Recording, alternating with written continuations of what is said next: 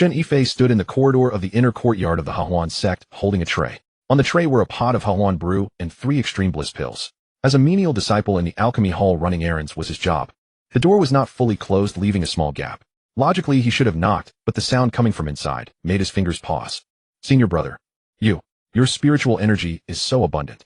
Slower. The woman's voice was enough to make one's bones melt. Shen Yifei was 18 years old and had been in the sect for 3 years. This was the first time he had delivered medicine to inner sect disciples practicing dual cultivation. He had also heard of this senior sister, Yi Hongling, an ordinary inner sect female disciple. He had only seen her from afar before.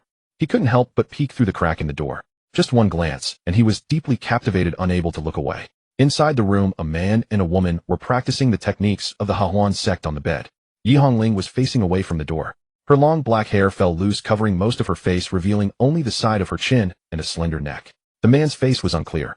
Junior sister. Ouch. Senior brother, have you seen this move before? Your spiritual energy must keep up. The elixir hasn't dissolved yet. If you can't keep up with the spiritual energy, now the dual cultivation will be wasted.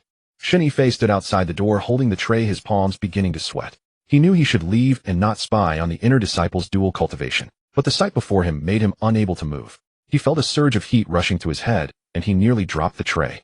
Just then the man suddenly screamed in agony. Ah! No! No! Shen Yifei saw Yi Hongling's back tighten, as if she was using all her strength. The man continued to scream, my meridians. They're going to break. Senior brother, you must persevere. The spiritual energy is now cleansing your meridians. Your cultivation will soon increase. Listen to me. The man struggled to turn over, but Yi Hongling held him down firmly, unable to move. Don't waste your strength, senior brother. Yi Hongling giggled, her voice sweet and seductive. You just took the extreme bliss pill and drank the Hehuan brew. Now all your blood and qi are rushing to one place. It will be over soon. Are you trying to harm me? I am an inner disciple. The sect will not let you get away with this. Yi Hongling laughed softly. Senior brother obviously lost his mind during dual cultivation and died of qi deviation. Little sister was so frightened that her cultivation level dropped. She will be confined to her room for at most 3 months. The things in senior brother's storage pouch little sister will gladly accept. Yi Hongling laughed softly. Senior brother obviously lost his mind during dual cultivation and died of qi deviation. Little sister was so frightened that her cultivation level dropped. She will be confined to her room for at most 3 months. The things in senior brother's storage pouch little sister will gladly accept. Shen Yifei stood outside the door, the wine pot on the tray, almost slipping. He stepped back, intending to turn and flee, but his heel hit the threshold with a dull thud. Who? Yi Hongling shouted sharply. Shen Yifei's scalp tingled. He turned and ran. But before he could take 2 steps, a gust of wind came from behind, and then his neck tightened as someone grabbed him. Oh, a little menial. Yi Hongling's voice sounded in his ear. From the alchemy hall. Shen Yifei was suspended in midair by the collar of his robe, his legs flailing wildly. The tray in his hand had long since fallen, the wine pot shattered on the ground, and Hehuan brew spilled everywhere. Spare me, senior sister. I saw nothing. I heard nothing. Saw nothing. Yi Hongling turned him around, pinching his chin and lifting his head. Shen Yifei finally saw the woman's face clearly. Oval face, willow leaf eyebrows, a pair of watery eyes with slightly upturned corners, and a natural charm in her gaze. At this moment, she had just gotten off the bed wearing only a thin gauze robe with nothing underneath. The allure beneath the gauze was faintly visible. Shen Yifei only glanced at her and quickly lowered his eyes. Little menial. Yi Hongling pinched his chin, her thumb gently rubbing his lips. Oh, not bad looking. How long were you watching outside? Not long. So, you have seen. Yi Hongling sighed, released his chin, and turned to look at the man on the bed. The man was no longer moving. His eyes were open, his mouth wide, a look of terror frozen on his face from before death. Senior brother had a qi deviation and died suddenly, Yi Hongling said softly. The little menial on his way to deliver medicine witnessed it, panicked, fled, and accidentally fell off a cliff. She turned around and gave Shen Yifei a sweet smile. Little menial, what do you think of that story? Shen Yifei, even if he was stupid, understood what she meant. She was going to silence him. His legs went weak, and he fell to his knees. Senior sister, please spare my life. I swear I will never say a word. If I do, may lightning strike me dead. What use is a vow? Especially you men, you open your mouth and swear, but not a single word is true. Yi Hongling crouched down, her watery eyes staring into Shen Yifei's eyes. If I believed your oath, I would be a fool.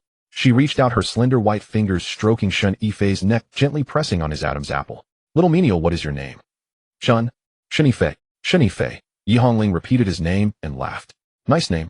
Too bad big sister has to send you on your way today. Senior sister, wait. Shen Yifei shouted in desperation. I am also skilled in dual cultivation. You? A little menial, also know dual cultivation. You're fooling me. Yi Hongling's fingers were about to exert force. Sis. Senior sister, dual cultivation. Dual cultivation. I I can too. Yi Hongling heard this and immediately let go. Cough. Cough. Shen Yifei coughed twice and quickly said, Senior sister, don't look down on me just because I'm young. I've been in the sect for 3 years and have secretly eaten many elixirs in the alchemy hall. My physique is extraordinary. If you use me as a cauldron, I guarantee it will be better than that senior brother just now. He said these words, but he himself didn't know what he was saying. 3 years as a menial in the alchemy hall, he had seen many elixirs and secretly eaten quite a few. But they were all scraps. The most valuable elixirs were completely out of his reach. Yet right now this was the only way to survive. 3 years as a menial in the alchemy hall, he had seen many elixirs and secretly eaten quite a few. But they were all scraps. The most valuable elixirs were completely out of his reach. Yet right now this was the only way to survive. Yi Hongling listened to him and suddenly laughed. She released her hand. Little menial, do you know what it means to be a cauldron? Shen Yifei knelt on the ground looking up at her. Under the gauze robe, there was still a spring of allure. He swallowed. I know. No. Then tell me, what does a cauldron do? It's to let senior sister plunder my essence, Shen Yifei said bravely. Senior sister needs xianxia for cultivation, so I will provide xianxia. Anything else? And, I don't know. Senior sister, whatever you need I will give you. Hehe, you're quite smooth-tongued. And, if I drain you in one go, your meridians will snap, your dantian will shatter. At best you'll become a cripple with no cultivation. At worst you'll die on the spot, Yi Hongling said slowly. Just like that senior brother. Then, please go easy on me, senior sister. Shen Yifei was so scared he could barely speak. Go easy on me. Hehe, little menial, you sure know how to talk. Yi Hongling laughed softly. Little menial, you sure know how to talk. Yi Hongling looked at Shen Yifei's handsome appearance and found him quite pleasing to the eye. She decided to give it a try, thinking that perhaps he was a rare treasure for her cultivation. She released her hand, stood up, and looked at Shen Yifei, who was still kneeling on the ground. Little servant, you were peeping outside just now. Were you planning this all along? No. Shen Yifei quickly shook his head. I just came to deliver medicine. It's because you didn't close the door, senior sister. You dared to look just because the door wasn't closed. Do you know that peeping at inner disciples' dual cultivation is punishable by deaths? Forget it. Yi Hongling waved her hand. Since you've seen it, get up and take off your clothes. Shen Yifei was stunned. Now? Take off my clothes. Yi Hongling kicked his leg. Hurry up, I still have to go deal with that person's funeral. Shen Yifei stood up, his legs still trembling. He knew he was gambling, betting that this woman would not drain him completely in one go. If he won, he would live. If he lost, either way he was dead, so he might as well take the gamble. He untied his belt, took off his outer robe, then his inner garment, and finally stood bare-chested before Yi Hongling. Yi Hongling looked him up and down, her gaze sweeping over his body. She reached out and patted his chest, then pinched his arm. Not a bad foundation, better than those wastes who sit around meditating all day. What work do you do in the alchemy hall? Chopping wood and tending the fire. No wonder. Yi Hongling nodded. Chopping wood and tending fire every day does build strength. But strength alone is useless. Dual cultivation focuses on the circulation of qi. Have you learned any cultivation technique? No, I haven't. Then do you know how to deliver primordial yang? Shen Yifei shook his head again. Yi Hongling laughed, her body trembling with laughter, the fair skin beneath her gauze robe dazzling Shen Yifei's eyes. You know nothing, and yet you dare claim to be a skilled dual cultivator. Shen Yifei didn't know what to say. What dual cultivation, master? He had just blurted out nonsense. He didn't know anything about dual cultivation.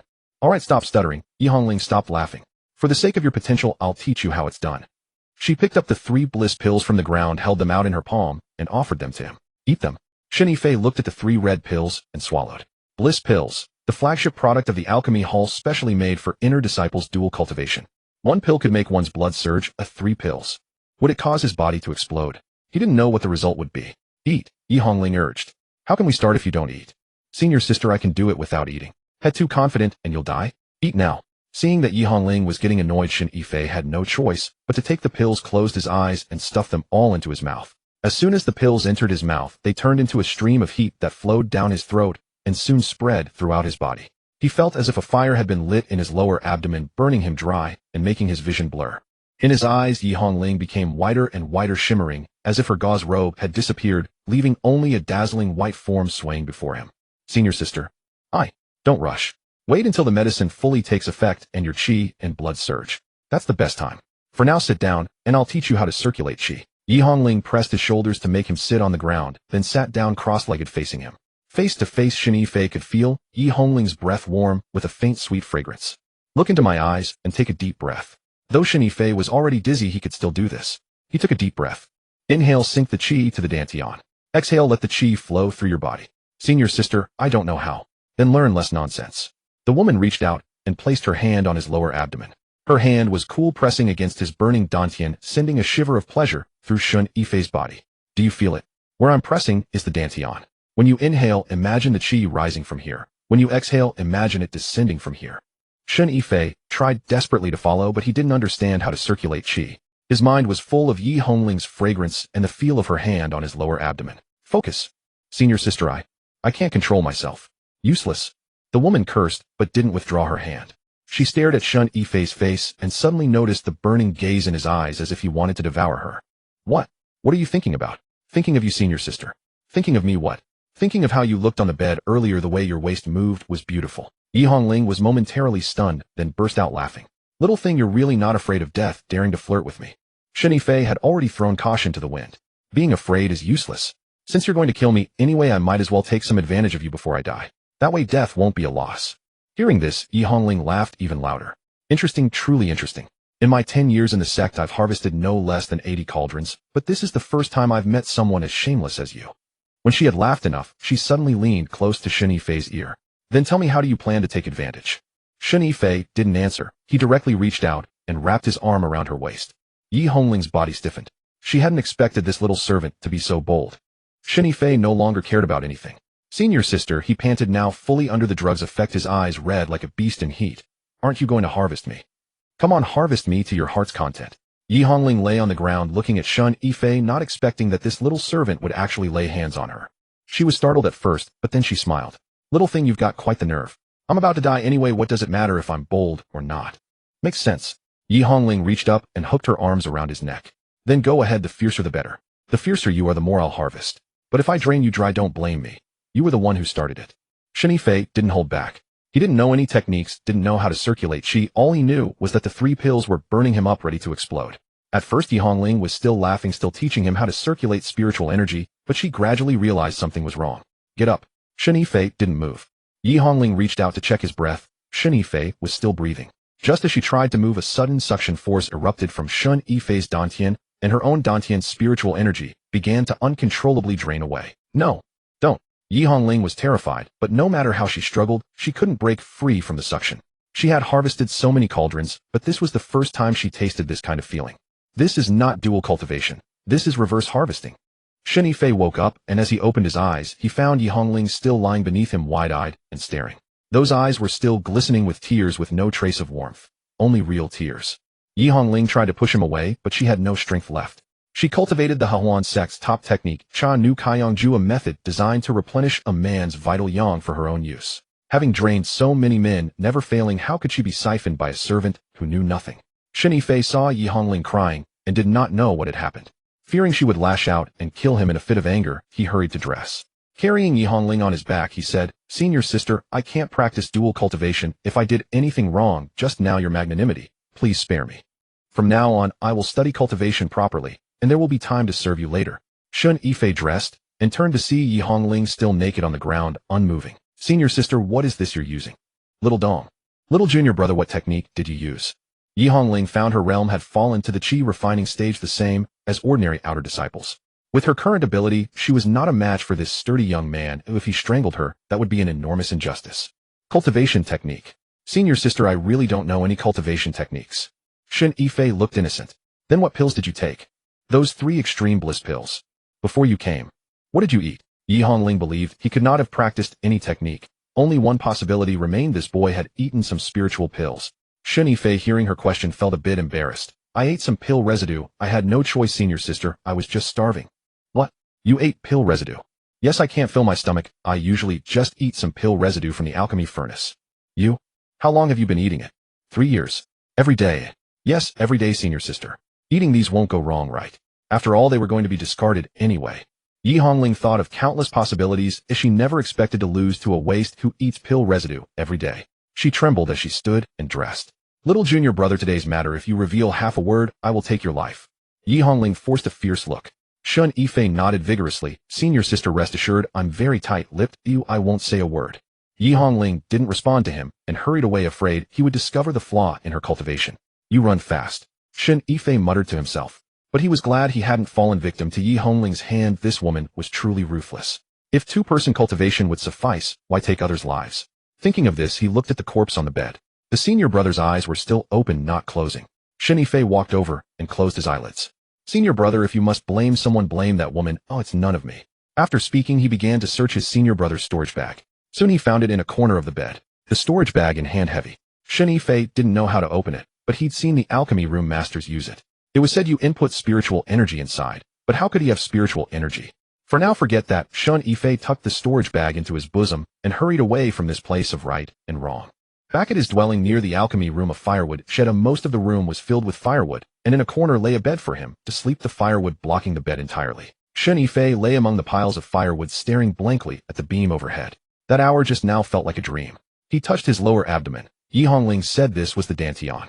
As he touched, he suddenly felt something moving inside, like a little fish swimming, warm and indescribably pleasant. Thinking of Yi Hongling, Shen Yifei couldn't help swallowing. That waist, that leg, that voice. Shen Yifei, newly experienced in such matters, found everything infinitely memorable. He felt he was stronger than the dead senior brother. At least he hadn't lost to Yi Hongling. Meanwhile, Yi Hongling seemed to be near her limit. Born with talent. Born to be truly gifted. Shen Yifei, excited, waved his hand. There was a loud crash as a pile of firewood nearby toppled to the ground. Startled, he stared at his own hand for a long moment. He had only waved casually. That pile of firewood weighed at least 30 or 40 genes. Normally, it would be hard to lift, so how could it topple with a single wave? He remembered the warm sensation in his lower belly. He quickly sat cross-legged on the ground, imitating Yi Hongling's method, taking a deep breath and thinking of sinking the energy into the dantian. As it sank, a little fish seemed frightened, darting upward along his thoughts, traveling through his chest into his arm, finally stopping in his palm. Shen Yifei opened his palm and looked down, and nothing was there. Yet he could feel that his palm held a warm, comforting warmth. Could this be spiritual energy? Shen Yifei whispered, both astonished and delighted. He had spent 3 years in the alchemy room and had seen countless inner and outer sect disciples come to fetch pills. Those with spiritual energy walked with the wind, spoke louder than others. As a mere servant, he hadn't even dared to breathe around them. Now he too had spiritual energy. But where did it come from, and why did it appear all of a sudden? Shen Yifei thought of Yi Hongling's parting look, her legs, shaking her gait off. Could it be that he had drained her? Impossible. He knew no technique, only brute force. If he couldn't figure it out, he tucked away the storage bag. Not possible, right? If I knew no technique, only brute force, how could I drain an inner disciple? Forgetting it, Shen Yifei pulled out the storage bag from his bosom. Since there is spiritual energy, try to see if the storage bag can be opened. Shen Yifei cupped the bag in his hands, attempting to input spiritual energy inside. The moment he formed the idea, the warmth in his palm drilled into the storage bag. Shen Yifei's consciousness was instantly pulled into a space. This space wasn't large, just a little taller than a person, about 3 or 4 steps square. In a corner lay a few things. Shen Yifei willed it, and those things appeared on the ground before him. A pile of spirit stones, probably about 100 or so, all low-grade spirit stones. Shen Yifei's heart soared. This was the most spirit stones he'd ever seen. Now, they were his. From what Shen Yifei knew, in Hehuan Sect, outer sect disciples earned at most 10 low-grade spirit stones a month. Servants earned none, only food and shelter. He had spent 3 years in Hehuan Sect and hadn't earned a single spirit stone. His meals were barely enough. I'm rich, I'm rich. He restrained his excitement. With a thought, he sent the spirit stones back into the storage bag. He understood the rule of wealth not being flaunted. With no real power, if he encountered a covetous person, he would end up dead, sharing the fate of that dead senior brother. The storage bag still contained a silver ring, a palm-sized alchemy furnace, its lid carved with a beast with a wide-open mouth. Shen Yifei looked at it and felt the beast wanted to swallow him. There was also a book, its cover reading Hehuan Sect Basic Dual Cultivation Method. He picked up the ring. It was large, only able to fit on his thumb. As soon as he wore it, his thumb prickled with a needle-like pain. A drop of blood seeped onto the ring. Suddenly, the blood-stained ring vanished from sight. Shen Yifei turned his hand over repeatedly, examining his fingers. They were completely bare, with nothing to be seen. Yet he could faintly sense something clasped around his thumb, as though he were wearing an invisible band. With a mere thought, a dark, pitch-black space suddenly materialized before his eyes.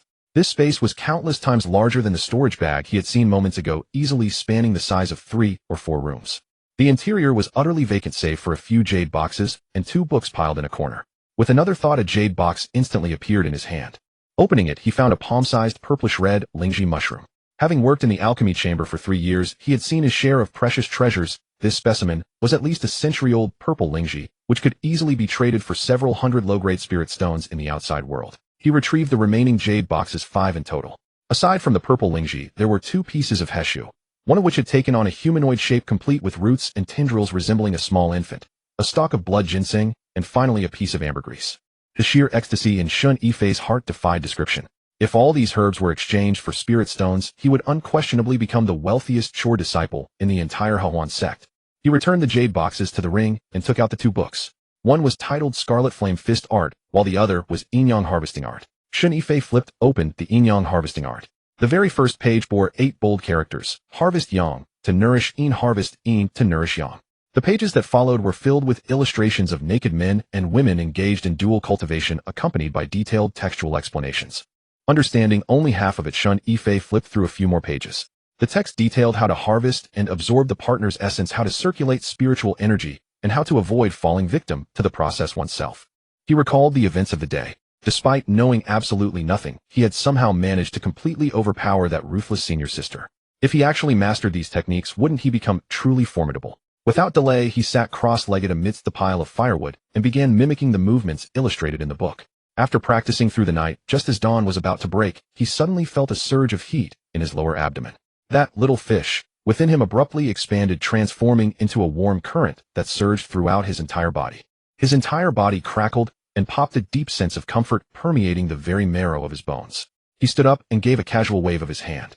With a loud crash, the adjacent pile of firewood flew across the room, smashing against the wall and scattering all over the floor. Shen Yifei stared down at his hands, utterly dazed. His strength had increased significantly compared to yesterday. Just as he was lost in thought, a knock resounded from the door. Shen Yifei, are you up yet? Time to work. It was the eldest senior brother of the alchemy chamber, surnamed Zhou. He was in the qi condensation stage and constantly bossed the chore disciples around. Shen Yifei quickly called out in response, stowed everything back into his ring, and opened the door. Senior brother Zhou stood at the threshold, frowning as he peered inside. What were you doing last night? You've made such a mess. Nothing. Nothing really. I was just restless in my sleep and kicked over a few piles of firewood. Fine, clean it up quickly. There is work to be done today. Senior sister Yi of the inner sect is refining a batch of pills, and she specifically requested you to assist her. Shen Yifei's heart skipped a beat, and he hurriedly asked, Senior brother Zhou, which senior sister Yi? Who else could it be? Senior sister Yi Hongling. What are you standing there for? Go quickly. Senior brother Zhou gave him a kick. Shen Yifei steeled himself and followed senior brother Zhou toward the alchemy chamber. His heart was pounding like a drum. He had tormented that woman so severely yesterday. For her to call for him by name today, was she planning to settle the score? Upon entering the alchemy chamber, he indeed saw Yi Hongling standing before the cauldron. She had changed into a lake green gown, her waist bound tightly, standing there as graceful and slender as a fresh spring onion. As Shen Yifei entered, she raised her eyelids slightly, her face completely devoid of expression. Senior brother Zhou, I am borrowing this man. He will assist me with today's work. Of course, please feel free to use him, senior sister Yi. Senior brother Zhou bowed and scraped, then glared at Shen Yifei. Serve senior sister Yi well, do you hear me? Shen Yifei nodded and followed Yi Hongling out of the alchemy chamber. The two walked along the mountain path one after the other in absolute silence. Upon reaching a secluded spot, Yi Hongling suddenly halted and turned to face him. Shen Yifei's heart tightened, and he took a step back. Senior sister, what did you do last night? Yi Hongling stared at him, her eyes bloodshot, as though she had not slept a wink. Nothing. Nothing really. I was just sleeping. I am asking what you did to me. Yi Hongling's voice was weak and devoid of strength. Do you have any idea? My cultivation has plummeted back to the qi condensation stage. Shen Yifei had no concept of what the qi condensation stage even was, but looking at Yi Hongling's distressed state, it seemed incredibly serious. Then what should we do? What should we do? You're asking me. Yi Hongling gritted her teeth in fury. It took me 10 years of cultivation to reach the foundation establishment stage, and in a single night, you dragged me all the way back to the qi condensation stage. You tell me what we should do. Shen Yifei did not know what to say, so he could only bow his head and endure her scolding. After venting for a bit, Yi Hongling suddenly stopped and began measuring him up from head to toe. You are coming back with me today? I have invited senior sister xianxia, and the two of us are going to study you thoroughly. Hearing that Yi Hongling had brought in reinforcement, Shen Yifei was so terrified that he spun around to flee, only to be firmly grabbed by Yi Hongling. In truth, his current cultivation was actually slightly superior to Yi Hongling's.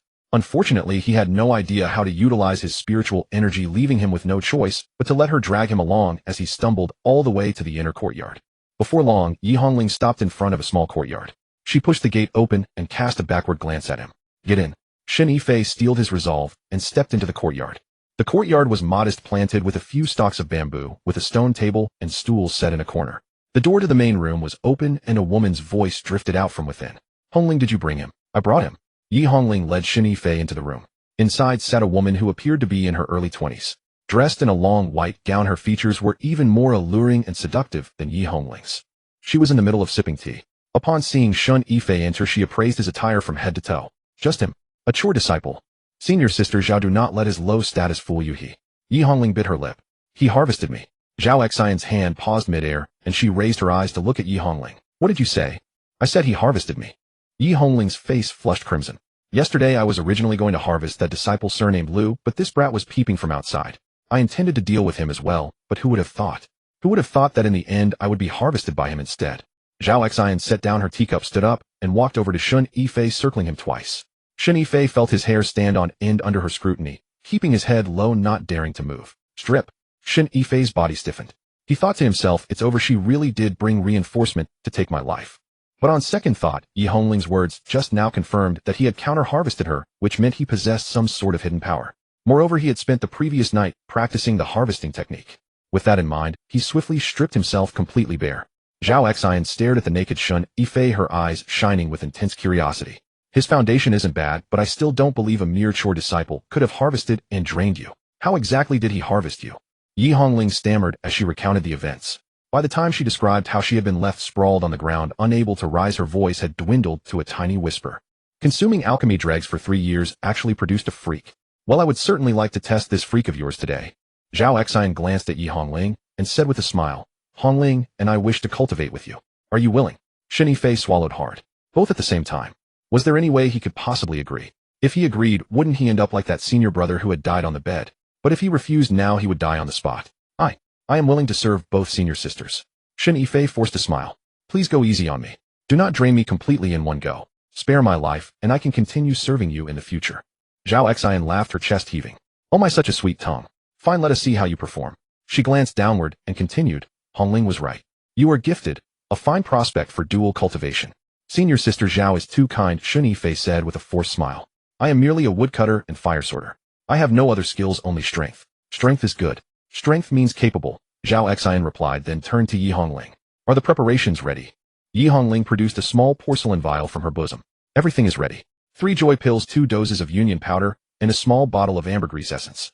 Shen Yifei's eyelid twitched. Good heavens, so many pills. They were trying to kill him. Feed them to him, Zhao Xian ordered. Yi Hongling stepped up to Shen Yifei with the vial and pinched his chin. Open your mouth. Knowing resistance was futile, Shen Yifei simply opened his mouth. Yi Hongling poured the pills into his mouth and added 2 drops of essence onto his tongue. A cloying sweetness surged straight to the top of his skull. Swallow. Shen Yifei swallowed. The medicine took effect even faster than yesterday. Almost in the blink of an eye, a fire ignited in his lower abdomen, burning him parched and dizzy. Zhao Xian's face grew blurry in his sight, but her eyes remained sharp. More alluring than Yi Hongling's, their glances capable of stealing one's very soul. Come here. Zhao Xian beckoned him with a finger. Shen Yifei walked over. Hongling, you did not deceive me. This stuff is truly terrifying. Senior sister, Zhao, be careful. When he goes mad, he is like a wild beast. A wild beast is exactly what I want. I prefer beasts. Zhao Xian looked up at Shen Yifei. Little one, today you will serve both of us.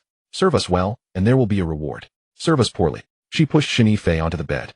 This bed was even larger than Yi Hongling's, layered with thick soft cushions and scattered with peach petals. Their fragrance was so overpowering it gave him a headache. Shen Yifei lay on his back, watching the 2 women undress by the bedside. Zhao Xian undressed, slowly peeling off each garment, while fixing him with a look, her eyes growing increasingly hungry. Yi Hongling stripped quickly, shedding her clothes in moments, then climbed onto the bed and knelt beside him. Senior sister Zhao, shall you go first, or shall I? You first, Zhao Xian said from Shen Yifei's other side. I want to see how you get drained by him. Yi Hongling nodded and leaned close to Shen Yifei's ear. If you dare repeat last time's trick, senior sister Zhao will kill you. At that moment, Shen Yifei's mind went blank. He had no other thoughts. Last time had been pure luck. This time one of them was watching closely. Any abnormal movement would surely get him killed. He had to find a way to survive. He attempted the technique he had just learned, trying to draw something from his dantian, but repeated his efforts again and again without success. After an uncertain stretch of time, he suddenly felt something was wrong. The little fish in his lower abdomen began darting about wildly. A wave of warmth flowed down his spine, sliding to his waist, and finally, Shen Yifei was startled. What the hell was happening? Only at the last moment did he understand. His yang energy was being drained. Yesterday, when he had cultivated with Yi Hongling, it was because his yang energy was abundant, allowing him to absorb her spiritual energy instead. But today his yang was being pulled from him, and he could not stop it. Oh, it has begun, Zhao Xian's voice came from above. Little one, how does it feel, eh? Shen Yifei wanted to speak, but all that came out were gasps. He felt his strength draining away, his body temperature dropping, and even his mind beginning to cloud. Senior sister Zhao, he does not seem to be breathing. Yi Hongling's voice sounded distant. This is nothing yet. There is plenty more ahead. Zhao Xian's voice came from nearby. This lad has many fine qualities within him. Take your time, do not rush. Shen Yifei tried to struggle, but could not move at all. He could only feel his yang energy flowing out endlessly until his vision went black and his consciousness faded. It was over. This time it was truly over. His yang energy would be drained dry. He would either die or be ruined, and any hope of cultivation would be gone. He had thought himself born with destiny yesterday, and today he would become nothing more than dried flesh. He thought of that deceased senior brother, eyes wide open, mouth gaping. Would he end up the same way? No. He did not want to die. He was only 18 years old, having just become the wealthiest servant of the Hehuan Sect. He had not even had the chance to enjoy his wealth and honor. But what could he possibly do? He could clearly feel that xianxia was far stronger than Yihongling. Shen Yifei felt himself on the verge of death. His consciousness grew hazier, his vision darker, and the voices of the two women grew more distant. In a trance, he remembered the ring he had just obtained. It contained spiritual energy, medicinal herbs, and a small furnace. Yes, the small furnace. That thing was hard. Didn't you both prefer hardness? Then let me show you what iron feels like. Summoning his last ounce of strength, Shen Yifei focused his mind, and the pill furnace appeared in his hand. He gripped the furnace tightly, and without hesitation swung it at the woman on top of him. Thud. A dull sound. Then a flash of red light. Shen Yifei's vision blurred. When he looked again, xianxia beneath him was gone. She had simply vanished into thin air. Yihongling stood frozen, beside him, mouth agape, unable to process what had just happened. Senior sister Zhao. No one answered. The room held only the two of them. One lying naked on the bed, the other kneeling naked beside it, staring at each other in wide-eyed shock. Shen Yifei was equally stunned. He looked down at the furnace in his hand. It was the same as before, palm-sized, with a ferocious beast carved into the lid. Had the beast's mouth opened just a little wider. Where did you put senior sister Zhao? Yihongling finally snapped out of it and shrieked. Shen Yifei had no idea. But he had no time to think, for Yihongling was already lunging at him, her 10 fingers like hooks clawing toward his face. He tried to dodge, but his body was too weak to move. In desperation, he raised the furnace and struck again. Thud. Another flash of red light, and Yihongling was gone as well. The room fell completely silent. Shen Yifei lay upon the bed, gasping for breath, his gaze fixed blankly on the alchemy furnace cradled in his hand. Two fully grown people just gone. He gave the furnace a tentative shake, and something within seemed to slosh about. He pressed it closer to his ear, listening intently, but detected nothing. What manner of artifact was this? His thoughts drifted back to that book, the yin-yang refining and absorption technique. He had spent the entire previous night poring over it, yet it made no mention of the furnace. Who exactly was the owner of that storage pouch, that deceased senior brother? What was his true pedigree? Too much to unravel. Shen Yifei stowed the furnace back into his ring and struggled to sit up. As he rose, he realized that although he had lost a considerable measure of his primal yang essence, it was nowhere near fatal. Still breathing at least, he muttered, wiping a film of cold sweat from his brow. For now. He glanced around. The chamber was deserted, with him as its sole occupant. Their discarded garments lay scattered across the floor, and the bedding on the cot was in utter disarray. Shen Yifei swung his legs down, his knees trembling like water. He gripped the bed frame, standing there for a long while before his balance returned. He located his own clothes and dressed piece by piece, then gathered the women's garments to search through them. A small porcelain vial tumbled out from Yihongling's pile, the very one he had used to administer medicine earlier. From xianxia's clothes, he retrieved another storage pouch, far more exquisite than the senior brother's, embroidered with delicate golden thread. Shen Yifei stowed both the vial and the pouch inside his ring. The fact that two people had simply vanished under his hands filled him with dread. Should the truth surface, his own life would certainly be forfeit. Summoning every ounce of nerve, Shen Yifei hurried back to his quarters. Back in the woodshed, Shen Yifei collapsed straight into a heap of firewood, lying motionless for a good while before his ragged breathing finally steadied. The day's events had been far more harrowing than yesterday's. Yesterday, he had nearly been drained to death. Today, he had nearly been drained to death, and then made two people disappear altogether. Where on earth had those two gone? Unable to resist his curiosity, he took out the furnace, once more examining it from every angle. It remained unchanged, palm-sized, forged of aged bronze, with a fearsome beast carved into the lid, its mouth agape in a silent snarl. Leaning in for a closer inspection, he noted the beast's bared fangs and bulging eyes, rendered so vividly they seemed ready to leap from the metal. He gave it another shake, and that familiar rhythmic sloshing persisted within. Two whole people couldn't possibly fit inside this trinket, could they? He attempted to channel his spiritual energy into the furnace, mimicking the technique he had used on the storage pouch. The moment his energy brushed the interior, a sharp buzz echoed in his skull, and his consciousness was pulled into a vast gray expanse. Lying precisely in the center were two bare-skinned women. They were xianxia and Yihongling. Both lay motionless upon the ground, seemingly in a deep slumber. Xianxia was face down, her cheek pressed against the surface, her chest flattened beneath her. Yihongling lay supine, her hair cascading across the ground like spilled ink. Watching them, Shen Yifei's heart churned with unease. He never would have imagined that these two had truly been compressed within such a miniature vessel. Were they dead or alive? If dead, did that make him a murderer? If alive, what would transpire if one of them managed to claw their way out? Would she not rend him apart? As he pondered, an inexplicable sensation flooded his mind, as though invisible characters were being branded directly onto his consciousness. The myriad phenomena cauldron. Human refinement art, Shen Yifei murmured aloud. The knowledge seared itself into his memory with crystalline clarity. So this furnace was named the myriad phenomena cauldron, capable of refining all phenomena beneath heaven and earth. Human refinement was merely one of its myriad arts.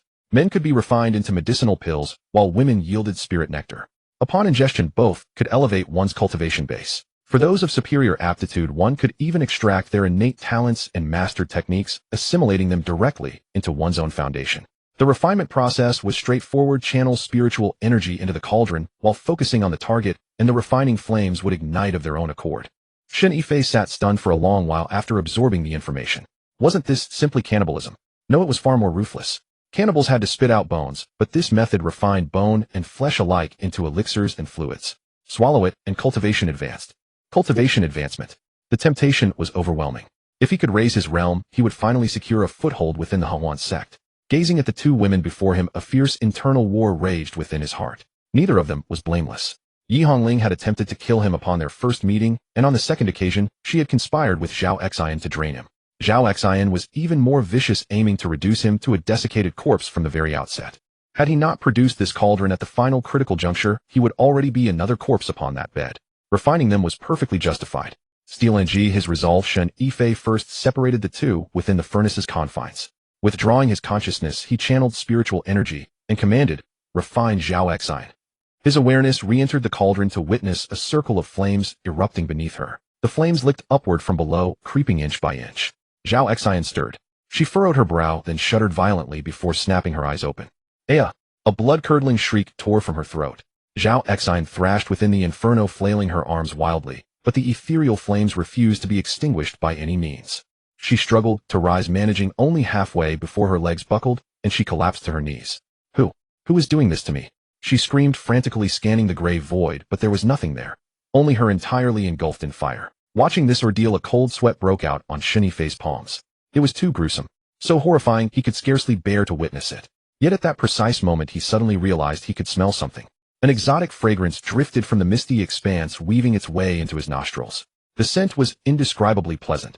A harmonious blend of floral notes and aged wine, underpinned by a cloying, distinctly feminine allure. Shen Yifei inhaled deeply, a wave of exquisite relaxation washing over him. Looking back at xianxia, her struggles grew increasingly feeble, her cries fading into whimpers. Her skin began to turn translucent, revealing the skeletal structure and viscera beneath. Gradually, even her bones began to liquefy. Like a melting candle, she dissolved bit by bit into a pool of fluid that seeped directly into the flames.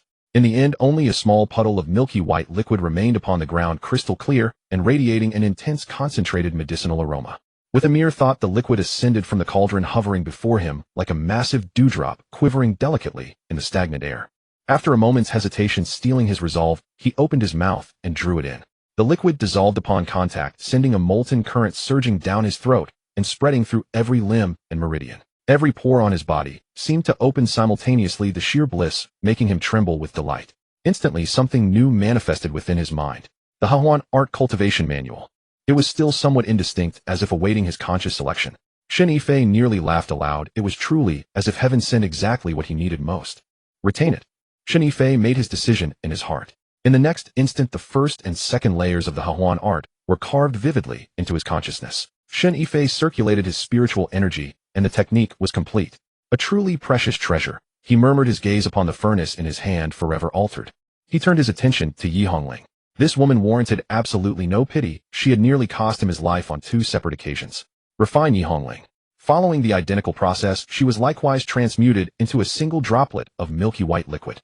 Yi Hongling's cultivation method was a technique tailored for female practitioners, utterly useless to Shen Yifei. He merely absorbed her raw cultivation base. For him, it was a negligible gain, little more than a drop in the ocean. It seemed that to advance rapidly, he would need to refine those of significantly higher realms. Once the surging heat within him subsided, Shen Yifei felt an inexhaustible reservoir of power welling up. With a casual, almost instinctive sweep of his hand, boom! To his utter astonishment, a massive hole was blasted clean through one wall of the woodshed. Staring at the sudden devastation, Shen Yifei was left completely dumbfounded. Shen Yifei stared at the gaping hole in the wall, then at his own hand, lost in thought for a moment. The power behind this punch was more than 10 times stronger than the blow he struck yesterday that scattered the firewood pile. Shen Yifei felt his current strength was terrifying, yet he did not know what realm he stood in. He retrieved the Yin-Yang Caibu technique, flipping through it for a long while, and found a line spiritual energy condenses into fog for foundation establishment. He quickly sat in a lotus position and tried to move the spiritual energy. As he did, he almost burst into laughter. The little fish in his dantian had vanished, and he felt a mist of chi slowly circulating in his dantian. Could this be foundation establishment? Xianxia spent 10 years to reach foundation establishment. Could he have refined and absorbed her cultivation? Overnight, from a nameless errand boy, he had skipped the chi cultivation stage and become a foundation establishment cultivator. Joy outweighed his worry. If this got out, it would surely rock the Hehuan Sect. And with Yihongling and Xianxia missing, it would be quickly discovered, and he would not escape responsibility. Shen Yifei's worry grew. He stood and looked at the big hole in the wall. Sighing, he decided to patch it first, for if senior brother Zhou asked tomorrow, it would be hard to explain. He thought for a moment, pulled out several thick wooden beams from the firewood pile, blocked the hole with them, and wedged more wood in from inside and outside. A rough glance revealed nothing obvious. After finishing, Shen Yifei did not feel tired and sat on the bed, taking out Xianxia's storage bag. The storage bag was finer than the senior brother's, embroidered with golden threads. He poured spiritual energy inside, and his mind probed in. Amazing, it was more than twice as large as the senior brother's bag. Inside lay a neat pile of spirit stones numbering well above 300. There were also several jade bottles and some items meant for women. The jade bottles held some arousing pills, as Xianxia was indeed a veteran. Shen Yifei withdrew the spirit stones and tucked them into his ring. He put the storage bag into the furnace and burned it, but nothing came of it. After dealing with that, he drew out the alchemy furnace and looked at it from every angle, growing fond of it the more he looked.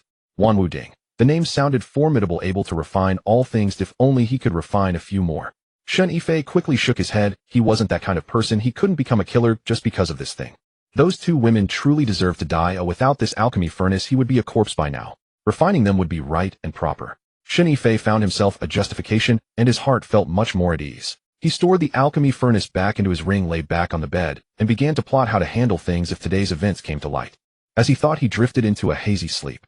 The next morning he woke and still carried on with his firewood chores, and the Hehuan Sect remained quiet. 2 days passed. On the third morning, Shen Yifei was still sleeping when a knocking at the door startled him. It was senior brother Zhou's voice. Shen Yifei jolted upright and hurriedly replied, "Senior brother Zhou, what is it?" "Open the door."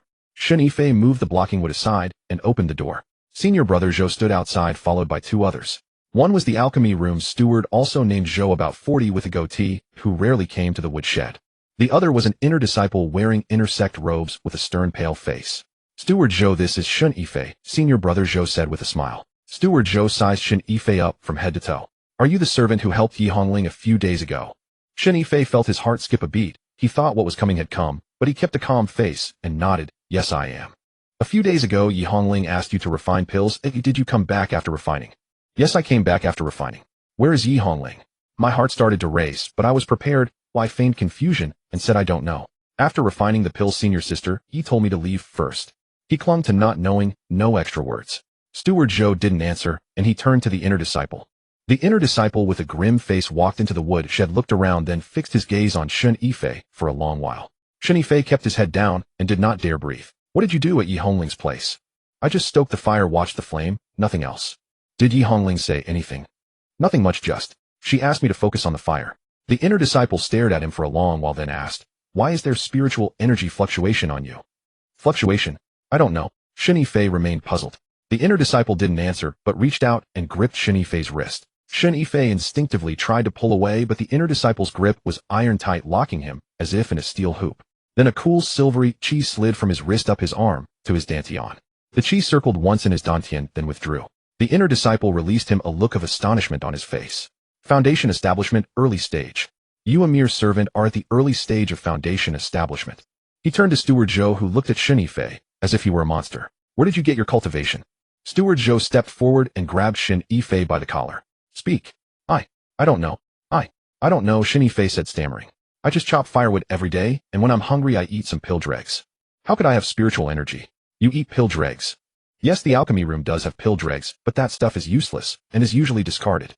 Steward Zhou nodded. "The alchemy room does have pill dregs, but they're useless and are usually discarded."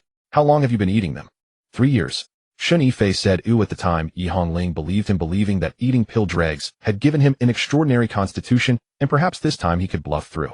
The inner disciple's eyes fixed on him cold as ice, as if they could read his mind. Shen Yifei knew he must not show fear. He kept looking blankly at the man. Do you know that Yi Hongling disappeared? The inner disciple suddenly asked. Disappeared? Shen Yifei widened his eyes, feigning astonishment. Senior sister, Yi disappeared. When did it happen? The inner disciple did not answer. Steward Zhou spoke. Senior brother, Yin, this boy is just a servant. What ability would he have to make Yi Hongling disappear? Yi Hongling is mid-foundation establishment, one step from late stage. A newly promoted foundation establishment cultivator like him is far from that level. The inner disciple named Yin Jun is a member of the Hehuan Sect's inner enforcement squad. Hearing Steward Zhou's words, Yin Jun's expression eased a little. You're right, he truly doesn't have that kind of power. But a servant suddenly gaining cultivation and reaching foundation establishment, this matter must be reported. That goes without saying. Steward Zhou nodded. Don't wander around these days, come when called. Got it. Got it. Shen Yifei nodded repeatedly. Yin Jun gave him another glance, then turned and left. Before leaving, Steward Zhou patted Shen Yifei's shoulder. Kid, you're lucky. You've reached foundation establishment. Perhaps you'll even become an inner disciple down the line. Shen Yifei nodded and bowed to see them off, then closed the woodshed's door and exhaled, thinking he had handled things for now. But he knew this was only the beginning. Yi Hongling and Zhao Xian were missing. The Hehuan Sect would not let this rest. 2 inner disciples, 1 mid-foundation establishment, and 1 late foundation establishment vanished into thin air, and this matter would surely be investigated to the bottom. The appearance of this furnace brought him both joy and worry. Unbeknownst to Shen Yifei, senior brother Lu's death was discovered the very next day. The finder was Ma, a junior brother from the same courtyard who had been close to senior brother Lu in his daily life. Rumor had it that because senior brother Lu had recently ventured into a secret realm, he had failed to collect his monthly allowance from the alchemy chamber. Junior brother Ma had collected it on his behalf, hoping to pocket some minor perks, which was what prompted him to enter senior brother Lu's residence. The moment the door opened, junior brother Ma fled in sheer terror. Senior brother Lu lay stark naked upon the bed, his entire body bruised a ghastly purple, his eyes bulging wide in a lifeless stare. Most horrifying of all was the state of his dantian, which had completely collapsed, as if it had been hollowed out from within. Scrambling on all fours, junior brother Ma fled to call for help. The law enforcement squad arrived swiftly. Led by Yin Jun, they entered the room to inspect senior brother Lu's corpse. A case of qi deviation during dual cultivation. His primal yang was completely drained, leaving his dantian utterly depleted to the point of death. Collect the body and investigate who he has been dual cultivating with recently, Yin Jun concluded. This inquiry quickly led them to Yi Hongling. Prior to senior brother Lu's death, someone had witnessed Yi Hongling entering his courtyard. However, when the law enforcement squad went to seek her out, Yi Hongling was nowhere to be found. Having searched for 2 days to no avail, Yin Jun reported the matter to Elder Gu of the law enforcement hall. Upon hearing Yin Jun's report, Elder Gu narrowed his eyes, falling into deep contemplation. Lu Song's sudden death and Yi Hongling's disappearance. These two had previously engaged in dual cultivation. Yi Hongling has attained quite a proficiency in her Qian Yang gathering art. It is hardly surprising that Lu Song perished in her bed. What is strange, however, is why did she flee? Could she be afraid of the sect's retribution? Yin Jun asked tentatively. Elder Gu shook his head. Succumbing to qi deviation during dual cultivation is not intentional murder. At most, she would have been fined a few years of salary and confined to reflect on her actions for a period. Why would she run? Yin Jun also agreed that Yi Hongling had no reason to flee. Continue the investigation. Find out who Yi Hongling has been in contact with these past few days, Elder Gu commanded. This inquiry quickly pointed to Shen Yifei. When Yin Jun reported his findings, even Elder Gu found it hard to believe. A mere wood-splitting, fire-tending chore disciple actually achieved foundation establishment simply by consuming medicinal dregs for 3 years. Your subordinate has verified it. He is indeed at the foundation establishment stage, Yin Jun replied. Intriguing. Bring the lad here. Before long, Shen Yifei was escorted to the law enforcement hall by 2 inner sect disciples. Shen Yifei had heard of the law enforcement hall and knew it as a place where errant disciples were punished. Rumor had it that very few walked out of there in one piece. The moment he entered the grand hall, Yin Jun barked, "How dare you not kneel before Elder Gu?" With a heavy thud, Shen Yifei dropped straight to his knees. Elder Gu inquired, "So you are the chore disciple who attained foundation establishment by eating medicinal dregs?" The voice carried an immense majestic weight, exerting a powerful pressure. Upon hearing it, Shen Yifei felt an overwhelming urge to confess the absolute truth. Suppressing the impulse with all his might, he replied, "Why, yes. Elder, come closer." Shen Yifei crawled forward until he was right in front of Elder Gu. Elder Gu reached out and grasped his wrist. After circulating spiritual energy to probe his body, Elder Gu nodded. Early foundation establishment stage. Your foundation is solid, your spiritual energy is pure, and there are no traces of essence harvesting. There is indeed a lingering aroma of medicinal pills. Yin Jun asked, could this boy truly have achieved foundation establishment just by eating dregs? Shen Yifei hastily pleaded. This lowly one has worked in the alchemy chamber for 3 years. Unable to fill my stomach daily, I resorted to scavenging medicinal dregs to eat. I ate whatever dregs I could find. After eating, I slept. Upon waking I worked, and once the work was done I ate again. I knew absolutely nothing of spiritual energy or foundation establishment. Elder Gu chuckled. This is indeed a rare spectacle. The medicinal dregs of the alchemy chamber contain all manner of herbs, some of which are even toxic. Any ordinary person would have been poisoned if not killed. Yet you of all people managed to eat your way to foundation establishment. He waved his hand. You may dismiss yourself. Go back and cultivate diligently. Hearing the word, cultivate, Shen Yifei hurriedly cried. Elder, your subordinate has never cultivated. I know nothing at all. Oh, you truly do not know how to cultivate. Not even the dual cultivation methods of the Hehuan Sect. Replying to the elder, aside from possessing a bit of brute strength, I do not know a single cultivation technique. Indeed, Elder Gu nodded with satisfaction. It seems you have nothing to do with Yi Hongling's disappearance. Very well, you may leave. Shen Yifei was taken aback. Was that it? Elder, this lowly one. Elder Gu cut him off. For a chore disciple to reach foundation establishment is your own great fortune. Do not eat those medicinal dregs anymore. Consuming too much of that stuff brings no benefit. Shen Yifei thanked him repeatedly before retreating from the grand hall of the law enforcement hall. Returning to the woodshed, Shen Yifei lay idle the entire morning, doing absolutely nothing. Yet a persistent unease lingered in his heart. As noon approached, another knock resounded at his door. Junior brother Shen, open the door.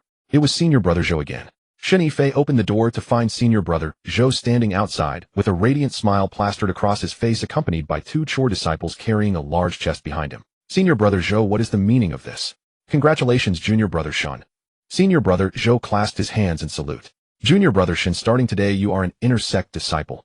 Shen Yifei stood frozen. He had only just returned from the law enforcement hall. How had he suddenly become an inner sect disciple? Senior brother Zhou, are you certain there is no mistake?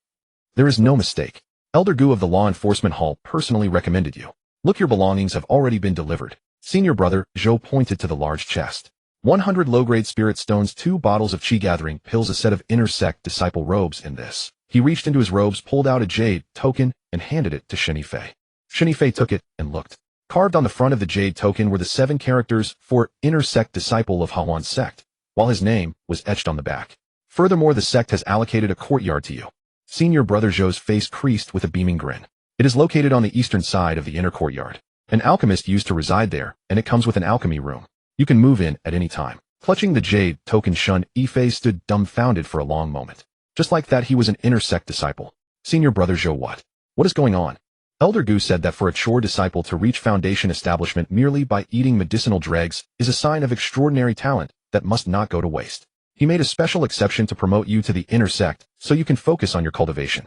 Who knows, you might even form a golden core in the future. Upon hearing this, a mixture of complex emotions welled up in Shen Yifei's heart. Did Elder Gu truly believe his tale about the medicinal dregs, or did he have some other ulterior motive? Regardless, the first step had been taken. He thanked senior brother Zhou, carried the chest into the woodshed, and opened it. Inside were 100 low-grade spirit stones, 2 bottles of chi-gathering pills, and a set of azure robes exclusive to inner sect disciples. Shen Yifei changed into the robes and peered at his reflection in the water vat. Fine feathers make fine birds. Oh, once changed, he truly did look the part of an inner sect disciple. That very afternoon, he moved into the courtyard within the inner compound. The courtyard was not large, featuring a double-entry layout with the alchemy room in the front and the bedroom in the back. Inside the alchemy room stood a half-man-tall cauldron with burnt ashes still remaining at its base. On the shelves against the wall sat dozens of empty jade bottles. Shen Yifei took a turn around the place, growing more satisfied the more he looked. This was now his domain. But his joy was short-lived as a sudden realization struck him. Inner sect disciples were assigned sect missions every month, and only by completing them could they receive their salary and corresponding rewards. Having been assigned this alchemy room, surely they didn't expect him to actually refine pills. Having worked in the alchemy chamber for 3 years, he had been nothing but a wood splitter and fire tender. At most, he had helped wash the cauldrons, and he could barely recognize any medicinal herbs. Asking him to refine pills was out of the question. He didn't have the slightest clue. No wonder they had given him 100 low-grade spirit stones. While it would be a fortune on the outside in the alchemy chamber, it was barely enough to purchase a few stalks of longyang grass. At this thought, Shen Yifei lost all interest in inspecting his new quarters. He hurriedly went out, intending to claim a sect mission. However, once he stepped out of the courtyard, he realized he didn't even know the way, completely blind as to where to claim missions. It was currently afternoon, and the mountain paths were mostly deserted. Whenever an occasional inner sect disciple passed by, Shen Yifei would quickly ask for directions. The place to claim missions was called the Mission Hall, and by asking around along the way, Shen Yifei eventually found it. The Mission Hall was a 3-story pavilion built of blue bricks and gray tiles, looking exceptionally grand. As he stepped inside, he saw 7 or 8 people already lining up in the main lobby on the first floor. He joined the end of the queue waiting to claim a mission. Shen Yifei stood at the back, pricking up his ears to listen to ahead. Senior Sister Li, is there still an alchemy task this month? The tall, slender male cultive. Yes, 3 batches of Juki Dan. You provide the materials yourself, and handing in the pills counts toward the task. The female cultivator kept her head down and did not look up. Taking it. The tall, slender man hurriedly handed over his jade token. The female cultivator took the token, pressed it against a jade slip, then returned it to him. Submit the pills by the 5th day of next month. Overdue will incur a stipend deduction.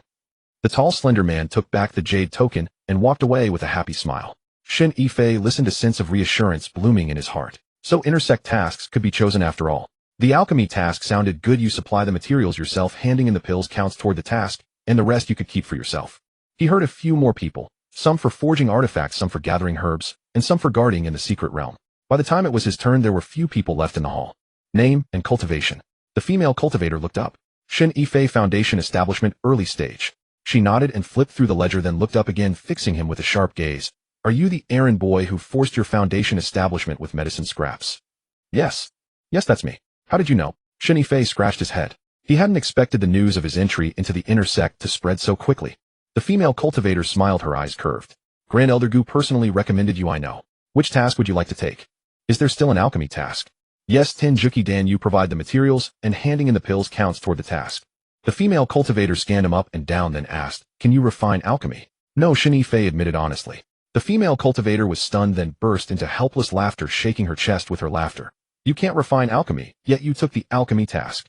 Then with what will you hand in the 10 Juki Dan? I have an alchemy room. I'll learn step by step. Shen Yifei felt a bit embarrassed by the laughter, but kept his composure. Anyway, the due date is the 5th of next month. There's time. The female cultivator stopped laughing and waved a hand. Fine, you want to take it, go ahead.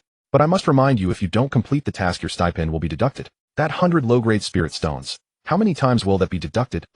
Shen Yifei felt uncertain inside, but kept a straight face. I will definitely complete the task. The female cultivator took his jade token again, pressed it on the jade slip, and handed it back. By the 5th of next month, 10 Juki Dan. Remember that. Shen Yifei took the jade token, turned away from the task hall, and kept asking around until he found the herb room. The herb room was much larger than the task hall. 3 rooms were connected. Along the walls were herb cabinets reaching up to the beams. At the center stood a long black desk. Behind it sat an old man with white beard and hair, sharpening a slice of poria with a small knife. This senior brother, I would like to buy some medicinal materials. Shen Yifei stepped forward to bow. The old man did not look up. What do you want? Medicinal materials for Juki Dan. The old man's knife paused, and he looked up at him. New here? Yes, I just joined the inner sect today. Do you know the Juki Dan formula? Shen Yifei shook his head. The old man sighed, put down his knife, pulled out a jade slip from under the desk, and tossed it to him. Study it yourself. Shen Yifei took the jade slip, pressed it to his forehead, and immediately a string of information flooded his mind. Longyang grass, 3 qian poria, 2 liang lingji, 1 qian blood ginseng roots 5. There were also steps for heat techniques and precautions, a dense mass of instructions. After reading the jade slip, his heart sank a little. The ingredients for Juki Dan cost about 70 low-grade spirit stones per furnace. How many Juki Dan a furnace could yield was anyone's guess. That 100 spirit stones, how many times would that be deducted? Shen Yifei wasn't sure inside, but kept his face straight. I will definitely complete the task. Yes, by the 5th of next month, 10 Juki Dan. Remember that. Shen Yifei took the jade token, turned away from the task hall, and asked his way until he found the herb room. The herb room was far larger than the task hall. 3 rooms connected, and along the walls were medicine cabinets reaching up to the beams. In the center stood a long black desk. Behind it sat an old man with white beard and hair, sharpening a slice of poria with a small knife. This senior brother, I would like to buy some medicinal materials. Shen Yifei stepped forward to bow. The old man did not lift his head. What do you want? Medicinal materials for Juki Dan. The old man's knife paused, and he looked up at him. New here? Yes, I just joined the inner sect today. Do you know the Juki Dan formula? Shen Yifei shook his head. The old man sighed, put down his knife, and pulled out a jade slip from beneath the desk, tossing it to him. Study it yourself. Shen Yifei took the jade slip, pressed it to his forehead, and immediately a cascade of information flooded his mind. Longyang grass, 3 qian poria, 2 liang lingji, 1 qian blood ginseng roots 5. There were steps for heating techniques and precautions, a dense mass of notes. But the task had already been taken. By the 5th of next month, 10 Juki Dan must be handed in. A failure to deliver would result in a deduction of your stipend. The deductions would carry over from this month to the next, and a useless inner sect disciple would surely be sent back to continue as a laborer. Hard as it was, he had just moved from the storeroom into the courtyard. He did not want to go back. He stared at the furnace with worry for a long moment, then suddenly slapped his thigh. I have the Wanwu Ding. Could the Wanwu Ding refine humans, or could it refine pills? Shen Yifei pulled out a small cauldron and said, Wanwu Ding refine all things. He muttered, is alchemy also refining? I hope I won't ruin it. He placed the Wanwu Ding on the ground, and with a thought dropped longyang grass poria lingji and blood ginseng roots into the cauldron one by one. Channeling spiritual energy, he whispered Juki Dan in his heart, and a blaze leapt within the small cauldron. The flame gave no smoke and no heat, burning quietly there. Shen Yifei's consciousness entered the furnace. The herbs melted in the fire, turning into a multicolored liquid. The liquid churned, merged, and finally coalesced into a lump. Soon the fire died out. At the bottom lay 10 dragon eye-sized pills, round and plump, exuding a strong alchemical fragrance. Was this really all there was to it? Shen Yifei lifted a pill to his nose and sniffed. It was indeed a Juki Dan E. After 3 years in the alchemy room, that scent never lied. My heavens! Shen Yifei cupped the 10 pills in his hands trembling. One furnace of pills cost 73 spirit stones.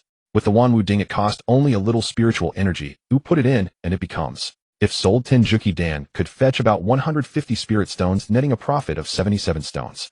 If he refined a few more furnaces, that would be a fortune. Shen Yifei shook his head, disallowing the thought. Wealth should not be flaunted, he understood that. If anyone found out about such a treasure in his possession, who knew how he would die? Moreover, the Wanwu Ding must not be known by anyone. When he refined xianxia and Yi Hongling, he understood that this thing was both a lifeline and a trigger for death. Used well, it could lift him to the heavens. Used poorly, it could drag him to hell.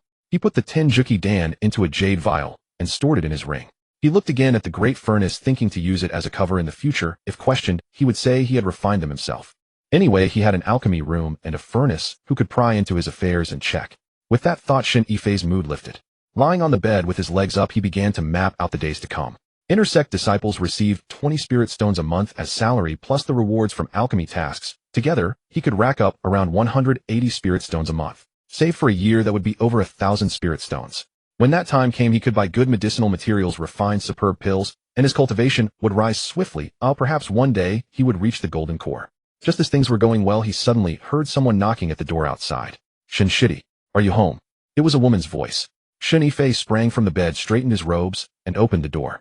Outside stood a female cultivator in her early 20s, wearing a rose-red gown that clung to her figure, her chest prominent and tight. Her face wasn't stunning, but she was fair-skinned. Shen Shidi. The female cultivator looked him over from head to toe. You're truly a handsome one. No wonder Grand Elder Gu personally recommended you.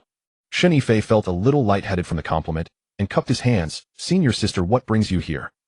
My name is Xianxia, Midstage Foundation Establishment. The female cultivator introduced herself, glancing behind her. With no one else around, she said, I'm here to ask you for medicine. Shen Yifei paused, taken aback by Xianxua's words. Medicine? Yes. Senior sister Qin nodded, eyes glancing toward the alchemy room behind him. I heard you took on an alchemy task and even bought ingredients. I was wondering if you could refine pills. Shen Yifei thought the news spread astonishingly fast. He had only taken on the task that morning, yet by the afternoon someone was at his door. Senior sister Qin, to be honest, today is my first time touching the Dan furnace. I can't even tell the heat. How could I refine any pill? Shen Yifei scratched his head, wearing an earnest expression. I was thinking, since there's a Dan room, I might as well learn slowly. Once I master it, I'll refine a pill. Xianxia listened, her expectation turning to disappointment. Then quickly, she forced a smile. Senior brother, Shen, don't be modest. If a mere servant can extract foundation building from medicine dregs, that would be a rare talent. Perhaps alchemy itself is a talent, she said. Shen Yifei felt uncomfortable under her praise, thinking to himself that the woman's words were sweet, but he wasn't sure what scheme she had in mind. Senior sister Qin, what medicine do you truly want? Xianxia looked a little embarrassed and said, Harmony Dan. Shen Yifei had spent 3 years in the alchemy room. He had heard of that pill by name and knew its use. It was stronger than the extreme bliss pill. One pill could toss you for 3 days and 3 nights. Senior sister Qin, this medicine. The Dan room has ready-made pills. You could just claim them yourself. Why ask me? Xianxua's face showed awkwardness and she mumbled, I have no spirit stones left. Shen Yifei understood. The Harmony Sect has rules. Inner disciples receive a fixed monthly stipend, 2 bottles of chi accumulating pills. But that only covers daily cultivation. To buy better things, one must find a way themselves. Either undertake sect tasks to exchange for spirit stones, go down the mountain to train and seek treasure, or rely on dual cultivation. The Harmony Sect rose on dual cultivation. Male cultivators woo female cultivators, and female cultivators woo male cultivators, mutually assisting one another. Those who have power can harvest the other's vitality to raise their cultivation. Those without power become furnished dregs. Xianxia is mid-foundation establishment, not yet a furnace, but she is certainly short of funds. Shen Yifei, if you can help me refine a batch of Harmony Dan, I will twin cultivate with you. Shen Yifei's eyelids twitched. He sized Xianxia up, the neckline was open, her bosom full, her face fair, and refined, a pretty figure by any measure. Senior Sister Qin, you're really taking this joke too far. Your mid-foundation establishment, I've just begun mine. If we twin cultivate, wouldn't I be like a servant handing you your meals? Qin Wan, hearing this, grew anxious. Shen Yifei, you talk as if I'm here to harvest people. I truly seek medicine, I'm not here to harm you. If you don't trust me, we can sign a contract. During twin cultivation, we won't use skills, just pure twin cultivation. I understand. Shen Yifei replied. Pure twin cultivation means no harvesting or replenishing, just pleasure with no increase in cultivation. This also exists in the Harmony Sect, usually between partners, to deepen their bond, or for someone like Qin Wan who is short of spirit stones and uses her body to settle debts. Senior Sister Qin, who is the Harmony Dan for? Qin Wan's face became even more awkward. After a long aside, she whispered, for myself. You will use it yourself? Yes. Qin Wan lowered her head. I've had a problem in my cultivation, yin and yang out of balance. I need Harmony Dan to adjust it. But I've spent all my spirit stones. If I go to the Dan room to claim, I haven't completed my tasks, so I can't claim. She looked up, tears in her eyes. Shen Yifei, please help me. I don't want your herbs, I have them myself. You only need to help me refine, and I'll twin cultivate with you. 3 times no, 5 times. Shen Yifei saw her red-eyed look and felt a pang in his heart. This woman didn't look like she was pretending. If she truly meant to harm him, there'd be no need to beg so humbly. Where are the herbs? Qin Wan paused, then brightened with joy, pulling a storage bag from her bosom and dumping out a heap of ingredients: longyang grass, deer, antler, horny goat weed, and cistanch, all aphrodisiacs, along with a small bottle of harmony powder and several unknown herbs. Shen Yifei looked. These items totaled at least 200 spirit stones in value. Senior Sister Qin, you have a full stock of herbs. Why not refine them yourself? I can't. Qin Wan blushed again. I don't know how. Shen Yifei nodded. Fine, I'll try. But I did promise today is my first time at alchemy. If I ruin it, don't fault me. No fault. No fault. Qin Wan waved repeatedly. If you're willing to help, that's enough. Shen Yifei told her to wait outside while he carried the herbs into the Dan room. Closing the door, he drew out the All Things cauldron and dumped the herbs and poured in spiritual energy and silently murmured, Harmony Dan. The flames rose again. This time he watched closely as the herbs melted into a red-brown liquid, roiling, then coagulating into a lump, and finally splitting into more than a dozen pills. When the flames died, the cauldron's bottom held 15 dragon eye-sized pills, their color a vivid red. Shen Yifei picked one up, sniffed it. Indeed, Harmony Dan of finer quality than he'd seen. He packed the pills into a jade vial and pushed open the door. Qin Wan stood in the courtyard, craning toward the Dan room. She brightened at the sight of him. Shen Yifei, how did it go? Done. Shen Yifei handed her the jade vial. 15 pills, enough to adjust you. This? So quickly refined. Incredible, Qin Wan said, astonished. She took the jade vial, tipped out a pill to inspect it, then sniffed it, and her eyes reddened again. Shen Yifei, you truly are so amazing. She lifted her head, eyes bright. I'll twin cultivate with you now. Wait. Shen Yifei stopped her. Senior Sister Qin, there's no need to rush. First use the pills to restore your body, then we'll talk about that. Qin Wan paused, then understood. He didn't want a sickly partner. Shen Yifei, you're really kind. She lowered her head, whispering. Then I'll come back when I'm well. After Qin Wan left, Shen Yifei closed the courtyard gate and laughed for a long while. This deal is profitable. Refine a batch of pills and trade them for 5 rounds of twin cultivation. Though it's a pure twin cultivation, with no harvesting or replenishing, it remains twin cultivation. He had spent 3 years cooped in the storeroom. He had never seen such a scene. Moreover, Qin Wan wasn't breathtakingly beautiful, but she was fair and composed, and those full curves on her chest looked soft and inviting. Lost in thought, a heat flared in his lower belly again. He hurriedly drew a deep breath, stifled the impulse, and returned to his room to sit cross-legged. Not good to dwell on that. He pulled out the All Things cauldron again, turning it over and over, studying it. Today's Harmony Dan batch gave him another layer of understanding of this treasure. Having refined people and refined pills, what exactly is this thing? Brother Lu's death had remained murky, and all these things now seemed to fall into his hands. Shen Yifei pulled out the book Yin Yang Harvesting Technique and skimmed it from cover to cover. The book has 3 layers. Layer 1 covers the basics of collecting yang to replenish yin, and collecting yin to replenish yang, explaining how during twin cultivation to siphon the other's spiritual energy and turn it to one's own. Layer 2 is the advanced stage of harvesting. Not only can you harvest spiritual energy, but you can also harvest the other's cultivation talents. The 3rd layer is the cruelest, called the foundational seizure technique, capable of directly seizing the other's foundation, including realm and talent. Shen Yifei stiffened at the 3rd layer. A chill ran down his spine. If the Harmony Sect learned he possessed this book, they would surely cut him into mincemeat. Shen Yifei began to plan. Refining Zhao Xian and Yi Hongling. He had inadvertently used the All Things cauldron's art of refining people. That device resembled the 3rd layer of Yin Yang harvesting technique, both seize foundations. Only the All Things cauldron is more ruthless. It can directly refine a person into spiritual liquid to swallow. If he could master Yin Yang harvesting technique and pair it with the All Things cauldron, what power would that yield? With both absorption and consumption, he would soon become invincible under the heavens.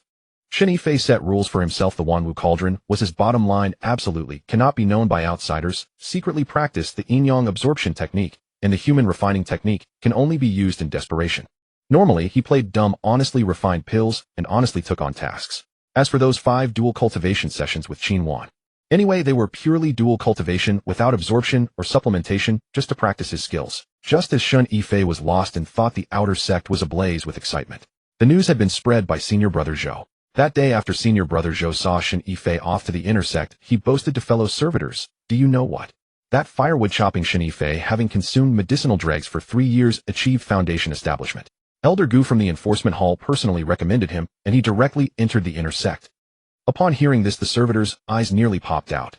Can consuming medicinal dregs lead to foundation establishment? Is this true or false? I work in the pill refining room. Every day there are plenty of medicinal dregs. Why didn't I think of consuming some?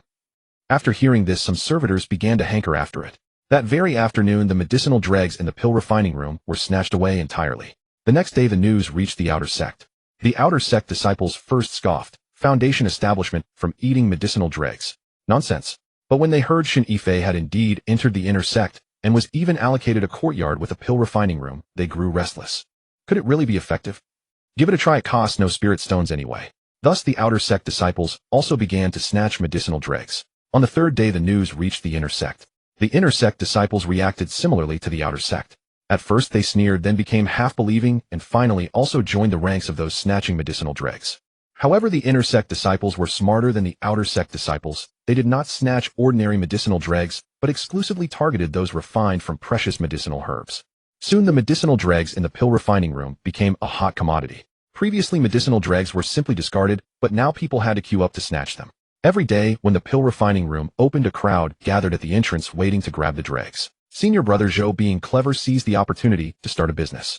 He sorted and packaged the medicinal dregs, clearly marking the prices: ordinary medicinal dregs at 1 spirit stone per packet, those refined from qi gathering pills at 5 spirit stones per packet, and those refined from foundation establishment pills at 20 spirit stones per packet. This business turned out to be extraordinarily popular. When Shen Yifei heard this news, he could only laugh and cry at the same time. Did these people truly believe that eating medicinal dregs could lead to foundation establishment? He had achieved foundation establishment by using the Wanwu Cauldron to refine 2 inner sect disciples, which had nothing to do with medicinal dregs.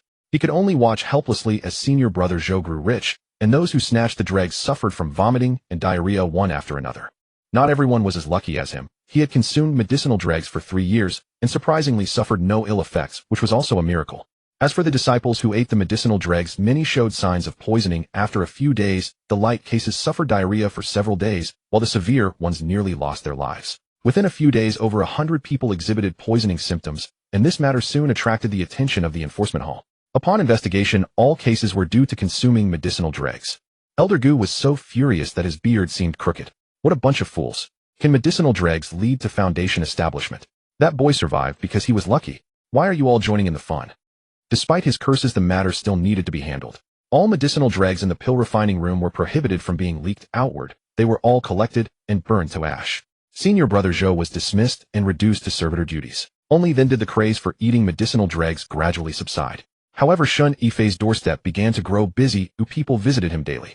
There were those from the outer sect, from the inner sect, men and women alike, each carrying gifts, plastering on smiles, and constantly addressing him as Junior Brother Shen or Senior Brother Shen, tactfully inquiring about his experiences with eating medicinal dregs. Shen Yifei pretended ignorance across the board. I truly don't know. I was just hungry, ate, and this happened. Poisoning. No way. I found it quite tasty. Since these visiting disciples could not glean anything useful from him, his doorstep gradually grew quiet again. But during this period, he himself was not idle. The first layer of the yin-yang absorption technique had been practiced almost to completion, but it had never been truly applied. Actually, all disciples of the Hehuan Sect knew this layer. It counted as basic cultivation method. However, dual cultivation emphasizes yin-yang complementarity, and inner sect disciples are not permitted to absorb and supplement.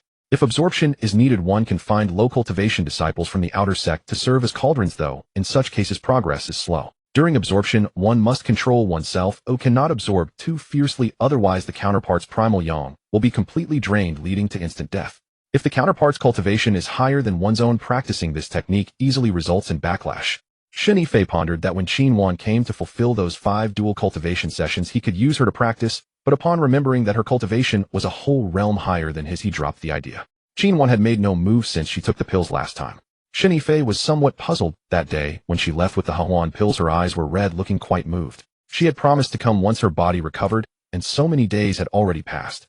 Just as he was thinking, the courtyard gate was knocked upon. "Junior brother Shen, are you home?" It was Xianxua's voice. "Just as one wishes, here she came." Shen Yifei brightened, rose, and opened the door. Outside stood Xianxua, still wearing that water-red long dress, but she seemed like a completely different person. Her entire demeanor was rejuvenated. Shen Yifei looked at her and felt indescribably comfortable. "Senior Sister Xian, you are?" Xianxua pursed her lips in a smile, two rosy blushes rising on her cheeks. Thanks to junior brother Shen, those Hehuan pills had unexpectedly miraculous effects. As she spoke, she glanced into the courtyard. "May I come in to talk?" Shen Yifei stepped aside. Please, Senior Sister Xian, come in." Shen Yifei guided her into the room and poured a cup of tea. "Senior Sister Xian, please sit." Xianxua sat down, took the teacup, but did not drink. She merely held it in her hands, head bowed, silent. Shen Yifei was somewhat bewildered. "Senior Sister Xian, you came to find me." "I have come to fulfill my promise." Xianxua lifted her head, her face redder still. "It was agreed that you would help me refine pills, and I would accompany you for dual cultivation 5 times. Shen Yifei's heart skipped a beat, but on his face remained that honest demeanor. "Senior Sister Xian, has your body recovered?" "It has." Xianxua nodded. "Not only recovered, but the blockage in my cultivation has also cleared, and my cultivation has increased by a notch." "Senior Sister Xian, what realm are you at now?" Xianxua pursed her lips in a smile. "Peak Foundation Establishment." Shen Yifei nearly bounced off his chair. Peak Foundation Establishment.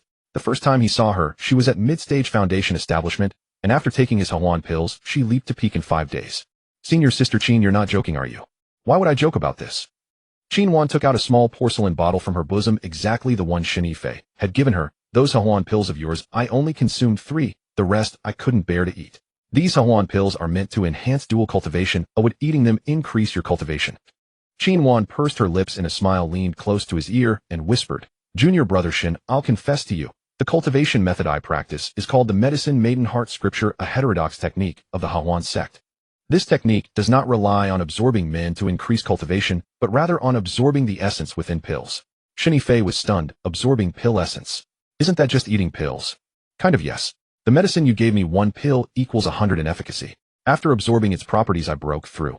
Shen Yifei listened with his mouth agape. 1 pill equals 100. He never expected such extraordinary effects. He thought of the chi-gathering pills he had recently refined. If he submitted them to the mission hall, he wouldn't know how to explain it. "Junior brother Shen." Xianxua suddenly grasped his hand, her eyes sparkling. "The pills you refine are different from others. In my 8 years at the Hehuan Sect, I have taken many pills, but never encountered any with such potent effects. Could you tell me how you refine them?" "Senior Sister Xian, I am merely a firewood chopper and fire stoker. How could I know pill refinement? That day was simply blind cat meeting a dead mouse. I threw the herbs into the furnace, casually burned them, and unexpectedly succeeded." Xianxua stared at him for a while, then suddenly smiled. "Junior brother Shen, you need not hide from me. Everyone has secrets, I understand." She released his hand, stood up, and stepped back a pace. "I have come not to pry into your secrets, but to fulfill my promise." As she spoke, she reached out to untie the sash at her waist. Shen Yifei watched as Xianxua untied her sash, his throat tightening with a sudden dryness. The crimson dress slid smoothly from her shoulders, pooling softly at her feet. Beneath it, Xianxua wore a lotus root pink bodice embroidered with twin lotuses on a single stalk, her full bosom stretching the fabric taut. "Junior brother Shen." She looked up, her cheeks flushed crimson. "Will you do it, or shall I?" Shen Yifei swallowed hard. He had seen this kind of spectacle before. The previous 2 times he had been pinned down and harvested. But this time was different. This time she was offering herself willingly. "Senior Sister Xian," he scratched his head. "We agreed on pure dual cultivation, without any harvesting or plundering." Xianxua froze for a moment, then burst into laughter, her chest trembling. "Junior brother Shen, the way you put it makes it sound as if I mean to harm you. I am at the peak of Foundation Establishment. If I truly wanted to harvest you, would I need to go to such trouble?" Shen Yifei reflected and realized she was right. For someone at the peak of Foundation Establishment to harvest an early Foundation Establishment cultivator like him, it indeed required no such complexity. He wouldn't even have the room to resist. Then what? Xianxua walked over, wrapping her arms around his neck. "I am simply here to repay my debt. 5 times, not a single one less. If you don't accept, it will weigh constantly on my mind, and I won't even be able to find peace in my cultivation." Saying this, she stood on her tiptoes, bringing her lips close to his ear as her warm breath brushed against him. "Junior brother Shen, when you refined pills for me that day, I caught your scent and knew you were different." "What scent?" "A medicinal scent." Xianxua sniffed lightly. "There is a medicinal fragrance on you unlike anyone else. I have cultivated the Medicine Maiden Heart Sutra for 8 years and am highly sensitive to herbs. The medicinal fragrance on you makes one lose themselves in wild fantasies. Enticed by her words, an itch grew in Shen Yifei's heart, and he reached out to clasp her waist. Qinhuan's waist was incredibly slender, so thin he could span it with his hands. There was not an ounce of excess flesh, yet it was remarkably soft, feeling like a bundle of cotton in his embrace. Senior Sister Qin, he looked down at her. Are you sure? Qinhuan did not speak. She simply stood on her tiptoes and kissed him. Her lips were soft, carrying a sweet fragrance. Shen Yifei's mind buzzed, all thoughts instantly vanishing, leaving only primal instinct. Junior brother Shen, do not move. Let me guide you. Dual cultivation among inner sect disciples usually followed structured steps, first circulating their techniques, then drawing qi into the body, and only then proceeding to the main act. But what about Qinhuan? She could only fumble and kiss blindly, heating Shen Yifei's body all over, yet never quite finding the right spot. Senior Sister Qin, Shen Yifei could not help but speak up. You couldn't possibly be. Qinhuan looked up, her face flushing even deeper. Be what? Could it be your first time? Qinhuan froze. Shen Yifei froze as well. The two stared at each other in silence for a long moment before Qinhuan suddenly collapsed against him, burying her face in his chest, completely silent. Shen Yifei was utterly dumbfounded. Qinhuan, a peak foundation establishment cultivator and an inner disciple of the Hehuan Sect who had cultivated for 8 years, was actually experiencing this for the first time. Senior Sister Qin, you do not ask. Qinhuan's muffled voice drifted from his chest. So what if it is my first time? The Hehuan Sect is not a brothel. Must everyone be a battle-hardened veteran? Shen Yifei was left utterly speechless. Qinhuan looked up, her eyes reddening again. I cultivate the Medicine Maiden Heart Sutra. This technique does not rely on dual cultivation to increase cultivation, it relies on absorbing the essence of pills. For 8 years I have not even touched a man's hand, thinking only of focusing on my cultivation to form a golden core as soon as possible. And the result? My cultivation went awry, causing an imbalance of yin and yang, and I nearly suffered a qi deviation. As she spoke, tears fell drop by drop, splashing onto Shen Yifei's chest. I went to the alchemy hall to claim a Hehuan pill, but they said I hadn't completed my tasks and refused to give me one. I tried to borrow one from my fellow disciples, but they questioned why someone cultivating the Medicine Maiden Heart Sutra would even need a Hehuan pill. Left with no choice, I had to come to you. I thought you as a newcomer to the inner sect would be easy to talk to, but I never expected. Never expected what? Never expected you to be so kind. Qinhuan wiped away her tears. You helped me refine the pills without asking for spirit stones or demanding that I sign a contract. You even told me to nurture my body first before coming back. Do you know how long I cried while holding that bottle of pills after I went back that day? Shen Yifei did not know what to say. He had only helped her on a whim that day, thinking that since he used the Wanwu cauldron it required no effort, and exchanging it for 5 sessions of dual cultivation was a great bargain. Who would have thought this girl would be so incredibly sincere? Senior Sister Qin, please don't cry. He reached out and patted her back. Let us take things slowly. A first time is just a first time, everyone has to start somewhere. Qinhuan was amused by his words, looking up to glare at him. Were you this clumsy during your first time as well? Shen Yifei thought back to his own 2 experiences. The first time he was pinned down and harvested by Yi Hongling, he knew nothing and relied solely on brute force. The second time he was harvested by xianxia and Yi Hongling together, nearly leaving him drained into a dry corpse. Both times he was the one being harvested, not once had he taken the initiative. If one were to speak of clumsiness, he was even clumsier than Qinhuan. I am actually clumsier than you. He confessed honestly. I have only been harvested twice, and I've never taken the initiative myself. Hearing this, Qinhuan's eyes went wide. You've been harvested, Who harvested you? Realizing he had let it slip, Shen Yifei quickly tried to cover it up. It was just when I first entered the inner sect. I didn't know the rules and was deceived. Qinhuan stared at him for a long while before suddenly smiling. Junior brother, Shen, we truly are companions in misfortune. One who has never harvested anyone, and one who has never been harvested brought together. Hearing her say this, Shen Yifei also found it quite amusing. Then shall we study the dual cultivation techniques of the Hehuan Sect today? Qinhuan blushed, but nodded nevertheless. That night their exchange of techniques yielded profound insights. Junior brother Shen, why do I feel like your application of this technique is so proficient? Is this truly your first time using it? Senior sister, it is indeed my first time. Where did you learn all of this? Senior sister, after spending 3 years in the Hehuan Sect, one learns simply by watching. Junior brother Shen, there is something I want to ask you. What is it? The Hehuan pill you refined for me. How exactly did you refine it? Shen Yifei's heart tightened, but he showed no outward sign, maintaining his honest and simple expression. I just threw the ingredients into the furnace to heat them up, there's really nothing else. Qinhuan stared at him for a long moment before suddenly sighing. Junior brother Shen, you do not need to hide it from me. I know you have your secrets, and I have no desire to pry into them. She paused. I simply wanted to tell you that the effects of your pills are far too outstanding. So outstanding that it frightens me a little. Frightens you of what? Frightens me that others might find out. Qinhuan looked at him earnestly. A single one of your pills is worth 100 of anyone else's. If word of this gets out, you will be targeted. Shen Yifei fell silent. He knew Qinhuan was right. The matter of the Wanwu cauldron must absolutely never be revealed. The human refining art was an even greater secret that could never be known. Yet the superior efficacy of his pills could not be concealed forever. If Qin Wan could notice it, others would surely discover it too. Senior Sister Qin, thank you for the warning, he said earnestly. I understand the gravity of the situation. The life of an inner sect disciple was far more comfortable than that of a servant. No chopping firewood, no tending the stove, no taking orders from anyone, doing as one pleased. But comfort aside, he could not idle away his time. Most pressing was the quest to deliver 10 qi gathering pills. With 20 days until the 5th of next month, the 10 pills he had refined using the Wanwu cauldron were absolutely impossible to hand over. Qin Wan's incident had served as a stark reminder these pills were dangerously potent. Handing them in would be tantamount to seeking death. He would have to refine them himself. Shen Yifei turned over, sat up, dressed, and stepped outside. Alchemy was something he had picked up bits and pieces of over 3 years of chopping firewood and tending the stove. But mere superficial knowledge was not enough. When it came to actually attempting the craft, he felt uncertain. Qi-gathering pills were second-tier elixirs considered entry-level within the Hehuan Sect. Any inner sect disciple with even a modicum of alchemical talent could refine them with decent success. But he could not. Even identifying all the medicinal herbs eluded him. Making his way through inquiries along the path, Shen Yifei arrived at the library pavilion. Nestled in the deepest part of the Hehuan Sect's inner courtyard, it appeared unremarkable. At the entrance sat an old man with white hair and beard, fanning himself lazily with a palm leaf fan. Esteemed elder uncle, Shen Yifei approached and bowed. May I enter the library pavilion? The old man did not so much as lift his eyelids. Which floor? I wonder which floor I should go to for studying alchemy. Alchemy. The old man sized him up.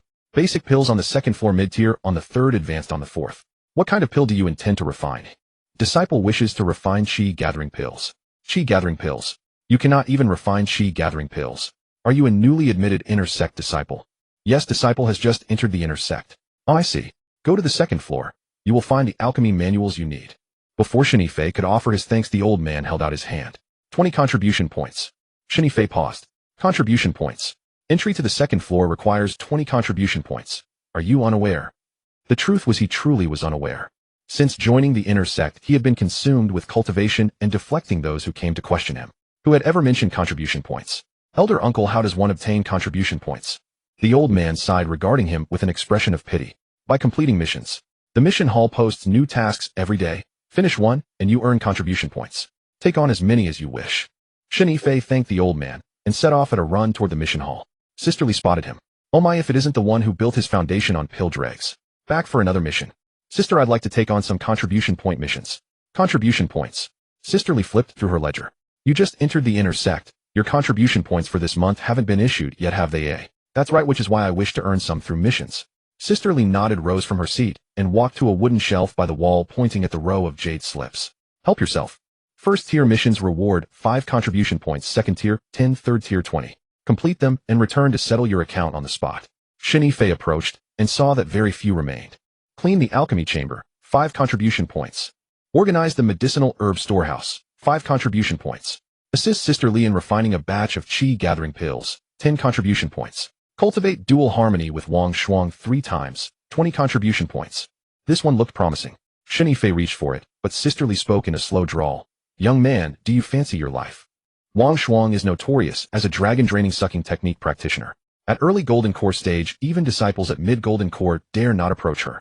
Hearing this, Shen Yifei quickly set the jade slip aside. Dragon-draining sucking. The name itself sounded domineering. His cup was far too shallow. He turned to the next jade slip. Hunt a 2nd stage demonic beast and retrieve 1 demon core, 20 contribution points. A 2nd stage demonic beast corresponded to a human cultivator at the foundation establishment stage. Shen Yifei was currently at early foundation establishment, making the realms roughly equivalent. Demonic beasts possessed thick hides and dense flesh, and human cultivators of the same realm generally could not prevail against them. Yet this mission offered a generous 20 contribution points, just enough to gain access to the 2nd floor. Shen Yifei reached out and took the jade slip. Sisterly glanced at it. A 2nd stage demon core. Are you certain? Certain. You are only at early foundation establishment, are you not? 2nd stage demonic beasts are no easy prey. Shen Yifei smiled. I'll give it a shot. If I cannot win, I will flee. Sisterly laughed, her eyes curving into crescents. Very well, you have courage. However, this mission has a time limit. You must complete it within 7 days. Failure will result in a deduction of 5 contribution points. What? Even failure incurs a penalty. Naturally. Once a mission is accepted, it must be completed, or contribution points are deducted. Otherwise everyone would recklessly accept missions, and the mission hall would descend into chaos. I have 0 contribution points. What can you possibly deduct? Low-grade spirit stones. 10 spirit stones equal 1 contribution point. Shen Yifei was startled. 20 contribution points required 200 spirit stones. That could reduce him to poverty overnight. I'll take it. Biting down hard, Shen Yifei handed the jade slip to Sisterly. She pressed it against a jade tablet and returned it. 7 days counted from tomorrow. Before sunset on the 7th day, failure to deliver the demon core will cost you 200 spirit stones. On his way back to his quarters, Shen Yifei kept mulling over how to complete the mission. Hunting a demonic beast required both a weapon and a spell. A weapon was manageable. A standard longsword would suffice. But a spell? He did not know a single one. Though he had reached foundation establishment apart from the yin-yang absorption art, he had not yet had the chance to learn any other techniques. He needed a sword first, for self-defense. Shen Yifei headed toward the western side of the inner sect, where a marketplace catered exclusively to disciples' trades. He had not yet visited since joining the inner sect. The marketplace was modest, a single street lined with a dozen or so scattered stalls. Vendors sold pills, talismans, magical artifacts, and even young spirit beasts. After browsing, he spent 20 spirit stones on a longsword. At another stall, he purchased a copy of Introduction to Basic Spells for 5 spirit stones. By the time he returned to his courtyard, night had fallen completely. Lighting an oil lamp, Shen Yifei opened Introduction to Basic Spells. The book was thin, only 30 or 40 pages, covering several fundamental spells: Fireball Technique, Water Arrow Technique, Earth Shield Technique, and Lightness Body Art. He turned to the Fireball Technique page and began practicing from the incantation. Draw chi into the body, gather it in the Dantian, guide it along the meridians upward to the palm, condense chi into fire. Sitting cross-legged on the ground, Shen Yifei attempted to circulate his spiritual energy. The spiritual energy emerged from his dantian and traveled along the meridians, but scattered halfway, never reaching his palm. After wrestling with it for an hour, Shen Yifei was drenched in sweat, yet not even a spark had flickered from his palm. Damn it, why is this so difficult? Inner sect disciples typically had masters to instruct them. Shen Yifei had been recommended into the inner sect by Elder Gu, but no one had assigned him a teacher. He was left to grope his way forward alone. That night took a heavy toll on him, but by dawn he finally managed to condense a fireball the size of an egg in his palm, capable of projecting it 2 zhang forward. Shen Yifei felt like a cultivation prodigy, self-taught and brilliant. If this fireball struck a demonic beast, it would sear its flesh and split its hide. He also studied the lightness body art, which proved far easier to grasp. It essentially allowed him to run faster. After preparing some provisions, Shen Yifei readied himself to set out. Before departing, he briefly considered asking Qin Wan for help. But then he thought, what sort of man would call upon a woman for assistance? He promptly dismissed the notion. 300 li north of the Hehuan Sect lay a mountain range called Hengduan Mountain, teeming with demonic beasts. Most inner sect disciples went there for their trials. Covering the 300 li distance with the lightness body art, Shen Yifei ran northward and reached the foothills of Hengduan Mountain 2 days later. At the foot of Hengduan Mountain lay a small town named Wangjiang Town. It was modest in size, home to barely 100 households. When Shen Yifei entered the town, the first light of dawn was just beginning to break. The streets were already stirring with cultivators in small groups. Some had just emerged from the mountains, still carrying the scent of fresh blood, while others were preparing to venture inside. After wandering around the town, he found a tea stall and sat down. Shopkeeper, a bowl of tea, please. The owner of the tea stall was an elderly man in the chi refining stage. Bringing over a bowl of tea, he asked with a warm smile, fellow Taoist, is this your first time at Hengduan Mountain? Shen Yifei paused, startled. How did you know? One look at your attire tells the tale, the old man replied, pointing at the sword at his waist. An inner sect disciple, I presume. First time hunting demonic beasts, yet you haven't even procured a decent magical treasure. Shen Yifei looked down at his sword, a low-grade magical treasure worth a mere 20 spirit stones. It was indeed rather shabby. It is my first time. Shopkeeper, are there many demonic beasts in these mountains? Many. Beyond count, the old man said, sitting opposite him.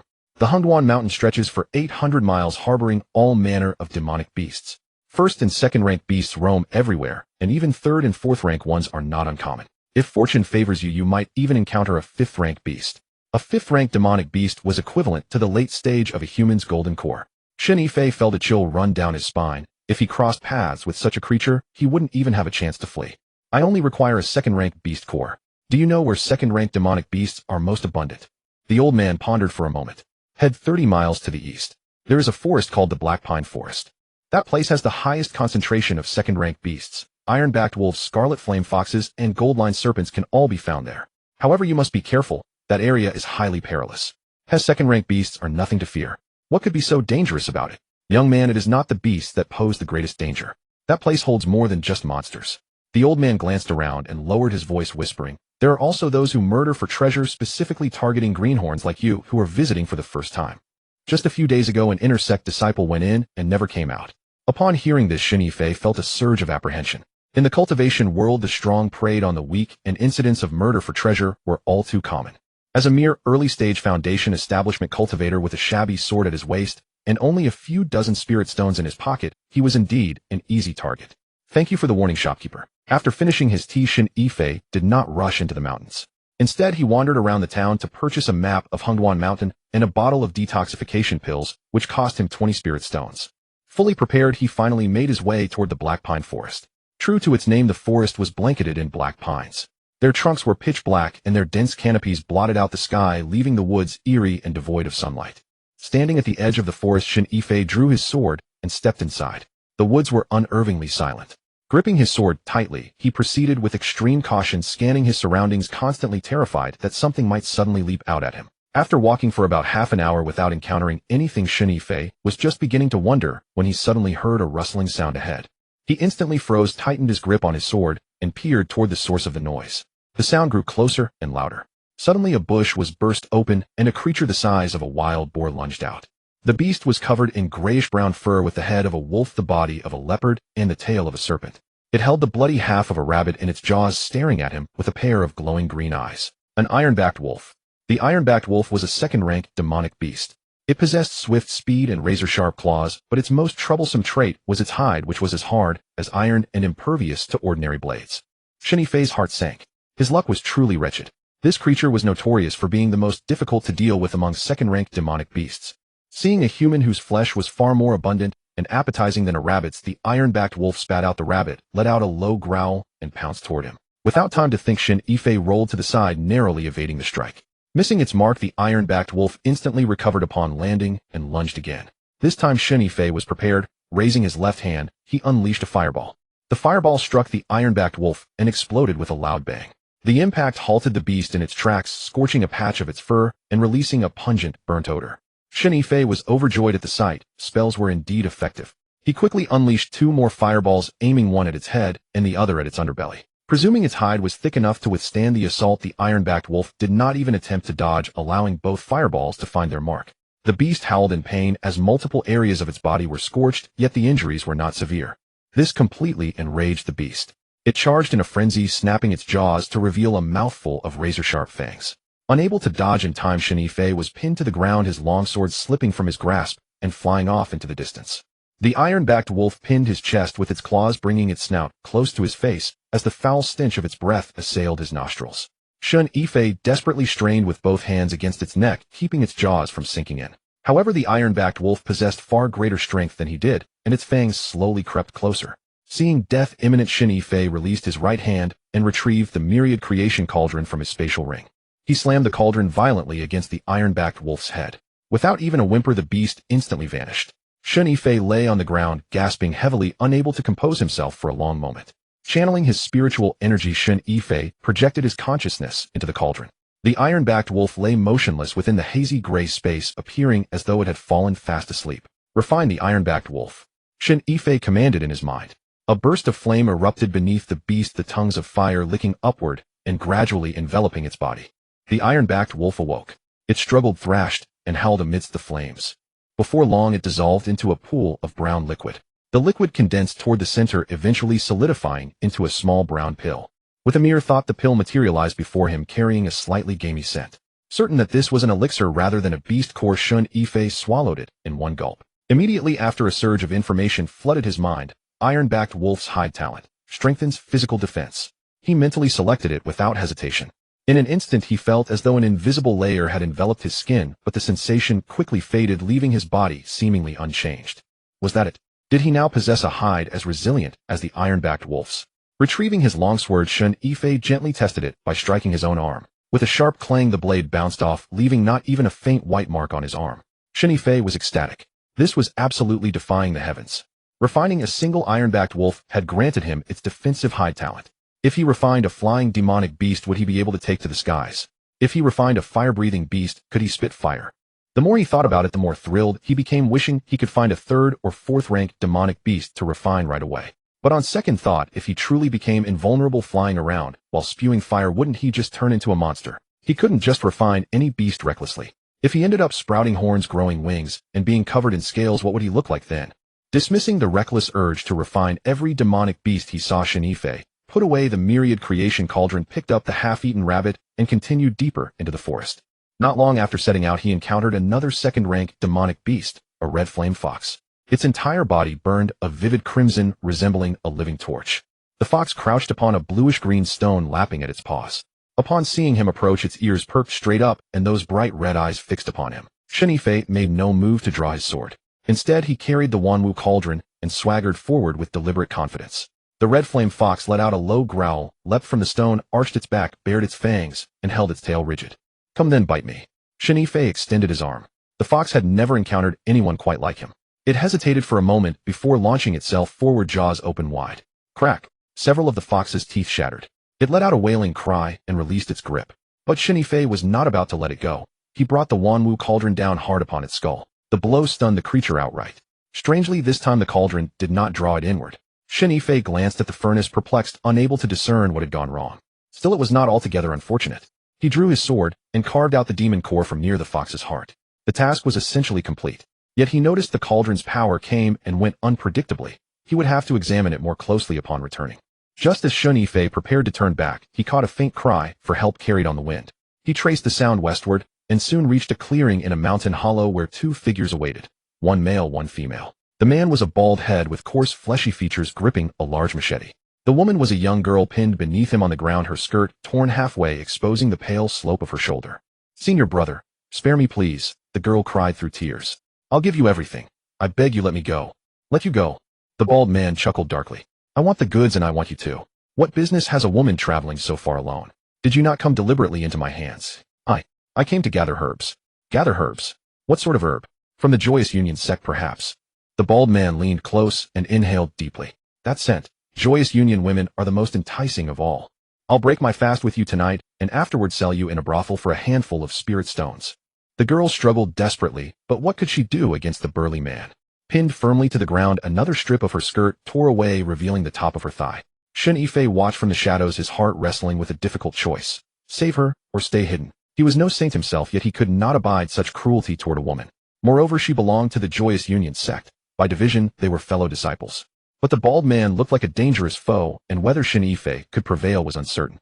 If a fight broke out, he might well lose his own life in the process. While he hesitated, the bald man had already forced the girl down and begun unfastening his belt. She wailed with heart-rending desperation, "Help! Help me!" Shen Yifei gritted his teeth and burst from behind the tree. "Let her go." Startled, the bald man turned and took in Shen Yifei's appearance with a scanning glance, then sneered. "Oh, another fool come to die. You tired of living, boy?" Seeing his youthful face, the bald man assumed his cultivation could not run high. Shen Yifei wasted no words and flung a fireball straight at the man's face. The bald man twisted aside. The fireball grazed past his ear and smashed into a tree behind him with a crackling boom, leaving a blackened scorch mark. Fireball technique. The bald man laughed even louder. "You dare play the hero with nothing but scraps of knowledge." He charged forward, machete raised, and brought it down in a vicious arc. Shen Yifei did not dodge. He raised his arm to block. Clang! Sparks flew as the blade struck his forearm. The bald man froze. He was mid-foundation establishment, specializing in body refinement. That strike had carried 8/10 of his strength. No one at the same realm would dare block it directly. Yet this youth absorbed the blow without even breaking skin. What in the world are you?" While the bald man staggered in shock, Shen Yifei pulled out the Wanwu cauldron and smashed it down upon the man's skull. Instinctively, the bald man raised his machete to defend himself. Bang! The blade splintered in two. The cauldron connected with the bald man's forehead, flashed red, and then silence. Shen Yifei exhaled in relief. At least the cauldron was working again. He looked down at the young woman. She lay trembling on the ground, staring up at him with wide eyes. The terror in her gaze was even more intense than when the bald man had been on top of her. Seeing that frightened expression, a chill ran through Shen Yifei. Damn it! She saw the cauldron. "WH, where did you send him?" the girl stammered. "Send who?" "The bald man." Shen Yifei blinked. "He ran away." "Ran away?" Her eyes widened. "I saw you hit him with something, and then he just vanished." "Vanished?" Shen Yifei scratched his head. "Miss, I think you misjudged." The bald man realized he could not harm me and fled. "Your cultivation is too low. You simply could not see clearly." She remained half convinced, but his explanation seemed reasonable. His cultivation undoubtedly far surpassed hers. "Are you hurt?" Shen Yifei extended a hand and pulled her up. Only then did she return to her senses and glance down at herself. Her skirt was torn in large patches, leaving very little to cover. I'm fine, she quickly said, clutching her chest with both hands. Shen Yifei reached into his ring and drew out an outer robe, offering it to her. Put this on first. She accepted the garment and draped it over her shoulders, murmuring a quiet thank you. Only then did Shen Yifei study her carefully. She looked to be in her early 20s, her features delicate and pretty, her downcast gaze evoking a sense of tender pity. What is your name? He asked. I am Luer from the outer sect of the Hehuan Sect, she replied, softly glancing up at him. And you, senior brother? Inner sect. Shen Yifei. Her eyes widened. You're that Shen Yifei, the one who built his foundation using medicinal dregs. Shen Yifei cursed inwardly. So his notorious reputation had already spread throughout the Hehuan Sect. Yes, and how did you end up alone out here? Do you have any idea how dangerous this place is? I came to gather herbs. The outer sect disciples must complete monthly assignments, and I took a herb gathering task. I was collecting in the outer zone when that bald man ambushed me. What is your cultivation level? Qi condensation 3rd layer. For heaven's sake, you have some nerve. Shen Yifei could not help but scold. A 3rd layer Qi condensation cultivator wandering through the Hehuan Mountains. That's the same as asking for death. Lunar's tears fell freely at his reprimand. Seeing her pitiful state, his anger softened. Enough now, stop crying. Let me escort you out of the mountains. The two set off in single file. She walked with a limp, her borrowed robe wrapped about her. She had twisted her ankle when the bald man pinned her down. After walking some distance, Shen Yifei looked back at her stumbling gait and sighed. Get on my back. I'll carry you. After a moment's hesitation, Luer climbed onto his back. With her secured, he activated a lightness art and quickened his pace. Luer was young, but her figure was well endowed. She wrapped her arms around his neck, clinging close. At first it was fine, but gradually Shen Yifei began to feel uneasy. Luer's arms tightened around his neck. Afraid of falling, she squeezed ever more firmly. He struggled to maintain his composure, yet the more he tried to control himself, the harder it became. Senior brother, Luer suddenly spoke. You're sweating. Yes, I've been running hard. Would you like to rest for a bit? No need. Night falls soon. We must reach the mountain exit before dusk. Shen Yifei was lost in impure thoughts when Luer suddenly spoke. Senior brother, you smell of medicine. She pressed her nose to the back of his neck and inhaled. A faint medicinal fragrance. Strangely pleasant. Shen Yifei found this strange. Where would a medicinal fragrance come from on him? 3 years of stoking the furnace should have left only the scent of smoke and ashes. Yet Qin Wan had also once remarked that he smelled of medicine. At the time he had presumed it was due to Qin Wan's cultivation of the Pill Maiden's Heart Sutra, which sharpened one's sensitivity to herbs. But how could Luer, merely an outer disciple at the 3rd layer of Qi condensation, possibly detect such a thing? Is that so? Perhaps it's from lingering too long in the alchemy furnace room. No, not that kind of smell. It's something else like. Luer pondered for a long while, yet still could not find the right words to describe it. She rested her head against his shoulder, inhaling slowly, and unexpectedly her heart began to pound. Senior brother. Shen Yifei slowed his pace. What is it? And nothing. Luer dared not lift her gaze. She felt utterly mortified. Just catching a whiff of his scent had sent her imagination running amok. What would senior brother think of her if he knew? Yet she simply could not resist, and stole 2 more deep sniffs.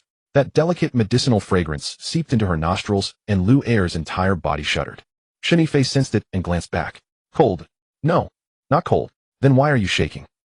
Luer stammered. I'm fine, senior brother, you should go on. Shen Yifei did not dwell on it, and continued forward. Soon the two emerged from the Hehuan Mountains. Wangjiang town lay before them, sparse lamplight filtering from scattered households.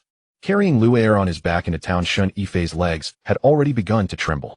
Bearing another's weight over such a distance had thoroughly drained him. Senior brother, Luer murmured against his shoulder, it is dark now. Shall we continue? Shen Yifei glanced upward at the night sky. 300 li back through pitch darkness. If they encountered further trouble, it would not be worth it. We shall rest in town tonight, and depart at dawn. He found an inn and requested 2 rooms. The innkeeper glanced between him and Luer, draped in his outer robe upon his back, his expression carrying unmistakable meaning. Only 1 premium room remains, 5 spirit stones. The moment the innkeeper finished speaking, Luer's body stiffened against Shen Yifei's back. Shen Yifei paused, glancing back at Luer, and then at the innkeeper's grin that never reached his eyes. This old fox was clearly doing it on purpose. Then 1 room. Too lazy to explain, he pulled 5 spirit stones from his coat and placed them on the counter. The innkeeper collected them and handed over a key. 2nd room in the back courtyard. Hot water is available tonight. Rest early. Shen Yifei took the key and carried Luer toward the rear courtyard. Passing through a moon gate, they entered a modest courtyard paved with gray bricks and framed by a few slender bamboo stalks. 2 guest rooms faced one another, one lit, one dark. Shen Yifei opened the unlit room. Inside, the furnishings were sparse, a bed not large enough for 2. In the corner stood a wooden stand holding a copper basin. An indigo mat covered the bed with 2 folded quilts resting upon it. He gently set Lu'er down and helped her sit on the edge. Lie down. I will fetch warm water. Lu'er nodded, her gaze lowered, daring not to look at him. Shen Yifei went out, found the kitchen, and returned with a basin of warm water. Lu'er remained seated on the bed's edge, frozen in the same posture. Wash your face and rest early. He set the copper basin on the ground and draping a clean cloth over its rim. Senior brother, where will you sleep? Shen Yifei looked around. Only one bed. I shall meditate. I will not sleep. Lu'er lifted her eyes to glance at him, then quickly lowered her head, her face burning crimson. Shen Yifei did not overthink it, turned and sat by the table, crossing his legs and closing his eyes. After such a chaotic day, he was genuinely tired. The life and death struggle with ironback wolves in Black Pine Forest, rescuing Lu'er, carrying her for so many li. His spiritual energy had been severely depleted. He activated the first layer of the yin-yang energy gathering technique and began to regulate his breath. Hardly had he entered meditation when he heard rustling sounds behind him. Lu'er was undressing. Shen Yifei's eyelid twitched, but he dared not open his eyes. The rustling stopped, followed by the sound of water. Lu'er washing herself. The splashing echoed in the quiet room, and images unwillingly surfaced in Shen Yifei's mind. He quickly suppressed the thoughts and returned to meditation. Yet the water sound seemed to crawl straight into his ears. Now distant, now near, sometimes hurried, sometimes slow. Senior brother. Lu'er's soft voice suddenly rose from behind, and Shen Yifei nearly lost his composure. What is it? Turn around. Shen Yifei hesitated for a moment, then turned. Lu'er stood before him, wearing only a close-fitting undergarment of water-red silk, so thin that where moisture clung to the fabric her pale, tender skin showed through. Her damp hair cascaded loosely, a few strands clinging to her cheeks, and her water-bright eyes gazed up at him. Senior brother, she whispered, let me wipe your back. Shen Yifei's throat moved. No need.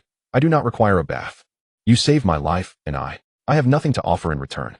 Lu'er stepped forward and crouched before him, looking up. Just let me wipe your back, all right? From her crouched posture, her chest pressed directly toward him. The low neckline of her undergarment revealed a tempting glimpse, and a warmth spread through Shen Yifei's chest. Seeing that he did not object, Lu'er took it as permission. She rose, circled behind him, dipped the cloth into the warm water, wrung it out, and then lifted his garments. Where the heated cloth touched his back, Shen Yifei shivered. Lu'er wiped with great gentleness and deliberation, gliding from his shoulders to his waist and back again. Senior brother, she asked between strokes, what realm have you reached? Early Foundation establishment stage.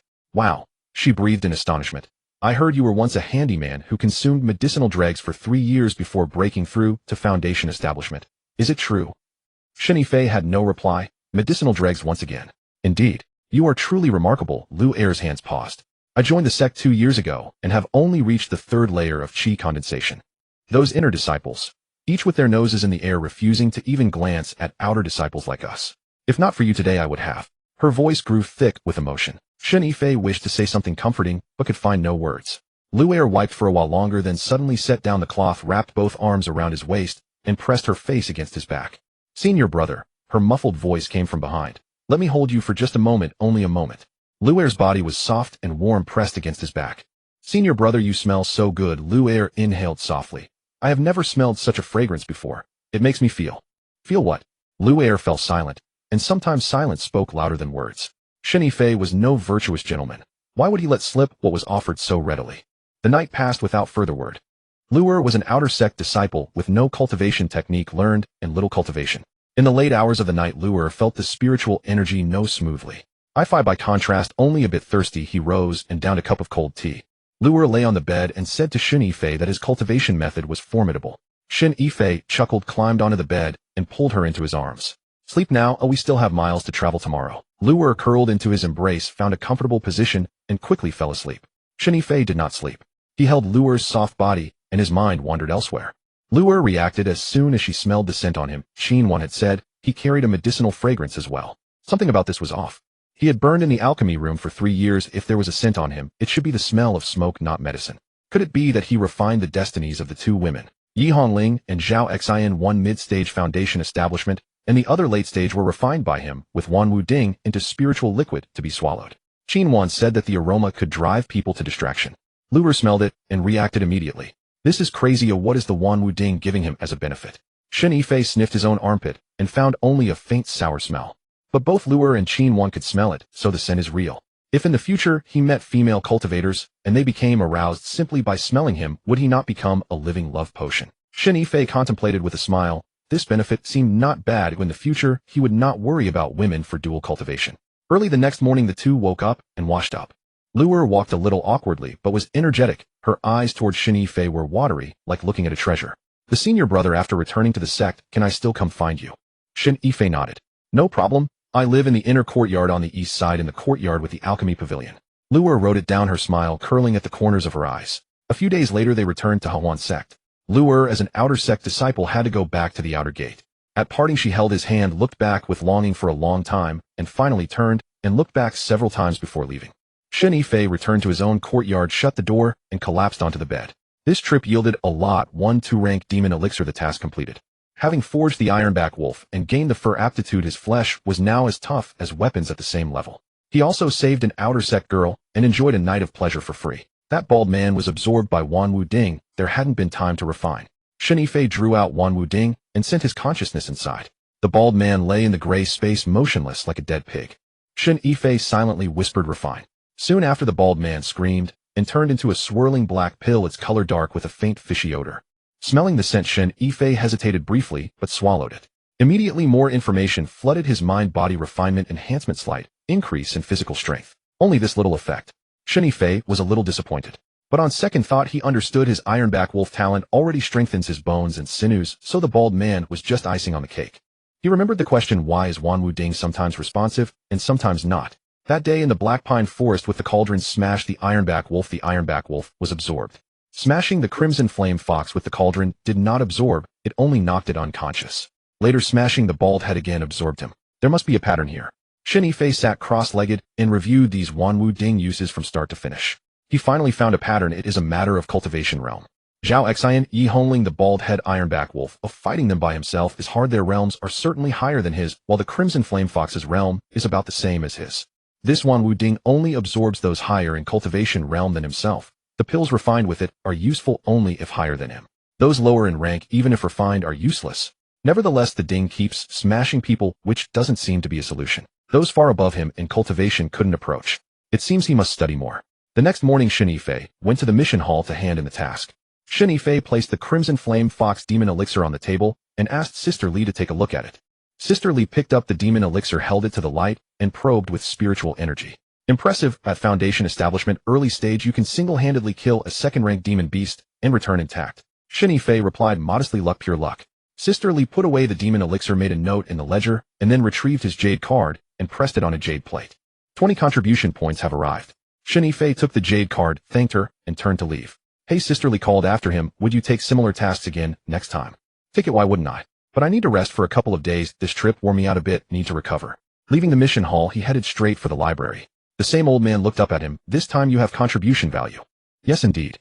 Shen Yifei handed over the jade card, 20 points access to the second level. The old man took the jade card, pressed it to a jade scroll, and handed it back. Go in, second level, left side, third row. The jade scrolls on alchemy are all there. An hour. If you exceed time you lose contribution value. Shen Yifei thanked the old man and pushed open the library's door. Inside was much larger than he imagined, 3 stories tall, the center empty, and shelves circling all the way up to the beams. Just looking could make one dizzy. He found the stairs and climbed to the second floor. The second floor was a bit smaller than the first, but there were plenty of books and rows of shelves densely packed. Following the old man's instructions, he found the left side third row. Indeed, the entire row was jade scrolls on alchemy. Shen Yifei's eyes widened at the sight. He first picked up Basic Introduction to Alchemy and stuck it to his forehead. A flood of information poured into his mind. The processes of alchemy, the types of pill furnaces, the identification of herbs, the control of fire, the use of alchemical formulas. A dense mass of basic knowledge. Shen Yifei finished reading, his head buzzed. So alchemy is so complex. He had thought it was simply throwing herbs into a furnace and seeing what it turned into. Now he understood that alchemy hinges on the orchestration of monarch, minister, assistant, and envoy, the interplay of the 5 elements, and that fires have gentler and harsher forms, and timing has order and duration. Almost there, the entire batch would have been ruined. He took up Juki Dan detailed explanation and stuck it to his forehead. This time the information was more detailed. Juki Dan is a second-rank pill, main ingredient longyang grass, supporting ingredients fu ling lingji and blood ginseng tendrils. Longyang grass is hot in nature, fire fu ling is neutral, earth lingji is warm wood, blood ginseng tendrils is hot fire. The pairing of monarch, minister, assistant, and envoy, the order of the 5 elements, controlling the flame, timing. Shen Yifei grew more hesitant.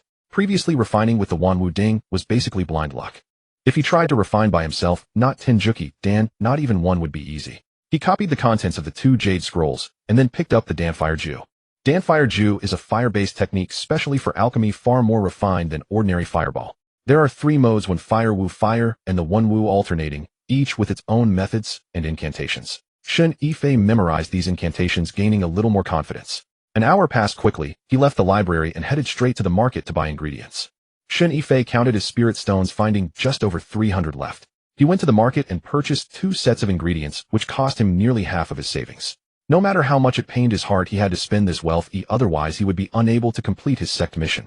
Returning to the alchemy chamber, he laid the 2 sets of medicinal herbs purchased from the market onto the table. He then hauled out his half-man-tall cauldron and wiped it thoroughly inside and out.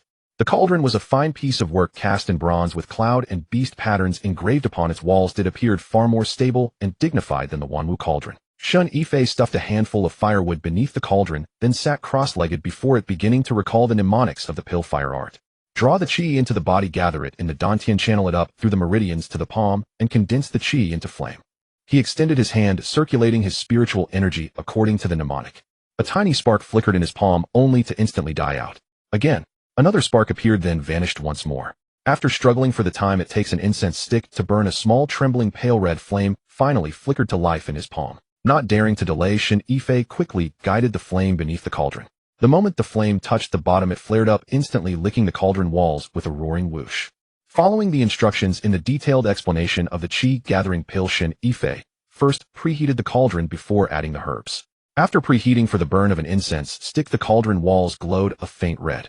He lifted the lid, tossing in the longyang grass, poria lingji, and blood ginseng rootlets, one by one in precise order. Replacing the lid, he began to control the fire. Staring intently at the flames beneath the cauldron, Shen Yifei alternated between increasing his spiritual energy output to make the fire blaze fiercely and reducing it to let the flames simmer gently. As another incense stick burned down, a medicinal fragrance wafted out. He felt a surge of ecstasy, not expecting to produce the scent of pills so quickly. Yet after one more incense stick, he noticed something was off. There was a burnt, acrid smell. Peering inside after lifting the lid, he saw a blackened, charred mess. Undeterred, Shen Yifei cleaned the cauldron thoroughly and prepared for his second attempt. Preheat, add herbs, control the fire. This time he had grown wiser. He did not dare release too much spiritual energy for fear of burning the batch again. The period of intense heat burned lukewarmly, while the 3 incense sticks worth of gentle heat simmered so faintly it seemed on the verge of dying out. 1 incense stick, 2, 3. Finally he applied intense heat during the last incense stick to condense the pills. Shen Yifei lifted the lid and peered inside. 10 round pills lay at the bottom of the cauldron. They were of uneven sizes and discolored, some blackened, others yellowish, and there was not a single trace of medicinal fragrance. These were classic failed pills. The fire in the first batch had been too strong, burning them to a crisp. The fire in the second batch had been too weak, leaving them undercooked. But how on earth was he supposed to master the perfect heat? The manual stated, gentle heat, like a candle, intense heat, like a torch. But what exact intensity did like a candle and like a torch actually mean? Shen Yifei was stumped. With no master to guide him, he could only learn through trial and error. He pulled out his remaining spirit stones and counted them. Only 180 were left. He could afford 2 more sets of ingredients for 2 more attempts. Gritting his teeth, Shen Yifei returned to the market to purchase 2 more sets of medicinal herbs. He returned and resumed refining. This time, groping his way forward slowly, he finally succeeded in refining 6 pills in his first attempt and 8 in the second. Having completed his mission with 4 qi-gathering pills to spare, Shen Yifei decided to keep them for himself. Though the pills were completed, his pockets were now completely empty. The next morning, Shen Yifei made his way to the mission hall. Senior Sister Li took the jade vial, poured out the 10 qi-gathering pills, inspected them one by one, and sniffed one. She looked up at him, asking, "Refined these yourself?" "Yes, they are all my own work." A flash of surprise crossed Senior Sister Li's eyes. "Didn't you say you didn't know how to refine pills?" "I had to learn. Who was born knowing how to do it?" "Sigh. I ended up ruining 3 batches before I managed to produce these." Senior Sister Li smiled. "Not bad, young man. You have talent. Refining 10 finished pills on your very first try is much better than those who have studied for half a year and still only produce charcoal." She put the pills away, made an entry in her ledger, and handed him back his jade token. "Mission accomplished.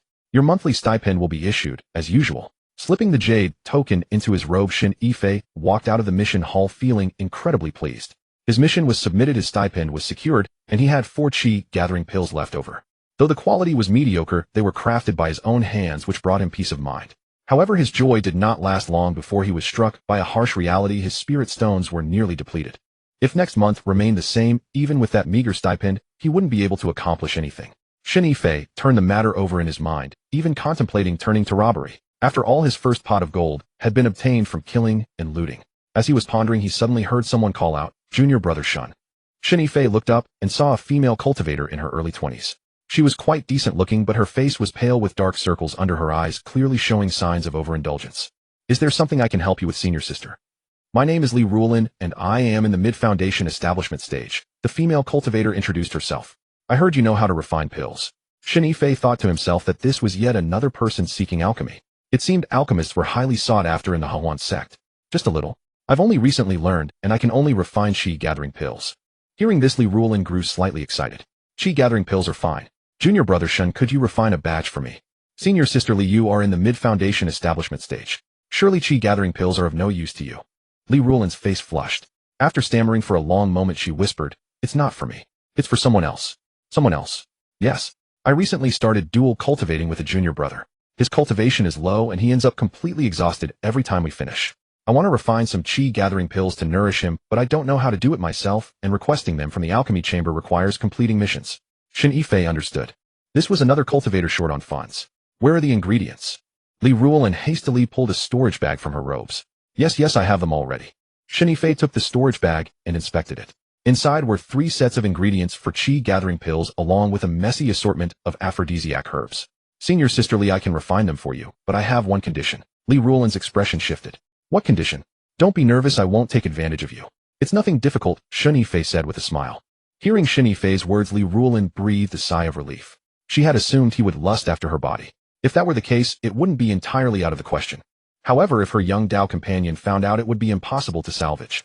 In the Hehuan Sect, finding a suitable long-term and exclusive dual cultivation companion was actually quite difficult. People were treacherous. If she were to be taken advantage of and harvested for nothing, she would have nowhere to voice her grievances.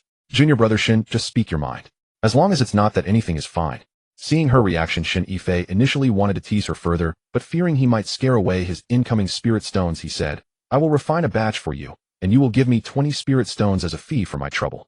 Li Rulin froze for a moment. "Just this condition? You only want 20 spirit stones?" "Yes, that is the only condition. Do you agree or not?" The tension on Li Rulin's face instantly turned into joy. Yes, absolutely. "Junior brother Shen, you are truly a good person." Shen Yifei waved his hand. "Don't praise me just yet. It's impossible for all 3 sets of ingredients to succeed. Out of the 3, I will guarantee you 20 qi-gathering pills. How does that sound?" Li Rulin hesitated briefly.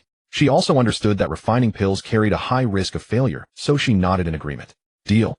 Come collect them in 3 days." Shen Yifei was full of confidence this time. He felt absolutely certain he could refine at least 20 of them.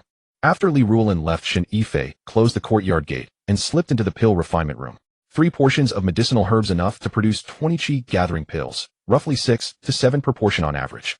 When he had attempted it on his own before, his best result was 8 pills per batch. Doing the math, if all 3 portions succeeded, he could get as many as 24. 20 pills for Li Rulin, leaving 4 for himself. It was a decent profit.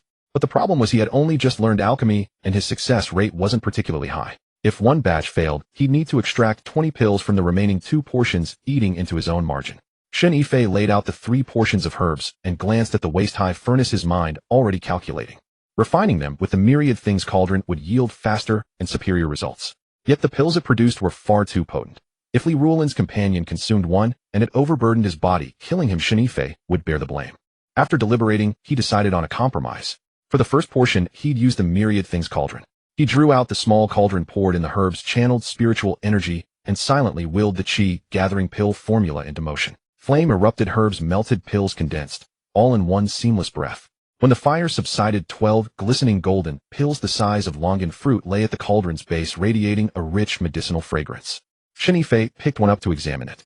The quality surpassed what he had previously refined for Qin Wan. He transferred the 12 pills into a jade vial and stored it in his ring. For the second portion, he'd used a larger furnace. Sitting cross-legged, he drew qi into his body, igniting a flame in his palm before guiding it beneath the furnace. Heat the vessel, add the herbs, control the fire. This time he exercised extraordinary care, allowing not the slightest lapse in attention. Finally, as the flames died down, Shen Yifei lifted the furnace lid and peered inside. 8 pills rested at the bottom, uniform in size and gleaming with a golden hue. Though they paled compared to those forged by the myriad things cauldron, they far exceeded his previous attempts. He collected the 8 pills into another jade vial. For the third portion, he used the large furnace once more. With fresh experience guiding him, this batch flowed more smoothly, completing in one uninterrupted effort. Lifting the lid revealed 9 qi-gathering pills. Shen Yifei added them to the 3 he had set aside earlier, reaching his target of 20 with 12 premium pills remaining as pure profit. 3 days passed in the blink of an eye. On the morning of the 3rd day, Li Ruolin arrived promptly. "Junior brother Shen, are the pills ready?" Shen Yifei ushered her inside and retrieved the jade vial containing 20 ordinary qi gathering pills from his ring, handing it to her. 20 pills, do count them. Li Ruolin took the vial, poured them out to count, then picked one up to inspect and smell. "Junior brother Shen, the quality of your pills is exceptional. Far better than anything I've seen before." Shen Yifei thought to himself, "You think this is good? You simply haven't witnessed superior quality. I'm glad you're satisfied, senior sisterly." With that, he extended his hand. Li Ruolin quickly produced 20 spirit stones from her bosom and offered them with both hands. Shen Yifei accepted the stones and stowed them in his ring. "If you need more in the future, senior sisterly, come back anytime, at the same price." Li Ruolin nodded, eagerly clutched the jade vial, and departed in high spirits. Over the following days, Shen Yifei began contemplating ways to earn spirit stones. Alchemy was a viable path, but relying solely on commissions wouldn't suffice. Not only were orders scarce, but clients supplied their own herbs. He would earn merely a modest processing fee. He needed to purchase herbs himself, refine the pills himself, and sell them himself.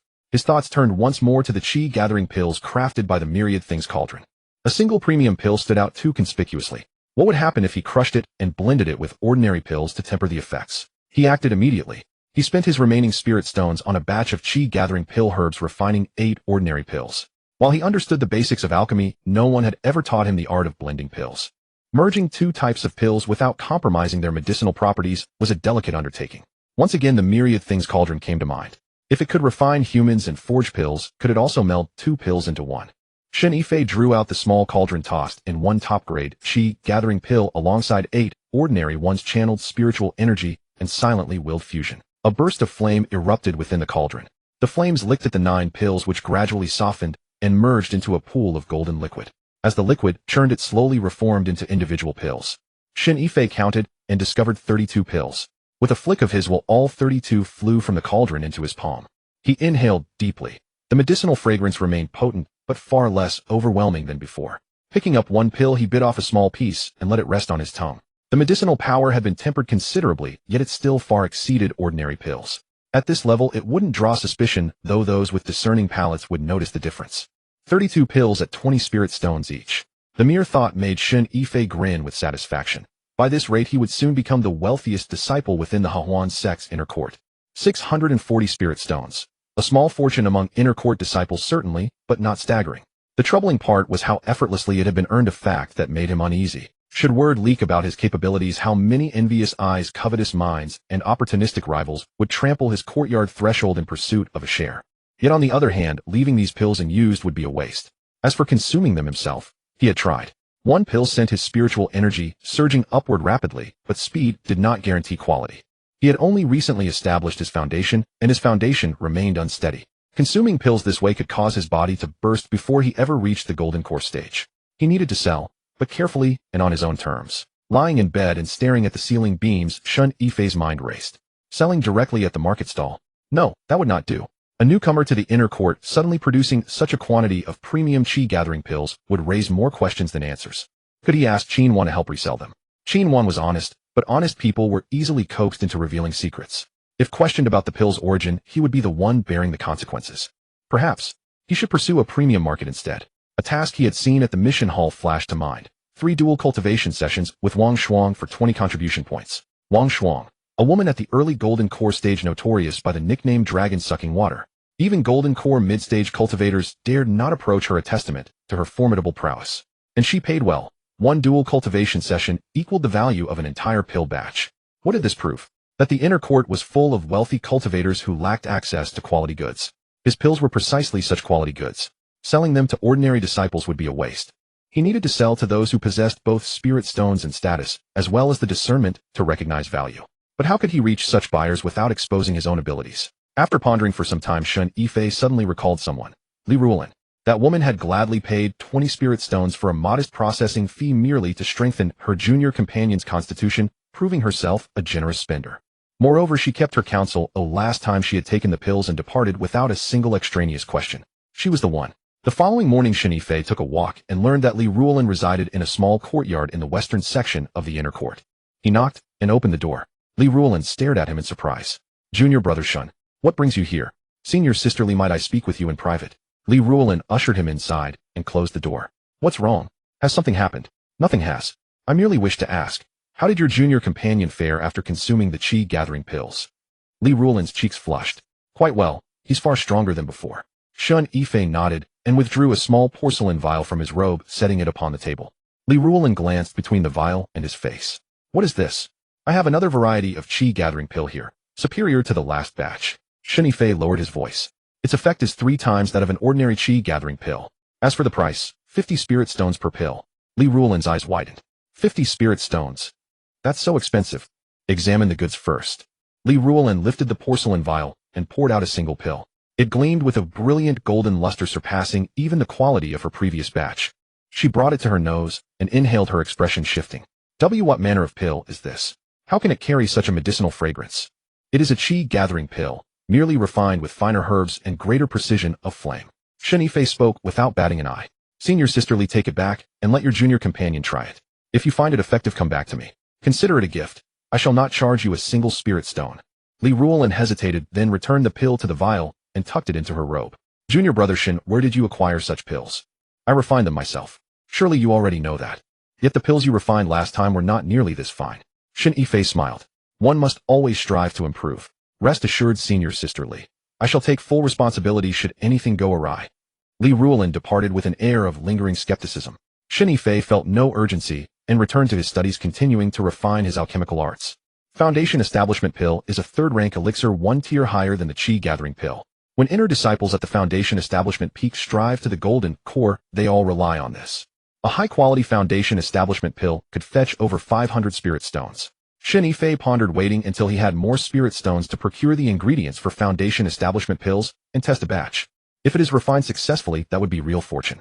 3 days later, Li Ruolin came again. This time she walked and produced 100 spirit stones and slammed them onto the table. Shen Yifei, please give me 2 more. Li Ruolin urged. Shen Yifei looked at her anxious expression and smiled. How's the effect? Excellent.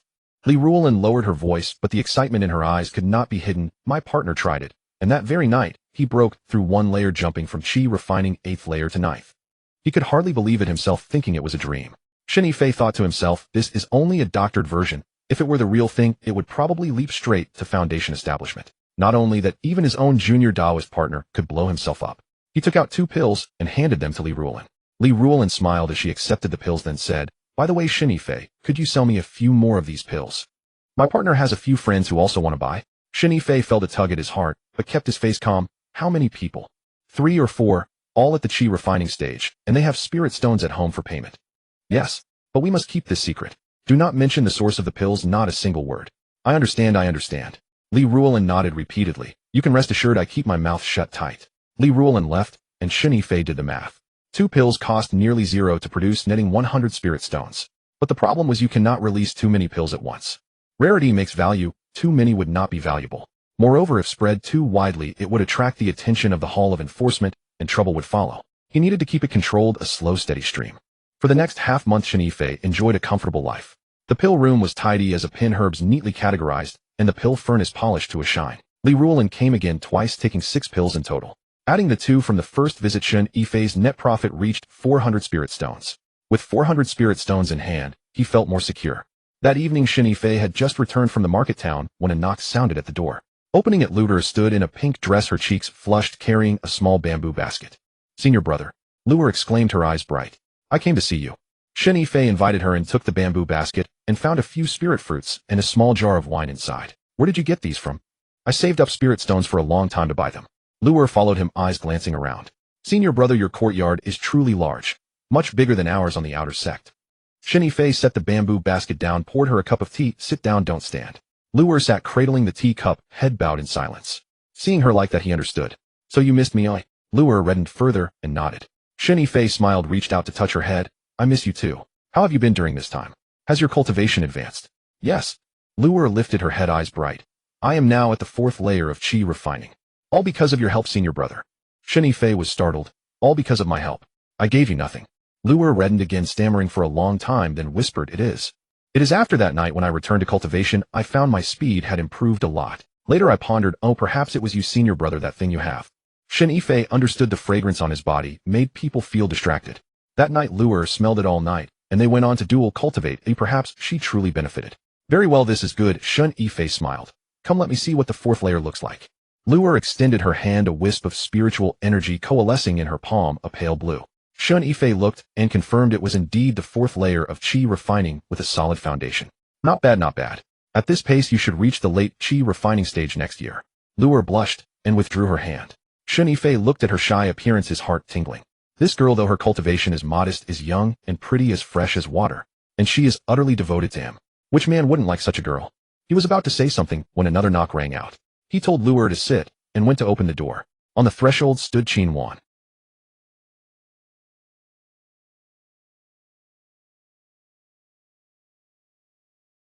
Qin Shijia, what brings you here? What, not welcome? Qin Wan smiled and walked in. She saw Luer seated in the room and the things on the table. Luer also saw her. The two women exchanged a glance, then both looked at Shen Yifei. Shen Yifei's scalp crawled, but he forced a calm. Come, let me introduce them. Qin Shijia, this is Luer, an outer disciple. Luer, this is Qin Wan's senior sister Qin. Luer rose quickly and saluted. Senior sister Qin, greetings. Qin Wan sized her up, her gaze lingering on her face for a moment, then resting on her chest, and she smiled. Outer disciple. Quite pretty. Luer felt a bit uncomfortable under her gaze and lowered her head. Shen Yifei hurriedly steered the situation. Everyone sit down, no need to stand. Luer had spirit fruits. Qin Wan asked if she would like to try one. Qin Wan did not decline, sitting at the table and taking a bite of a spirit fruit. Not bad, quite sweet. Luer stood to the side, not sure whether to sit or stand. Shen Yifei pulled her to sit, and he sat as well. The three of them fell silent. The room was so quiet one could hear breaths. After finishing one spirit fruit, Qin Wan wiped her mouth with a cloth and looked at Shen Yifei. Shen Yifei, I have two things to discuss. Please go ahead, senior sister, Shen Yifei hurried to say. Qin Wan pursed her lips, glancing toward Luer. Is it convenient to talk? Luer's expression changed as she stood to leave. Senior brother, no need. Shen Yifei grabbed her and pressed her back into her seat. Senior sister Qin, Luer is not a stranger, you just speak plainly. Qin Wan looked at him, then at Luer, and smiled warmly. Very well then, I will speak plainly. She drew a small porcelain bottle from her bosom and set it on the table. The Hehuan Dan you gave me last time, I still have two left, though I did not have the heart to take them. She later showed them to a friend who said the pills were of exceptional quality and simply unavailable on the market. Shen Yifei breathed a sigh of relief, so she had come to buy pills after all. There are indeed some, but... He glanced at Luer. Senior sister Qin, shall we discuss this another day? Qin Wan understood, smiled, stood up. Fine, I will come again another day. I must be going now. She reached the doorway, then suddenly turned back, smiling at Luer. Little sister, your senior brother is quite capable. You should serve him well, there will be benefits for you. After Qin Wan left the room, fell quiet again. Luer sat at the table, head bowed, silent as ever. Shen Yifei studied her, a sense of unease gnawing at him. He's not afraid Luer would become jealous. He simply thought his looked rather. Just as he and Luer had exchanged flirtatious glances, Qin Wan appeared at the door, declaring, we'll talk another day. Luer, he walked over and sat beside her. Don't overthink it, senior sister Qin has come to ask me to refine pills. Luer lifted her head, her eyes red, but she hadn't cried. Senior brother, I wasn't thinking anything, she forced a smile. Senior sister Qin is beautiful and powerful, though she would be a good match for you, senior brother. I'm just an outer disciple at the fourth layer of qi refining. Having any chance with you, senior brother, is already a blessing. Shen Yifei listened to this and felt a sting in his heart. Nonsense. There's no talk of blessings. You're my Shen Yifei's woman, and that's enough. Luer, held in his arms, grew soft, burying her face in his chest and murmuring, Senior brother, you won't despise me, will you? Despise you for what? Despise me for my cultivation's low rank, for being from the outer sect. Then I would despise you if I hadn't saved you back in Hungduan Mountains. Shen Yifei patted her back. Don't overthink it, train hard. When your cultivation rises, I'll help you gain entry to the inner sect.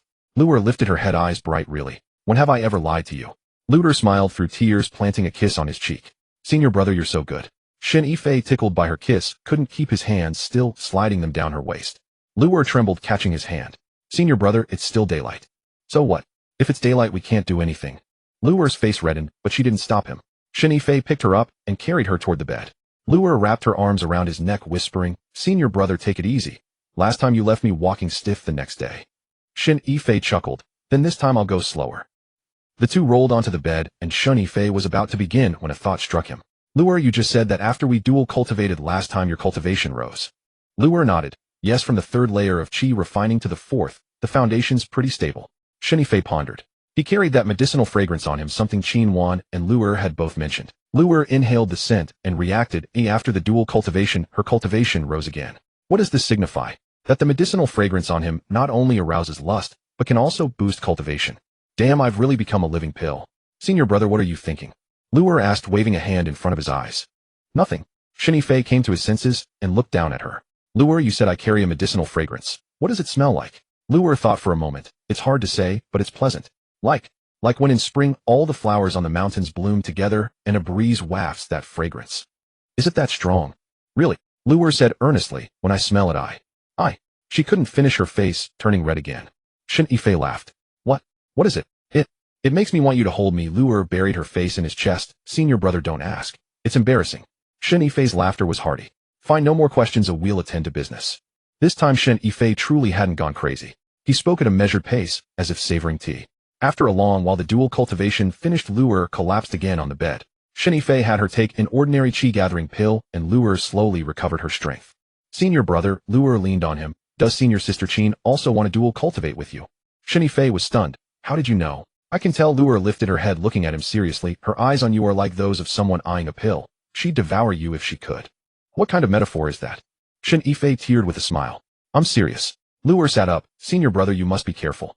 Within the inner gate, the female cultivators practiced arts of seduction to boost cultivation, each more ruthless than the last. If any harbored ill intent and ensnared you, you'd be left crying. Shen Yifei felt warmth bloom in his chest upon hearing her.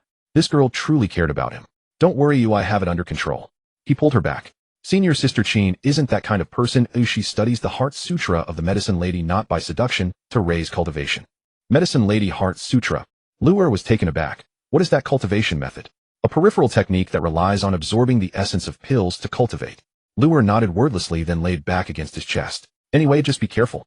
Sure. Shen Yifei patted her back. It's getting dark tonight, stay here and sleep. Luer answered with a grunt, cuddling into his embrace, and soon slept. Shen Yifei held her, but his thoughts were far from settled. Qin came to see him, no doubt about it. She came for the pills. Last time she hadn't finished the Hehuan Dan herself, she showed it to a friend, who praised its quality. This time she probably came with orders. The business of selling pills, he had intended to find Li Rulin as a distributor, but Li Rulin's circle was too narrow, only a few chi refining juniors, their purchasing power limited. Qin was different. Qin had reached the peak of foundation establishment 8 years in the inner gate, with a wide network and many connections. Moreover, she cultivated the medicine lady Heart Sutra, sensitive to pills and discerning. Getting her to help sell would be far better than him fooling around alone. But the problem was Qin frankness. He needed a foolproof plan. The morning after Luer left, Shen Yifei went to see Qin. Qin lived in a courtyard further south, in the inner courtyard, much larger than his own. The yard grew medicinal herbs neatly tended. He knocked. Qin saw him and smiled. Oh, Shen Yifei, you're here this early. Has your little sweetheart left? Shen Yifei felt a touch of awkwardness. Left. Senior sister Qin, I want to discuss something with you. Qin invited him and poured a cup of tea. Speak, what is it? Shen Yifei got to the point. Senior sister Qin, did you have something else to talk to me about yesterday? My friend Su Yao, late-stage foundation establishment. She looked at your Hehuan Dan and wants to buy it. Not only buy, she also wants to meet the person who refines. Shen Yifei felt a chill in his heart. Meet me. Yes, Qin nodded. She says the pill is of such quality that it's not available on the market. Someone who can refine such pills must be a master. She wants to get acquainted. Shen Yifei thought for a moment. Anything else? Qin pulled out a small porcelain bottle from her bosom. This? I mixed it myself. Shen Yifei took it, pulled the cork, and sniffed. A sharp, pungent scent hit his nostrils. What is this? Barrier breaker pill, a flawed refinement. I've been stuck at the peak of foundation establishment for nearly 2 years, unable to reach the golden core threshold. So she wanted to try it with barrier breaker pill. Shen Yifei understood that Qin had come to him on one hand to get him to refine the pill, and on the other to help buy the pills. Sister Qin, is your friend reliable? Reliable. Qin said earnestly. Su Yao is the best friend I have in the sect. She's stricter than I am with words. If you're not sure, you can skip meeting, or I'll pass it along for you. Shen Yifei thought it over and nodded. Okay, I'll refine the pills for you. But there's a condition. What condition? Help me sell the pills. Qin was surprised. Sell the pills? Yes. Shen Yifei pulled a jade bottle from his chest and set it on the table. This is my newly refined chi-gathering pill, 3 times as effective as an ordinary chi-gathering pill. Take this and help me sell it. Each pill for 50 spiritual stones. It will split 50-50. Qin picked up the jade bottle, poured out a pill, looked at it, sniffed it, frowning. This. Is this a chi-gathering pill? Yes. Impossible. Qin shook her head. I've seen countless chi-gathering pills, never with this quality. The fragrance, this luster. Shen Yifei, tell me honestly, could this be a chi-gathering pill? Shen Yifei smiled. Sister Qin, you study the Medicine Lady Heart Sutra. You're most sensitive to pills. Sniff it. Does this effect match the chi-gathering pill? Qin sniffed again, furrowing her brow. The effect is indeed that of a chi-gathering pill, but the concentration doesn't feel right. Shen Yifei, how did you refine this? It's a secret. Shen Yifei tucked the pill away. Sister Qin, just say whether you'll help or not. Qin didn't hesitate. I'll help. Why would I not? 50-50, ooh, I'll make a fortune. She pulled a small cloth bag from her bosom and tossed it to him. These are the 7 kinds of materials for the barrier breaker pill 2 portions. If you can refine it, I'll sell the pills for you for free, no cut. Shen Yifei took the bag, looked inside. 7 herbs, for he recognized 3 he did not. Sister Qin, what grade is this barrier breaker pill? 4 grade. Shen Yifei jumped in surprise. A 4 grade pill. A single high-grade 4 grade pill could fetch at least 2,000 spirit stones on the market, especially if refined with all things cauldron. Okay, I'll give it a try. He tucked away the bag. Come back in 3 days to collect it. Shen Yifei returned to his courtyard, shut the door, and laid out the 7 types of medicinal herbs one by one: purple, Lingji 9 revolution, Heshu ambergris, heavenly silkworm, chrysalis blood bodhi, ice soul flower, and lastly, the nascent soul fruit. The nascent soul fruit, 300 years in age, was merely the size of a thumb. It was snow white all over, adorned with 9 golden Tao patterns on its surface. He had heard others mention in the alchemy chamber that this fruit was the primary ingredient for the barrier-breaking pill. A single fruit tree bore fruit only once every 30 years, yielding a mere 7 or 8 pieces each time. On the market, a single nascent soul fruit would fetch at least 800 spirit stones. To refine this barrier-breaking pill, Qin, one must have truly emptied her life savings. Upon second thought, Shen Yifei sensed something amiss. Given Qin Wan's current strength, she could not possibly afford so many spirit stones. She must be refining this pill for someone else. Looking at these medicinal herbs, Shen Yifei felt a slight tremor of apprehension. A 4th grade pill. If refined with the cauldron of myriad things, it could definitely be accomplished. If it were only for Qin Wan's own consumption, it would be of little consequence. But if it were for someone else, his secret might very well be exposed. A mere handyman who had just entered the inner sect capable of refining a supreme 4th grade pill. Should this news leak, not only the Hehuan Sect, but the entire cultivation world would be thrown into an uproar. Yet if he refused to refine it, how could he explain it to Qin Wan? Using an ordinary cauldron was definitely out of the question. After pondering for a long while, Shen Yifei gritted his teeth and resolved to refine it. At worst, he could lay his cards on the table with Qin Wan and have her cover for him. In any case, she cultivated the Yanu heart scripture and relied on medicinal pills for a living, making them a community of shared interests. If she were to expose his secret, she would gain nothing from it either. He retrieved the cauldron of myriad things and placed the medicinal herbs inside one by one. With a stir of his mind, Shen Yifei channeled his spiritual energy into it. Flames erupted from within the cauldron. This time the fire was entirely different from before. Previously it had been red, but now it burned with a quiet, eerie azure glow. There was no smoke and no heat, yet Shen Yifei could sense that the energy within the flame was more than 10 times stronger than before. The medicinal herbs slowly dissolved in the flame. The purple Lingji turned into a purple liquid, the 9 revolution, Heshu melted into a brown fluid, the ambergris transformed into a golden oil. 7 herbs of 7 different colors churned and fused within the fire. Shen Yifei's consciousness entered the cauldron, watching the liquids gradually blend. The colors shifted from a vibrant rainbow to a dull gray-white, then to a milky white, before finally coalescing into a single sphere. Resembling a pigeon's egg, it spun rapidly within the flame. The fire died down.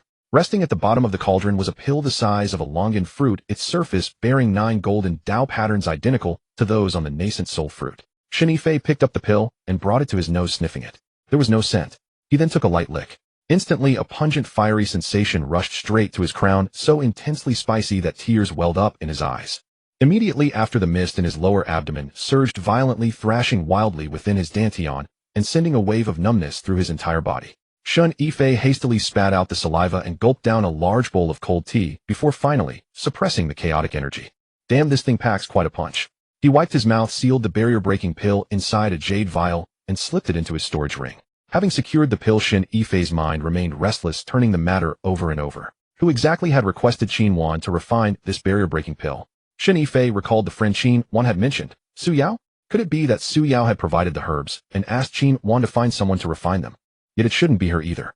Su Yao was only in the late foundation establishment stage, still a realm away from the golden core stage. Why would she need a barrier-breaking pill?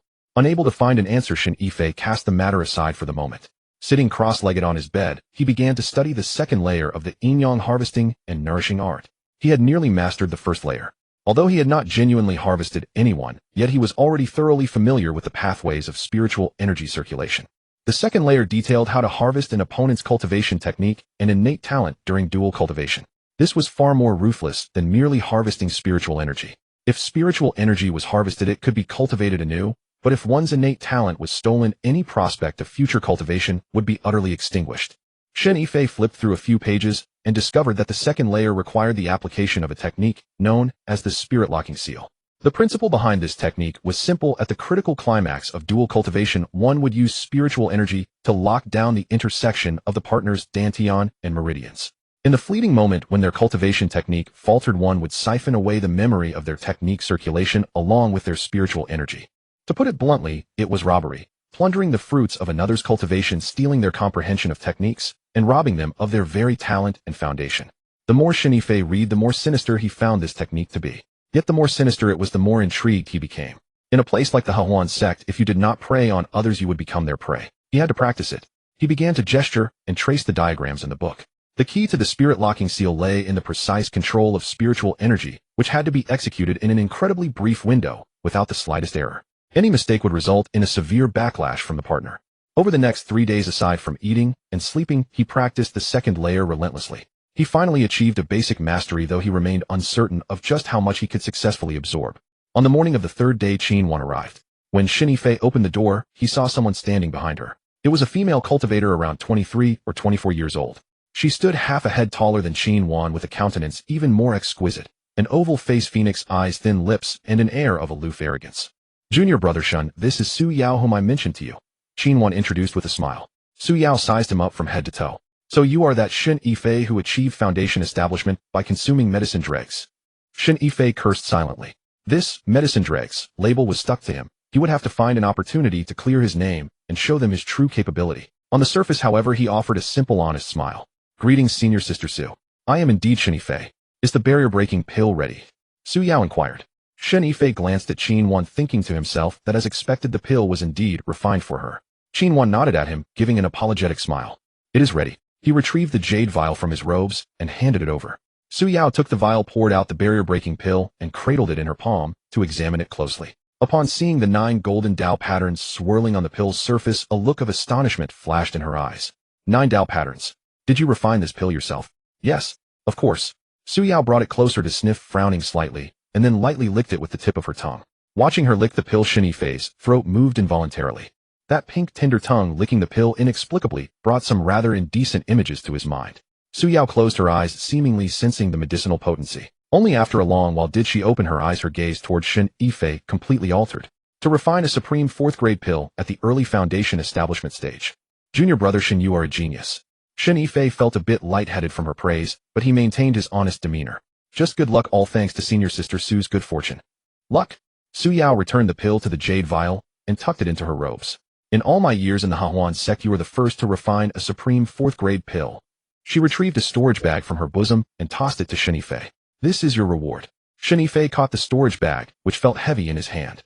He opened it and saw a neat pile of spirit stones stacked inside. A rough count suggested there were at least 500. "Senior Sister Su, this is too much." Shen Yifei spoke politely, yet his hand made no move to return it. Su Yao's thin lips curled slightly, a rare trace of a smile appearing on her exquisite face. "It is not too much. A normal barrier-breaking pill goes for at least 3,000 spirit stones on the market. Yours is of supreme quality, worth at least 10,000 spirit stones. Giving you 500 spirit stones actually means I am getting the better end of the deal.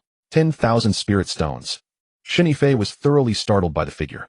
"Junior brother Shen, I am actually understating it, as no one has ever refined a supreme grade one before. If this pill proves effective after I consume it, refine for me whenever I need, and Senior Sister will not treat you poorly."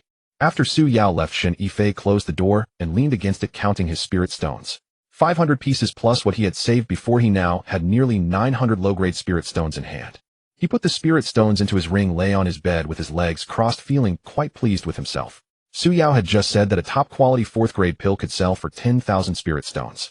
Besides the breaking barrier pill, he should probably try refining other 4th-grade pills as well. If he could sell 2 pills a month. The more Shen Yifei thought about it, the happier he grew, and a comfortable, prosperous life seemed to stretch out right before his eyes. Throughout the day, his mind kept soaring, and he could not settle into his cultivation practice. Before he knew it, night had fallen. Just as he was about to sleep, a knock at the door interrupted him. "Junior brother Shen, open the door." It was Su Yao's voice. Shen Yifei was taken aback. At this hour, what could she want? He rose and opened the door. Su Yao stood outside, having changed into a yellow silk dress that made her appear even fairer and more elegant. She held a small porcelain flask in her hand, a smile on her face, but the gleam in her phoenix-shaped eyes made Shen Yifei's heart skip a beat. "Senior Sister Su, why are you back again? At this hour? What, you're not welcoming me?" Su Yao didn't wait for an invitation and walked straight into the room. Shen Yifei followed behind her, his heart pounding. When she had come to collect the pills earlier that day, she had been cold and aloof, barely willing to exchange 2 words with him. Now she was coming to his room on her own accord, carrying a wine flask. If she had no ulterior motive, he would never believe it. Su Yao entered the room, sat by the table, placed the porcelain flask down, and glanced up at him. Why are you still standing there? Sit. Shen Yifei took the seat across from her, his mind racing. Senior Sister Su, what is this about? I'm treating you to a drink. Su Yao lifted the flask lid, and a rich fragrance of wine wafted out. This is my own 100 flowers brew made from 108 spiritual flowers and aged for 3 years. I rarely drink it myself. As she spoke, she drew 2 white jade cups from her sleeve and poured the wine. The liquid was amber-colored, viscous as honey, clinging to the sides of the cups in thin strands. Shen Yifei raised the cup to his nose and smelled it. It was indeed fragrant, but hidden beneath was a faint, acrid sharpness. Having spent 3 years in the alchemy furnace room, his sensitivity to medicinal herbs surpassed anyone's. Something had been added to this wine. He couldn't identify what, but it was certainly not merely a flower brew. Senior Sister Su, this wine is truly fragrant. He set the cup down without drinking. But I'm not much of a drinker. 1 cup and my head spins, I end up looking foolish. Su Yao lifted her own cup, took a small sip, her throat moving as she swallowed. See, I drank it already. No poison. Shen Yifei sneered inwardly. Her drinking it didn't mean the wine was harmless. Some potions are specifically designed for men, or women could consume them without any effect. But he maintained his simple, honest expression on the surface. Senior Sister Su, please don't misunderstand. I truly cannot handle alcohol. Last time I drank a bowl, I fell asleep, embracing the alchemy furnace, and raved for 3 days after waking. Su Yao studied him for a moment, then suddenly smiled. Junior brother Shen, you're rather timid. Timidity keeps one alive. I'm not particularly talented, so I must be careful with everything I do. Su Yao stopped pressuring him to drink and finished another cup herself before setting it down. Junior brother Shen, I came tonight because there's something I'd like to ask you. Please speak. Senior Sister Su. How exactly did you refine that breaking barrier pill? It was inevitable. It had come at last. Shen Yifei silently cursed Qin no less than 10 times in his heart. That woman still couldn't keep her mouth shut. Shen Yifei had anticipated this question and kept his composure. I simply followed the pill formula. You provided the medicinal ingredients. Oh, I only contributed a small effort. Only a small effort. Su Yao laughed. Junior brother Shen, you might fool others with that excuse, but not me. In 10 years at the Hehuan Sect, I've encountered plenty of alchemists. For a 4th-grade pill, producing a high-quality result is already impressive enough. Top quality. Across the entire Hehuan Sect, she had never seen anyone else achieve that. She paused, her phoenix-shaped eyes fixed intently on him. What secret are you hiding? Shen Yifei felt a chill run down his spine under her piercing gaze, yet he maintained his naive expression. Senior Sister Su, I truly have no secrets. It may just be a matter of fortune combined with having consumed medicinal dregs for 3 years, which has altered my constitution somewhat. Medicinal dregs? Su Yao scoffed. Do you really think I'd believe that? Could consuming dregs grant someone foundation establishment? Could it bestow alchemy talent? Junior brother Shen, do you take me for a 3-year-old child? Shen Yifei fell silent. He knew his excuse might work on outer sect disciples, but Su Yao, a seasoned veteran who had navigated the inner sect for a decade, would see through it immediately. An uneasy silence settled over the room as the two of them stared at each other. Suddenly Su Yao rose from her seat and moved around the table to stand before him. She looked down at him, her finger hooking beneath his chin to lift his face. Junior brother Shen, she murmured softly, her voice thick and sugary. You know, the moment I tasted your breaking barrier pill, I could tell you're far from ordinary. Shen Yifei gazed upward at her. Senior Sister Su, what exactly are you trying to say? I want to say. Su Yao released his chin, her finger tracing a slow path down his neck to his chest where it came to rest. I find you quite fascinating. Shen Yifei's heart tightened once more. This woman's fingers were cool to the touch, and he could feel that chill even through his clothes. Her fingers danced across his chest, neither too light nor too heavy, ticklish in a way that marked her as someone thoroughly experienced. Cultivate together with me, Su Yao said bluntly. Accompany me in dual cultivation, and I'll keep your secret. Whatever you did to create that breaking barrier pill, I won't tell a soul. Though couched as a suggestion, it was clearly a threat. But Shen Yifei was no coward. If she truly meant him harm, he wouldn't hesitate to unleash his furnace upon her. Senior Sister Su, he grinned broadly. You make it sound as though I'm hiding some shameful secret. If you wish to practice dual cultivation, I'll gladly accompany you. There's no need to speak of keeping secrets. It would only create distance between us. Su Yao paused, taken aback by how readily he agreed. You consent. Naturally, why wouldn't I? Senior Sister Su is beautiful, and partnering with me would be my gain. But let's be clear about this: purely dual cultivation, nothing more. Su Yao studied him for a long moment, then suddenly smiled. Very well, purely dual cultivation. Yet a glint of triumph flickered in her phoenix-shaped eyes. A secret plan unfolding, all of which escaped Shen Yifei's notice. Both harbored concealed agendas, each suspecting the other. Su Yao intended to drain him just as he planned to drain her. Who would win, who would lose? They would leave that to skill alone. Shen Yifei made no pretense of hesitation, reaching out to wrap his arms around her waist and drawing her close. Su Yao's waist was remarkably slender even compared to Qin Wan's. But where Qin Wan was soft and yielding, Su Yao's was taut and firm like a drawn bow. Even through their clothes, he could feel the musculature beneath. Senior Sister Su, he murmured, looking down at her. Have you trained with your waist? Su Yao didn't struggle against his embrace, instead tilting her head to meet his gaze. I've practiced sword techniques for several years. Is that displeasing to you? I like it very much. Shen Yifei's hand traced downward along her waist until it reached her hip, giving it a squeeze. Quite toned, actually. Su Yao's brows furrowed briefly, but she suppressed any protest. She wound her arms around his neck, rose on her tiptoes, and pressed her lips near his ear. Junior brother Shen, what is that scent on you? What scent? Medicinal fragrance. Su Yao inhaled deeply. A certain herbal aroma. Quite pleasant, actually. Shen Yifei sighed inwardly. Here we go again. Qin Wan had noticed it, Luer had, and now Su Yao as well. How pervasive was this scent? Perhaps it's from the alchemy furnace smoke. It doesn't smell like that. Su Yao's lips brushed against his ear as warm breath ghosted over his skin. Furnace smoke carries a charred quality, but yours is sweet. As she spoke, she extended her tongue and licked his earlobe. Shen Yifei shuddered. This woman's tongue was also cool, sliding against his ear like a snake's forked tongue, wet and smooth. Senior Sister Su, what are you? Hush. Su Yao bit gently on his earlobe and ground her teeth softly. Don't you want to cultivate together? Focus. Shen Yifei fell silent, his arms closing around her as he guided her toward the bed. The two of them fell onto the bed, and Su Yao looked down at him. The candlelight reflected on her face, making her exquisite features look as though they had stepped out of a painting. Yet within those phoenix eyes there was no lust, only cold composure. Like a hunter eyeing its prey, calculating where to strike. Shen Yifei sneered inwardly. Want to harvest me? Let's see who harvests whom. Rolling over, he pinned Su Yao beneath him and leaned down to kiss her neck. Su Yao's neck was slender and fair, her skin as smooth as satin. As he kissed her, he could feel the rapid pulse throbbing against her throat. Su Yao suddenly grabbed his hand. Wait. What is it? Get up first. Su Yao pushed him away and sat up. Before dual cultivation, we must first circulate our techniques to mobilize our spiritual energy. Don't tell me you don't even know this. Shen Yifei indeed did not know. During his previous dual cultivation sessions, he had either been harvested or had harvested others by force with absolutely no method or order. Please guide me, Senior Sister Su.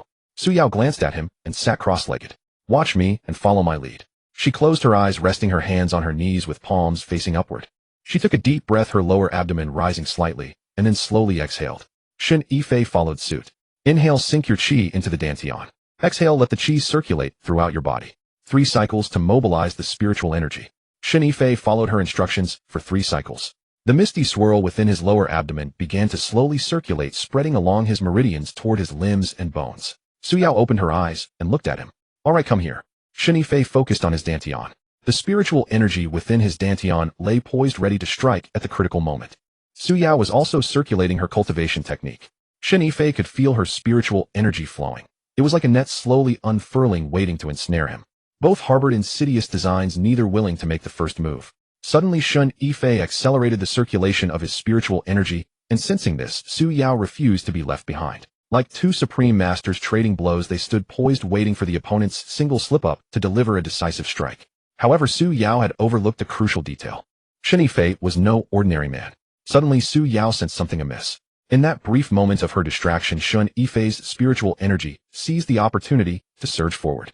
If successful by executing the second-tier technique of the yin-yang harvesting art, he could completely uproot and seize Su Yao's cultivation talent, which she had nurtured for years for his own use. Su Yao was no pushover either, and quickly realized what was happening. A flicker of panic crossed her eyes, but she swiftly regained her composure.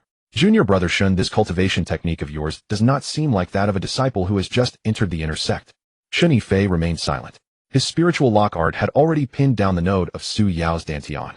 If he pushed forward just 1 more inch, he could sever the circulation path of her spiritual energy.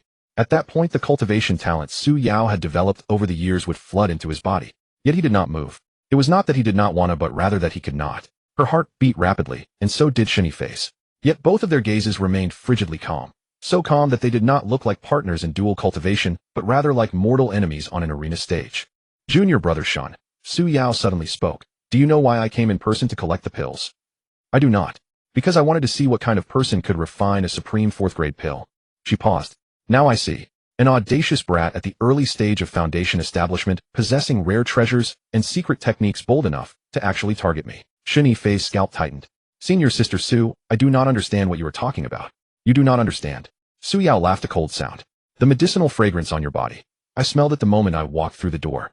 This is the mark of having consumed some heavenly treasure or being modified by some extraordinary artifact. Shen Yifei thought to himself, damn it, she figured it out anyway. This woman is clearly up to no good. I cannot let her live to prevent any future trouble. Junior brother Shen, your barrier-breaking pill. Oh. Suddenly Su Yao let out a blood-curdling shriek. In terms of cultivation techniques, she did not fear Shen Yifei. Even though she sensed that his technique was highly bizarre, the gap in their cultivation levels was still immense. She was confident she could withstand it.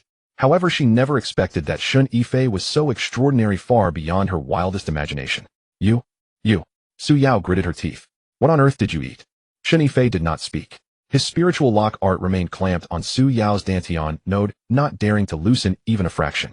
This woman was at the peak of foundation establishment, a full 2 minor realms higher than him. A single slip would mean eternal damnation. Su Yao was no pushover either. Her phoenix eyes narrowed slightly, and instead of dispersing, her net of spiritual energy tightened even further. Shen Yifei could feel that those threads of spiritual energy were like countless fine needles pricking from all directions. If he dared to move that final inch, these needles would pierce directly into his meridians.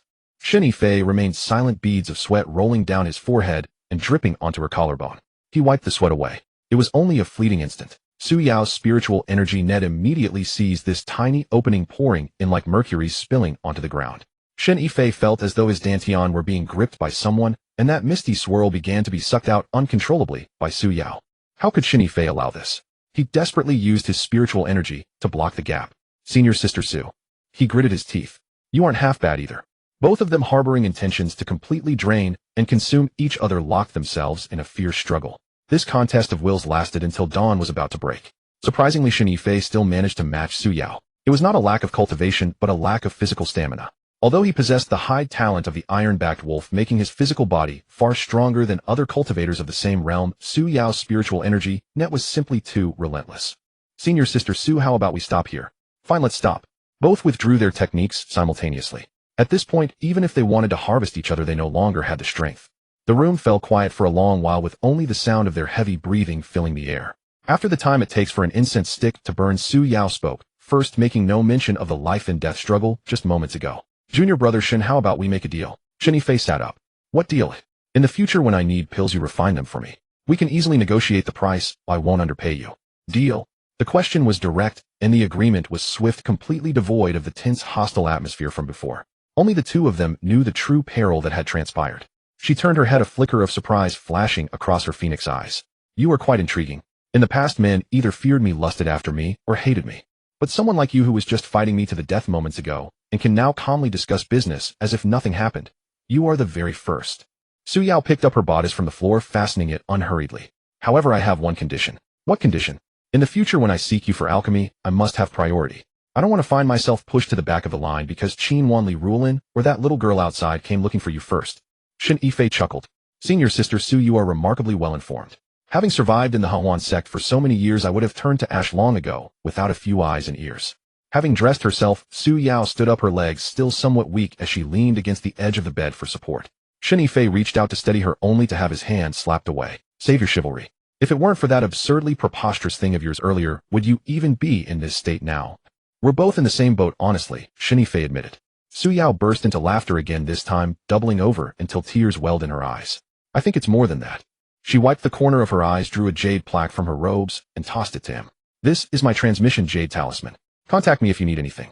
After Su Yao departed, Shen Yifei shut the door and leaned against it, exhaling a long sigh of relief. This night had been far more exhausting than his life and death struggle against the iron-backed wolf in the Hengduan Mountains. Back then, the iron-backed wolf had inflicted nothing more than physical pain. But this single night, with Su Yao, felt as though he had been thoroughly drained from the inside out. That woman had been calculating against him from start to finish. Every inch of skin, every breath, and every glance was a carefully laid trap. Shen Yifei touched his lower abdomen. The mist within his dantian remained, though it had grown considerably sparse. The toll of this night was far too heavy. He needed replenishment. Drawing out the 12 supreme-grade qi-gathering pills refined by the myriad creation tripod, he hesitated briefly before placing one into his mouth. The pill dissolved the moment it touched his tongue, sending a warm stream of medicinal potency flowing down his throat and into his dantian. The sparse mist flared up instantly like dry firewood doused in oil. He hastily sat cross-legged and circulated his spiritual energy to digest the medicinal power. It took 2 full days of intense refining to completely absorb the potency of this single qi-gathering pill. He felt the mist inside his dantian grow substantially denser.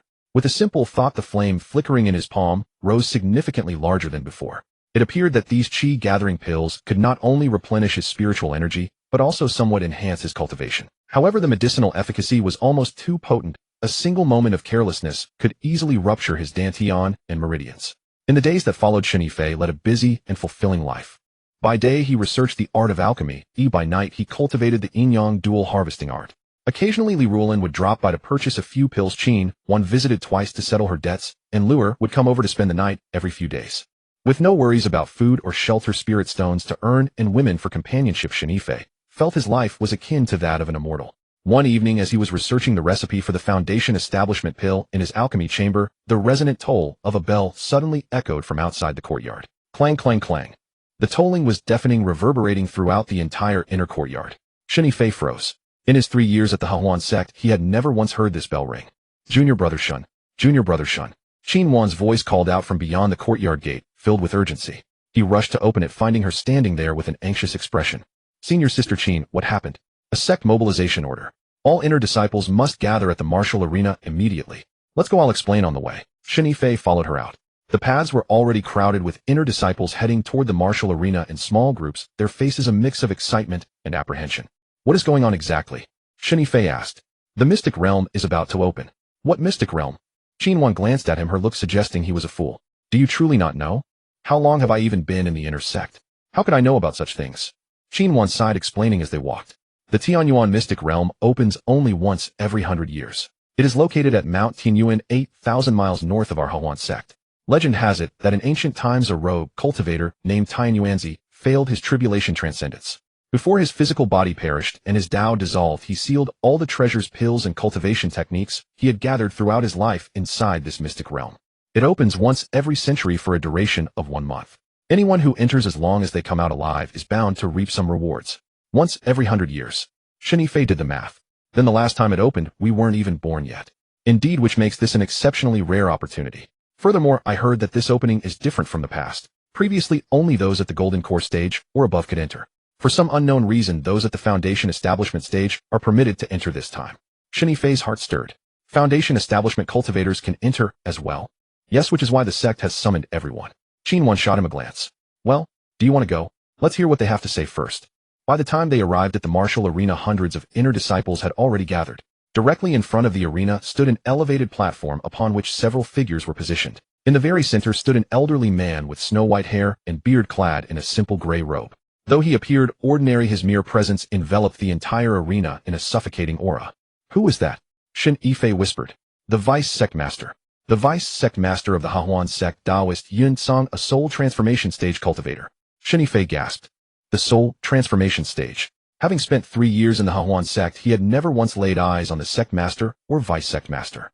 Seeing him today for the first time, he felt as if an invisible mountain were pressing down on his head, making even breathing a struggle. Taoist Yun-Song swept his gaze across the crowd. Hundreds of people fell into a dead silence. Is everyone assembled? He spoke. Reporting to the Vice Sect Master, all 523 inner disciples are present. The speaker was a middle-aged man standing behind Taoist Yun-Song, whom Shen Yifei did not recognize. Taoist Yun-Song nodded. Then I shall say a few words. He paused. The Tianyuan mystic realm opens once every 100 years. There have been some changes this time. Whereas only Golden Core cultivators and above could enter, previously Foundation Establishment cultivators may also enter now. The exact reasons remain unclear even to us. However, since the opportunity has presented itself, we must not let it slip away. With a wave of his hand, a map materialized in midair depicting the terrain of Mount Tianyuan. The entrance to the mystic realm lies at the summit of Mount Tianyuan and will open in 3 days.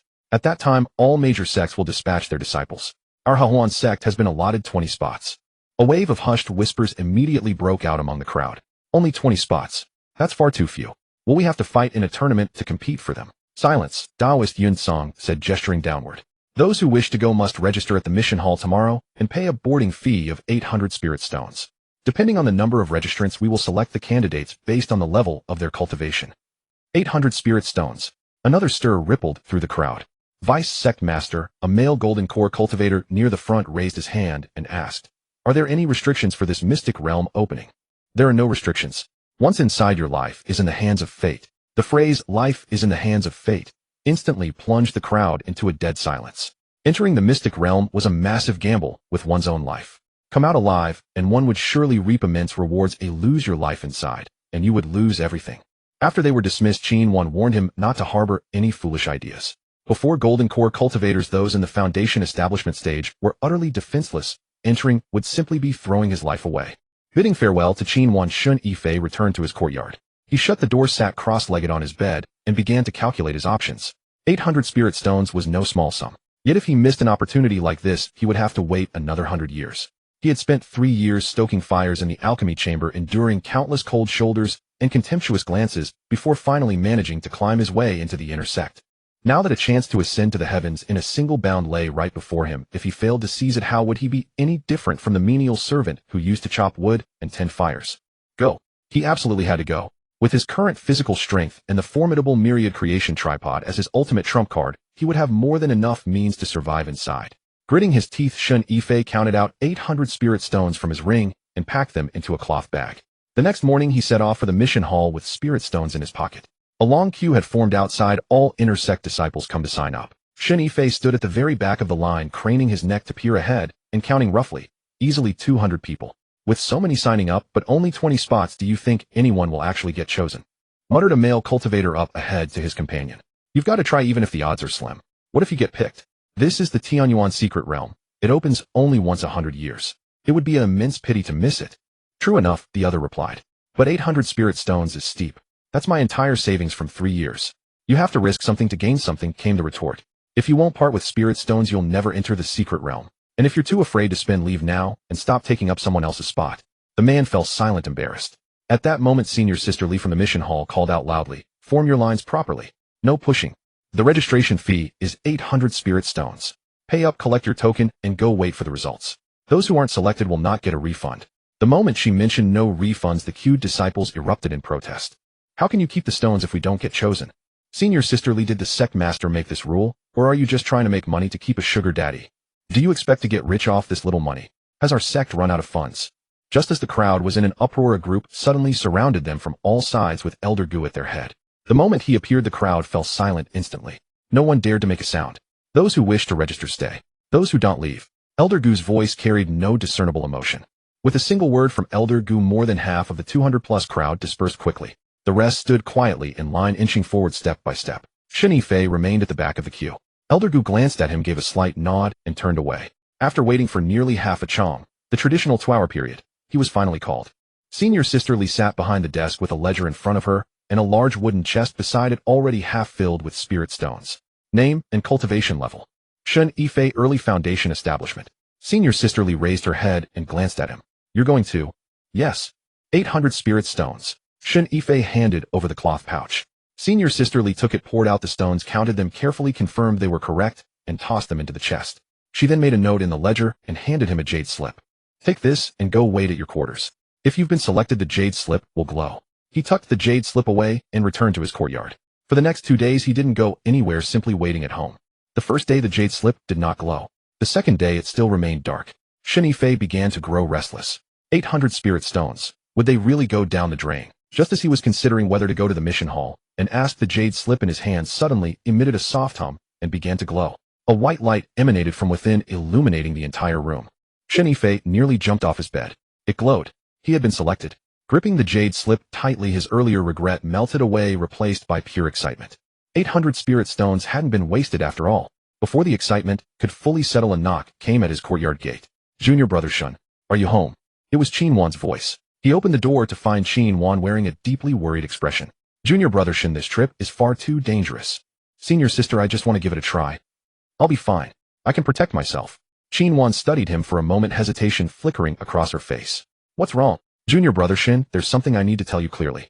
For this trip to the Tianyuan secret realm, the Hehuan Sect selected 20 people in total. Do you know what their cultivation levels are? I have no idea. 15 golden core cultivators, 4 at the peak of foundation establishment. Qian Yuan paused. And you? The only one at the early foundation establishment stage. Shen Yifei stood frozen. Just me. Yes. By strict cultivation standards, you wouldn't even qualify. It was Elder Gu who personally nominated you. Elder Gu. Yes. Elder Gu said that the fact you achieved foundation establishment by consuming alchemical residues proves your constitution is extraordinary. You may prove highly useful within the secret realm. So he overruled all objections and slipped your name onto the list. Shen Yifei's heart grew tangled with conflicting emotions upon hearing this. Was Elder Gu truly confident in him, or did he harbor ulterior motives? Senior Sister Qin, won't those golden core cultivators see me as a burden? Qin offered a bitter smile. To be honest, some already have objections. Han Jingli, a mid-golden core cultivator, said outright, why bring an early Foundation establishment person along? Are we trying to get them killed? A few others echoed his sentiment. Shen Yifei's heart sank. Han Jingli, he would remember that name. But don't worry too much, Qin comforted him. Elder Gu has quelled the complaints, saying that once inside the secret realm, everyone must rely on their own abilities. No one should hold another back. As long as you don't interfere with their affairs, nobody should cause you trouble. Shen Yifei nodded. Not getting in their way. That was easy enough. He had never intended to mingle with those people in the first place. Once inside the secret realm, he would seek his own opportunities, and neither party would hinder the other. There's one more thing. Qin reached into her robes and produced a small porcelain vial. I prepared this for you. 3 detoxification pills and 2 wound healing pills. The secret realm is full of all manner of poisonous creatures. Consider it insurance. Shen Yifei took the vial, warmth spreading through his chest. Senior Sister Qin, thank you. No need to thank me. I'm merely a messenger. Su Yao heard the news and asked me to pass this along. These medicines were also provided by her. Hearing this, Shen Yifei grew puzzled, wanting to ask why Su Yao had done this. Qin continued, don't ask me. I know nothing. Su Yao simply said you'd better come back alive, otherwise who will refine pills for her. Qin spoke with a smile, but her eyes were red-rimmed. Please thank Senior Sister Su on my behalf. Shen Yifei stored the vial in his ring. When I return, I'll refine a superior batch for her. Shen Yifei felt no particular gratitude towards Su Yao. Between the two of them, there was only transaction. Give it a rest. First make it back alive. Qin shot him a sharp look. I heard there are over 100 golden core cultivators going to the secret realm this time. You, a mere early Foundation establishment disciple, walking in there is like a lamb walking into a tiger's den. And what was Elder Gu thinking stuffing you in there? Shen Yifei smiled faintly without responding. He didn't know Elder Gu's true intentions, but he knew the Tianyuan secret realm opened only once a century, filled with countless treasures. Worthless 800 spirit stones. If it cost 8,000, he would sell everything to go. Seeing his silence, Qin sighed. Alright, I won't persuade you further. You may appear simple-minded, but you're more stubborn than anyone. She added, but you must promise me one thing. What is it? Come back alive. Qin locked eyes with him. I still owe you several favors. With that, she turned and departed. Approaching noon, his mission jade slip resonated with a message summoning the 20 selected disciples to gather at the plaza. A dozen or so people were already assembled on the martial arts platform. Shen Yifei scanned the crowd, men and women alike, each exuding a composed and steady aura. He quietly took his place at the very rear of the formation, keeping his head down and avoiding attention. Elder Gu stood at the forefront, flanked by 2 middle-aged men wearing the gray robes of Hehuan Sect elders. One had a fair, clean-shaven face and looked refined, the other bore brutish features resembling a butcher. Is everyone here? Elder Gu asked. 3 are still missing, the refined elder counted. Han Jingli, Zhou Yuanwu, and Sun Iran have not yet arrived. No sooner had the words left his lips than the sound of tearing wind echoed from afar. A burly man arrived, riding his sword, landing on the martial arts platform, sheathing his blade as he swept his gaze around, and for a fleeting moment his eyes lingered on Shen Yifei before moving on. Han Jingli has arrived, he announced. 2 more followed shortly after, a man and a woman. The man was lean and wiry, while the woman was attractive, perhaps in her 30s, with mature charm. Everyone is present now. Elder Gu nodded. Before we depart, I have a few words. He clasped his hands behind his back and paced slowly before the formation. The Tianyuan secret realm opens only once a century. Nobody knows what lies within. But one thing is certain, there will be both opportunities and dangers. He stopped pacing, his gaze sweeping across each face. I won't deceive you. This time's opening differs from all previous ones. In the past, only golden core and above were permitted entry. This time, even Foundation establishment cultivators may enter. As for why, I don't know. But the more abnormal something is, the more perilous it tends to be. Consider carefully. If you wish to withdraw, now is still the time. No one moved. Elder Gu glanced at Shen Yifei once more. The young man kept his head lowered, saying nothing. Very well. Elder Gu waved his hand. Board the vessel. With Elder Gu's command to board, Shen Yifei followed the queue toward the mountain gate. He had assumed the ship was merely a figure of speech, at most a slightly larger flying boat, but when it actually came into view, he was nonetheless startled. Anchored outside the mountain gate was a colossal flying vessel measuring a full 30 zhang in length. Carved upon its prow was a phoenix with wings outspread, its beak slightly parted to cradle a fist-sized orb that radiated a faint, eerie blue glow. In his 3 years at the Hehuan Sect, this was the very first time Shen Yifei had ever laid eyes on such a marvel. What are you dazing off for? Get on. Elder Gu barked from behind him. Shen Yifei hurriedly made his way up the gangplank. Stepping onto the deck, he could feel the entire hull vibrating subtly. The interior of the flying vessel was even more spacious than it appeared from the outside. The deck was divided into 3 tiers. The uppermost was the control room, the middle housed the passenger cabin, and the bottom served as the cargo hold. Inside the passenger cabin, some 20 prayer mats were arranged, each fronted by a small low table laden with tea and spiritual fruits. Shen Yifei found a prayer mat in a corner and sat down. Scarcely had his seat touched the mat when a sarcastic, mocking voice drifted from behind him. "Oh, even someone at the early stage of Foundation establishment is coming." Turning around, he saw it was Han Zhengli, a cultivator at the mid-stage of the Golden Core. Shen Yifei offered no response. Han Zhengli seated himself beside him, sizing him up from head to toe. 800 spirit stones. How many times did you have to serve as a cultivation cauldron to earn that? Shen Yifei remained silent. This man was clearly seeking to provoke him, and engaging would only fuel his antagonism. Seeing that he remained silent, Han Zhengli turned to a lean male cultivator beside him and said, "Junior brother, Zhou, do you think Elder Gu has gone senile? Bringing someone at the early stage of Foundation establishment inside, isn't that just dragging us down?" Zhou Yuanwu gave a hollow laugh, but did not reply. Shen Yifei kept his head lowered, feigning deafness. Elder Gu was the last to board, heading straight into the control room upon entry. Moments later, the flying vessel shuddered slightly as the entire ship slowly ascended into the sky. Peering through the window on the cabin wall, Shen Yifei watched the mountain gate of the Hehuan Sect grow smaller and more distant, eventually shrinking into a tiny speck before vanishing beneath the sea of clouds. The flying vessel gathered speed. As this was Shen Yifei's first time aboard such a craft, he felt slightly dizzy and leaned against the cabin wall with his eyes closed to rest his mind. "Are you Shen Yifei?" A woman's voice sounded beside his ear. He opened his eyes to see the female cultivator named Sun Iran. In her early 20s and at the early stage of the Golden Core, she was not exceptionally beautiful, yet she possessed an elegant demeanor. A gentle curve graced the corners of her lips as she spoke, lending her a very amiable appearance. "Greetings, senior sister Sun." Sun Iran sat opposite him holding a cup of tea and took a sip. "I've heard of you. The one who managed to reach Foundation establishment by consuming medicinal dregs."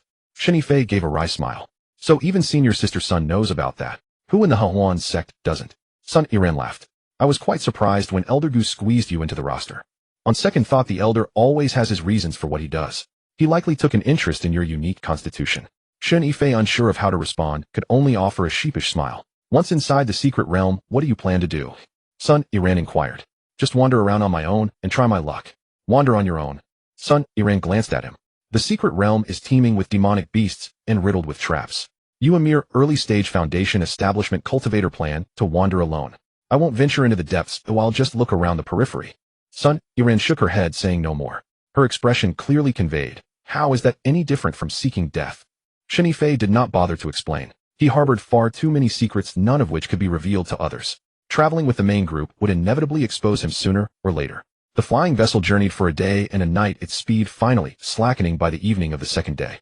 Elder Gu emerged from the control room and stood on the deck, gazing into the distance. "We have arrived." Shen Yifei looked out the window. In the distance stood a massive mountain, its summit shrouded in the clouds, completely out of sight. Below the mountainside lay a dense dark forest, vast and forbidding, presenting an eerie sight. This was Tianyuan Mountain. The flying vessel descended slowly, landing on a clearing at the foot of the mountain. Shen Yifei followed the crowd off the vessel. When his feet finally touched solid ground, his legs still felt slightly weak. By this time, a considerable crowd had already gathered in the clearing. Scanning the area, Shen Yifei made a rough estimate of at least 200 people divided into several factions, each occupying a section of the clearing. Some wore Taoist robes, others were clad in tight-fitting martial attire, and a few wore bizarre outfits, looking far from orthodox cultivators. "Those in the green robes over there are from the Hehuan Sect," Sun Iran whispered beside him. "The ones in red robes are from the Hehuan Sect, and those in the eccentric garb are rogue cultivators without any sect affiliation." Elder Gu led them to occupy an open space, instructing everyone to rest in place and await the opening of the secret realm the following day. Shen Yifei found a corner to sit down, pulling out some dry rations to chew on. As he was eating, he suddenly overheard some people whispering nearby. "I heard that for this opening of the secret realm, even those in the Foundation establishment stage are allowed to enter." "Indeed. Look at this setup. For those in the Foundation establishment realm to come, isn't it just seeking death? Look, the Hehuan Sect even brought someone at the early stage of Foundation establishment. Have they completely run out of people? Whether they seek death is their own business. Why do you care? In any case, we who came are all in the Golden Core realm, so we won't be at a disadvantage once inside." The speakers were 2 disciples from the Hehuan Sect, both at the early stage of the Golden Core. As they spoke, they cast a glance in this direction, their eyes filled with utter disdain. Shen Yifei lowered his head and chewed on his rations, pretending not to hear. Han Zhengli, however, had overheard, and his expression turned rather sour. Yet instead of confronting the disciples of the Hehuan Sect, he glared at Shen Yifei. An absolute embarrassment. Though Shen Yifei felt a surge of resentment, he did not let it show on his face. He silently finished his rations and leaned against a boulder, closing his eyes to rest his mind. As night fell, campfires were lit across the clearing. Members of the various sects gathered around their respective fires, conversing in hushed tones. Junior brother Shen Yifei walked over and sat beside him, handing him a canteen. Care for a drink? Shen Yifei took it and swallowed a mouthful. It was not water, but liquor so fiery that it immediately set him coughing. Shen Yifei laughed. Drink slowly. This is the blazing flame wine from the Hehuan Sect. It packs quite a punch. How is that any desired wine from the Hehuan Sect? I obtained it through an exchange when I went on a mission with some disciples of the Hehuan Sect in the past. Shen Yifei took back the canteen and took a swig herself. Junior brother Shen, do you feel wronged? Wronged about what? I heard everything those people said. Calling you a drag, saying you're seeking death. Shen Yifei smiled faintly. There is nothing to feel wronged about. What they said is the truth. As someone only at the early stage of Foundation establishment, I am indeed quite insignificant. Shen Yifei glanced at him. You certainly are broad-minded. Even if I weren't, I would have to be. Shen Yifei lay down, cradling his head in his arms as he gazed at the stars. Senior sister Sun, what do you think is actually inside the secret realm? Who knows? Shen Yifei lay down as well. Some say it holds the treasures of ancient cultivators, others claim it is a den of demonic beasts, and some even say there is an immortal herb inside that can grant eternal youth. In short, there are all kinds of rumors. What about you? Which one do you believe? I don't believe any of them. Shen Yifei took another swig of wine. I just want to go in and try my luck. If I can reap some benefits, that's great. If not, I'll just consider it a trial for experience. Shen Yifei turned his head to look at her. The firelight flickered across her face, making her not-so-beautiful features appear rather pleasing at this moment. Senior sister Sun, you are a truly good person. Shen Yifei was taken aback for a moment, then burst into laughter. The way you say it makes it sound as though I were usually a bad person. That is not what I meant. All right, I know. Shen Yifei sat up and tossed the canteen back to him. Go to sleep early. We have to rise early tomorrow. With that, she turned to lie facing the other direction, and before long her soft snoring could be heard. Before dawn broke, the clearing had already become bustling with activity. Shen Yifei was awakened by the clamor. Rubbing his eyes, he sat up. As the first light of dawn faintly appeared, people from various sects were already packing up their belongings. He stood up and stretched his limbs. Turning his head, he saw Elder Gu standing not far away, deep in discussion with several elders from other sects. Shen Yifei listened intently. This time the secret realm opens, the rules remain the same. Once inside, everyone relies on their own abilities. Life and death are up to fate. But there is one rule. No fighting is allowed outside the secret realm. Violators will be collectively targeted. The speaker was an elder from the Hehuan Sect, a withered, skinny old man. Naturally, Elder Gu nodded. Very well. The elder from the Hehuan Sect was a red-faced, middle-aged man with a booming voice. Then we shall wait. Once day breaks, the secret realm will open. Shen Yifei looked up toward the mountain peak. The summit was still shrouded in dense clouds, obscuring everything from view. Yet he could sense something churning beneath those clouds, like a slumbering behemoth turning over. Junior brother Shen Yifei walked over and handed him a jade talisman. Take this, it is a transmission talisman. If you run into trouble inside the secret realm, crushing it will alert me. But let me make this clear, it only works if I am nearby. If I am too far away, there is nothing I can do. Shen Yifei took the jade talisman, a wave of warmth washing over his heart. Thank you, senior sister Sun. No need for thanks, just keep it. Shen Yifei waved her hand, then lowered her voice. Also, once you enter, stay far away from Han Zhongli. That man is narrow-minded and dislikes you. He will definitely look for an opportunity to deal with you. But I haven't offended him. Your very existence is an offense to him. Shen Yifei curled her lips. He thinks you bring shame upon the Hehuan Sect, understand. Shen Yifei let out a helpless, bitter smile. The horizon grew brighter, and the clouds began to churn violently. Deep growls of beasts echoed from the dense forest above the mountainside. The low, resonant roars reverberated through the valley like rolling thunder. It is about to open. Someone muttered in a low voice. No sooner had the words been spoken than the clouds atop the mountain suddenly split open. A beam of golden light pierced through the rift, shining onto the clearing and blinding everyone with its brilliance. Squinting his eyes, Shen Yifei looked upward. The golden beam grew wider as the clouds were torn apart like by a pair of invisible giant hands, revealing the true face of the mountain peak. Atop the mountain peak lay a massive stone platform, at the center of which stood a portal. The gate was 30 feet high and 20 feet wide, its surface completely carved with intricate runes. The runes flowed slowly, emitting a soft golden glow. The Tianyuan secret realm opens only once every 100 years. The voice of the Hehuan Sect elder echoed through the valley. Fellow cultivators, once inside, you must fend for yourselves. Just as his voice fell, the white, jade gate swung open with a resounding boom. Behind the gate lay a pitch-black abyss, completely invisible. Yet the auras surging from within the portal instantly invigorated everyone's spirits. Shen Yifei took a deep breath, feeling the misty energy within his dantian become noticeably more active. Go! Han Zhongli was the first to charge forward, stepping onto his flying sword and soaring straight toward the mountain peak. Unwilling to be left behind, the others displayed their respective abilities and flew toward the summit. Unable to fly, Shen Yifei could only rely on his legs. Activating his light body technique, he sprinted up the mountain with all his might. Along the mountain path, over 30 cultivators of the Foundation establishment stage were running just as desperately, fearing the gate would close at any moment. By the time he finally reached the summit, the area before the White Jade Gate was already packed with people.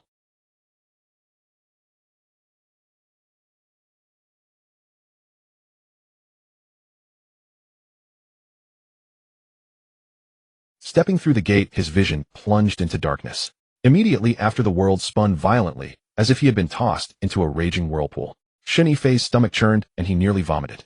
By the time he regained his senses, he was standing on a grassy plain. Looking up and surveying his surroundings, he found this place to be entirely different from what he had imagined. There were no palaces, no treasures, and not a single soul in sight. Overhead was a hazy gray sky with no sun, yet the light was ample, originating from some unknown source. Beneath his feet stretched a boundless grassland with knee-high lush green grass that rippled like waves in the wind. In the distance were mountains, forests, and a winding river that snaked through the plains. The air was infused with a faint spiritual energy more than 10 times richer than that of the Hehuan Sect. Shen Yifei took a deep breath, feeling a wave of comfort wash over his entire body. If he were to cultivate here, his progress would undoubtedly be much faster. Gathering his things, Shen Yifei discerned his direction and began walking toward the distant forest. Though the grassland seemed vast and empty, he felt an unsettling sensation that something was watching him from the shadows. This sensation made him highly uncomfortable, prompting him to quicken his pace. After walking for about the time it takes an incense stick to burn, he suddenly heard a rustling sound behind him. Looking back, he saw something moving through the grass. The blades of grass parted, revealing a winding trail that was rapidly extending toward him. Shen Yifei tightened his grip on his sword hilt, his eyes locked onto the trail. The disturbance drew closer and closer. Suddenly the grass burst apart as a dark green shadow lunged from the foliage, heading straight for his face. Shen Yifei dodged to the side. The green shadow brushed past his ear and landed on the grass behind him. He spun around to look, finding that it was a snake. The snake was as thick as a man's arm, its entire body of vibrant green that blended perfectly with the grass. Had it not initiated the attack, Shen Yifei would never have noticed it. Having missed its target, the snake turned and lunged once more. This time Shen Yifei was prepared. With a sweep of his long sword, he struck the snake's body. A crisp clank echoed as the sword collided with the serpent. The snake was sent flying, rolling several times on the ground, yet not even a white mark was left on its scales. Shen Yifei was stunned. Was this snake's hide tougher than that of an iron-backed wolf? Although uninjured by the sword strike, the snake was thoroughly enraged. It coiled its body, raised its head, and hissed menacingly, preparing to strike again. Not daring to be careless, Shen Yifei conjured a fireball in his left hand and hurled it at the snake's head. The fireball exploded against its head with a loud bang. The snake was blown backward, but it quickly steadied itself and opened its maw, spewing a cloud of green toxic mist. Shen Yifei retreated hastily, but the poison spread too fast, and he ended up inhaling a breath of it. A pungent, spicy sensation rushed to his head, causing his eyes to burn painfully, while tears and mucus streamed down. Damn it! Cursing under his breath, he backed away, quickly retrieving a detoxifying pill given by Qin Wan from his ring and popping it into his mouth. As the pill dissolved in his mouth, the spicy sensation rapidly subsided and the pain in his eyes vanished. Seeing him swallow the antidote, the snake seemed to realize its toxic mist was useless and lunged at him once more. This time Shen Yifei showed no mercy. He pulled out the Cauldron of All Creation and smashed it directly onto the snake's head. With a loud thud, the snake's head was knocked askew, but it was not drawn into the cauldron. Shaking its head, the snake lunged again. Shen Yifei struck it once more. Another loud thud sounded as the snake's head was deformed by the impact, yet it still was not absorbed by the cauldron. Growing anxious, Shen Yifei struck 3 times in rapid succession. Thud, thud, thud. The snake's head was reduced to mush, and it finally stopped moving. Panting heavily, Shen Yifei looked at the dead snake on the ground, then at the Cauldron of All Creation in his hand. This snake's cultivation level was lower than his, which was why the cauldron would not absorb it. He crouched down, using his sword to flip the snake's carcass over. Searching through the snake's body, he felt a hard object just beneath its head. Pulling it out, he saw that it was a beast core the size of a thumb and emerald green in color. A Tier 1 beast core. Shen Yifei stored the core into his ring and proceeded to skin the snake. This snake's skin was as hard as iron. Bringing it back would fetch a decent amount of spirit stones. After dealing with the snake, he continued toward the forest. Along the way, he encountered several more demonic beasts, all of which were Tier 1 and posed no real threat. After killing them, Shen Yifei extracted their beast cores. Operating under the principle of keeping anything that could be sold for spirit stones, he pocketed them all. After all, he needed to make back his initial investment of 800 spirit stones first. After walking for most of the day, he finally reached the edge of the forest. Standing at the edge of the woods, Shen Yifei caught the scent of blood. The metallic stench was thick, drifting on the wind and churning his stomach with nausea. Frowning, Shen Yifei followed the scent stealthily, making his way forward. Before he had gone far, a clearing opened up ahead, where several corpses lay strewn across the ground. Crouching behind a tree, he poked his head out to observe. There were 3 corpses, 2 men and 1 woman. They wore the Taoist robes of the Hehuan Sect, and all had been at the Golden Core stage. Their deaths were gruesome. One man's skull had been crushed to pieces, spilling a mixture of red and white across the ground. The other man had a gaping hole gouged into his chest, his heart completely missing. The woman had met the most horrific end. Her lower body was gone, and her entrails trailed across the earth. Crouching behind the tree, Shen Yifei's heart pounded furiously. 3 Golden Core disciples of the Hehuan Sect dead in such a ghastly manner. As a mere early-stage foundation establishment cultivator, if he were to encounter whatever did this, not even the shards of his bones would remain. He began to back away, silently desperate to escape this perilous place. Having taken only 2 steps back, his foot trod upon a dry branch, producing a sharp snap. Shen Yifei's heart tightened, and he froze instantly in place. After waiting a moment, silence reigned. Just as he lifted his foot to continue his retreat, a sound suddenly pierced the air. It sounded like a human laughing, yet also like the hooting of an owl. The sound was faint, echoing from directly above. Every hair on Shen Yifei's body stood on end.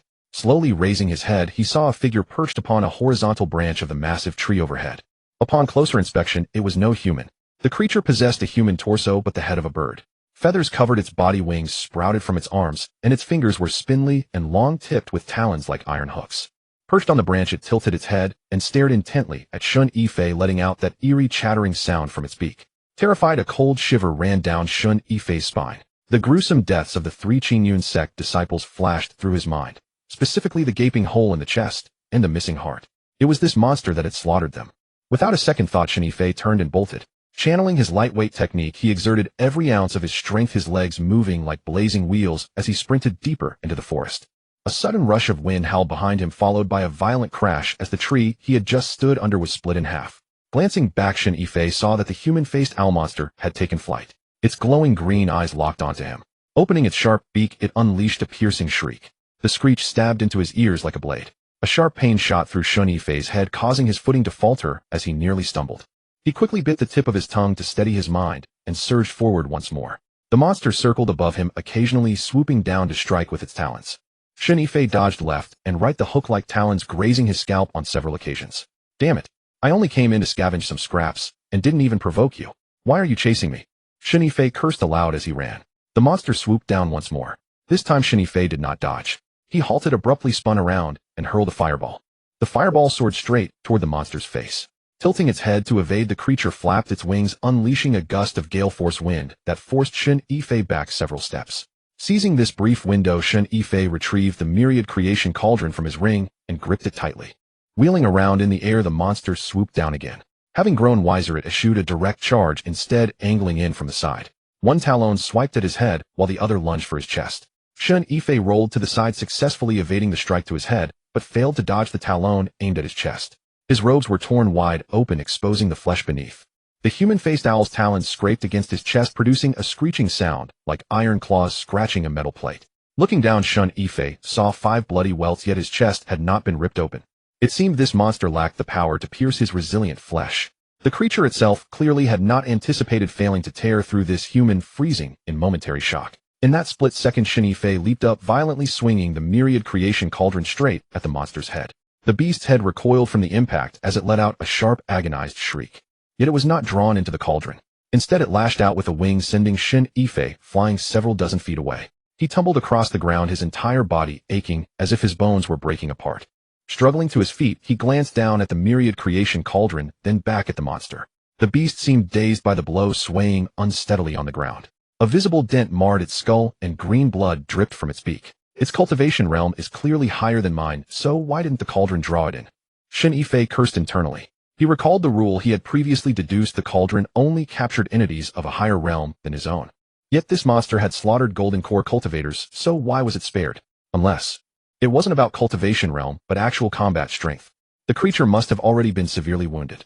The 3 Golden Core Hehuan Sect disciples were no pushovers. They must have dealt it some devastating blows before they perished. The beast was now at the end of its tether, its actual combat prowess likely on par with his own, or perhaps even inferior. Thus the cauldron would not take it. Having reasoned this out, Shen Yifei felt a sudden surge of confidence. Shaking its head to steady itself, the monster glared at him with its green eyes, emitting that low chattering sound. Spreading its wings, it prepared to pounce once more. Rather than waiting for its assault, Shen Yifei preemptively charged. With a fireball in his left hand and the myriad creation cauldron in his right, he aimed the flame at its head and the cauldron at its body. The monster deflected the fireball with a sweep of its wing, but Shen Yifei's cauldron was already upon it. The blow struck the joint of its wing, the sound of fracturing bone echoing clearly. Screaming in agony, the monster's wing drooped limply as it struggled to maintain its balance. Denying it any respite, Shen Yifei lunged forward, pinning the beast beneath him, and raised the myriad creation cauldron to strike its head repeatedly. Thud, thud, thud, 1, 2, 3 times. The monster's head was battered to a pulp, splattering its green blood and white brain matter all over him. Only when the creature lay completely motionless did Shen Yifei finally stop. Gasping for air, he rolled off its carcass. After resting for a moment, he scrambled up and extracted its beast core. This beast core was significantly larger than those of the first-rank beasts he had encountered earlier. Shen Yifei estimated it to be of the 3rd or 4th rank. Returning to the 3 corpses, Shen Yifei searched them and retrieved 3 storage bags. Opening them, he found a substantial bounty of spirit stones, pills, and magical treasures, estimating their total value to be several thousand spirit stones. Shen Yifei transferred all the loot into his own storage ring and discarded the bags. My 3 fellow cultivators, I thank you for wounding that beast, and I have avenged your deaths in return. I shall accept your belongings. May you be reborn into a better life and never return to such a perilous place. He clasped his hands in a respectful salute to the 3 corpses, then turned and departed. Shen Yifei wandered through the forest for most of the day, encountering a few more beasts. They were merely of the 1st and 2nd ranks, posing no real threat. Adhering to the principle that even a mosquito's leg is still meat, he slaughtered them all to harvest their cores, pelts, and feathers. Killing his way through the forest, a mountain of materials accumulated within his storage ring. By dusk, he located a small stream and crouched by the bank to wash away the bloodstains. The green and red blood had mingled into a sticky grime, taking him quite some time to scrub clean. Discarding his shredded outer robe, he retrieved a clean set from his ring and changed. Suddenly, the faint sound of splashing water drifted up from downstream. Following the sound, Shen Yifei crept forward cautiously. Before long, the splashing grew louder. Peering through the gaps in the shrubbery, he caught a faint glimpse of a figure in the downstream bend of the river. It was a woman, her back turned to him, standing in waist-deep water. The woman had her back to him, her long pitch-black hair cascading down to her waist, its tips submerged in the water and swaying gently with the ripples. She wore no clothes, and the moonlight fell upon her back, dazzlingly fair. Her shoulders were narrow, her waist slender, and further down her form was half submerged in the water, appearing and disappearing beneath the ripples. Shen Yifei swallowed hard. In this desolate wilderness deep within a secret realm, how could a woman be bathing here? She was either a demon or a ghost. Recalling the human-faced monster he had encountered during the day, he found the scene rather spine-chilling. He wanted to turn and leave, but his legs felt as though they were nailed to the ground, utterly immovable. The woman's silhouette from behind was simply too beautiful, so alluring that even though he knew something was amiss, he still yearned for just one more glimpse. The woman shifted slightly in the water, scooping up a handful of water and splashing it over her shoulders. Droplets trickled down her spine, gliding past the dimples of her lower back before merging back into the water. She hummed a soft tune, its melody gentle and languid. Though the lyrics were indistinguishable, the sound sent a sweet shiver down his spine. Shen Yifei's palms began to sweat. Having spent time in the Hehuan Sect, he had seen his share of the world, encountering beauties of all shapes and sizes. Yi Hongling, Zhao Xianxia, Wansu Yao, and Luer. Yet compared to the woman before him, they all seemed to be lacking something. What was lacking? He couldn't quite put his finger on it. It was that sheer allure that made one's bones itch with desire at a single glance. The woman scooped up another handful of water, this time pouring it over her neck. She tilted her head back, revealing a partial profile. Shen Yifei caught sight of her porcelain chin and a slender curve of her neck, her lines as fluid and elegant as a maiden from a classical painting. His breathing grew slightly heavy. Suddenly the woman stopped humming and tilted her head slightly. Shen Yifei's heart tightened, and he hastily held his breath. Without turning around, she gathered her hair to the front of her chest and began to wash it unhurriedly. This movement fully exposed her back from her shoulders to her waist. It was flawlessly smooth, without a single trace of excess flesh. Her spine protruded slightly, forming a shallow groove that extended all the way to her tailbone. Shen Yifei felt his mouth grow dry, and that familiar surge of heat began to course wildly through his lower abdomen. No, I have to leave. This place is too sinister. Staying any longer will lead to trouble. He quietly took a step backward. With this single step, his foot accidentally kicked a loose pebble. The sound was faint, yet it was exceptionally piercing in the quiet night. The splashing water stopped. Shen Yifei froze, forgetting even to breathe. The woman slowly turned her head. Shen Yifei beheld an exquisitely beautiful face. Her features were as delicate as if carved from fine jade, her eyes curved like crescent moons, her lips full and plump, with the corners of her mouth slightly upturned in a faint, enigmatic smile. However, her eyes were green like two deep pools gleaming with a ghostly light. As those eyes locked onto him, Shen Yifei's mind buzzed. He felt entirely paralyzed, unable to move or speak. The woman stared at him, the smile on her lips deepening. Having watched for so long, she spoke, her voice soft and sweet like honey-infused water. Have you seen enough? Shen Yifei made a rattling sound in his throat. He wanted to speak, but his tongue felt tied. At that moment, he felt his voice sounded terribly like that human-bodied, bird-headed monster. The woman stood up from the water. Water cascaded down her body, and the moonlight cast a faint silvery sheen over her glistening skin. Barefoot, she stepped onto the shore, walking step by step toward the bushes. With every stride, her chest trembled slightly, making Shen Yifei's heart leap to his throat. Reaching the bushes, she parted the leaves and looked down at Shen Yifei, who was crouching on the ground. Up close, she was even more breathtaking. There was not a single blemish on her face, which was as smooth as warm jade. Her green eyes shimmered with an uncanny luster under the moonlight, like cat's eye gems. Little thing, she reached out her slender fingers, pinching Shen Yifei's chin, forcing him to look up. You carry such a sweet fragrance. With his chin held in her grasp, Shen Yifei caught her scent, and his mind grew hazy. For a brief moment his mind faltered, but he quickly snapped back to his senses. Something was wrong with this woman, he must not look into her eyes. Shen Yifei lowered his gaze, feeling his body regain a shred of mobility. Sensing his movement, the woman giggled, still trying to resist. She released his chin, her fingers sliding down his neck to his chest, pressing gently. Early stage of foundation establishment, yet you have quite the nerve to dare spy on me while I bathe. Do you know what became of the last person who did so? Shen Yifei remained silent. I drained him dry, she whispered close to his ear, her warm breath brushing against his earlobe, leaving not even a splinter of bone. Shen Yifei's heart shuddered. Staring into the woman's eyes, he suddenly grinned. Sister, you smell so sweet. You must taste delicious. The woman was momentarily stunned. A mere cultivator at the early stage of foundation establishment dared to think of devouring her. Shen Yifei seized the moment of her distraction, abruptly whipping out the Wanwu cauldron and swinging it straight at her forehead. Shen Yifei had been gathering his strength for this very blow, aiming for a complete surprise attack. The woman reacted with incredible speed, dodging to the side, yet the rim of the cauldron still grazed her temple, scraping off a layer of skin. She cried out in pain, taking 2 steps back. Reaching up to touch her temple, her fingertips came away stained with blood. Shen Yifei gave her no time to recover, lunging forward to strike again with the cauldron.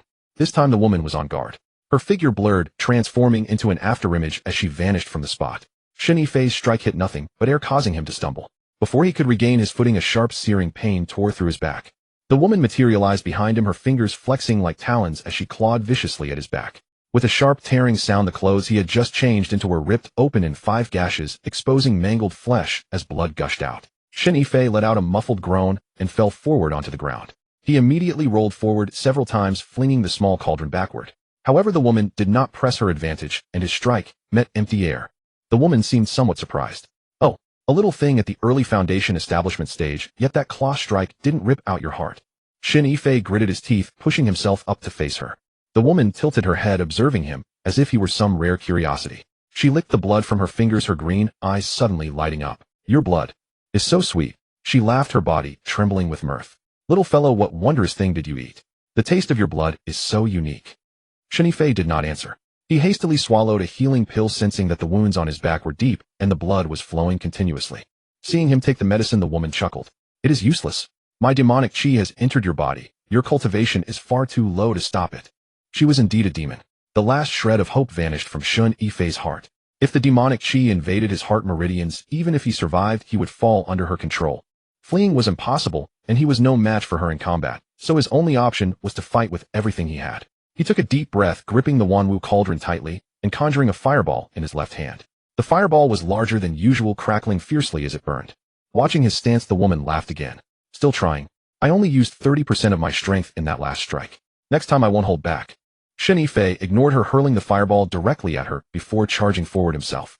Mid-flight, the woman dispersed the fireball with a casual wave of her hand. Yet Shen Yifei had already closed the distance, swinging the Wanwu cauldron straight at her face. The woman sidestepped to dodge, countering with another claw strike. This time Shen Yifei did not evade, taking the hit head-on.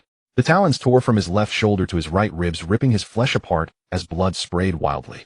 Yet he did not utter a single groan. Seizing the moment she struck, he grabbed her wrist tightly with his left hand. You court death. The woman sneered, her other hand thrusting directly toward his heart. Undeterred, Shen Yifei did not dodge, instead swinging his cauldron with full force. This was a mutually destructive gambit. You claw out my heart, and I crush your skull. Unwilling to perish with him, the demoness used her other hand to grab his wrist. Shen Yifei lunged forward, pinning the entire weight of his body on top of her. The female demon clearly hadn't anticipated being tackled to the ground. Just as she prepared to shove Shen Yifei away with all her strength, a sudden searing pain lanced through her neck. After pinning the female demon down, Shen Yifei didn't hesitate for a moment. Bending his head, he bit down instantly, for his only weapon now was his teeth. The bite sunk into her neck, his fangs piercing flesh as green demonic blood flooded into his mouth. It tasted sweet and rich, like biting into honey tinged with blood. The female demon let out a shrill, piercing scream that sliced through the air like a blade, making Shen Yifei's eardrums throb with pain. Shen Yifei refused to let go no matter what. Clamping his teeth onto a chunk of flesh from her neck, he jerked his head sideways with a violent twist. With a tearing sound, a piece came free. The female demon convulsed uncontrollably, her legs flailing against the ground and scattering gravel in every direction. With a mouthful of meat, Shen Yifei found the flavor extraordinarily rich and sweet. He chewed twice and swallowed. The moment the demonic flesh entered his belly, the mist in his lower abdomen exploded outward like fire poured over dry kindling. Heat surged through his entire body, his senses growing hazy, and all he could perceive was the woman before him as nothing more than delicious prey. You ate my flesh. The female demon's voice trembled violently, terror stripping away her will to resist. Shen Yifei said nothing. He lowered his head and bit again. This time his teeth sank into her chest.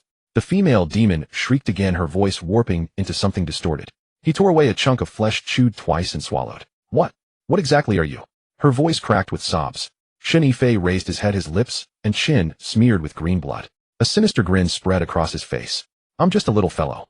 Without another word, he bent down and bit again. This time he sank his teeth into her shoulder, ripping away a massive chunk. The female demon could no longer scream. Her body only trembled, gurgling rasps escaping her throat.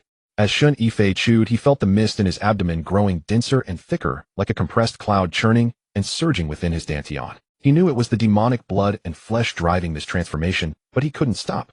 Once the flesh entered his stomach, it burned like fire, clouding his mind until only the most primal urge remained, the urge to devour. He lay atop the female demon, biting repeatedly, shoulder, chest, neck, arm, leaving her upper body a ruined landscape of wounds. The female demon lay drenched in blood, her entire body coated in green demonic ichor. She no longer struggled, only lying there with half-closed eyes, breathing in weak labored gasps. Shen Yifei bit until the very end, a piece of meat resting in his mouth. He chewed twice and suddenly stopped. Looking down at the female demon, he saw her chest still rising and falling, albeit faintly. Beyond her stunningly beautiful face, her body was utterly unrecognizable. Yet Shen Yifei felt the mist in his dantian churning violently, on the verge of a breakthrough. He raised the cauldron and smashed it down upon the female demon. Her flesh tasted exceptional and could elevate his cultivation. She was worth keeping for future consumption. A flash of crimson light enveloped her, and she vanished from the riverbank, leaving not a single trace of blood behind. Shen Yifei collapsed onto the ground, gasping for breath. Every inch of his body ached. He wandered through the forest and found a cave. The cave was shallow, only 3 or 4 zhang deep, but narrow at the entrance and spacious inside. He gathered firewood, built a fire, and then dragged several large stones to block the opening. Sitting beside the flames, he stripped off his tattered clothes, revealing an upper body covered in wounds. 5 deep claw marks branded his back, and from his left shoulder to his right ribs, flesh was torn and rolled outward.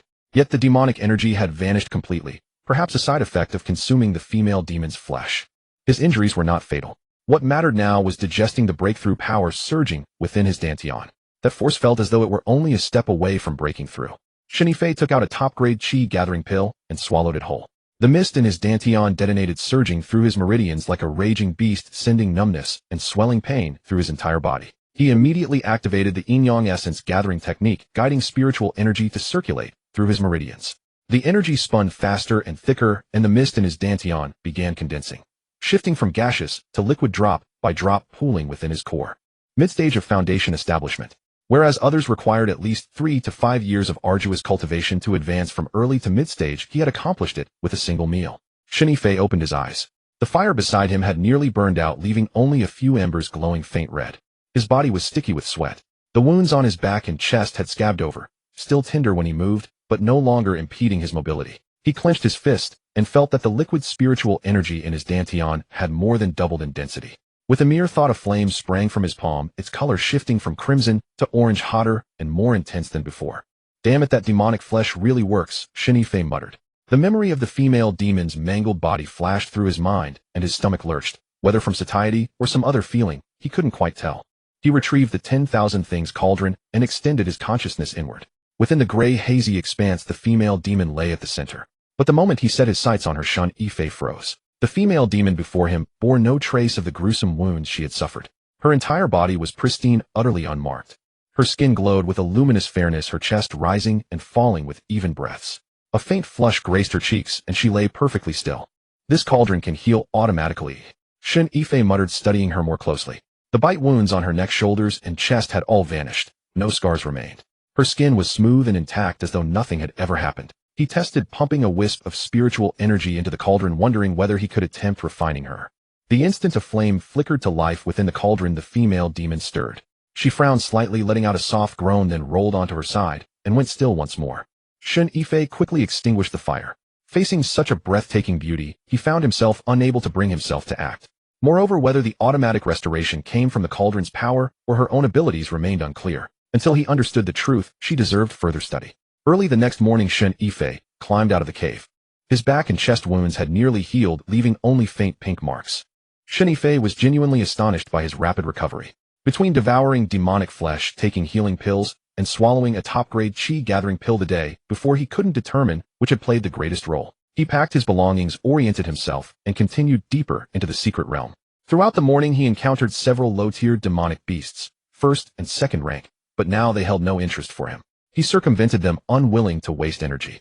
For 3 days, he wandered aimlessly through the secret realm. Aside from demonic beasts, he saw not a single spiritual herb or immortal medicine, nor did he encounter any fellow cultivators. The great fortune he had anticipated was nowhere to be found. The female demon remained sealed within the 10,000 things cauldron, and he hadn't yet found the courage to refine her. It wasn't sentimentality, it was curiosity. He wanted to see if he could subdue her, keeping her for potential use in the future. The key lay in figuring out how to subdue her. He wandered in the secret realm for another 2 days. To his surprise, he hadn't seen a single beast, and he couldn't help but wonder if his breakthrough had caused them to avoid him. Shen Yifei grew tired of wandering and leaned against a large tree to munch on his rations. The food tasted bland in his mouth, and he secretly thought, ever since I ate that female demon's flesh, nothing else tastes good anymore. His consciousness entered the cauldron, where he found the female demon already seated cross-legged, still completely naked. She must have been awake for quite some time. As soon as Shen Yifei arrived, the female demon, though unable to see him, chuckled in his direction. "Little one, keeping me confined here. Do you harbor ill intentions?" Her voice remained soft and alluring, utterly unlike that of an imprisoned captive. Rather, it sounded as though she were flirting. Sister jests. I am but a mere early-stage foundation establishment cultivator with no ill designs. No ill intentions. The female demon stretched languidly within the cauldron, her movements crystal clear through Shen Yifei's consciousness, her pale form dazzling to behold. Then why have you locked me away, keeping me as your hidden treasure? You're overthinking it, sister. I merely feared you might devour me out in the open, so I took the initiative. You drained half my life force, yet you accuse me of wanting to eat you. The female demon burst into giggles. Little one, you certainly have a silver tongue for twisting facts. Shen Yifei didn't rise to the bait, withdrawing his consciousness from the cauldron to focus on his rations. The demoness remained quiet within the cauldron, occasionally humming a soft melody that echoed the same tune she had sung while bathing in the river that day. For reasons unknown, despite having withdrawn his consciousness, Shen Yifei could still hear her every word with perfect clarity. Her humming drove Shen Yifei to distraction. Even confined within the cauldron, this demoness refused to stay quiet, and those sultry melodies sent shivers crawling beneath his skin. He finished his rations, dusted off his hands, and pressed onward into the secret realm's depths. Not long after, her voice resurfaced in his mind once more. Little one, where do you think you're headed? Shen Yifei paused. Can you see outside? Indeed I can, the female demon replied cheerfully. I'm simply trapped in here, which is rather stifling. Little one, let me out, and I'll accompany you, alright? I wouldn't dare. If I released you, I couldn't defeat you. Can't defeat me, yet you dare to spy on my bath. I wasn't spying, I was just passing by. Passing by. You lingered for the duration of an incense stick. That's passing by. Shen Yifei found himself at a loss for words.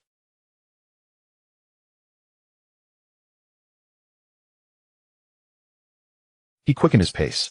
You can't escape anyway, so just stay put. The demoness fell silent, only to begin humming again. Her humming made Shen Yifei feel as though cat claws were scratching at his heart. Can you stop humming? He blurted out. What's wrong? It doesn't sound good. It does sound pleasant, it's just. Shen Yifei struggled to find the right words. He couldn't exactly tell her he wanted to do something. Just what? Little one, has this tune made you uncomfortable somewhere? Sister can help you. Shut up, or I'll refine you into a pill. The moment he said it, the female demon fell silent and stopped her melody. Shen Yifei continued forward for a stretch.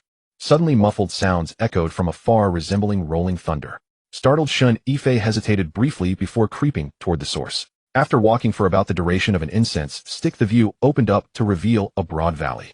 Several figures stood within it striking something. Shen Yifei crouched behind a large boulder peering out. There were 5 people, 3 men and 2 women, wearing different garments indicating they didn't belong to the same sect. 2 wore the cyan robes of Hehuan Sect, 1 donned the crimson garb of Hehuan Sect, and the other 2 appeared as rogue cultivators. They unleashed spells upon a stone wall in desperation. Fireballs, ice blades, and flying swords striking the surface with crackling intensity, sending fragments flying and clouds of dust billowing. Following the direction of their assaults, Shen Yifei spotted an opening in the wall, no larger than a person's height.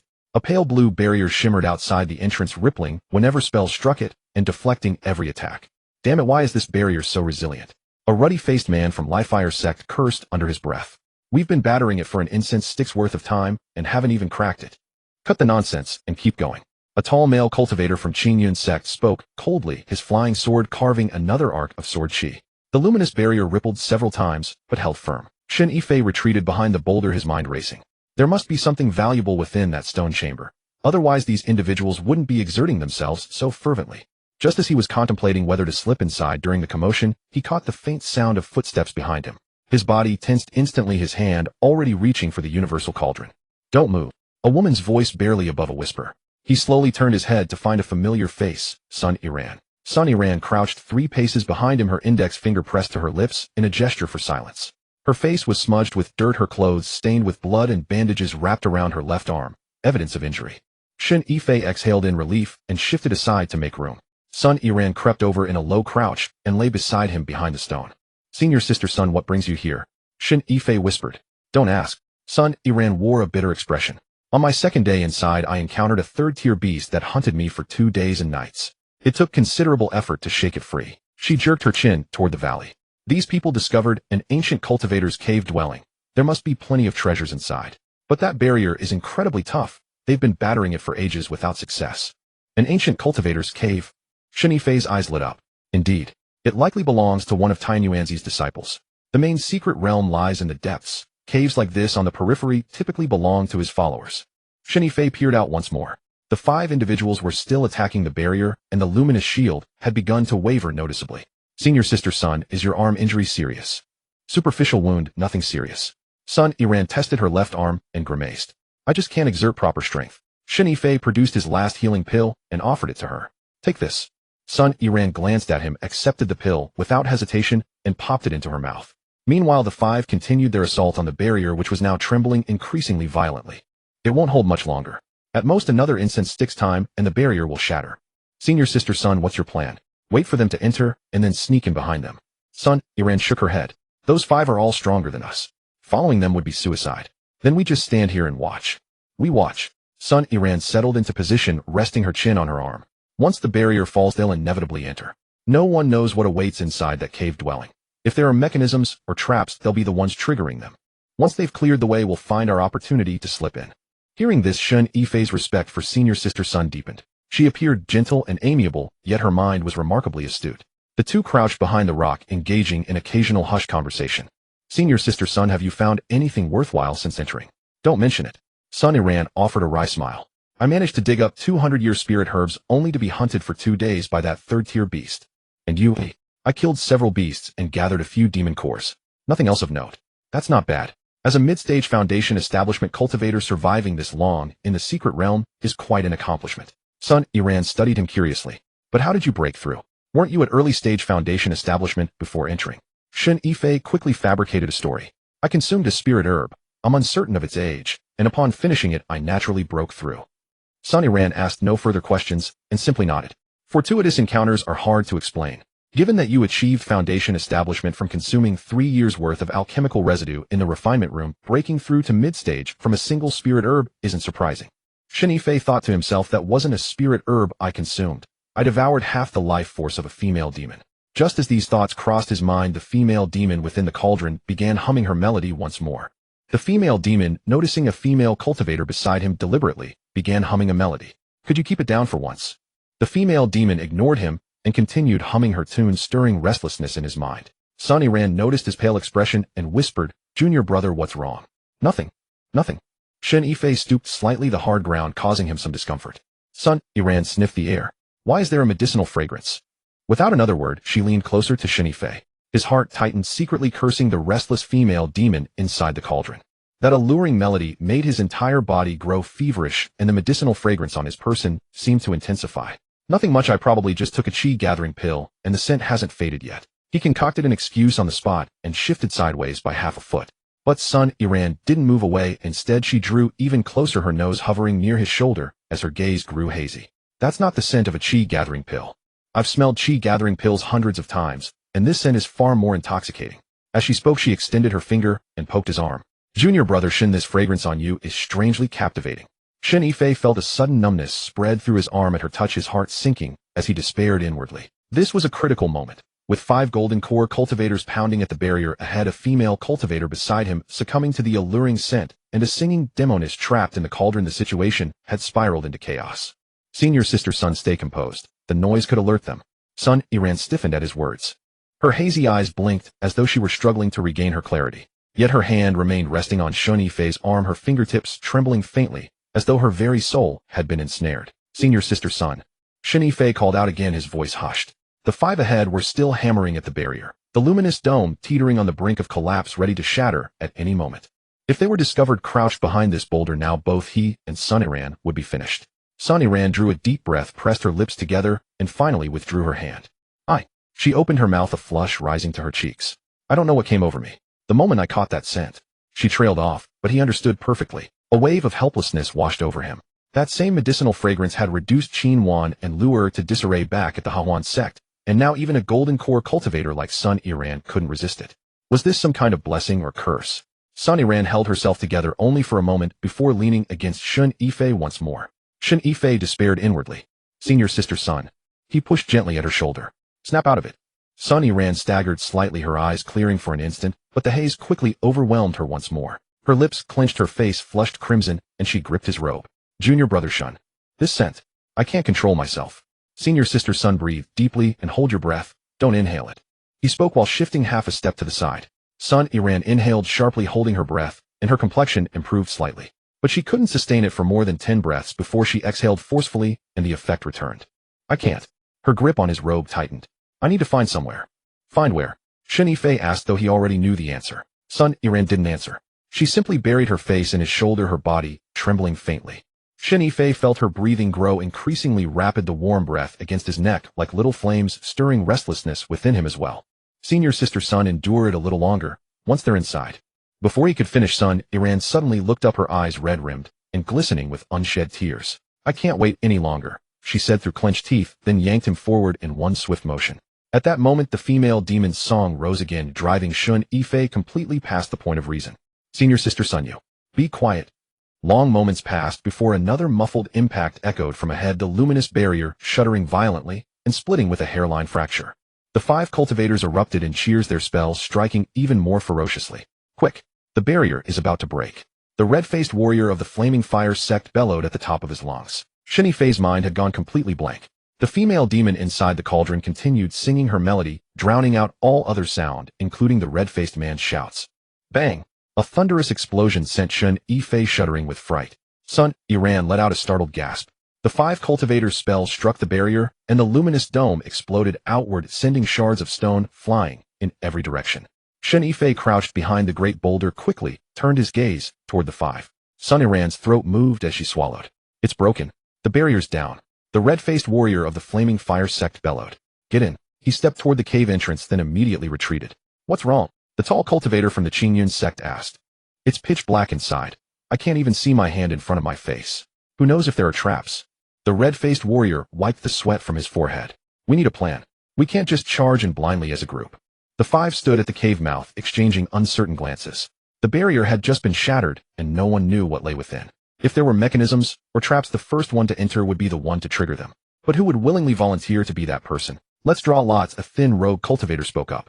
Whoever draws the shortest blade leads the way. The longest stays in the rear. Fair and square, no complaints. The other 4 exchanged glances and nodded in agreement. The thin man retrieved 5 blades of grass, clutching them in his hand with only the tips exposed. The 5 blades varied in length, but the portions visible were all the same height, making it impossible to distinguish which was longest or shortest. I'll go first. The red-faced warrior reached out and drew one, but upon seeing it his face fell. His was the shortest. You lead the way, the thin man said expressionlessly. The red-faced warrior grumbled, but offered no objection. He retrieved a protective shield from his storage pouch and lit a fire stick, holding it aloft as he walked into the cave. The remaining 4 drew their lots in sequence and formed a line behind him. Crouched behind the boulder, Shen Yifei watched the 5 disappear into the cave entrance, an itchy impatience gnawing at him. "Senior sister Sun, when should we go in?" Sun Iran did not answer. Shen Yifei turned his head and saw her leaning against the rock, her eyes closed. After a long silence, she exhaled deeply. "Junior brother Shen, this medicinal effect is overwhelming. I've broken through." "What? You broke through?" Sun Iran herself was stunned. Sensing the spiritual energy churning within her dantian, her expression shifted from shock to pure elation. "Golden Core mid-stage," she whispered in disbelief, clenching her fist. "I've been stuck at the early Golden Core stage for 3 whole years, and I actually broke through like this." Shen Yifei swallowed hard. He instinctively glanced downward, then at the corner of Sun Iran's mouth. Was his own condition actually more effective than a foundation-breaking pill? "Junior brother Shun." Sun Iran suddenly seized his hand. "What exactly did you consume? How could something have such effects?" She studied him for a long moment, then smiled. "Junior brother Shun," she murmured, licking her lips. "When we leave this secret realm, I'll make sure to properly thank you." Shen Yifei's heart stirred at her words. Just as he was about to retort, a blood-curdling shriek suddenly echoed from deep within the cave, incredibly piercing and miserable. Shen Yifei and Sun Iran exchanged a look, both of their expressions shifting instantly. "Let's go." Sun Iran tugged at his sleeve, crouching low as she crept toward the cave entrance. Shen Yifei had Sun Iran follow behind while he took the lead. The cave was pitch black, so dark that one could not see their own hand. He retrieved a fire starter from his ring and blew on it to light the way. After walking for about the time it takes to drink a cup of tea, the cavern suddenly widened, spacious enough for 3 people to walk abreast. However, pools of blood began to appear on the ground, scattered here and there. The 2 advanced a bit further and turned a corner. Shen Yifei's foot tripped over something. Looking down, he saw it was a leg. He lowered the fire starter to illuminate the ground, revealing the object clearly. It was a corpse. It was the thin rogue cultivator among the 5. He lay flat on his back, his eyes wide and bulging, his mouth agape, with the lingering expression of sheer terror frozen on his face. His chest had been pierced through by something, leaving a bowl-sized hole that went straight from front to back. What kind of thing could inflict such a wound? He whispered. "Never mind that, let's keep moving." Sun Iran stood up, stepping around the corpse. Shen Yifei, however, did not let the corpse go to waste. He used his long sword to flip it over twice, located the storage bag, and swept it into his ring. After another few dozen paces, a second corpse appeared on the ground. This time, it was the red-faced man from the Hehuan Sect. He had been leading the way, and his death was even more gruesome than the thin cultivators. His entire body had been flattened like a meat patty crushed by a hammer. Half of his skull was shattered, with red and white fluids spilling all over the ground. Shen Yifei's stomach churned, and he quickly averted his gaze. What the hell could crush a person like this? He cursed under his breath. Disgusting as it was, the storage bag could not be left behind. The third corpse lay deeper within.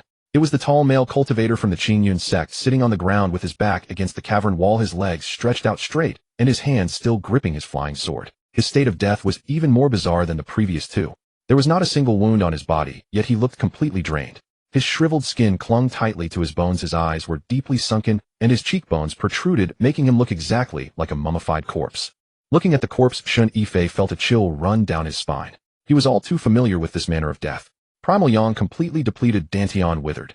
Sun Iran clearly knew it as well. Staring at this corpse, she muttered, "What on earth is inside this cave?" Sun Iran's voice trembled slightly. How could Shen Yifei know? He shook his head, and as usual searched for and retrieved the storage bag. After turning another corner, the view ahead suddenly opened up. This was a massive cavern, easily 3 to 4 zhang high and 5 to 6 zhang wide. Embedded in the ceiling were dozens of night-luminescent pearls, emitting a faint white glow that illuminated the entire cavern as bright as day. In the very center of the cavern stood a stone platform upon which rested several jade boxes and a small bronze cauldron. Beside the platform lay 2 slumped figures, the remaining disciple of the Hehuan Sect and the other rogue cultivator. The 2 lay facing each other less than 3 paces apart. The Hehuan Sect disciple gripped a blood-stained sword while the rogue cultivator held a dagger, its tip still buried in the disciple's abdomen. Shen Yifei walked over and squatted down to inspect them. The rogue cultivator's chest had been pierced through by a sword. He was as dead as could be.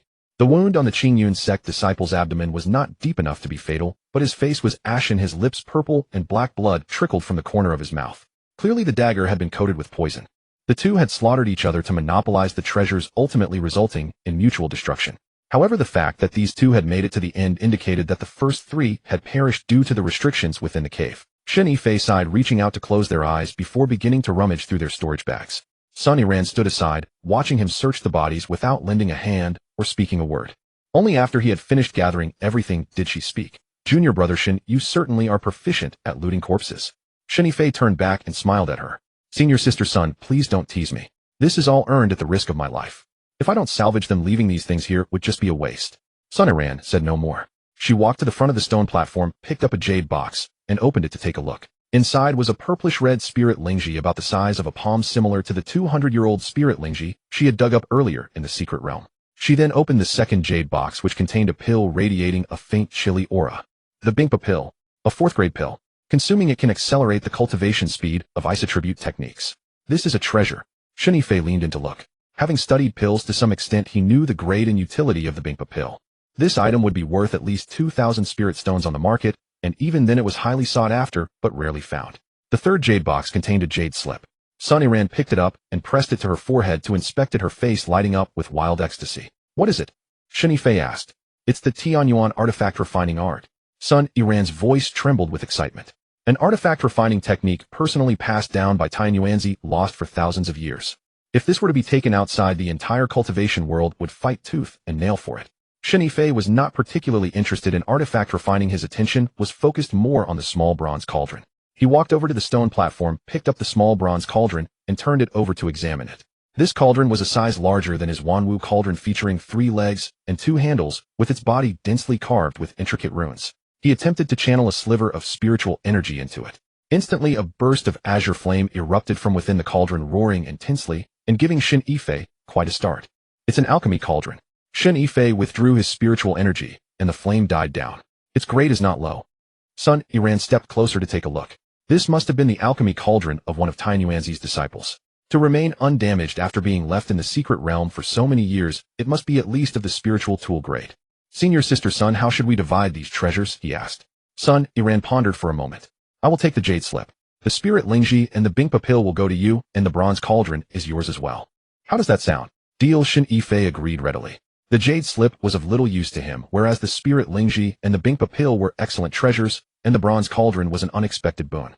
Shen Yifei stored the small cauldron, the spirit lingji, and the pill into his ring. Although he already possessed the Wanwu cauldron, that object was far too sinister and could not be used openly. This bronze cauldron would serve perfectly as a cover, allowing him to openly produce high-quality items during future alchemy sessions. Having finished dividing their spoils, the two took another turn around the cavern. Some inscriptions were carved on the cavern walls, recording the life of the cave dwelling's owner. He was an honorary disciple of Tianyuanzi, surnamed Zhou, a late golden core stage cultivator who specialized in alchemy. These items in the cave dwelling were left behind by him before his death. As Shen Yifei read the inscriptions, his mind began to race. A late golden core stage alchemist had left behind a cave dwelling in the secret realm containing so many treasures. How many incredible treasures must there be in Tianyuanzi's actual cave dwelling deep within the secret realm? Senior sister son, are you going to head deeper? He asked. Sun Iran shook her head. No, I've already achieved my purpose for coming in this time. Going any deeper carries too much risk. I plan to wander around the outer perimeter for another couple of days and then leave. Shen Yifei nodded. He understood Sun Iran's reasoning.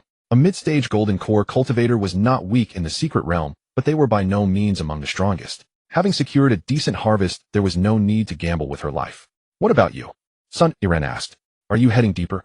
I'll venture a bit further to see. Shen Yifei said, since I'm already here, I wouldn't be satisfied if I didn't take a look inside. Sun Iran glanced at him, looking as if she wanted to say something, but hesitated, ultimately letting out a sigh. Then be careful. If things get too dangerous, just retreat. Your life is more important than anything else. I understand. The two parted ways at the cave entrance. Sun Iran felt a lingering reluctance to leave him. In truth, she was thoroughly satisfied with this journey into the secret realm. Her greatest harvest was meeting Shen Yifei. Shen Yifei left the cave. Night had already fallen outside. He found a lit of fire and began taking out and counting the items scavenged from the cave one by one. 8 storage bags at the golden core stage. Their contents were surprisingly substantial. Over 10,000 spirit stones, a few magical artifacts, though these artifacts could only be sold discreetly. There was also a pile of miscellaneous items, talismans, array flags, ore and demon beast materials. Shen Yifei did not bother to count them all and stuffed everything into his ring. After counting these things, Shen Yifei felt an immense sense of satisfaction. Even the spirit stones alone would be enough for him to live comfortably for several years at Hehuan Sect. And there were pills, artifacts, and medicinal materials. Hard currency indeed. The female demon spoke again, noting that the harvest was not small. Shen Yifei ignored her. This creature was too skilled at sowing confusion in his heart. Without her coaxing, would that absurd thing have happened? Thinking back, it was quite thrilling. Sun Iran was also an experienced woman. Besides, there were female cultivators in Hehuan Sect who were as youthful and innocent as Lu Er. Little guy, you should let me out. The female demon began to beg again. Shen Yifei, unwilling to waste time arguing about consciousness entering the cauldron, warned that if she spoke again, he would refine her inside the cauldron.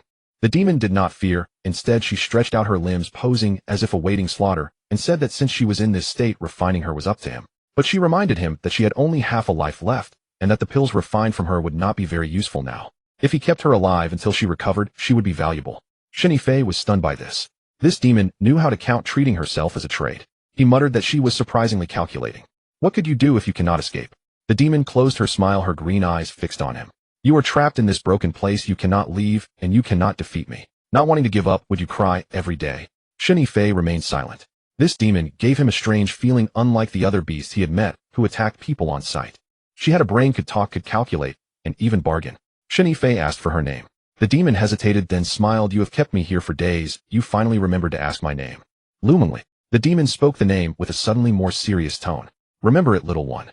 Shen Yifei repeated the name in his heart, finding it pleasant, not like a monster's name. What kind of demon are you? Guess. Lu Mingli's playful smile returned. Guess right, and there will be a reward. Not guessing. You talk or you don't. You are really dull. Lu Mingli pouted, lay on her side, propping her head with a hand. I am a nightmare demon. Have you heard of me? Shen Yifei shook his head. He had never heard the name nightmare demon before. That's right, you haven't heard of me. We nightmare demons are rare. In the entire Tianyuan continent, I am the only one. I live entirely by my own abilities. What abilities? Entering dreams. Lu Mingli blinked. I can slip into people's dreams and drain them dry from within. Shen Yifei felt a chill upon hearing that she could slip into dreams and drain people dry. How many people have you killed in the secret realm? She tilted her head, thinking. I can't recall exactly. Anyone who enters the secret realm and meets me, none escapes. Her green eyes fixed on Shen Yifei with curiosity. You are only in the early foundation establishment, yet I didn't drag you into my dream. How do you enter dreams? Singing. My song can creep into a person's mind. I'll listen long enough and you fall asleep, dream, and then I enter. If I go in, that person will not wake up. Shen Yifei recalled the tune he had overheard when he secretly watched her bathing, and a chill ran down his spine. So she had already been singing then, or if he hadn't reacted quickly and woken up in time, he might have become a dried corpse. Seeing Shen Yifei silent, Lu Mingli continued, Little guy, how about a deal? What deal? Let me out, and I will help you with things. Shen Yifei laughed. You will help me with things. Aside from entering people's dreams to drain them dry, what else can you do? There are plenty of things. Lu Mingli counted on her fingers. Help you gather information, confuse enemies, steal things. Aren't you a disciple of Hehuan Sect? What Hehuan Sect lacks most are the furnaces used for pill refining and replenishment. I will help you enter dreams. You can harvest whoever you want and how you want. In their dreams, those female cultivators won't be able to resist. Shen Yifei's heart moved a little at her words. The deal sounded advantageous, but on second thought something felt off. Cut the act. He sneered. If I release you, your first move will be to drain me dry. Lu Mingli, hearing this, wasn't angry and instead chuckled. Little guy, you're quite smart. You can't fool me. But remember this, I am barely alive. If I recover any flesh, you will pay. And as for flesh, you should stay inside and behave. Shen Yifei stopped replying to her. Lu Mingli hummed another tune, and Shen Yifei left her alone. If he wanted her to be quiet, he would have to show her his power and methods. Shen Yifei drifted into a hazy sleep, a dreamless night. Early the next morning, he woke to birdsong. He ate some dried provisions, drank a little creek water, packed up, and pressed deeper into the secret realm. The deeper he went, the stronger the spiritual energy. Lu Mingli suddenly spoke from within the cauldron. Little guy, don't go deeper. There is a big one inside. I can feel it, or at least a 5-stage demon. A 5-stage demon is roughly equivalent to a late golden core or early nascent soul in humans. Shen Yifei halted, his heart pounding. How do you sense it? We Nightmare Demon Clan are especially sensitive to powerful souls. That thing's soul is very strong, from dozens of li away. I can feel it. If you go in now at mid-foundation establishment, you'll be feeding it. Shen Yifei turned to another direction, planning a wide detour to approach from the side. Lu Mingli sighed inside the cauldron. You really are not afraid of death, are you? Afraid of death, but more afraid of poverty. Lu Mingli laughed at his words. How poor are you at Hehuan Sect? You've got no life to spare. I've been poor for 3 years, not even enough to fill my belly. Now that I finally have a chance to turn things around, do you think I can let it go? Shen Yifei pressed on, looping around to approach from the east toward the depths of the secret realm. After about an hour, Lu Mingli suddenly spoke. That thing moved. What do you mean? Idiot. It found you and is coming this way. Shen Yifei's scalp went numb. He did not dare look back and broke into a sprint. He unleashed every ounce of his speed, legs racing like wheels in a gale, diving into the woods. But not far, he heard heavy footsteps behind him. Thud, thud, thud. Each step seemed to hammer against his chest, making his breathing tight. Shen Yifei turned and nearly lost his soul.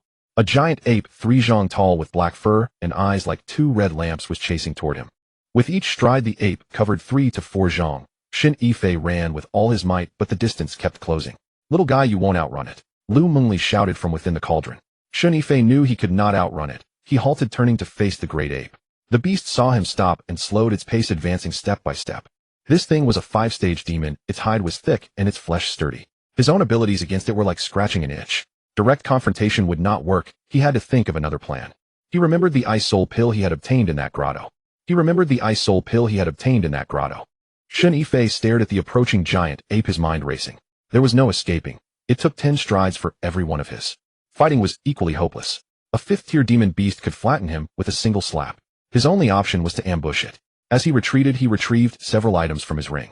There were the detoxification pills. Qin Wan had given him top-grade chi-gathering pills. He had refined himself ice soul pills obtained from his cave dwelling, and several bottles of miscellaneous pills looted from those dead men. He dumped everything out at once, and selected several of the brightest colored, most potent pills, crushing them in his palm. The giant ape had closed the distance to 10 zhang. It paused and looked down at Shen Yifei, white steam billowing from its nostrils, the putrid stench, making his stomach churn. Little fellow, you wouldn't be trying to medicate that thing, would you? Lu Mengli chuckled from inside the cauldron. Shut up. Shen Yifei withdrew a bottle of Hehuan brew from his ring, stuffed all the pills inside, and shook it vigorously. The pills dissolved in the wine, releasing a thick aroma of medicine mingled with liquor. The giant ape twitched its nostrils. It had certainly caught the scent. It tilted its head, those 2 red lantern-like eyes fixed on the bottle in Shen Yifei's hand, and made a gurgling sound deep in its throat. You like this? Shen Yifei swayed the bottle and took 2 steps backward. The giant ape stepped forward, its gaze never leaving the container. A slight sense of relief settled in Shen Yifei's heart. Though the beast's cultivation was formidable, its mind was rather simple, no different from an ordinary wild animal. One could see its desires written plainly on its face. He pulled the stopper and poured a small amount of wine onto the ground. The liquid seeped into the soil, intensifying the fragrance of medicine and Hehuan brew. The giant ape sniffed hard, took a large step forward, and lowered its head to investigate the damp patch. Shen Yifei retreated several more steps, set the bottle down, and turned to flee. He ran about 20 zhang and hid behind a large tree, peering back. The giant ape approached the bottle, pawed at it twice, and leaned in to sniff. Then it lifted the bottle, tilted its head back, and drained every drop. Shen Yifei watched the bottle emptied in one gulp, his heart hammering. The combined medicinal power of what was in that Hehuan brew could incapacitate 10 Foundation establishment cultivators. The giant ape was a 5th-tier demon beast with a physique far superior to a human's, but even so, one bottle would surely provoke some reaction. After finishing the wine, the giant ape shook its head, tossed the empty bottle aside, and scanned the surroundings as if searching for him. Shen Yifei huddled behind the tree, daring not even to breathe. Having searched in vain, the giant ape grew restless and pounded its chest, producing dull thumping sounds. Then it began pacing in circles, spinning a few times before suddenly stopping and staring down at its own paws. Shen Yifei peeked half his head from behind the trunk and saw the giant ape's paws beginning to tremble. It raised them before its eyes to examine them, then patted its own face, making low, whining noises. The drug was taking effect. The giant ape grew increasingly agitated, rolling on the ground and toppling a row of nearby trees. It panted heavily, white steam, now turning to hot vapor billowing from its nostrils like a broken bellows. Little fellow, what did you feed it? Lu Mengli asked, curiosity lacing her voice. An aphrodisiac, Shen Yifei answered truthfully. Lu Mengli fell silent for a moment, then burst into uncontrollable laughter, rolling about inside the cauldron. You gave an aphrodisiac to a 5th-tier demon beast. Ha ha. Little fellow, you truly have no regard for your own life. If it goes into a frenzy and cannot find a mate, it will take its frustration out on you first. Her words sent a chill down Shen Yifei's spine. He had been so focused on drugging it into a stupor that he had entirely overlooked this consequence. The giant ape rolled a few more times on the ground, then suddenly halted, sniffling at the air. Its head slowly turned toward the great tree where Shen Yifei had hidden, those crimson eyes locking directly onto that direction. This is bad, Shen Yifei thought, his heart sinking. Little fellow, it has taken a liking to you. In its current state, you must look rather charming to it. Let us see what you do now. Shen Yifei regretted it bitterly. Had he known this would happen, he would have simply tried to flee. Even if he could not outrun it and was crushed to death, at least the pain would have been brief. Now look at this. He was about to be devoured by a 5th-tier demon beast. And not just any beast, but a giant ape. He dared not think further. The giant ape rose to its feet and staggered toward him. The drug's effects were clearly overwhelming. It walked unsteadily, swaying from side to side and knocking over several large trees. Yet it did not deviate from its intended path, charging straight toward him. Do you have any more medicine? Hurry and give it to it. Lu Mengli was no longer laughing, urgency colored her voice. If it actually tackles you down, it will skewer you like a piece of meat. What other medicine could he use? Shen Yifei had been reluctant to spend that 4th-tier ice soul pill earlier, but now he had no choice. He had to produce it. The giant ape was riddled with burning heat. Feeding it this pill would be precisely what was needed. All that remained was whether it could withstand the drug's potency.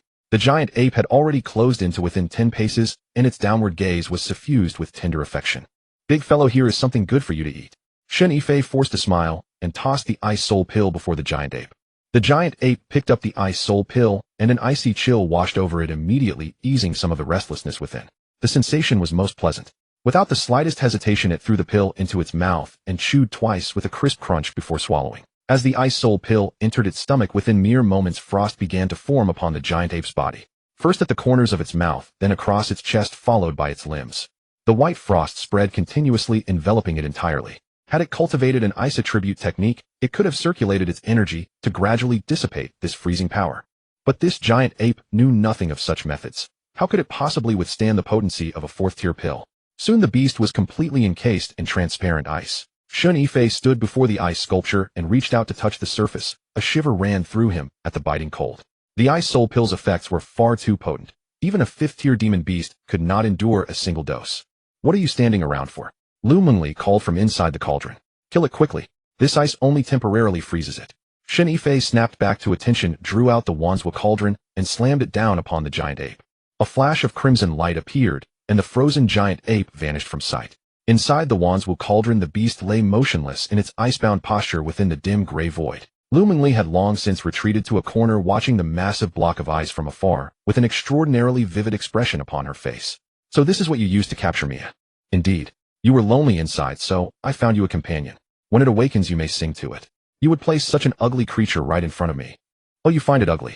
Then I shall refine it. Upon hearing that Shen Yifei intended to refine the giant ape, Lu Mengli's expression instantly changed. Wait a moment. She dashed out from the corner, no longer caring to hide. Standing stark naked beside the frozen sculpture of the giant ape, she pointed toward the direction of Shen Yifei's consciousness. You can actually refine this demonic beast. Shen Yifei's consciousness materialized as a faint phantom within the cauldron, scanning her up and down. Could you put on some clothes? Lu Mengli looked down at herself, then raised her gaze to meet his, the corner of her lips curving upward. My clothes were torn to shreds by your biting. What am I supposed to wear? It's not like you bothered to find me a replacement. Just wait. Shen Yifei withdrew his consciousness from the cauldron, rummaged through his ring to find one of his own outer robes, and tossed it inside. Lu Mengli caught it, shook it open to inspect it, and curled her lip. Your robe? It is so massive, wearing it makes me look like a theater performer. You should be glad to have anything at all to wear. Stop being so picky, Shen Yifei retorted impatiently. Lu Mengli sluggishly slipped the outer robe on. The robe was indeed far too large for her. The collar slipped off her shoulder, revealing a stretch of fair porcelain skin. She made no effort to pull it back up, wearing it loosely and carelessly. What should have been concealed remained partially exposed, and what was meant to be shown was fully on display. Will this do? She twirled around the hem of the robe, fluttering as tantalizing glimpses of her figure flickered beneath the fabric. Shen Yifei could not be bothered to pay her any mind, his gaze fixed intently on the giant ape sealed within the ice. Are you truly going to refine it? Wrapping the robe tightly around herself, Lu Mengli squatted in the corner, her arms hugging her knees. Shen Yifei remained silent, channeling his spiritual energy into the cauldron. Azure flames erupted beneath the giant ape, licking directly at the massive block of ice. The residual chill of the ice soul pill lingered, and as the flames scorched it, the icy surface hissed, sending up plumes of white vapor. Lu Mengli shrank further into the corner, fanning her nose with her hand. What is that smell? It is so pungent. Shen Yifei ignored her, focusing entirely on controlling the flames. The fire raged hotter and brighter, slowly melting the block of ice. As the giant ape's fur was exposed and singed by the flames, a burnt odor began to waft out. The scorched smell mingled with the beast's rancid stench, causing even Shen Yifei to furrow his brow. Already covering her nose, Lu Mengli had retreated to the furthest corner, shouting in a muffled voice, "Refine it if you must, but do you have to make it smell this foul? I am living in here. Are you not worried you might suffocate me with this stench?" Shen Yifei surged his spiritual energy output, causing the flames to instantly leap upward.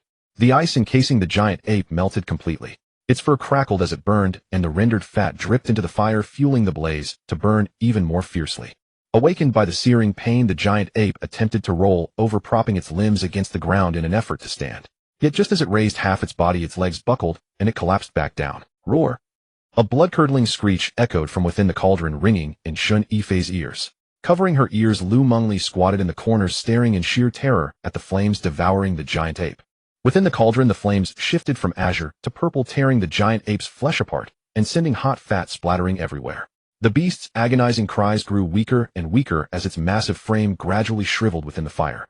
Its fur was incinerated, its skin charred, and its muscles melted away, leaving behind nothing but a stark white skeleton. Eventually, even the skeletal frame slowly dissolved in the heat, turning into a pool of liquid. Gazing at the pool of liquid, Shen Yifei felt a surge of anticipation. A fifth-rank demonic beast. Just what kind of treasure would it refine into? The liquid churned within the flames, gradually condensing until it transformed into an egg-sized black pill, its surface shimmering with a faint flowing golden luster. Only after Lu Mengli, huddled in the corner, watched the pill fly out of the fire did she dare to step out. Shen Yifei held the pill in his hand, fresh out of the furnace. It was soft and hot, too large to swallow in a single bite. He consumed it in 2 bites. Surprisingly, the pill possessed a savory, meaty flavor and tasted quite delicious. As the pill entered his stomach, a line of text instantly materialized in his mind: giant ape strength. Without a moment's hesitation, Shen Yifei selected it. The primary attribute of this giant ape was strength, and as a 5th-rank demonic beast, it was equivalent to the peak of the golden core stage. The moment he confirmed his choice, a scalding current of heat surged through his meridians, flowing toward his limbs and bones. Shen Yifei's bones crackled loudly throughout his body, and his muscles swelled to the point of agonizing pain. He was struck with alarm. This was bad. His body was on the verge of exploding. Gritting his teeth, he sat cross-legged and circulated his spiritual energy to guide this wild power. The scorching torrent crashed through his meridians for several cycles before finally settling into his dantian, merging with the pool of liquefied spiritual energy. Shen Yifei opened his eyes and looked down at his hands. They were the same hands as before, yet he could feel that the power dormant within them was on an entirely different level. Rising to his feet, he walked over to a half-person tall boulder nearby and casually struck it with his palm. Bang! The boulder crumbled into fine powder, which blew back and covered his face as the wind swept by. Shen Yifei stood frozen in place, staring at his palm for a long while. This raw strength. It had likely reached the late golden core stage, hadn't it?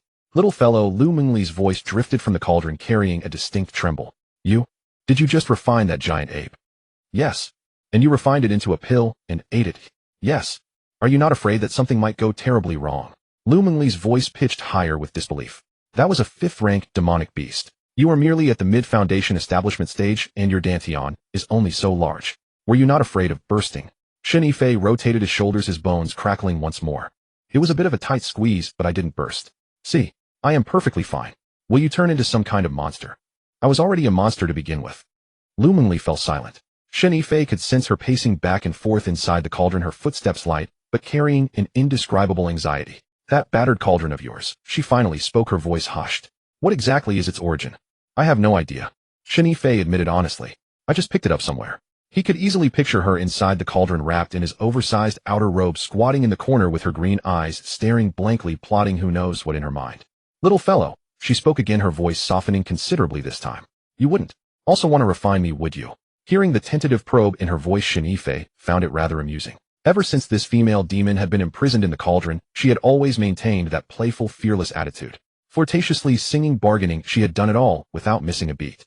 Now seeing him actually refine a 5th-rank demonic beast into a pill, she finally understood what fear was. That depends on your behavior, Shen Yifei replied indifferently. Lu Mengli fell silent within the cauldron for a long moment before whispering, what do you mean by, depends on my behavior? Anything. Anything your senior sister can do, I can do too. Hearing her words, Shen Yifei nearly burst into laughter. This female demon was truly panicking. For a dignified nightmare demon to utter such things, it seemed the spectacle of the giant ape being refined into a pill had indeed terrified her to the core. Shen Yifei chuckled and asked, and what is it that you can do? Everything your senior sister can do. Isn't it just that? What is so hard about it? Shen Yifei looked at her as she squatted in the corner, her green eyes watery and her expression utterly pitiful. Aren't you a nightmare demon? You know how to do that too. What of nightmare demons? Our nightmare clan is most adept at bewitching the hearts of men. Those tricks of your senior sister are second nature to us from birth, and we are 100 times better at them than they are. Shen Yifei was amused. Then why don't you tell me, how exactly does my senior sister serve me? Lu Mengli's green eyes darted around, and she suddenly puffed out her chest. Let me out, and I will show you how I can serve you. Shen Yifei burst into laughter. Forget it. A petty trick like that wouldn't even fool a ghost. Lu Mengli stamped her foot inside the cauldron. How can you be like this? I am speaking the truth, yet you refuse to believe me. Only a fool would believe you. Shen Yifei packed up his belongings, discerned his bearings, and continued heading deeper into the secret realm. After walking for about half an hour, Shen Yifei suddenly stopped in his tracks. The path ahead was blocked by a massive fallen tree. The trunk was as thick as 2 men wrapping their arms around it, lying horizontally across the road and completely sealing off the way forward. Just as Shen Yifei was about to bypass it, a voice suddenly drifted from behind the tree. Stop right there. The voice was not loud, yet it sent a chilling shiver down one's spine. Shen Yifei paused mid-step, his hand already slipping toward the Wanwu cauldron. A figure emerged from behind the tree. It was a tall, thin man in his 40s whose sect affiliation was impossible to discern. A cultivator at the peak of Foundation establishment. Shen Yifei swept a glance over him, instantly taking measure of the situation. Fellow Taoist, Shen Yifei said, cupping his hands in greeting with an innocent, honest smile. What business do you have blocking the path? The thin man sized him up and down. Mid-Foundation establishment. He sneered. You've got quite some nerve daring to venture deep into this place all by yourself. Just pure luck, Shen Yifei replied, bowing and scraping. It's just that I couldn't find anything good in the outer perimeter, so I wanted to try my luck further inside. Try your luck. The thin man took 2 steps toward him. Hand over your storage bag. I'll help you check if there is anything valuable inside. Hearing this, Shen Yifei sneered inwardly. This was blatant highway robbery. Yet showing none of this on his face, he feigned a look of sheer terror and took a step back. Fellow Taoist, I don't have anything good in there. Just a few beast cores and some herbs. Please spare me. Cut the crap. The thin man waved his hand impatiently. I've been wandering this secret realm for 5 days and haven't found a single damn thing. Now that I've finally run into an easy target like you expect me to show mercy? He drew a short blade from his waist. The blade gleamed with a sinister blue light, clearly coated in deadly poison. Toss the storage bag over, and I'll spare your life. Otherwise. He brandished the blade in his hand, his threat glaringly obvious. Shen Yifei feigned even greater terror, frantically fumbling to pull a small porcelain vial from his robes. Fellow Taoist, I have a 4th-grade pill here. I found it in an ancient cave dwelling. Please, take it and spare my life, all right? The thin man's eyes lit up. A 4th-grade pill? What kind of pill, eh? I don't know, I didn't dare to consume it. Shen Yifei held up the porcelain vial. Look, it's this one. The thin man reached out to take it, but Shen Yifei threw the vial onto the ground and bolted in the opposite direction. The thin man instinctively looked down to retrieve the vial. At the exact moment he bent over, Shen Yifei whipped around, hurling the Wanwu cauldron straight at the back of the man's head. His speed was far greater than before, leaving the thin man no time to dodge. With a resounding thud, the thin man didn't even have a chance to scream before a crimson light flashed, and he vanished on the spot. Shen Yifei picked up the porcelain vial from the ground, brushed off the dust, and slipped it back into his storage ring. Little guy, Lu Mengli's voice echoed faintly from within the cauldron. It's a pity you aren't an actor with those theatrical skills of yours. Cut the crap. Shen Yifei put away the cauldron and continued forward. Finding a secluded spot, he sat down cross-legged and retrieved the Wanwu cauldron. Sending his consciousness inside, he saw the thin man lying motionless in the hazy gray space. Lu Mengli had long since retreated to a corner wrapped in his outer robe, leaving only a pair of green eyes to warily watch the prostrate figure. Are you going to refine him? She whispered. Yes. Aren't you afraid of divine retribution? He tried to rob and murder me. Refining him is only natural and just. Shen Yifei's tone was nonchalant, as if he were merely commenting on the pleasant weather.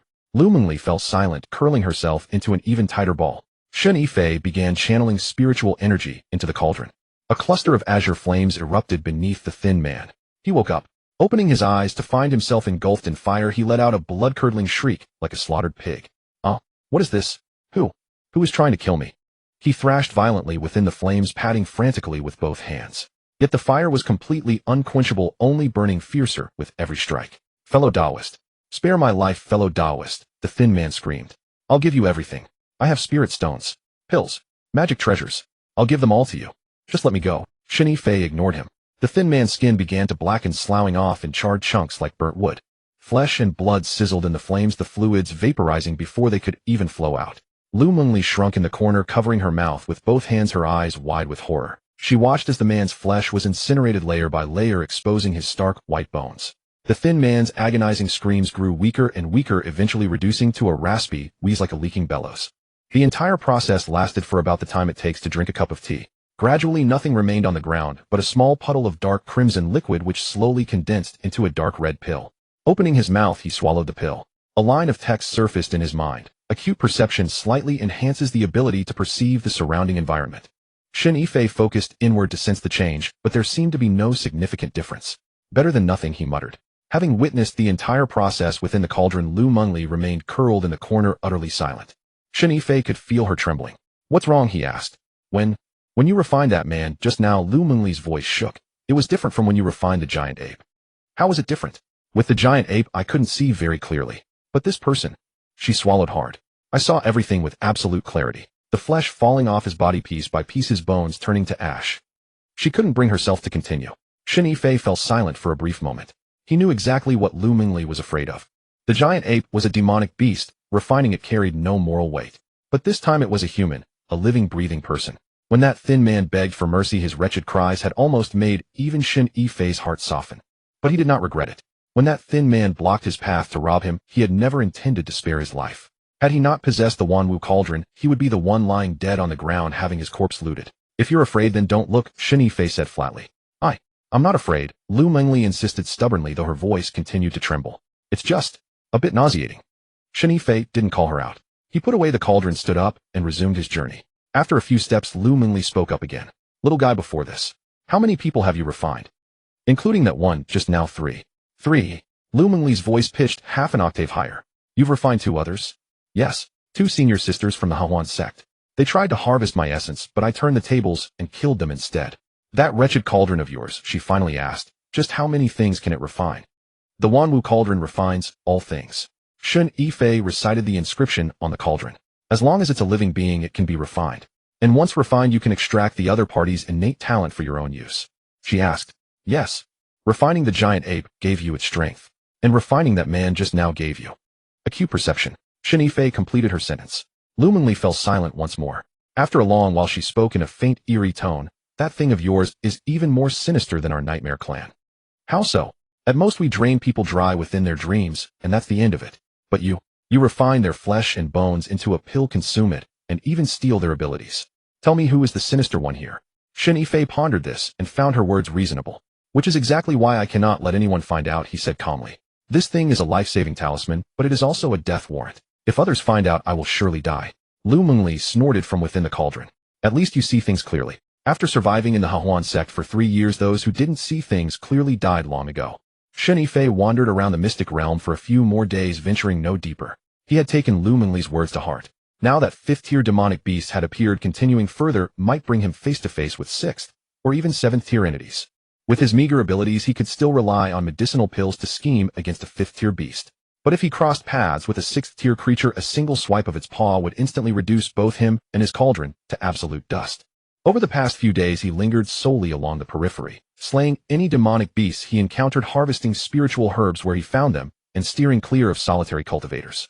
Though his harvest was not grand, it was by no means meager. He unearthed another 7 or 8 spiritual herbs of over a century in age, collected over a dozen 1st and 2nd-tier beast cores, and even looted a storage bag from a corpse, which contained over 3,000 spirit stones and several Dharma treasures. Counting the days, nearly 20 days had passed since the opening of the mystic realm. Shen Yifei pondered that it was about time to make his exit. One must not let greed consume them. Finding a secluded spot, he sat cross-legged and took inventory of the items within his ring. Gazing at the ground strewn with treasures, Lu Mingli spoke from within the cauldron. Little fellow, quite a bountiful harvest you have there. Over the past few days, she had grown much more subdued, no longer humming her little tunes and speaking with a polite courtesy, as if she had become an entirely different person. It is decent enough, Shen Yifei replied. He packed away his belongings and stood up. It is time to leave. Are you not going to wait until the mystic realm closes, eh? Wait for what? Once the mystic realm closes, everyone will crowd around the exit. By then it will be a chaotic frenzy of plunder and slaughter.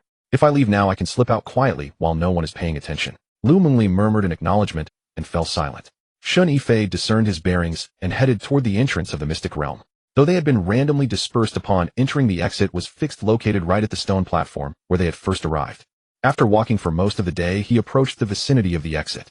From afar, he could see a sizable crowd already gathered around the stone platform, sitting or reclining in small groups, some tending to their wounds, some counting their spoils, and others conversing in hushed tones.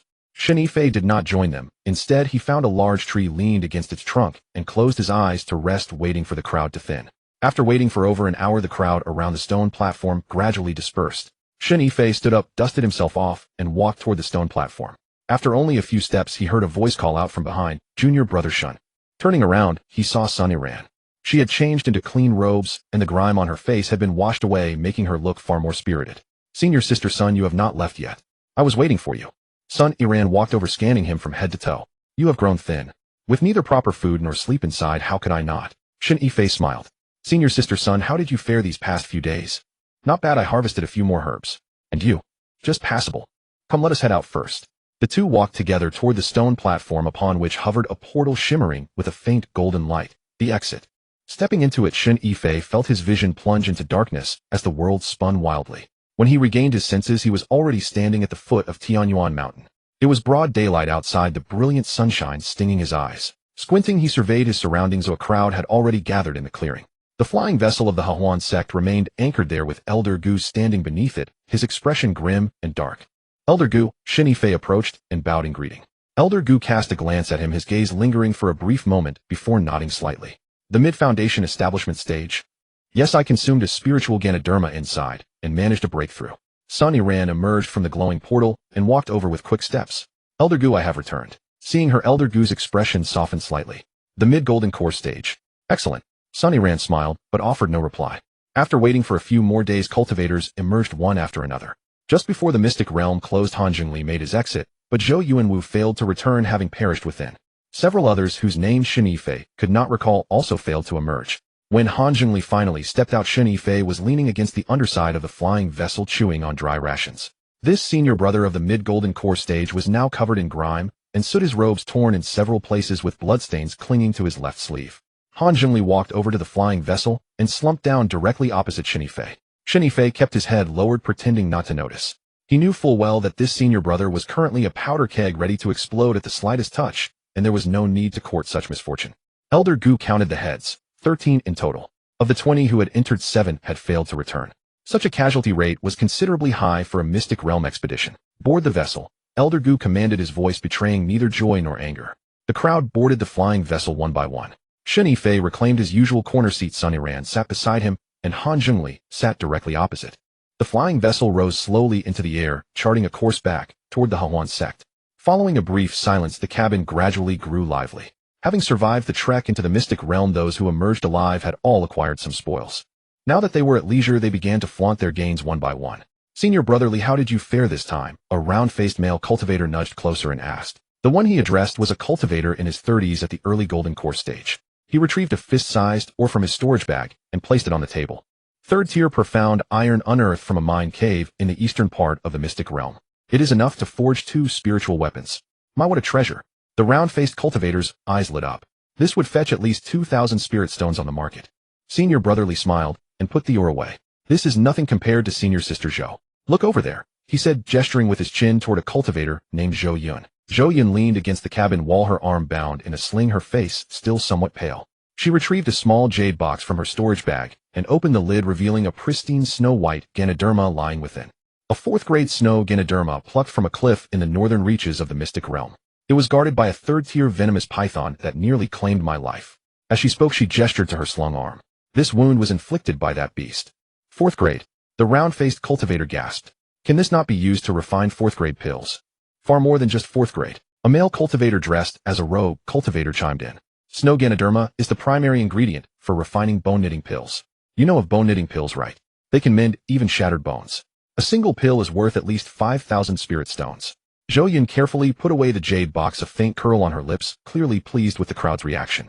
Others produced several spiritual herbs, some revealed demonic cores, and one even brought out a jade slip claiming to have found a 3rd-grade cultivation method. The cabin was filled with lively exchanges, as bustling as a marketplace.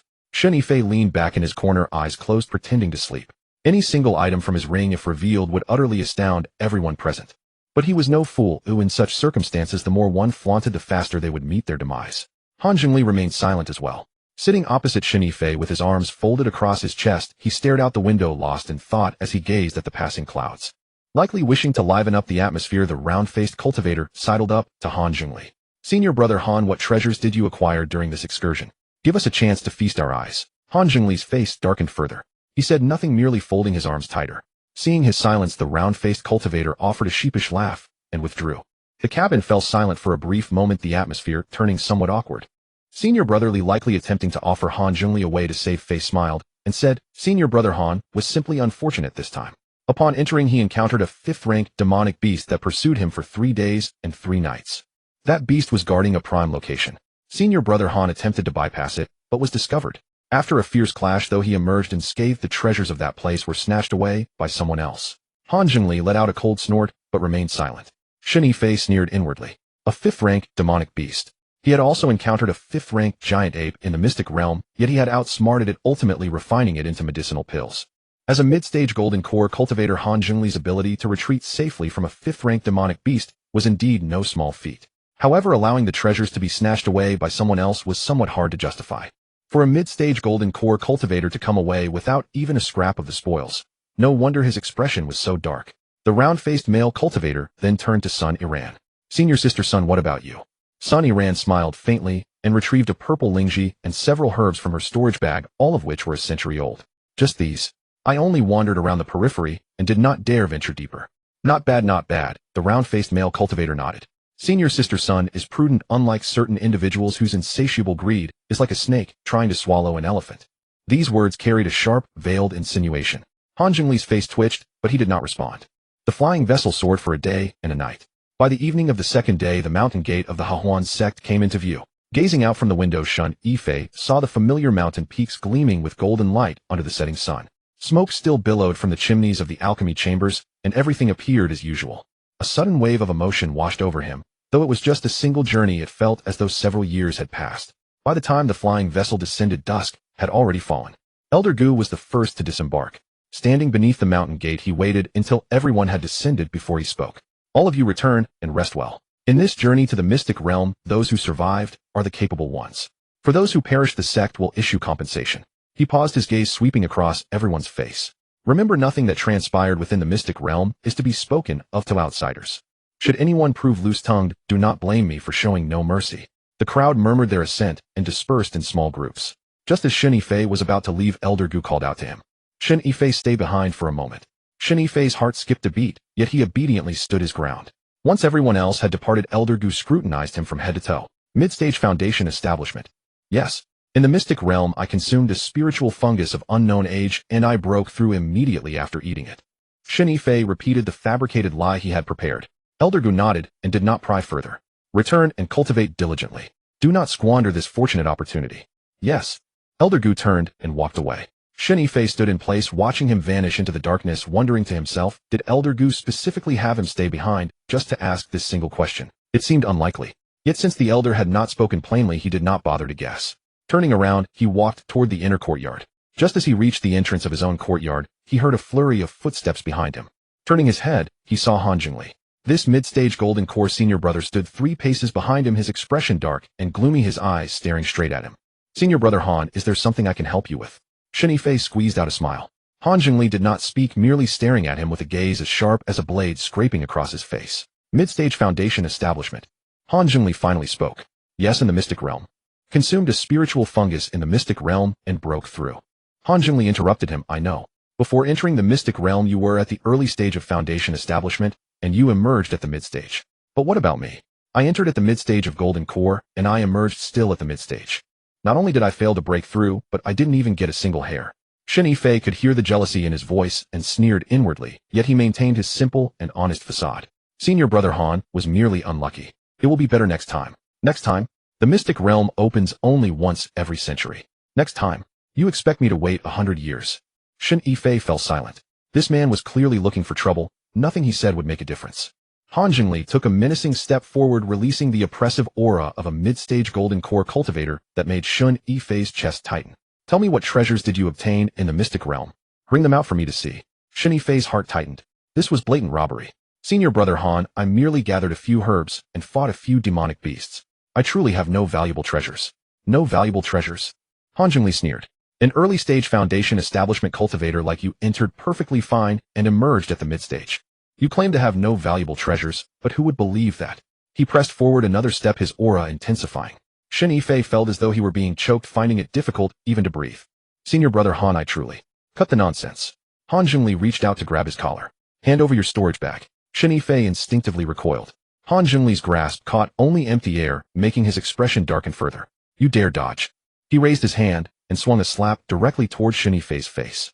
If this slap landed, Shen Yifei would surely lose a few teeth. A strike from a mid-stage golden core cultivator was no laughing matter. Yet Shen Yifei did not dodge. It was not that he did not want to, but that he could not.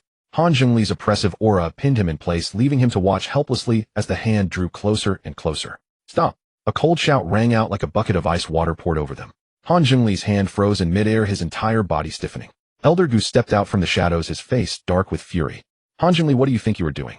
Han Zhengli's oppressive aura vanished instantly. Retracting his hand, he retreated 2 paces. Elder Gu, I merely wanted to see what treasures he obtained. To see what treasures he obtained. Elder Gu's voice was as cold as a blade. You intend to rob him of his belongings, don't you? No, I merely. Merely what? Elder Gu interrupted him. Returning empty-handed from the mystic realm, you feel disgruntled, so you take your frustration out on a junior brother who is only at the mid-stage of foundation establishment. Han Zhongli, how utterly pathetic of you. Han Zhongli's face flushed red and turned pale by turns, his lips trembling as he found himself speechless. Elder Gu stepped before him, staring directly into his eyes. Listen well. Shen Yifei is an inner sect disciple protected by the rules of the sect. If you dare lay a single finger on him, I will cripple your cultivation. Do you understand? Gritting his teeth, Han Zhongli squeezed out a few words from between them. I understand. Get out. Han Zhongli turned and walked away, but after a few paces he cast a backward glance at Shen Yifei.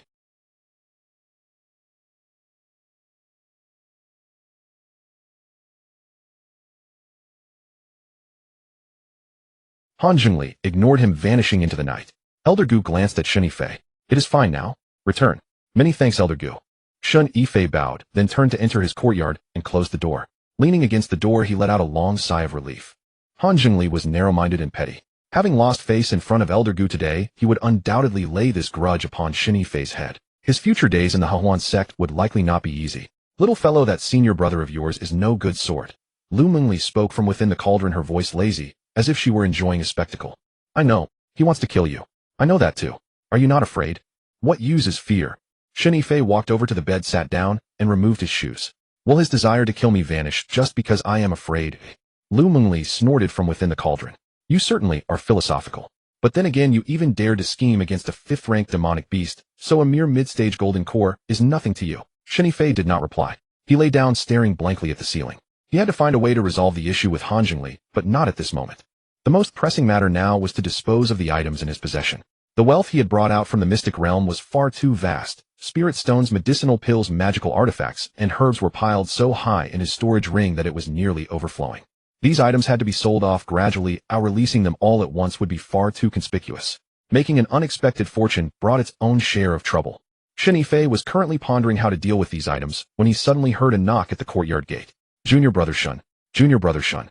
It was Qin Wan's voice. He arose to open the door. Qin Wan stood outside, clad in a light green dress, her hair pinned up, with a silver hairpin, a smile gracing her face.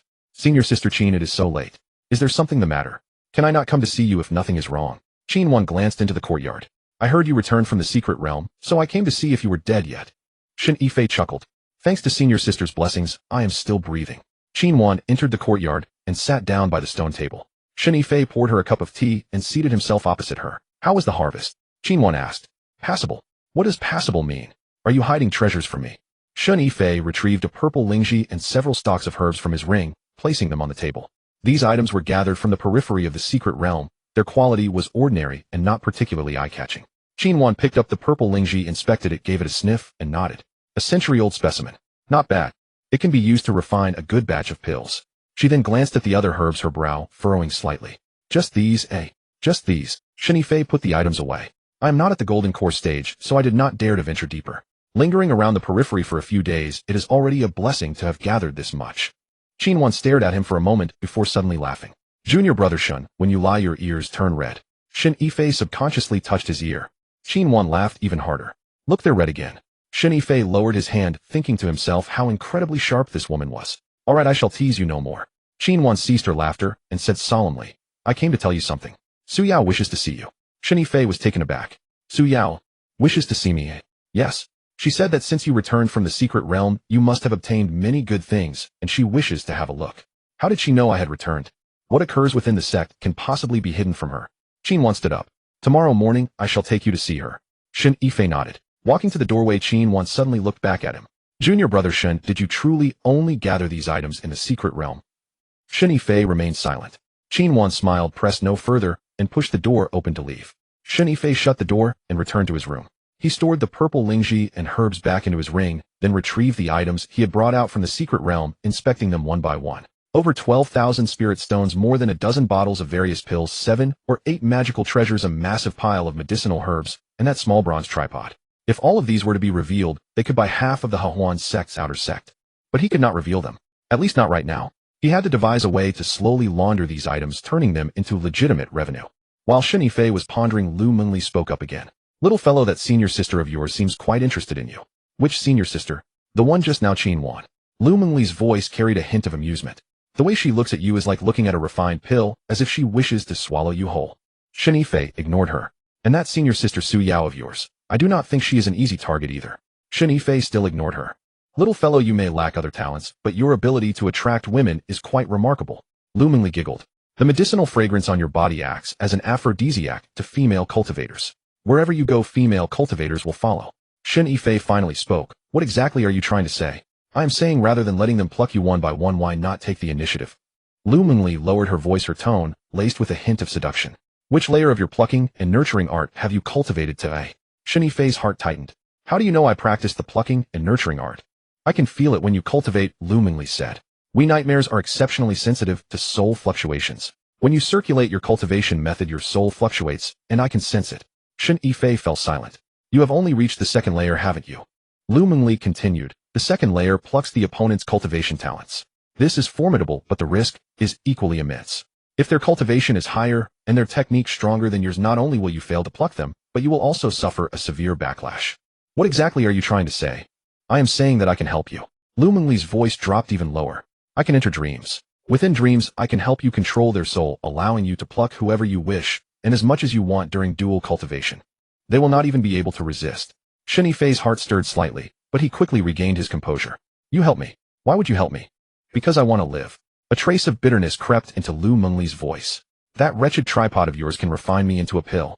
I do not wish to die, so I must make you realize my utility. Shen Yifei pondered for a moment. Is this method of yours reliable? Of course it is. Lu Mengli's voice returned to its usual languid tone. This is what we nightmares excel at most. As long as you release me, I shall help you enter their dreams, and you can pluck whoever you desire. Shen Yifei did not reply. Release her? He was no fool. This female demon spoke extravagantly, but if he truly released her, the very first thing she would do is slip into his dreams and drain him dry. Ponder it slowly, there is no rush. Lu Mengli let out a yawn. In any case, I am locked up by you in this wretched place, and can go nowhere. Whenever you come to your senses, that is when you shall let me out. Shen Yifei rolled over and closed his eyes. Early the next morning, Qin Wan came knocking on his door. Shen Yifei followed her as they walked deep into the inner courtyard. Su Yao's residence was located at the very depth of the inner courtyard, easily twice the size of his own. 2 spiritual peach trees were planted by the entrance, their blossoms in vibrant pink profusion. As the wind blew, petals drifted everywhere. Qin Wan knocked on the door, and Su Yao's voice drifted from within, come in. Pushing the door open, they found Su Yao sitting by a stone table in the courtyard sipping tea. Sit. She pointed to the stone stool opposite her. Shen Yifei sat down, and Qin Wan seated herself beside him. Su Yao poured him a cup of tea and pushed it forward. Have a taste. This is spiritual tea newly harvested this year. A single tail costs 50 spirit stones. Shen Yifei lifted the cup and took a sip. Indeed, it was excellent. It entered with a fresh fragrance, leaving a sweet aftertaste, while a faint trace of spiritual energy swirled upon the tip of his tongue. Junior brother Shen, how was your harvest from the secret realm? Su Yao got straight to the point. Passable. I dug up a few herbs and hunted a few demonic beasts. Shen Yifei stuck to his usual narrative. Su Yao smiled and did not press further. She retrieved a small porcelain vial from her robes and placed it on the table. Take a look at this. Shen Yifei picked it up, uncorked it, and took a sniff. A pungent, spicy scent rushed straight up his nose. A barrier-breaking pill. He looked up at Su Yao. Indeed. I had someone refine it for me, costing 3,000 spirit stones. Can you guess its efficacy? Shen Yifei shook his head. Su Yao retracted the vial, the corners of her mouth curling slightly. Virtually none. Taking one was like eating a sugar bean, utterly useless. Shen Yifei did not reply. Thus I would like to request you to refine a batch for me. Su Yao looked at him, her phoenix eyes carrying a hint of amusement. The Hehuan pill you refined for Qin Wan last time. I inspected it, the quality was exceptional. And the barrier-breaking pill you refined for Qin Wan I have also seen. 9 Dao patterns, supreme grade. Junior brother Shen, your alchemy skills could easily rank in the top 3 within the Hehuan Sect. Shen Yifei's heart tightened, but he showed no outward sign of it. Senior sister Su flatters me. I was merely fortunate. Su Yao laughed. Junior brother Shen, those words might deceive others, but they cannot fool me. Su Yao raised the teacup and took a sip, her phoenix eyes narrowing slightly like a lazy cat. That impediment-breaking pill of yours has 9 Dao patterns. After all these years in the Hehuan Sect, the finest impediment-breaking pill I've ever seen barely had 5 patterns. You're telling me this is luck? Your luck is far too extraordinary. Shen Yifei's heart skipped a beat, but his face remained that of a simple, honest youth. Senior sister Su, I truly don't know what happened. I just refined it according to the alchemical recipe, and this is what came out. Refine by following the recipe, and produce a top-grade 4th-rank pill. Su Yao set down her teacup. Junior brother Shen, do you take me for a 3-year-old child? Hehuan sat nearby glancing between Su Yao and Shen Yifei. She opened her mouth as if to say something, but ultimately remained silent. Shen Yifei fell silent. He knew he couldn't hide anything from Su Yao. This woman was sharper than a monkey. But he couldn't admit it either. Admitting it would be courting death. Senior sister Su. He raised his head and looked at her earnestly. Everyone has secrets. My secret, if revealed, would cost me my life. Could you please stop asking? Su Yao stared at him for a long while, then suddenly smiled. Alright, I won't ask. She took out an alchemical recipe from her bosom and pushed it toward him. But this batch of pills you must refine for me. Shen Yifei picked up the recipe and glanced at it. His pupils contracted. Impediment-breaking pill. Didn't you say it wasn't urgent? It is an impediment-breaking pill, but not for me to use. Su Yao leaned back in her chair and tapped her fingers lightly on the table. I have a friend who has been stuck at the peak of golden core cultivation for 5 years. She only needs one good pill. Those impediment-breaking pills on the market are of poor quality. Taking them is like taking nothing. I showed her your 9-pattern pill, and she is willing to pay 20,000 spirit stones for one. 20,000 spirit stones. Shen Yifei's eyelid twitched. Senior sister Su, the medicinal materials for impediment-breaking pills are not easy to obtain. I will provide the materials. Su Yao took out 2 jade boxes from her storage pouch and placed them on the table. 2 portions. Is that enough? Shen Yifei opened the jade boxes and took a look. Purple spirit Ganoderma 9-turn Polygonum multiflorum dragon saliva incense, heavenly silkworm, pupa blood bodhi fruit ice soul flower, and nascent soul fruit. All 7 medicinal materials were present, and their quality was even better than what Hehuan had brought last time. The nascent soul fruit bore 5 golden patterns 500 years old worth at least 2,000 spirit stones on the market. Enough. He covered the jade box. Come in 3 days to collect. Su Yao nodded and took out a small porcelain bottle from her bosom, placing it on the table. This is a deposit of 1,000 spirit stones. If you succeed, another 9,000. If you fail, I won't even ask for this deposit back. Shen Yifei took the porcelain bottle and did a quick calculation in his head. 2 portions of materials. Even if one failed and one succeeded, that would still bring 20,000 spirit stones. After giving Su Yao her share, he would net 10,000. This trade was worthwhile. Senior sister Su, there's something I'd like to ask you. Speak. How is Han Zhongli regarded within the sect? Su Yao raised an eyebrow. Why? Did he cause you trouble? We encountered each other at the secret realm entrance and exchanged some unpleasant words. Su Yao let out a cold snort. Han Zhongli. He reached mid-golden core after over 20 years of cultivation. His aptitude is mediocre, but his heart is extremely narrow. He returned from this secret realm empty-handed and is already frustrated. As a Foundation establishment mid-stage cultivator, if he takes a dislike to you, you'd best avoid him. One can dodge the first half of the month, but not the second half, Shen Yifei said with a bitter smile. Su Yao looked at him thoughtfully. True. How about this? I'll keep an eye on him for you. If he really causes trouble, I'll shield you. Thank you, senior sister Su. No need to thank me. Just refine the pills well. Su Yao raised her teacup again, a clear signal that the visit was over. Shen Yifei stood up, and Hehuan stood up as well. The two left Su Yao's courtyard and walked back along the path. Suddenly Hehuan spoke. Junior brother Shen, when dealing with Su Yao, you must remain cautious. What do you mean? She is far too shrewd. Today you agreed to refine pills for her, and she gave you 1,000 spirit stones as a deposit. On the surface that seems generous. But think about it. A top-grade impediment-breaking pill is worth at least 20,000 spirit stones on the market. She gives you 10,000 and keeps the other 10,000 for herself, yet still gains your gratitude.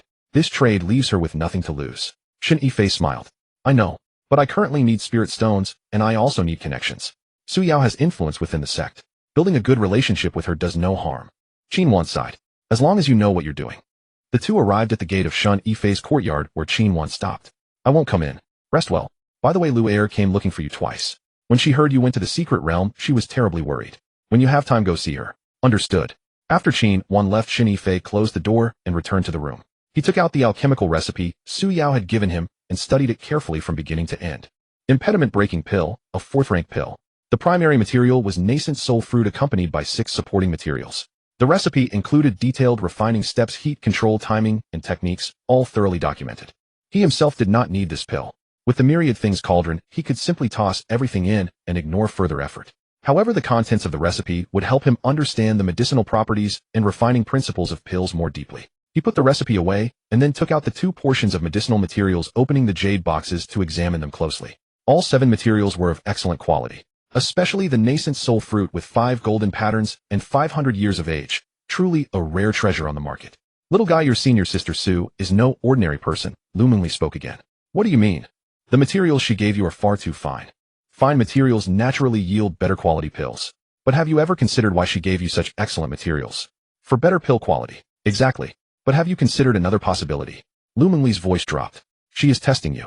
2 portions of materials. If you refine both successfully, it shows your alchemy far exceeds ordinary people. If you ruin one, it means you were merely lucky before. She is probing your true level. Shen Yifei's heart grew cold. This demoness made a valid point. Su Yao planned every move with precision. Giving him fine materials served 2 purposes: ensuring good pill quality and testing his actual capability. Then what do you suggest I do, he asked. Refine both portions, but don't make them too perfect. Lu Mengli said. 5 Dao patterns will suffice.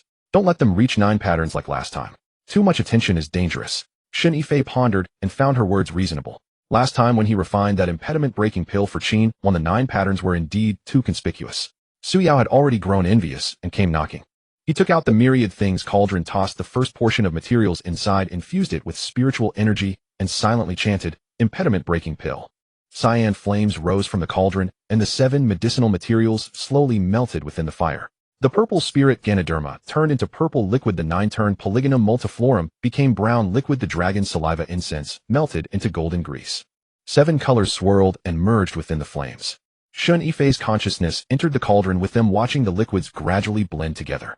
He controlled the heat, ensuring it neither congealed too quickly nor too slowly.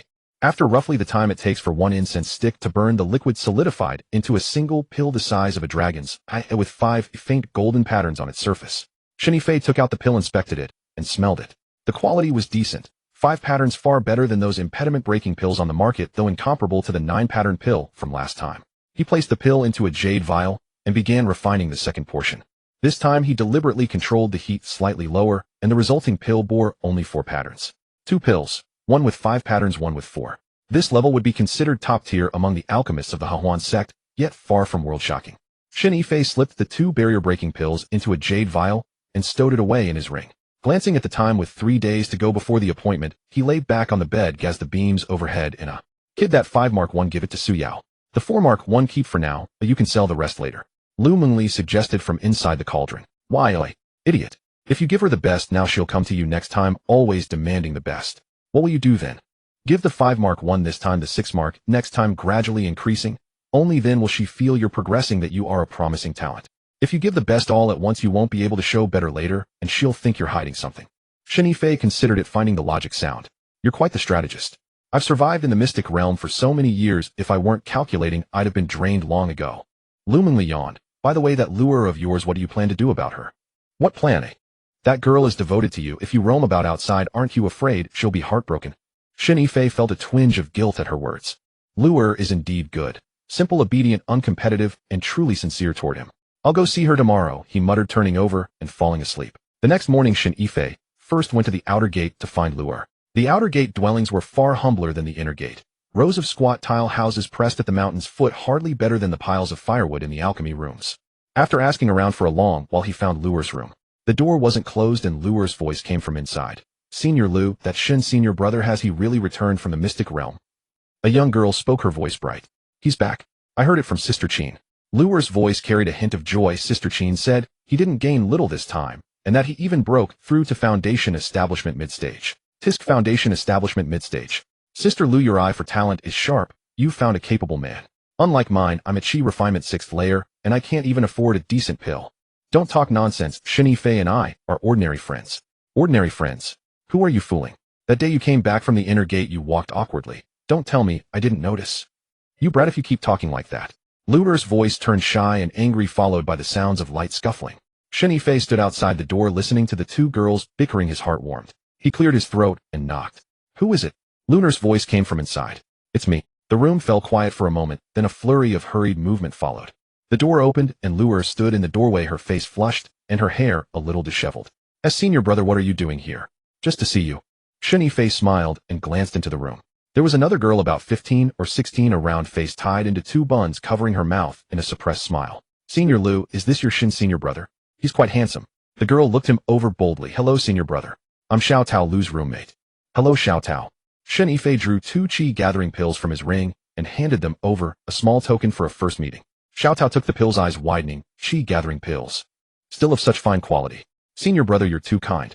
She hurriedly tucked the pills away, grinning, tugging Lure's sleeve. Lu's sister, you all chat. I'll go practice. With that, she dashed off and closed the door behind her. Senior brother, you. Why didn't you tell me in advance? My place is a mess. Shen Yifei took in the room's layout. It wasn't large, but it was tidy. Not bad. Much better than the firewood-piled dorm I lived in at the alchemy room. He sat by the bed tapping the space beside him. Come sit. Lu'er obediently moved over, sitting close, her hands resting on her knees, sitting with proper posture. Shen Yifei watched her nervousness and smiled. So a few days apart, and you feel distant? No. Lu'er lifted her head, eyes glistening. I'm happy. Senior brother, I've worried every day since you entered the mystic realm, afraid you'd encounter danger. I'm fine, am I not? Shen Yifei reached to hold her shoulder, and Lu'er leaned into him, her head resting on his shoulder. Did you encounter danger in the mystic realm, senior brother? Yes, I ran into a 5-stage great ape. Lunar's face changed. 5-stage. Then you. I tricked it, froze it into an icy lump. Shen Yifei said lightly. Your senior brother's abilities are formidable. What is a 5-stage demon beast to me? Lu'er regarded him with suspicion, then leaned back again. Senior brother, stop bragging. When have I ever bragged, eh? Shen Yifei pulled out the 4-mark barrier-breaking pill from his ring and handed it to her. Take it. Lu'er took it, opened the cork, and sniffed. Her expression changed. What pill is this? It smells like barrier-breaking pill, 4th rank. Eat it when you reach the Foundation Establishment pinnacle. It will help you break through to the golden core. Lu'er's hand trembled, nearly dropping the porcelain bottle. 4th rank. This is too precious, I can't take it. Take it. Shen Yifei pressed her hand down. I'm keeping it here for you. It's perfect for you. Train hard and don't disappoint me. Lu'er held the porcelain bottle, her eyes red, lips quivering, then suddenly leaped into his arms, burying her face in his chest. Senior brother, you're too good to me. I don't know how to repay you. Repay what? Shen Yifei patted her back. You train hard and get into the inner gate as soon as possible. That will be the best repay for me. Lu'er nodded vigorously. The two lingered for a moment before Shen Yifei looked at the sky, standing up. I must go, there are things to do. I'll come back in a couple of days to see you. Lu'er walked him to the gate, holding his hand, reluctant. Senior brother, you be careful. That Han Jingli, I've heard he's not a good man. Don't offend him. How do you know Han Jingli? The inner gate matters are the talk of both gates. Heard that he left the mystic realm empty-handed, wasn't pleased, looked for trouble with you, and was scolded by Elder Gu. Such a person has a small heart, and will surely seek revenge. Shen Yifei's heart warmed, he patted her head. I know. I'll be careful. Leaving the outer gate, he didn't return to the inner court, but headed to the sect market for a circuit. He wanted to unload some of his gear without drawing too much attention, so he visited several shops and sold them separately. The first shop sold magical implements, 3 spirit artifact grade items, for 4,000 spirit stones. The second shop sold demon beast materials, the third sold medicinal herbs, including lingji and other herbs under 100 years old. After a round, he had added over 12,000 spirit stones to his stash. With what he had earned before, the storage ring now held over 20,000 spirit stones. Shen Yifei gazed at the mound of stones in the ring, a sense of joy blooming in his chest. Over 20,000 spirit stones would indeed be considered small wealth within the inner gate of Hehuan Sect. Look at your ambition, Lu Mengli sneered from inside the cauldron. Just over 20,000 spirit stones, and you're this proud. When you later see better things, pills that cost tens of thousands of spirit stones per pill, you'll be ecstatic, won't you? Pills worth hundreds of thousands of spirit stones each. There are many. 5th and 6th rank pills, any one of them costs tens of thousands of spirit stones. If they're top tier in quality, hundreds of thousands to millions aren't rare. If you could refine top tier 5th and 6th rank pills, you would never worry about spirit stones in this lifetime. Shen Yifei's heart itched with longing. He wasn't yet capable of crafting 5th or 6th rank pills. The Wan Wuding could refine them, but he would need elixir formulas and herbs first. The ingredients for 5th and 6th rank pills cost thousands of spirit stones per plant, and his current capital wouldn't even buy a few portions. No hurry, take it slow. He comforted himself with that thought and headed back to the inner courtyard. Returning to his own courtyard, Shen Yifei began to ponder how to deal with that bronze thing. Shen Yifei pulled the bronze cauldron out from his ring, turning it over several times to examine it. This cauldron was a circle larger than his myriad creations cauldron, featuring 3 legs and 2 handles, with its body densely inscribed with intricate runes. He tried channeling spiritual energy into it, and a cluster of azure flames instantly erupted from within, crackling and roaring. A spirit tool grade alchemy cauldron. Lu Mengli commented from within the cauldron. The quality is decent. It is worth at least 3,000 to 5,000 spirit stones. I'm not selling it anyway. Shen Yifei extinguished the fire and put the bronze cauldron away. From now on, I'll rely on it to cover for me when refining pills. Just what grade is that myriad creations cauldron of yours? Lu Mengli asked. Shen Yifei pondered for a moment. I don't know, but it is definitely better than this one. Nonsense. How could something capable of refining living humans into pills be ordinary? Lu Mengli paused. Little guy, let me give you a piece of advice. Use that cauldron as little as possible. It is far too sinister. Using it too much will only invite trouble. What kind of trouble? I can't say for sure. Lu Mengli's voice sounded uncharacteristically solemn. But having lived in the secret realm for hundreds of years, I've seen plenty of extraordinary treasures. The more sinister an object is, the more likely it is to backlash against its master. That cauldron of yours can even refine 5th rank demonic beasts, Who knows if it might refine you one day. Hearing her words, Shen Yifei felt a slight chill run down his spine. However, he quickly cast the thought aside. The Myriad Creations Cauldron was his greatest trump card. Without it, he would still be chopping wood and stoking fires in the alchemy chamber. I know what I'm doing, he muttered, rolling over to sleep. Over the next few days, Shen Yifei went nowhere, spending his time cultivating in the courtyard. Since returning from the secret realm, he could clearly feel that the spiritual energy within his dantian was significantly more robust than before. The power obtained from refining the giant ape was still being slowly digested. Every day as he circulated his cultivation technique, he could feel that energy flowing through his meridians gradually merging into his flesh and blood. That evening, while Shen Yifei was studying pill formulas in the alchemy chamber, there was a knock at the courtyard gate. Opening it, he saw an unfamiliar male cultivator of the late Foundation establishment stage dressed in a gray robe. Shen Yifei. The male cultivator sized him up. That is me. What is it, senior brother? Senior brother Han asked me to bring you a message. The male cultivator lowered his voice. The matter in the secret realm is not over. With that, he turned and left. Shen Yifei stood at the doorway, watching the man's figure disappear at the end of the alley, a cold sneer rising in his heart. Han Zhongli had sent someone to deliver this message just to tell him that this was far from over. A grand mid-stage golden core cultivator sending a messenger to deal with a mid-stage Foundation establishment cultivator only showed how narrow-minded and petty he was. Little guy, what do you plan to do? Lu Mengli asked. Deal with it when it comes. Shen Yifei closed the door and returned to the room. If he dares to come, I'll make sure he follows in the footsteps of that giant ape. Are you mad? He is at the mid-stage of the golden core. You only managed to scheme against that giant ape in the secret realm because it was off guard, and you even sacrificed a nice soul pill. Han Zhongli is a human, not a beast. He won't foolishly walk into your trap. I know. Shen Yifei lay down, staring at the ceiling beams. That's why I need to find a way to make him too afraid to touch me. What way? I haven't thought of it yet. Lu Mengli sighed from within the cauldron. You little guy, you truly are as bold as you are carefree. Early the next morning, Shen Yifei went to find Su Yao. Su Yao was drinking tea in the courtyard. Seeing him arrive, the corners of her lips curled up slightly. Are the pills refined? They are finished. Shen Yifei pulled out the jade bottle containing the 5-vein barrier-breaking pill from his ring and handed it over. Su Yao took it, poured out the pill to examine it, and took a sniff, a trace of satisfaction flashing in her phoenix eyes. 5 pill veins, not bad. She put the pill back, pulled out 9,000 spirit stones from her storage bag, and pushed them in front of him. This is the remainder. Shen Yifei put away the spirit stones, but did not leave. Su Yao glanced at him. Is there something else? Senior sister Hehuan Sect sent someone to deliver a message yesterday, saying that the matter in the secret realm isn't over. Su Yao's brow furrowed slightly, but quickly smoothed out. He certainly is impatient. She raised her teacup and took a sip. Rest assured, he won't dare to make a move on you openly. Elder Gu made it clear that day, if he dares to lay a single finger on you, Elder Gu will cripple him. Though Han Zhongli is narrow-minded, he is no fool. He won't throw away his own future just to vent his anger. He wouldn't dare openly, but what about in the dark? Su Yao set down her teacup, staring at him for a moment. Junior brother Shen, you may look simple, but you are sharper than anyone. If Han Zhongli strikes from the shadows, it would indeed be virtually impossible to guard against. Tell you what, I'll keep an eye on him for you. If he makes any moves, I'll let you know in advance. Thank you, senior sister Su. Don't thank me. Su Yao picked up her teacup again. You refine pills for me, and I ward off trouble for you. A fair trade, neither of us owes the other. Shen Yifei caught the underlying meaning in her words. She was telling him that their relationship was purely transactional, and he shouldn't expect her to help him for free. He smiled, stood up, and took his leave. After leaving Su Yao's courtyard, Shen Yifei ran into Sun Yiran on his way back. Sun Yiran had changed into a light blue dress, her hair pinned up, with a jade hairpin, looking far more spirited than she did in the secret realm. Upon seeing Shen Yifei, her eyes lit up, and she walked over quickly. Junior brother Shen, I was just looking for you. Senior sister Sun, what's the matter? Can't I look for you if there's nothing wrong? Sun Yiran laughed, and gave him a playful nudge. Come, let's sit at my place. I'll treat you to some tea. Shen Yifei hesitated for a moment, but followed her anyway. Sun Yiran's courtyard was considerably larger than his, planted with several spiritual flowers that were currently in full vibrant bloom. She invited him inside, poured a cup of tea, and sat down opposite him. Junior brother Shen, I've been meaning to thank you for what happened in the secret realm. She picked up her cup and took a sip. If not for you, let alone making a breakthrough, I might not have even made it out of the secret realm alive. You are too polite, senior sister Sun. I didn't do much. You helped me break through to the mid-stage of the golden core, and you call that nothing?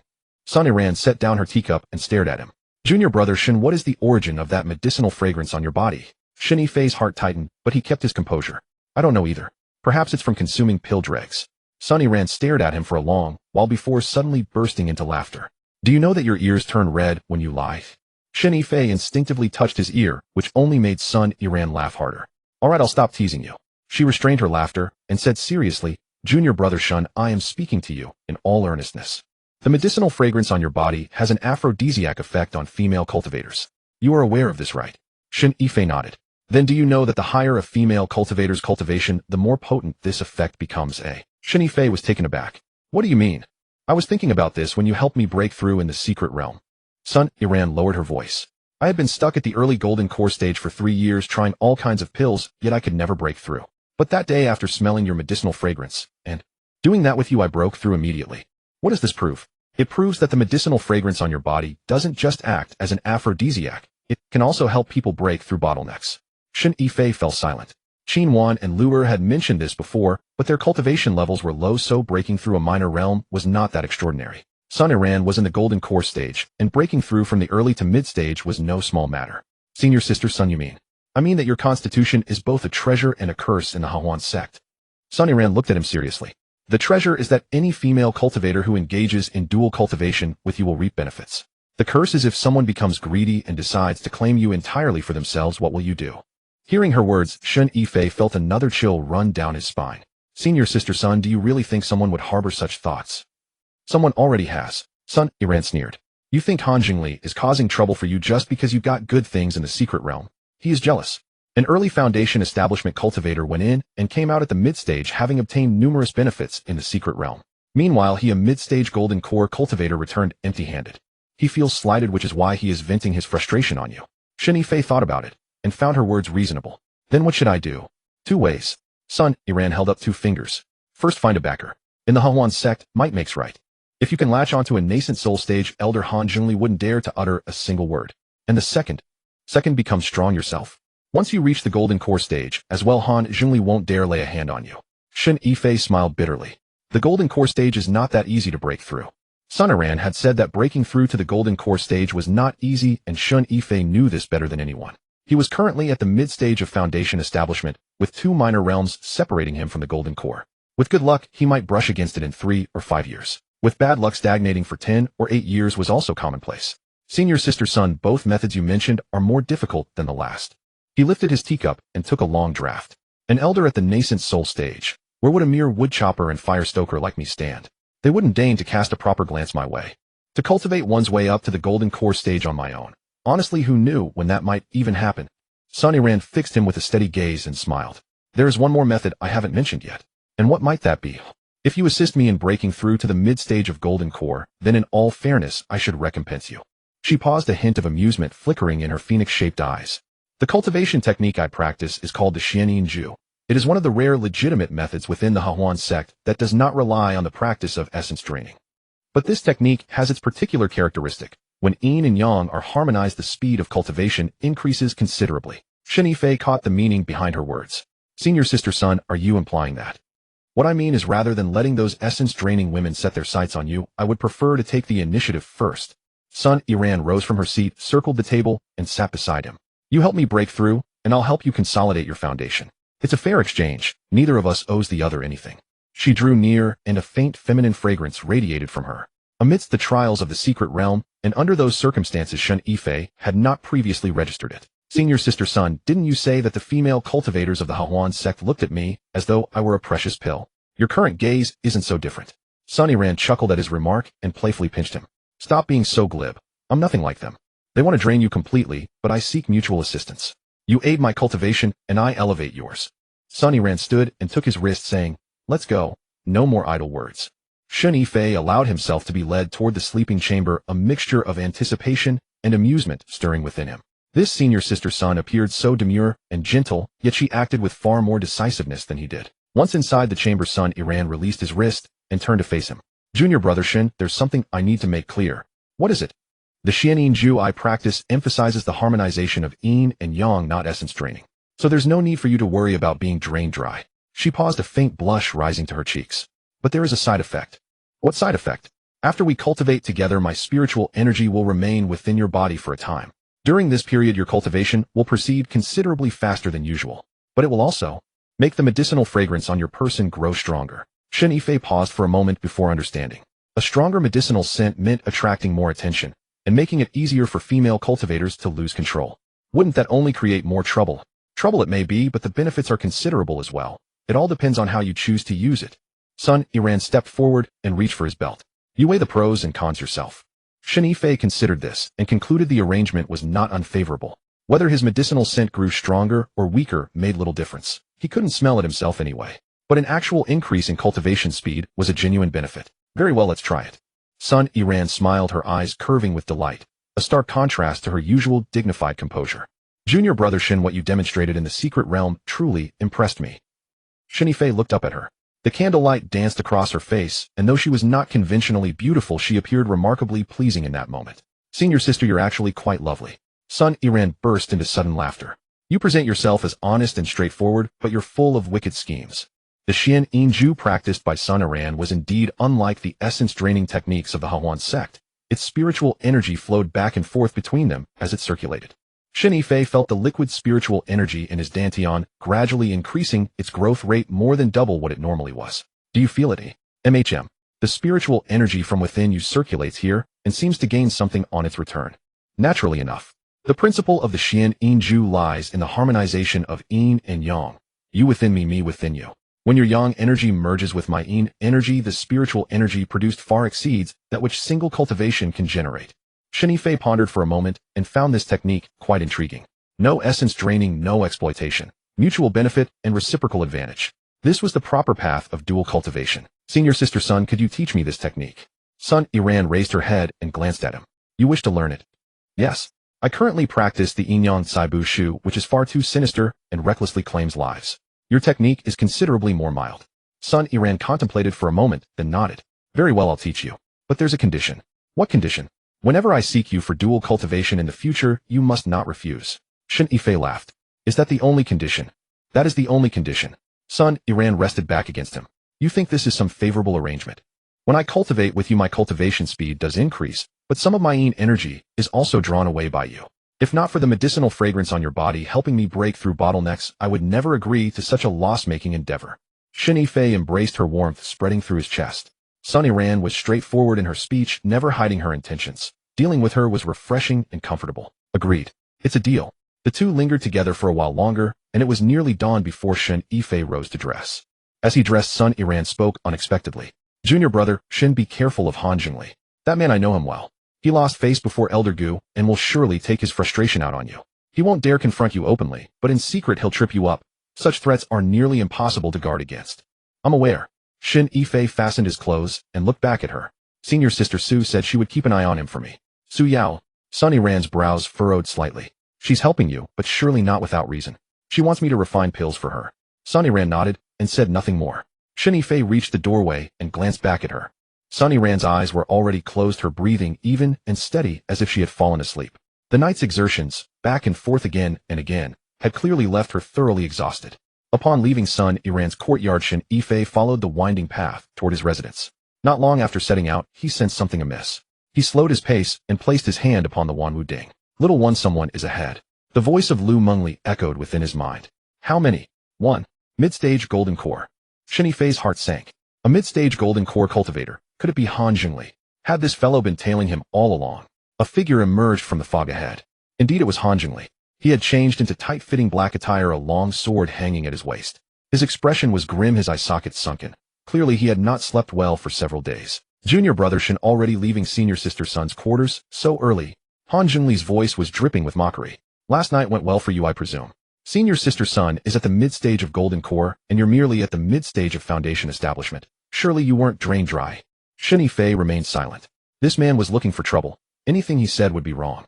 Han Zhongli stepped forward 2 paces, and the oppressive aura of mid-stage golden core bore down upon him. Junior brother Shen, you're quite capable, aren't you? You entered the secret realm at the early stage of foundation establishment, and now you emerge at the mid-stage. What fine treasure did you obtain inside? Why not show your senior brother for a look? Shen Yifei gazed at the overbearing Han Zhongli, involuntarily taking 2 steps back. Senior brother Han, I truly only gathered a few herbs. There is nothing of value here. Nothing of value. Han Zhongli sneered. If there is nothing of value, why would Sun Yiran take an interest in you? Why would Su Yao speak up on your behalf? Do you take me for a 3-year-old child? He pressed another step forward, his aura intensifying. Shen Yifei felt as though a massive boulder were pressing down on his chest, making even breathing difficult. Senior brother Han, what exactly do you want? What do I want? Han Zhongli walked up to him, looking down from a commanding height. I want to inspect your storage bag. If you have nothing to hide, hand it over, and let me have a look. Shen Yifei sneered inwardly. Inspect his storage bag. This was blatant robbery. Yet he could not make the first move. Doing so would be insubordination, giving Han Zhongli the perfect excuse to deal with him. Senior brother Han, Elder Gu has decreed that inner sect disciples are forbidden from plundering one another. Are you intending to defy Elder Gu's command? Han Zhongli's expression flickered, but he quickly resumed his patronizing, mocking demeanor. Elder Gu said we cannot plunder each other. I am not stealing your things, I am merely taking a look. If you have nothing to hide, what are you afraid of? He lunged forward to grab Shen Yifei by the collar. Shen Yifei recoiled, dodging the grasp. Clutching empty air, Han Zhongli's face darkened further. You dare dodge. This time, instead of grabbing the collar, he swung a direct slap. Shen Yifei did not retreat. He raised his arm to block, and their hands collided with a muffled thud, forcing both of them to take a step back. Han Zhongli steadied himself, glanced down at his palm, and then looked up at Shen Yifei, the fury in his eyes giving way to sheer astonishment. You are merely at the mid-stage of Foundation establishment. Where did you get such immense strength? Shen Yifei remained silent. He now had a clear measure of things. Han Zhongli's strength was actually inferior to his own. His refinement of the giant ape's essence in the secret realm had not been in vain. With this physical empowerment, even a mid-stage golden core cultivator could not suppress him. Han Zhongli felt his pride wounded. For a mid-stage golden core cultivator to be bested in raw strength by a mid-stage Foundation establishment disciple, if word of this got out, his standing in the Hehuan Sect would be completely ruined. You court death. Abandoning brute force, he flipped his right hand, conjuring a sphere of azure light in his palm. With a sharp hum, the light erupted, transforming into a dozen slender wind blades that swept towards Shen Yifei, blotting out the sky. Shen Yifei wanted to dodge, but the wind blades were too swift. He only had time to turn sideways and shield his head before the blade struck him. His robes were slashed in a dozen places, and beads of blood began to seep from the wounds. Shen Yifei looked down. The superficial wounds were not deep, but they stung sharply. Had these wind blades struck an ordinary person, they would have been disemboweled. His flesh had been tempered by the innate talent of the iron-backed wolf. Thus, even the spells of a mid-stage golden core cultivator could only graze his skin. Seeing the shallow wounds, Han Zhongli was stunned once more. His windblade technique was something even early-stage golden core cultivators could not withstand. How could this kid, a mere mid-stage Foundation establishment cultivator, suffer only minor scratches? What on earth are you?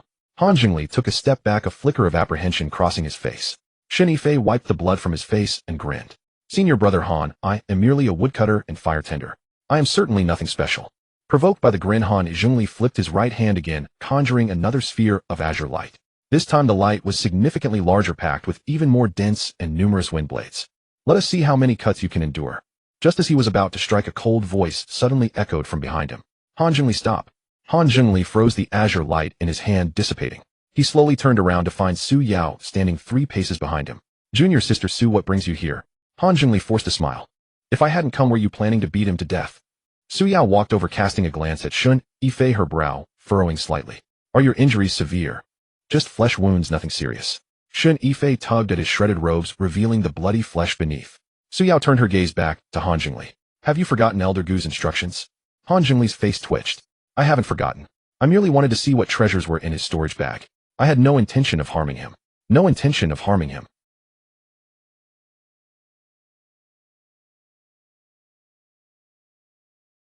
Su Yao stepped up to him, staring directly into his eyes. Han Zhongli, I do not care what grievances you have with Shen Yifei.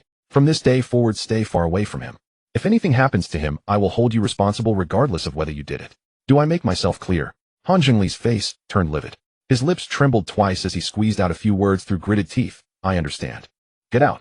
Han Zhongli turned and left, but after a few paces he cast a lingering glance back at Shen Yifei. A look whose menacing intent required no explanation. Shen Yifei smiled at him, and even cupped his hands in a polite gesture. Safe travels, senior brother Han. Han Zhongli ignored him, vanishing into the morning mist. Su Yao turned around, scanning him from head to toe. Are you truly not badly hurt? Truly, Shen Yifei said, stretching his arms. It is just that my robes are ruined, which is quite a pity. I only started wearing this a few days ago. Su Yao was amused by his words. At a time like this, and you are worrying about your clothes. Come, let's go to my place so I can apply some medicine for you.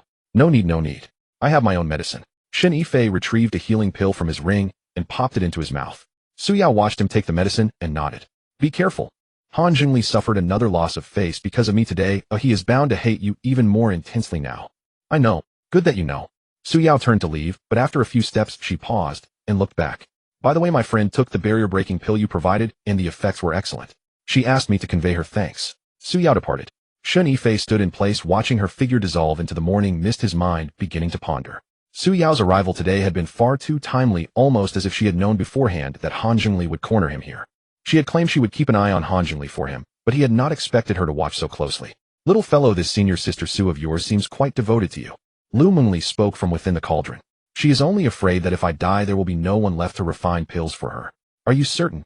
Lu Mengli's voice carried a hint of amusement. The way she looks at you does not resemble how one looks at a mere alchemist. Ignoring her, Shen Yifei clutched his wounds and walked toward his courtyard. Back in his room, he stripped off his ruined robes and inspected his injuries in the bronze mirror. The dozen or so cuts were not deep and had already begun to scab over. He applied some ointment, changed into clean clothes, and lay on his bed lost in thought. Today's incident served as a stark reminder Han Zhongli would not let this matter rest. Su Yao had shielded him today, but what about tomorrow? Or the day after? Su Yao could not possibly guard him 24 hours a day. He had to find a way to eliminate this threat once and for all. Little fellow, what are you thinking about? Lu Mengli inquired. I am thinking about how to kill Han Zhongli. Lu Mengli fell silent for a brief moment, then murmured softly. You little fellow, you look so honest and harmless, yet your heart is more ruthless than anyone's. He wants to kill me, why should I show him any courtesy? True. Lu Mengli paused. Actually, there is a way to dispose of him without anyone ever knowing. What way? Release me, and I will kill him for you. Shen Yifei pondered Lu Mengli's words and felt a flicker of thought. It was indeed a clever plan, but this little demon spirit was far too cunning. Releasing her wrist, turning the tables on himself, and the consequences might outweigh the benefits. Seeing Shen Yifei remain silent, Lu Mengli continued, do not rush to refuse. Hear me out. I am a nightmare demon capable of entering one's dreams. Once inside his dreams, I shall drain him dry until he perishes. When he dies, no one will suspect anything but cultivation deviation, a sudden, unexplained death. Shen Yifei thought the plan sounded promising, clean and undetectable, leaving no trace pointing back to him. But how do I know you won't betray me once released? You possess that humble cauldron. Whatever power it has to contain me once can do so twice. Should I ever dare betray you, simply subdue me again and refine me within. Shen Yifei considered her words and found logic in them. The Cauldron of All Things was his trump card, and Lu Mengli had witnessed its power firsthand. She would hardly dare act recklessly. I can release you, but on one condition. What condition? You must pledge yourself as my servant. Lu Mengli fell silent for a long while. How exactly does one pledge themselves?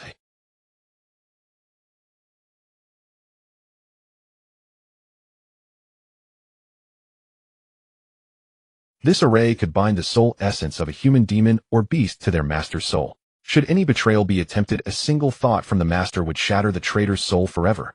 Have this array carved onto your soul essence. You? Lu Mengli's voice shifted. When did you learn such a technique? Just recently. If you disagree, I will not release you.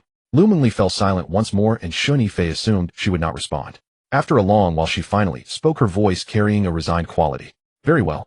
I pledge myself to you. But you must promise me one thing. What thing? Never lock me inside that wretched cauldron again. It is dusty and dark within. I cannot see a thing. It is suffocating. Shen Yifei chuckled. Very well. You shall stay by my side. He retrieved the Cauldron of All Things and sent his consciousness within. Lu Mengli, wrapped in his outer robe, sat in the corner, her green eyes fixed on his direction. Ready? He asked. Proceed. Lu Mengli rose and took a deep breath. Following the method described in the manual, Shen Yifei condensed a wisp of his soul essence into a thin thread that pierced into her forehead. Lu Mengli shuddered and let out a soft moan. Her voice was gentle and tender, reminiscent of the humming she had done while bathing in the river, sending a ripple through Shen Yifei's heart. Do not move. He steadied his mind and guided the soul thread deeper into her soul essence. Lu Mengli's soul essence was unlike anything he had imagined. He had expected a demon's soul to be chaotic and wild, but hers was as clear as a mountain spring, carrying a faint sweet fragrance. You? Be gentler. Lu Mengli's voice trembled. Shen Yifei ignored her and concentrated on carving the array into her soul essence. The entire process lasted the time it took to steep a cup of tea. By the time the array was complete, Lu Mengli had collapsed onto the ground, breathing heavily. Shen Yifei withdrew his consciousness from the cauldron, and with a thought, she vanished from within. In the next moment, Lu Mengli appeared before him. Still wrapped in his outer robe, it hung loosely on her frame, the collar slipping off one shoulder to reveal a stretch of pale fair skin. Her hair was loose, her cheeks flushed, and her green eyes glistened with moisture. Shen Yifei glanced her up and down. Can you not dress properly? Lu Mengli looked down at herself and tugged the collar upward, but the oversized robe slipped right back down. She gave up and simply stood there, the garment hanging loosely. Your robes are far too large for me. Shen Yifei sighed and rummaged through his ring, retrieving a set of inner disciple garments he had worn long ago. He tossed them to her. Put these on. Lu Mengli caught them, unfurled the garment, and snorted. Men's clothing. And so enormous. Unbothered by his presence, she proceeded to remove the outer robe right before him. Shen Yifei turned his head away, pretending to gaze out the window. Oh, shy now. Lu Mengli's voice carried a teasing lilt. Yet you showed no such hesitation when you were feasting upon me. Shen Yifei ignored her. Rustling sounds came from behind him, and after a moment Lu Mingli said, "Done." He turned around. Lu Mingli stood before him in his robes. They were still far too large. The sleeves hung past her hands, and the hem dragged on the ground, making her look like a child playing dress-up in an adult's clothes. Yet her exquisite face was impossible to overlook, and no amount of oversized fabric could conceal her innate allure. "It's too big," Lu Mingli remarked, lifting a sleeve to examine it before looking down at the hem pooling on the floor. "I shall get you some proper garments in due course," Shen Yifei said, rising to approach her. "Aside from entering dreams and captivating others, what else can you do?" Lu Mingli smiled, her figure swaying gently before vanishing from his sight entirely. "Where did you go?" Unable to see Lu Mingli, Shen Yifei felt a pang of anxiety. He reached out and brushed against something soft and warm. "Where do you think you're touching?" Lu Mingli's voice came from right in front of him, tinged with annoyance. Shen Yifei quickly withdrew his hand. "I was merely testing whether you were still here." "Testing, were you? Then why were you groping my breast?" "I was not touching your breast. I was feeling for air." "Feeling for air, my foot." Lu Mingli revealed her form, her cheeks flushed, and her green eyes glaring at him. Shen Yifei laughed awkwardly and deflected the topic. "So you can turn invisible. How long does this technique of yours last?" "If I remain still, I can maintain it for a full day. If I move, it depends on how much spiritual energy I expend." "Understood." Shen Yifei nodded. "Tonight you shall enter Han Zhengli's dreams and drain him completely." Lu Mingli paused. "So urgently?" "Yes. The sooner he is dead, the sooner we can rest easy." Lu Mingli studied him for a moment, then smiled. "Little one, you appear honest and plain, yet when you grow ruthless you surpass them all." "Enough nonsense. Are you going or not?" "Going, of course." Lu Mingli stretched lazily, the hem of the robe fluttering to reveal a glimpse of her fair lower leg. "But I have one more condition." "What condition?" "After this is done, you must buy me some proper attire. Wearing your oversized robes day after day is deeply humiliating." Shen Yifei chuckled. "Agreed. I will buy them for you." That evening Shen Yifei specifically sought out Qin Wan. As he stepped out, he deliberately allowed several disciples returning late to see him heading toward Qin Wan's courtyard. "Junior brother Shen visiting a sweetheart this late," someone called out to him. "Yes, I have some matters to discuss with senior sister Qin," Shen Yifei replied with a simple, guileless smile. Another disciple laughed. "Junior brother Shen, I heard you have quite a few romantic partners in the outer sect. Can you handle them all at once?" In the Hehuan Sect, dual cultivation partnerships were no secret whatsoever. They were simply part of normal cultivation practice. The more dual cultivation partners one had, the more popular and envied they were considered. Shortly thereafter, Shen Yifei arrived outside Qin Wan's door. Shen Yifei arrived at the courtyard gate and knocked 3 times. The door opened quickly. Qin Wan stood there in a moon-white nightgown, her hair loose, a trace of sleepiness still on her face. Seeing it was him, she paused for a moment before breaking into a smile. "Junior brother Shen, what brings you here at this hour?" "Can I visit my senior sister without a reason?" Shen Yifei grinned and squeezed through the doorway. Qin Wan stepped aside to let him in, closed the door, and followed him into the room. "What's with all these injuries?" Qin Wan's brows furrowed as she spotted the scabbed wounds on his neck. "Han Zhengli ambushed me this morning and left me with some souvenirs." Qin Wan's expression darkened. "He actually attacked you?" "He did." Shen Yifei sat down and worked out the stiffness in his shoulders. "Over a dozen cuts. If I weren't so tough, I'd be better than by now." Qin Wan stepped closer and pulled open his collar to inspect the wounds, her face growing even graver. "These injuries. He was trying to kill you." She hesitated. "Does Su Yao know?" "She knows." She came rushing over and scolded Han Zhengli away. Qin Wan exhaled in relief, sat across from him, and pushed a cup of tea toward him. "So you came to hide from him tonight?" Shen Yifei took a sip of tea and smiled. "I suppose so. What, not welcome?" "Welcome, of course I welcome you." Qin Wan gave him an exasperated look. "But you're not the type to visit without reason. Coming here in the middle of the night. Surely it's not just about hiding from Han Zhengli." Shen Yifei set down his teacup and met her gaze. Qin Wan appeared gentle on the surface, but she saw right through things. With someone like her, beating around the bush was pointless. "Senior sister Qin, I'd like to stay the night." Qin Wan was taken aback by his directness. "Stay the night?" Shen Yifei nodded. "Just staying the night, nothing else, just sleeping." Qin Wan studied him for a moment before laughing. "Junior brother Shen, you have a way with words. Coming to a female cultivator's place in the middle of the night and claiming you just want to sleep. Do you really expect me to believe that?" Shen Yifei smiled back. "Believe what you will. I'm here to sleep." Qin Wan gazed at him, her smile deepening. She rose and walked to the bed, lifting the covers. "Very well, let's sleep." Shen Yifei removed his outer robe and lay on the outer side of the bed. Qin Wan extinguished the lamp and settled on the inner side. In the darkness they lay side by side in silence. With his eyes closed and a beautiful woman beside him, Shen Yifei's thoughts were elsewhere. Lu Mingli should have already set out by now. As a nightmare demon capable of invisibility, Han Zhengli's limited abilities would never detect her. Once Han Zhengli fell asleep, Lu Mingli would slip into his dreams and drain him completely. By morning the Hehuan Sect would have one more corpse, someone who had died from qi deviation. "Junior brother Shen," Qin Wan spoke suddenly. "My, your heartbeat is very fast." Shen Yifei paused and touched his chest. It was indeed pounding. Not from nervousness, but from excitement. The thought of killing a golden core mid-stage cultivator sent a thrill through him. Probably just a bit warm, he lied casually. Xianxia chuckled softly in the dark. Warm? Should I lift the covers for you? No need. You're so stubborn. Xianxia turned onto her side facing him. Shen Yifei could feel her warm breath against his arm carrying a faint sweet fragrance. Senior sister Qin, please stay back, your breath tickles me. No. Xianxia shifted closer, still her face nearly pressing against his arm.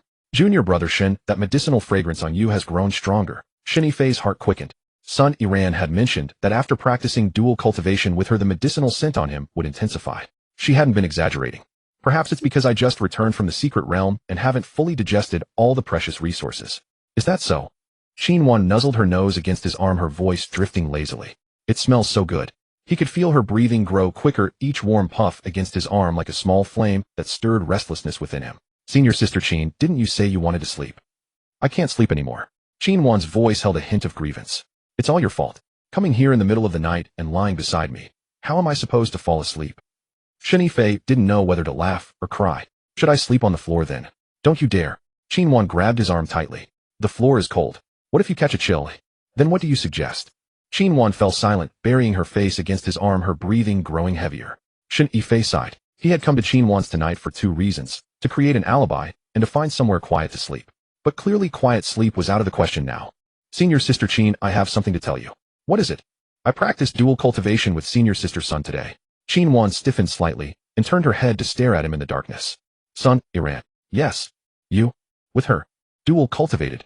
Yes. Her cultivation method is called the mystic yin scripture, which emphasizes the harmony of yin and yang without depletion. Practicing dual cultivation with her benefits me as well. After a long silence, Xianxia said softly, Junior brother Shen, you truly keep nothing from me. You sleep with another woman and immediately come tell me. Aren't you afraid I'll be angry? Are you angry? Xianxia fell silent again. After a while she laughed bitterly. What good would anger do? You're not mine alone. There's Lu'er Sun Iran, and who knows how many more to come. She had spent years in the Hehuan Sect and seen countless such cases. A man with power would naturally never lack women around him. Hearing this, Shen Yifei felt a pang of guilt. Senior sister Qin, that's not what I meant. I know. Xianxia interrupted him. There's no need to explain. I just want you to know, I don't care who you practice dual cultivation with. But if you ever forget me, I won't forgive you. Shen Yifei reached out and pulled her into his arms. Xianxia rested against him docilely, burying her face in his chest. I won't forget you, he said. She shifted slightly in his embrace, finding a comfortable position, and fell silent. Cradling her, he could feel her heartbeat, racing fast, intertwining with his own, until he couldn't tell whose pulse was whose. Junior brother Shun. After a long while, Xianxia spoke again. Moi, you said we'd just sleep tonight, do nothing. Yes. But what if I want to do something now? Would that be all right? Shen Yifei looked down at her. Though he couldn't make out her face in the darkness, her eyes were bright. Didn't you say you wanted to sleep? I changed my mind. Xianxia's hand slid down from his chest. You've got me all worked up like this, and you still expect to sleep. Keep dreaming. A shiver ran through him as her touch sent heat surging through his lower abdomen. It seemed tonight would indeed be a sleepless night. Shen Yifei felt as if a cat's claws were scratching at his heart from her teasing. Reaching out, he wrapped his arm around her waist. Then teach me. Xianxia smiled, her expression both sweet and seductive. Straightening up, she unhurriedly untied the sash of her nightgown. Moonlight filtered through the gaps in the window, casting its glow upon her and making her skin appear exceptionally fair. Does it look good? She asked. It does. Then keep your eyes on me. Xianxia tossed her nightgown aside and leaned down. Tonight, I will teach you some real skills. Looking up at her, Shen Yifei felt his nervousness and excitement mingle together, bubbling over like a pot of boiling water. Xianxia pressed her hand against his chest. Junior brother Shen, do you know why the Hehuan Sect is called the Hehuan Sect? I don't. Because the very foundation of the Hehuan Sect is dual cultivation. Dual cultivation is not mere copulation. It is the blending of yin and yang energies, the resonance of spirit and flesh.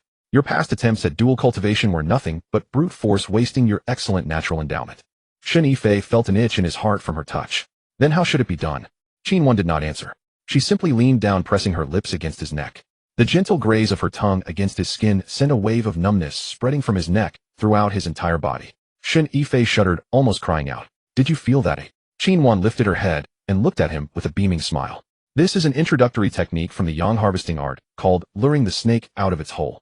It targets the intersection of the spiritual veins on your neck to stimulate the circulation of spiritual energy.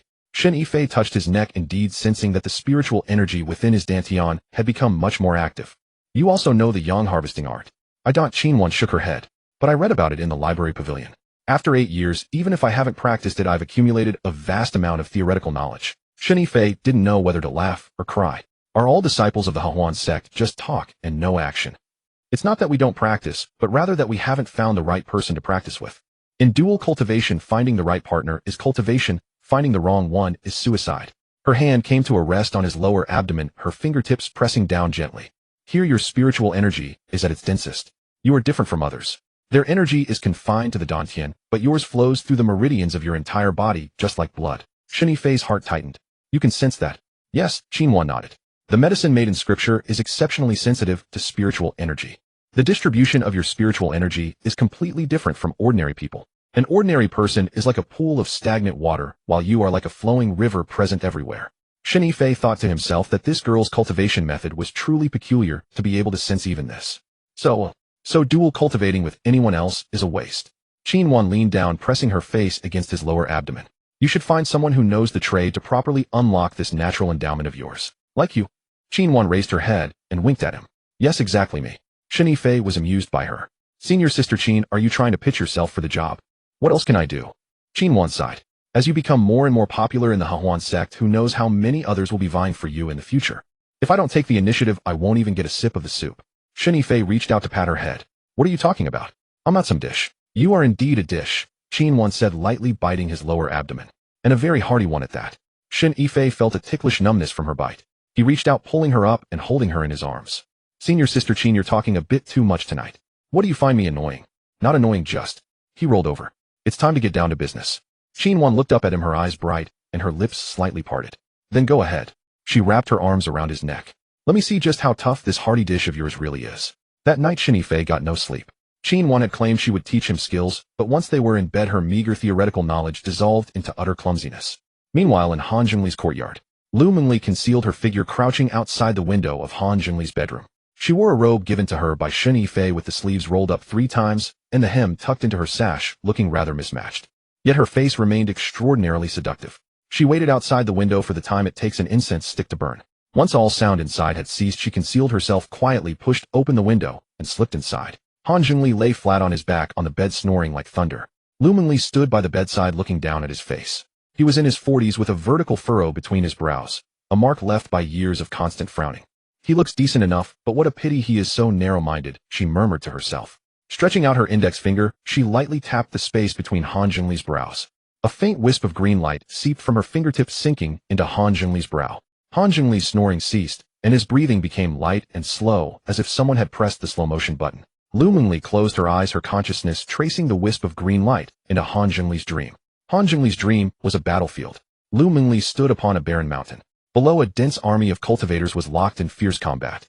The brilliant flares of spells illuminated half the sky, and the deafening roars of battle filled the air. Han Zhengli stood at the foot of the mountain, clad in golden armor, wielding a great sword larger than himself, locked in combat with a black-robed figure whose face was obscured. Kill! Han Zhengli swung his blade downward. The black-robed figure sidestepped to dodge, thrusting a sword back toward his chest. Sparks showered from Han Zhengli's golden armor, and the impact forced him back 3 steps. Who are you? Han Zhengli gasped, his face drenched in sweat. The black-robed figure remained silent, thrusting his sword forward once more.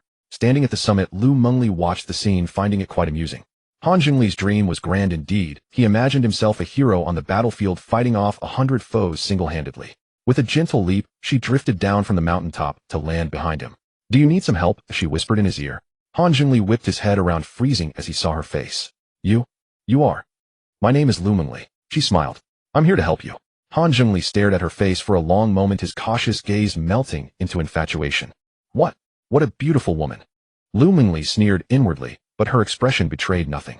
Instead, her smile grew even sweeter. Do you want to win? She asked. Yes, Han Zhengli nodded.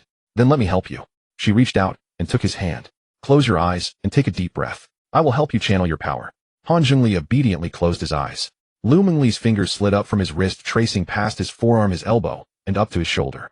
With every spot she touched, Han Zhengli's body shuddered. What are you doing? His voice trembled.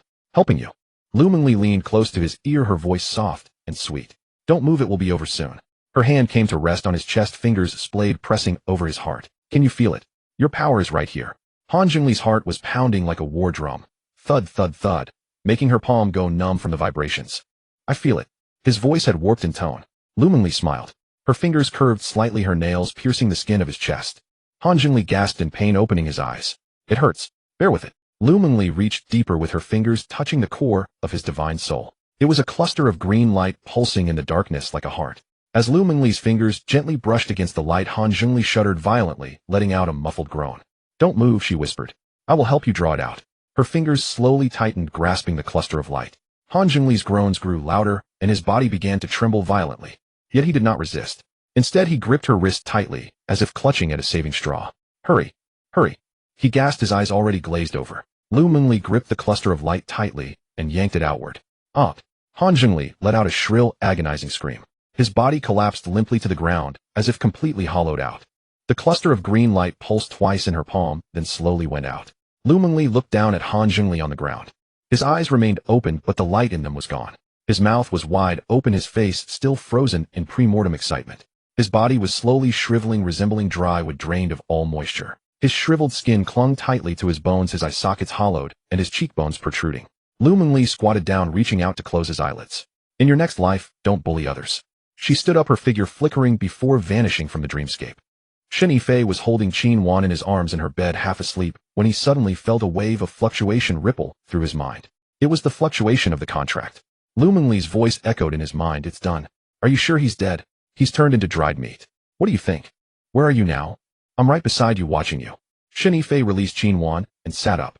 Lu Mengli chuckled. Look how frightened you are. Am I going to eat you alive? You'd better go back inside the cauldron first. If any experts of the sect discover you, will be in deep trouble. Thinking it made sense, Lu Mengli transformed into a wisp of green light, slipping through the beast's mouth and back into the cauldron. What's wrong? Qin Wan asked sleepily. Nothing. Just a dream. Qin Wan murmured in agreement and drifted back to sleep. Shen Yifei held her close and closed his eyes, falling into a genuine sleep this time. Early the next morning, he was awakened by a sudden commotion outside. Someone was shouting outside, their voice sharp and frantic like a cat that had its tail stepped on. Someone's dead. Someone's dead. Senior brother Han is dead. Shen Yifei opened his eyes, and Qin Wan woke up as well, sitting up groggily. What happened? She asked, rubbing her eyes. It seems something has gone wrong. Shen Yifei rolled out of bed, picking up his clothes from the floor and throwing them on. Qin Wan also got up, slipped into her nightgown, and followed him outside. As they stepped out of the courtyard, they saw that quite a crowd had already gathered outside. People in small groups were all rushing toward Han Zhongli's courtyard. Senior brother Han is dead. Is that true? It's absolutely true. The servant in his courtyard just discovered it. His body is completely shriveled, just like a dried corpse. Did he suffer a cultivation deviation? Who knows? Let's go take a look first. Shen Yifei followed behind the crowd, walking toward Han Zhongli's courtyard at a leisurely pace. Qin Wan walked beside him, her face slightly pale. How could Han Zhongli suddenly die, as she whispered? Who knows? Shen Yifei replied expressionlessly. Perhaps it was a cultivation deviation. Qin Wan glanced at him, but said nothing more. By the time they arrived outside Han Zhongli's courtyard, a large crowd had already gathered. Members of the law enforcement squad had sealed off the courtyard, forbidding entry. Shen Yifei stood on his tiptoes to peer inside, only to see several gray-robed law enforcement disciples walking in and out, all with grim expressions. Elder Gu emerged from the courtyard, his face dark with fury. Disperse, all of you. There is nothing to see here. The crowd gradually scattered, but the murmurs of discussion did not cease. Senior brother Han was perfectly fine last night. How could he be gone today? I heard his death was gruesome. His entire body was completely shriveled. Could he have been sucked dry by some demon? Don't speak nonsense. How could there be demons in the Hehuan Sect? Shen Yifei pulled Qin Wan and began walking back. Halfway back, they ran straight into Su Yao. Dressed in a white dress, Su Yao stood in the middle of the path, her phoenix eyes locked onto him. Junior brother Shen, where were you last night? I was at senior sister Qin's place, Shen Yifei replied, pointing to Qin Wan beside him. Su Yao glanced at Qin Wan, who nodded in confirmation. Yes, he was with me the entire night. Su Yao stared at Shen Yifei for a few more moments, then suddenly smiled. Han Zhongli is dead. I heard. Aren't you going to take a look? What is there to see? It is not as if I have never seen a corpse before. Shen Yifei smiled faintly. Senior sister Su, if there is nothing else, I shall take my leave. I did not sleep well last night. Su Yao did not stop him, merely standing in place as she watched him walk away. Qin Wan walked beside him and whispered, Su Yao seems to suspect you. Suspect what? Suspect that Han Zhongli's death has something to do with you. Shen Yifei chuckled. I didn't kill him, so what is there to fear? Qin Wan looked at him, hesitating to speak, but ultimately remained silent. Once they returned to her courtyard, Shen Yifei put on his outer robe, preparing to leave. Junior brother Shen, Qin Wan called out to stop him. Yes. Did you come to my place last night because you already knew Han Zhongli would die? Shen Yifei turned back to look at her and smiled. Senior sister Qin, you are overthinking. I simply came to your place to sleep. I know nothing of anything else. Qin Wan stared at him for a long moment before letting out a soft sigh. Very well, you may go. Be careful. Shen Yifei stepped out of Qin Wan's courtyard and headed toward his own residence. Halfway there, Lu Mingli's voice echoed in his mind. Little fellow, that senior sister Qin of yours is quite clever. I know. She seems to have guessed the truth. Even if she has, she won't speak of it.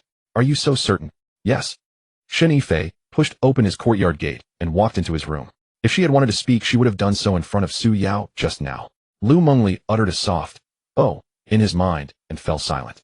Shen Yifei closed the door, sat cross-legged on the bed, and began to circulate his cultivation technique. Although he had not engaged in plucking and nourishing during his dual cultivation with Qin Wan last night, the spiritual energy had still circulated through his body several times, making the liquid spiritual energy in his dantian a bit more robust. After completing 3 full cycles, he felt refreshed and finally drew his cultivation to a close.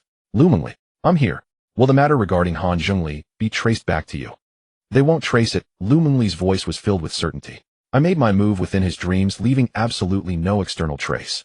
Even if a nascent soul stage elder were to examine him, they would only conclude that he died of cultivation deviation, with his primordial yang completely depleted. Shen Yifei felt relieved.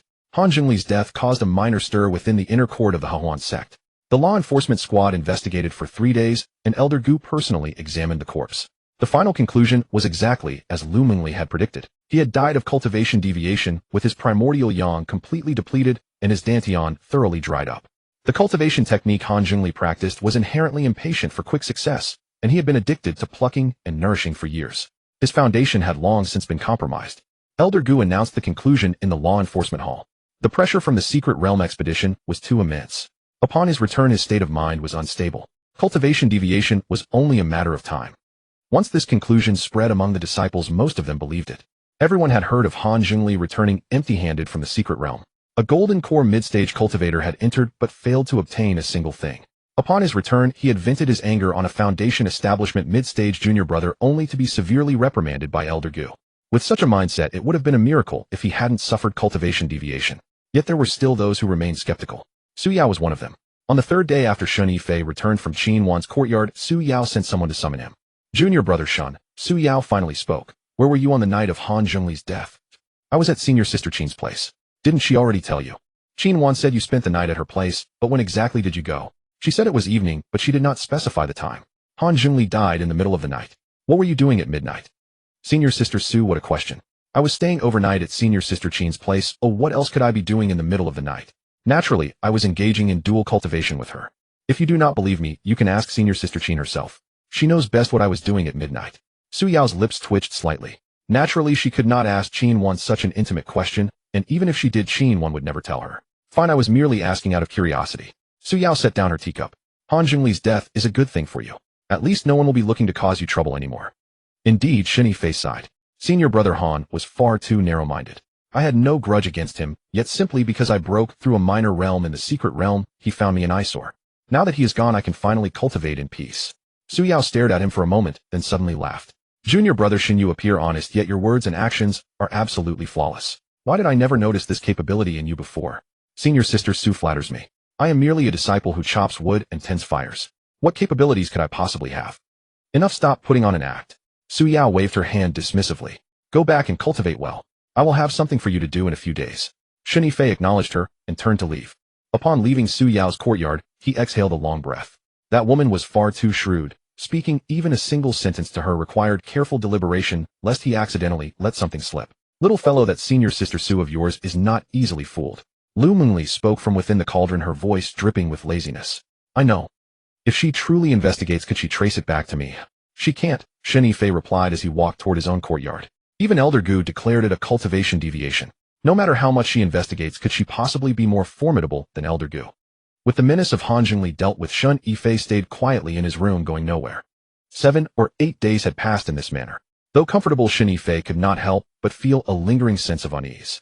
There was no word from Su Yao, no news from Sun Iran, and even Qin Wan had stopped visiting. One evening, Shen Yifei was practicing his fist techniques in the courtyard. Ever since refining that giant ape, his boundless strength had found no outlet, leaving him restless and uncomfortable if he did not throw a few punches every day. As he threw a punch, the fierce wind of his fist howled with formidable momentum. Little guy, your fist technique is far too crude, Lu Mengli remarked, sitting on the threshold with her legs crossed, munching on a spiritual fruit. Ever since he released her from the cauldron, this female demon had grown more insolent by the day. At first she had put on a facade and called him master, but within 2 days she changed it to little guy, and now she addressed him simply as you. Shen Yifei pulled back his fist and wiped away his sweat. I've never formally studied any fist techniques, so what if it's crude? Can't you just find a manual to practice? Where would I find the time? Shen Yifei sat down by the stone table and poured himself a cup of tea, gulping it down. Refining pills, cultivating, and dealing with you lot. I'm running ragged from morning till night. You lot. Lu Mengli tossed the fruit core aside, her emerald eyes locking onto him. And who exactly are we? You Qinwan's son, Iran Luer. Each one of you is more difficult to please than the last. Lu Mengli scoffed. I certainly never asked you to serve me. I helped you kill Han Jingli, yet you haven't even bought me a single set of clothes. How do you have the cheek to talk about serving? Shen Yifei was left tongue-tied. He indeed had promised to buy her clothes, but had kept putting it off. Fine. I'll take you to the market tomorrow to buy some. Tomorrow? How many tomorrows have you promised already? Lu Mengli stood up. Let's go, we are going today. The sky is nearly dark. Darkness is perfect. There will be fewer people saving me from being spotted. Shen Yifei pondered and realized she had a point. Lu Mengli's face was far too eye-catching. If he were seen with such a seductive woman in broad daylight, it would surely invite unwanted trouble. Alright, let's go. The two left the courtyard, walking along a narrow path. Lu Mengli tied her hair up and veiled half her face with a silken scarf, leaving only her eyes exposed. She was still wearing the oversized robe Shen Yifei had given her, its sleeves rolled up 3 times, and the hem dragging along the ground, making her look quite comical. Shen Yifei glanced at her and couldn't help but chuckle. What are you laughing at? Lu Mengli glared at him. Nothing, I just think your outfit is rather unique. Unique, my foot. Hurry up. We'll head back as soon as we buy the clothes. I don't want to wear this wretched robe for another single day. The market was located to the west of the Hehuan Sect, not very far away. By the time they arrived, dusk had fallen and most of the shops and stalls had already closed up. Shen Yifei led her toward the clothing shops. There were 3 shops selling spiritual robes in the market, the largest of which was called the Nikhang Pavilion, specializing in business for female cultivators. Pushing the door open, they found the shopkeeper was a female cultivator in her 30s. She was at the late stage qi condensation with a round face, looking quite amiable. Senior brother, are you buying clothes for your Dao companion? The shopkeeper came forward to welcome them, sizing up Lu Mengli. Shen Yifei nodded. Yes, we are looking to see if there is anything suitable. Leading Lu Mengli further inside, the shopkeeper introduced. Our spiritual robes are all woven from tier 3 spiritual silkworm silk. They are dust-proof, waterproof, fireproof, and even come with basic defensive formations. We have over a dozen styles. Please take your time choosing. Upon seeing those garments, Lu Mengli's eyes lit up.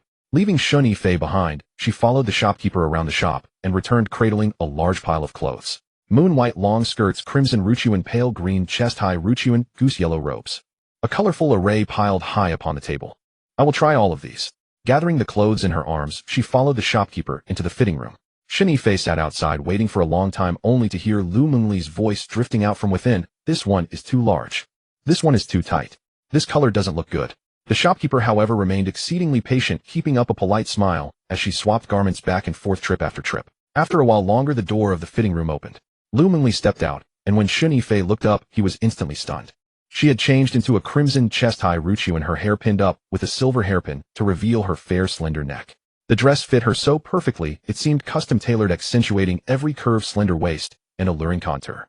Her emerald eyes shimmered with an exquisite luster under the lamplight. Paired with her seductive face, she looked like a beauty walking straight out of a painting. Does it look good, oi? She spun around, her hemline fluttering to give her an ethereal, graceful air. Shen Yifei swallowed hard. It looks beautiful. Then I'll take this one. Lu Mengli looked at herself in the mirror once more, nodding in satisfaction. I want 2 more sets for a change of clothes. The shopkeeper beamed with joy. 3 spiritual robes that will be 650 spirit stones in total.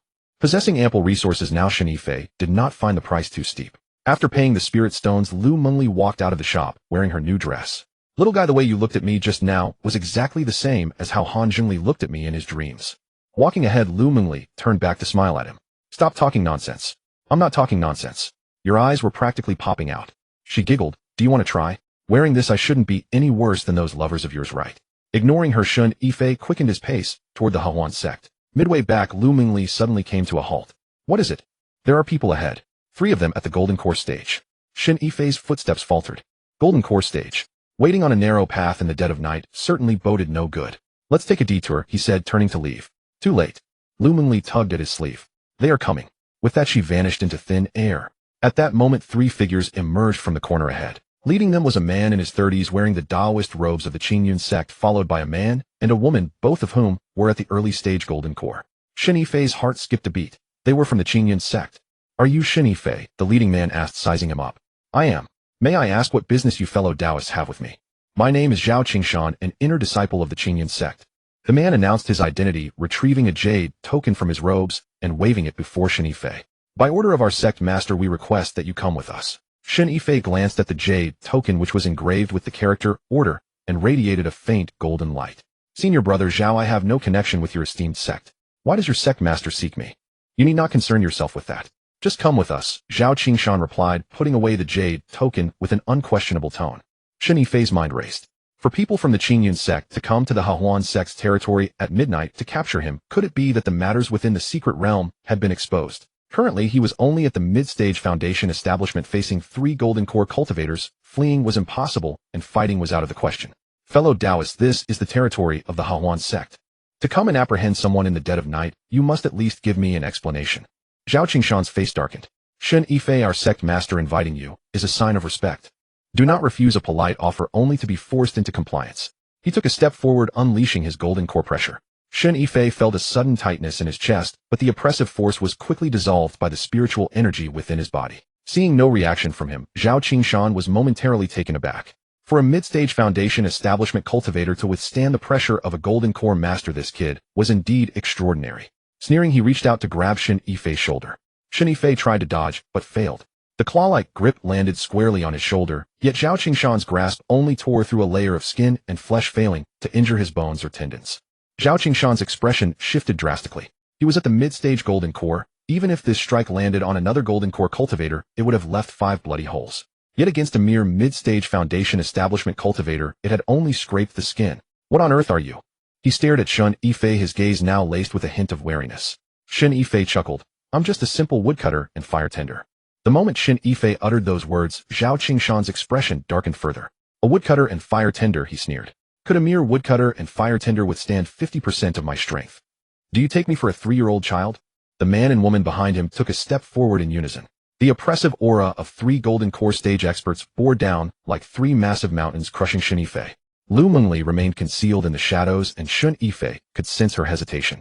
She was certainly no match for 3 golden core cultivators, but escaping would pose no challenge for her. Yet if she fled, he would be left to perish here. His only option now was to stall for time and seek an opportunity to escape. Senior brother Zhao, if your sect master wishes to see me, there must be a reason, right?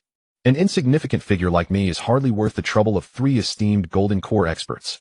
Zhao Qingshan stared at him intently for a moment before suddenly drawing a portrait from his robes and unfurling it before him. Shen Yifei glanced at the portrait. The figure depicted was tall and thin, precisely the tall man who had died in the cave within the secret realm.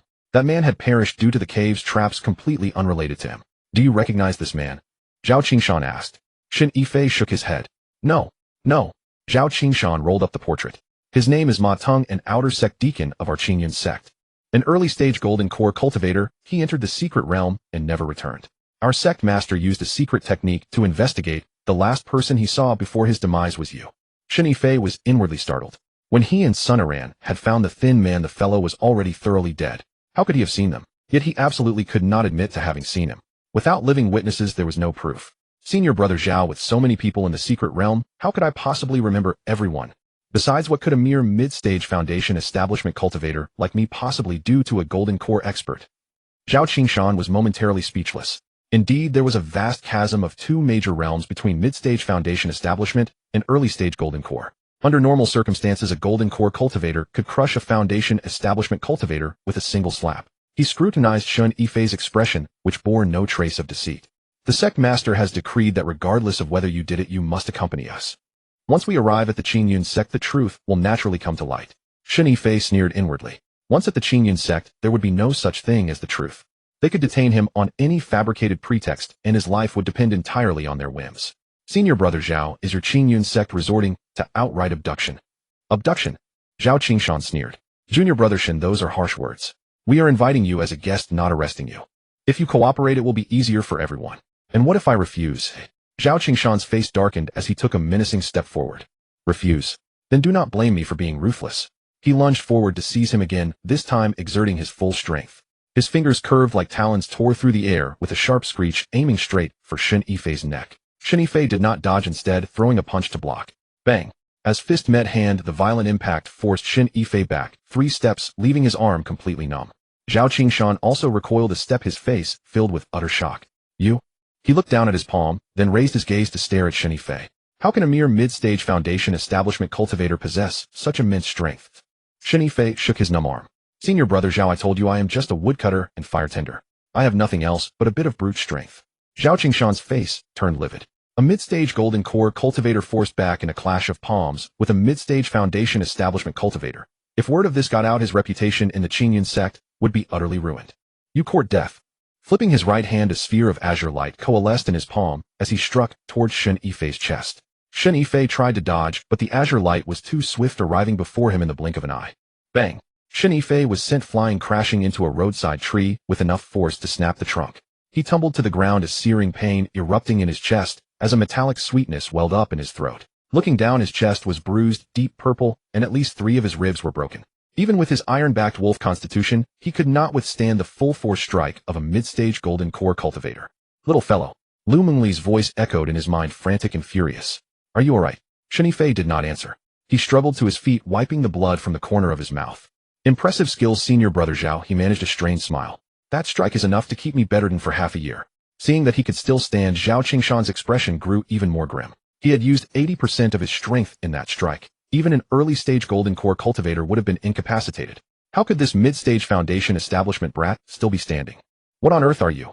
He stared at Shen Yifei, a trace of wariness creeping into his eyes. Shen Yifei remained silent, his hand already brushing against the myriad creation cauldron.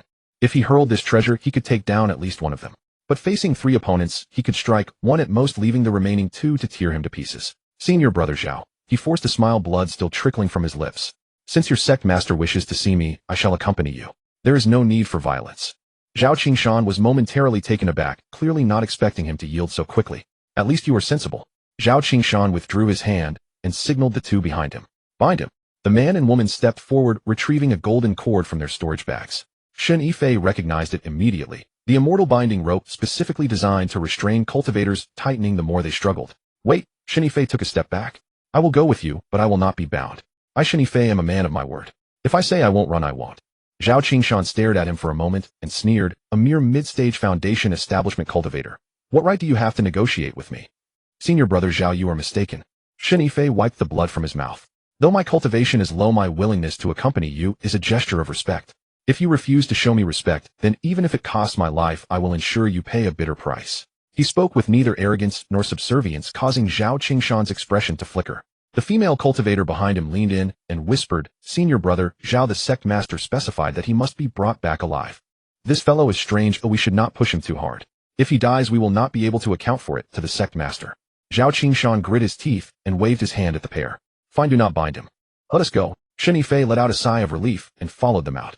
Lu Mengli's voice echoed in his mind. Little fellow, are you truly going with them? What choice do I have? I can neither defeat them nor escape. I can take you away. You cannot carry me. You are a nightmare demon, useless in combat, and no better at fleeing. If they discover you, both of us are finished. Lu Mengli fell silent. Shen Yifei followed Zhao Qingshan and the other 2 northward. After a short distance, Zhao Qingshan retrieved a miniature flying vessel from his storage bag and tossed it into the air. The vessel instantly expanded, landing steadily on the ground. Board, Zhao Qingshan instructed, pointing at the vessel. Shen Yifei climbed aboard and found a corner to sit. Zhao Qingshan and his companions boarded as well. The female cultivator sat before the control console, infusing spiritual energy into the vessel. The flying vessel shuddered slightly before rising into the air, charting a course toward the north. Leaning against the cabin wall, Shen Yifei felt an agonizing pain in his chest. He surreptitiously retrieved a healing pill and slipped it into his mouth, which gradually eased the pain. Little fellow, your injuries are severe, Lu Mengli said, her voice laced with concern. I am fine. I just need to catch my breath. Shen Yifei closed his eyes, feigning sleep. The flying vessel soared through the night. As dawn broke the following day, its speed began to decelerate. Opening his eyes, Shen Yifei peered out the window. In the distance stood a majestic mountain shrouded in mist, with the roofs of several grand palaces faintly visible. Zhao Qingshan spoke, we have arrived at the Hehuan Sect. The flying boat pierced through the clouds. Shen Yifei glanced down through the window and saw rolling mountains with palaces and pavilions built along the slopes, far more imposing than the Hehuan Sect. At the mountain gate stood 2 white jade pillars, each topped with a crouching stone beast. Suspended above the gate was a colossal plaque bearing the 3 great characters, Hehuan Sect. Zhao Qingshan guided the flying boat to land in the plaza outside the gate and flicked his chin toward Shen Yifei. Come down.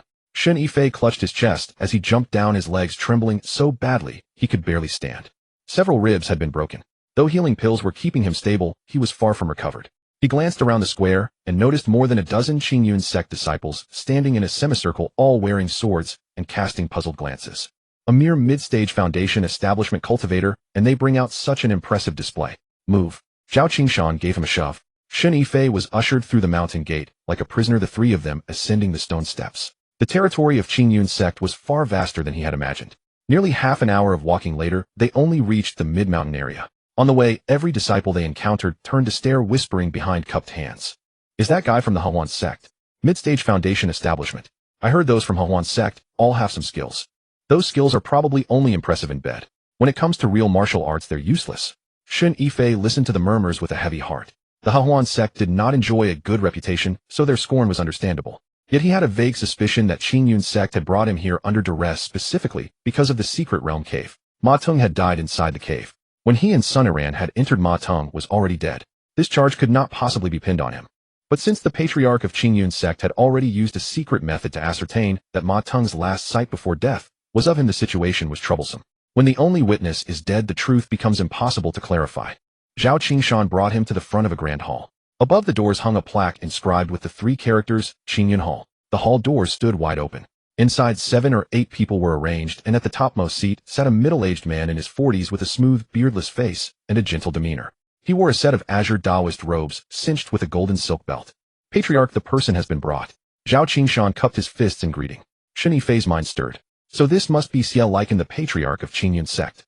He looked like a decent sort, not the type to seek trouble. Xia Liken lifted his eyes and glanced at Shen Yifei. His gaze lingered for a moment before his brow furrowed slightly. Mid-stage foundation establishment. Yes, an inner disciple of the Hehuan Sect. He was at early-stage foundation establishment inside the secret realm and broke through upon exiting. Zhao Qingshan nodded. Xia Liken studied Shen Yifei once more, his eyes pausing briefly at the injury on his chest. Who did this? Zhao Qingshan's expression stiffened, and he stammered without finding words. I am speaking to you. Is it? It was me. Zhao Qingshan lowered his head. He refused to come with us, so I had no choice but to strike. You are at mid-stage golden core, and you struck a mid-stage foundation establishment cultivator, breaking several ribs. Xia Liken's voice cooled sharply. I told you to escort him, not to lay hands on him. Who authorized violence? Sweat beads formed on Zhao Qingshan's forehead, and he dared not utter another word. Shen Yifei stood to the side watching the performance, a cold sneer forming in his heart. This Xia Liken was reprimanding Zhao Qingshan right in front of him. A clear performance meant for his benefit. If he truly opposed violence, would Zhao Qingshan have dared act? Having finished scolding Zhao Qingshan, Xia Liken turned to Shen Yifei, his face transforming into a warm smile like that of a kind elder. So you are Shen Yifei? Yes. How severe are your injuries? Xia Liken rose from his seat and approached, reaching out to press his palm against Shen Yifei's chest. A warm flow of spiritual energy seeped through his palm and circled within his body. Shen Yifei could feel the spiritual energy probing his meridians and dantian. Inspect away. He was merely at mid-stage foundation establishment. There was nothing to conceal. Xia Liken withdrew his hand and gave a nod. Your bones and sinews are solid. A few broken ribs, and they will heal in several days. He turned back to his seat. Have a seat. Do not stand. Shen Yifei did not sit. He remained standing in the center of the hall. Xia Liken raised his teacup and took a slow sip. Shen Yifei, do you know why I invited you here? I do not. He replied. Ma Teng, our outer sect duty officer, entered Tianyuan's secret realm and never returned. I used a secret method to trace him, and the last person he saw before death was you. Xia Liken set down his teacup and fixed his gaze upon him. Can you tell me how he died? Shen Yifei was prepared for this. He shook his head. I do not know. I saw many people in the secret realm, but I cannot remember who is who. I have no impression of duty officer Ma Teng's appearance. Xia Liken stared at him for a moment, then suddenly smiled. You certainly know how to speak. I speak the truth. Shen Yifei wore an expression of innocent confusion. Patriarch, consider this: I am at mid-stage foundation establishment, while duty officer Ma Teng is at early-stage golden core. Even if I wished to lay hands on him, I would not have the capability. Would you not agree? Xia Liken did not respond. He merely continued to stare at him. Shen Yifei felt a chill beneath his skin from that unyielding gaze, yet his expression remained stubbornly plain. Enough. Xia Liken withdrew his gaze. We shall set Ma Teng's matter aside for now. I want to ask you, while in the secret realm, did you happen to find something? Shen Yifei's heart sank. This was the real point. Found something. He played dumb. I gathered a few medicinal herbs and some demon cores. Nothing else of note. Xia Liken smiled faintly and exchanged a glance with an elder beside him. The elder reached into his storage pouch and withdrew a bronze mirror, tossing it into the air. The mirror hovered midair, its surface rippling, and then an image appeared. The image revealed a cave. Upon a stone platform sat several jade boxes and a small bronze tripod. Shen Yifei's heart grew cold. This was exactly the cave he had discovered in the secret realm. The image shifted, revealing two figures. One was him, the other was Sun Iran. The two stood before the stone platform. He picked up the bronze tripod, examined it, and then stored it within his ring. A chill ran down Shen Yifei's spine. This bronze mirror could replay events that had occurred within the secret realm. What manner of divine ability was this? Xianxia reclaimed the mirror and regarded him with a smile. Shen Yifei, and you still claim you found nothing? Shen Yifei cursed inwardly. From his storage pouch he withdrew the bronze tripod and placed it upon the ground. Patriarch, do you mean this? It is merely a pill refining furnace. I originally thought it was nothing special. If you want to take it, it is hardly valuable. The hall fell silent, everyone gazing fixedly at the tripod. Xianxia stared at the bronze tripod on the ground, his eyes narrowing slightly before returning to normal. He signaled the elder beside him, who stepped forward, picked up the tripod, and examined it from every angle. He then fed spiritual energy into it, and green flames flickered within the vessel. Patriarch, this is a spiritual-grade pill furnace. Fine craftsmanship, but hardly priceless. The elder secured the tripod and returned to his place. Xianxia nodded, then looked back at Shen Yifei. Only this. Only this. Gaining entry into the secret realm was difficult enough. Finding a pill furnace was already a stroke of fortune. As you know, I am merely at mid-stage foundation establishment. I dared not venture deep, roaming only the outer edges. I dug up a few herbs and hunted several demon beasts. Xianxia said, nothing, continuing to stare at him. Search him. Xianxia suddenly spoke. Two Hehuan Sect disciples stepped forward and patted him down. Shen Yifei's outer robe was stripped away and his storage pouch was retrieved. Patriarch, that is all. The disciples emptied the storage pouch. Several vials of pills, a handful of herbs, and dozens of spirit stones spilled onto the floor in scattered heaps. Xianxia swept his gaze over the items, about to speak, when his eyes suddenly paused. He reached out, picked up a small porcelain vial, removed the stopper, and tipped out a single pill. The size of a dragon's eye, gleaming golden, radiating a rich medicinal fragrance. This is chi-gathering pill. Xianxia brought the pill close and inhaled, his brow furrowing. No, a standard chi-gathering pill would not possess this coloration. The elder beside him leaned in for a look, his expression shifting. Patriarch, this is a top-grade chi-gathering pill. I have served Hehuan Sect for 300 years, and this is the first time I have ever seen such quality. Xianxia returned the pill to the vial and looked at Shen Yifei. This pill, where did it come from?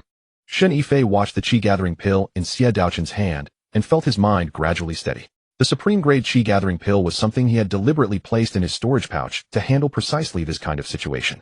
The Wanwu cauldron was concealed within a ring which was worn on his thumb, transformed into formlessness, invisible to all. The items in his storage pouch had been carefully selected, worthless enough to not attract serious attention, yet striking enough to draw the eye. His ability to refine supreme-grade chi-gathering pills was in itself sufficient to ensure his survival. Among all the sect's alchemists were the most coveted assets. A skilled alchemist was the very foundation upon which a sect's prosperity was built. This pill was refined by myself, he answered plainly. Xianxia raised an eyebrow. You refined it? Yes. I spent 3 years tending the flames in the Hehuan Sect's alchemy chamber and later advanced to the inner sect, where I learned some fundamentals of pill refinement. Shen Yifei said with measured composure, his expression exactly right. Lu Mengli commented that he was quite the performer. She had not noticed it before, but now she admired herself. Even. Another elder leaned and lifted the pill to examine it against the light, inhaled its fragrance, and widened his eyes in disbelief. Sect Master, the medicinal potency of this pill is at least 10 times that of an ordinary chi-gathering pill. Xianxia took the pill and examined it, as well, his gaze sweeping over Shen Yifei twice. A foundation establishment, mid-stage cultivator refining supreme-grade pills. Who was your master at the Hehuan Sect? There was no master. I learned by reading texts. In the great hall several elders exchanged glances, their expressions nothing short of extraordinary. Learning from books alone and refining supreme-grade pills. This fellow was either a once-in-a-generation genius or an outright fraud. Sect Master, the elder whispered, if his alchemy truly matches what he claims, then our Hehuan Sect's pill supply. He left the sentence unfinished, but Xianxia understood perfectly. Hehuan Sect may have boasted greater prestige than Hehuan Sect, but alchemists had always been its Achilles heel. The highest-ranked alchemist within the sect was merely fourth-rate, producing mediocrities at best. Most of the chi-gathering pills and foundation establishment pills the disciples required for cultivation had to be purchased from external sources. The annual expenditure of spirit stones on pills was enough to sustain half the sect. Xianxia returned the pills to a porcelain flask, his gaze toward Shen Yifei, having shifted considerably. Shen Yifei, how long does it take you to refine one batch of chi-gathering pills? 1 incense sticks time. What is your yield? At least 7 or 8 pills, up to 10. Xianxia glanced at the elder again, who gave a slight nod. The yield rate was indeed remarkable for an alchemist of his level. Very well. Xianxia rose to his feet. From today onward you will remain at Hehuan Sect and assist us with pill refinement. Half a year will be your term. After that I will send someone to escort you back to the Hehuan Sect. Shen Yifei had anticipated this moment, though he put on an air of hesitation. Sect Master, although I have no formal master at the Hehuan Sect, Elder Gu has shown me considerable patronage. Should I suddenly disappear, he would certainly come searching. A confrontation between the two sects would benefit no one. Xianxia smiled. Do not worry about that. I will write a letter to the Hehuan Sect and explain the situation. Borrowing you for half a year is hardly detention. Elder Gu will understand. Shen Yifei suppressed a cold smile inside. Borrow. Such convenient wording. They simply wish to use him as free labor for pill refinement. But he would not allow himself to be exploited so easily. Deciding to play along, he bowed. Since the sect master insists, this disciple will stay. He clasped his fists. However, I have a modest request. Speak. Alchemy requires herbs. Of the pills I refine, I would ask the sect to allocate 2/10 to me. This is the custom for alchemists anywhere, the going rate wherever one goes. Xianxia paused, then burst into hearty laughter. Agreed. 2/10 it is. As long as the pills meet quality standards, I will not treat you unfairly. In truth, if Shen Yifei had not made such a demand, Xianxia might have grown suspicious. Insisting on a share proved that Shen Yifei would dedicate himself wholeheartedly to refining pills for them. Several elders exchanged uneasy glances, but with the sect master's approval, none dared object. Xianxia drafted a letter on the spot and sent it to the Hehuan Sect, then instructed Zhao Qingshan to escort Shen Yifei to his quarters. Outside the great hall, Zhao Qingshan's expression darkened considerably. The previous evening he had broken Shen Yifei's ribs, and now this very man had become the sect master's honored guest. Should Shen Yifei bear a grudge and speak ill of him before the sect master, Zhao Qingshan would face dire consequences. Shen, junior brother Shen, regarding last night, I sincerely apologize. I was merely following orders and my actions grew excessive. Please overlook my transgression. Shen Yifei pressed a hand to his chest and offered a faint smile. Senior brother Zhao is too kind. This minor injury will heal quickly. I will need your continued guidance in the future. Relieved by his response, Zhao Qingshan's demeanor softened considerably, and he personally escorted him toward the rear mountain. Qingyun Sect had arranged quarters for Shen Yifei midway up the rear mountain, a standalone courtyard more than twice the size of his former residence at the Hehuan Sect. Spiritual bamboo grew within the courtyard, and at the corner a natural spring bubbled, continuously saturating the air with dense spiritual energy. Inside the alchemy chamber stood a furnace nearly half a person's height, its walls inscribed with intricate runes, a considerable upgrade from anything available at the Hehuan Sect. Along the wall, dozens of jade vials and various herbs were arranged. Junior brother Shen courtyard formerly belonged to our sect's chief alchemist. After he broke through to the nascent soul stage and departed for wanderings, it has remained vacant. The sect master suggested you take residence here. Should you lack anything, simply let me know. Zhao Qingshan wore a practiced smile. Shen Yifei inspected the alchemy chamber thoroughly before nodding with satisfaction. Please convey my gratitude to the sect master. Once Zhao Qingshan departed, Shen Yifei closed the door, collapsed onto the bed, and pressed a hand to his chest, gritting his teeth in pain. Little one, your injuries appear quite severe. Lu Mingli's voice echoed in his mind, laced with quiet satisfaction. 3 broken ribs. What do you think? Shen Yifei retrieved a healing pill and swallowed another, leaning against the headboard as he caught his breath. Lu Mingli emerged from the cauldron wearing the water-red silk dress she had purchased the previous evening. She settled onto the edge of his bed and pressed her hand against his chest to examine the injury. Do not touch, it hurts. You deserved it. Who told you to challenge a golden core mid-stage cultivator with a palm strike? Lu Mingli did not withdraw her hand, continuing to massage the affected area. Your flesh is remarkably tough. A full-strength palm from a golden core mid-stage cultivator would have disemboweled anyone else. You merely broke several ribs. Consider yourself fortunate. Shen Yifei remained silent, closing his eyes to catch his breath. Remarkably, Lu Mingli's technique proved effective. Under her careful massage, much of his pain gradually subsided. Do you believe Qingyun Sect genuinely wants to retain your alchemy skills? Lu Mingli asked unexpectedly. Whether they are sincere or not makes little difference. I am entirely at their mercy. If I refuse, I die. If I agree, I gain at least half a year of life. And after half a year, we will address that when the time comes. Opening his eyes, he fixed his gaze on the ceiling beam. 6 months provides ample opportunity to accomplish many things. Lu Mingli observed his expression and shivered. Whenever this young one displayed such a look, it invariably signaled misfortune for someone else. Soon a reply arrived from the Hehuan Sect along with a letter addressed to Shen Yifei himself. Upon opening it, he found Elder Gu's handwriting. Since matters have unfolded thus, remain at Qingyun Sect and cultivate peacefully. After half a year, someone will come to escort you. Continue your cultivation diligently. Do not neglect your progress. After the messenger departed, Shen Yifei closed the door and re-examined the letter. Elder Gu's hasty, uneven script indicated the message was composed in urgency, yet its meaning remained unambiguous. He was expected to stay. What did this reveal? The Hehuan Sect had no intention of escalating tensions with Qingyun Sect over a single foundation establishment mid-stage disciple. While the Hehuan Sect possessed respectable resources, it lagged considerably behind Qingyun Sect. Sacrificing relations with Qingyun Sect over such a trivial matter proved entirely unwise. Little one, you have been sold, Lu Mengli stated, crossing her arms as her green eyes fixed upon him. I am aware. Shen Yifei secured the letter. Yet being sold carries its own advantages. During these 6 months at Hehuan Sect, if I can refine several batches of quality pills, accumulate spirit stones, and elevate my cultivation. This transaction proved far from unfavorable. Shen Yifei settled at Hehuan Sect. For the first few days he stayed in the courtyard recovering his injuries. Though he had pills on hand, his broken ribs still needed to be set back one by one, causing him to grit his teeth in pain. However, Hehuan Sect truly treated him well, providing delicious meals and fine drinks every day. Lu Mengli was equally attentive, serving him tea and water, massaging his shoulders and back, taking meticulous care of him. Are you plotting something nefarious again? Shen Yifei lay on the bed, casting a sidelong glance at her. Lu Mengli sat beside the bed, peeling spirit fruit, rolling her eyes at his remark. Am I treating you poorly by being kind? When did a little enchantress like you suddenly change her ways? I call it being pragmatic. Lu Mengli stuffed the peeled spirit fruit into his mouth. You're now a distinguished guest of Hehuan Sect. Following you means feasting on delicacies and fine wine, which beats roughing it outdoors, doesn't it? Shen Yifei chewed the spirit fruit and reflected that her words held truth. Since joining him, the fox spirit had indeed abandoned her wandering schemes. The contract played a part, but more likely she genuinely believed staying with him offered better prospects than surviving alone. After 5 days of recuperation, his injuries had mostly healed. Early on the 6th day, Zhao Qingshan arrived with a broad smile, carrying a storage pouch in his hand. Junior brother Shen, the sect master, sent me to ask when you'll begin refining. Shen Yifei took the storage pouch and opened it to find 5 portions of herbs for qi gathering pills. He glanced at Zhao Qingshan. Is the sect master in a hurry? Not at all, merely stocking up in advance.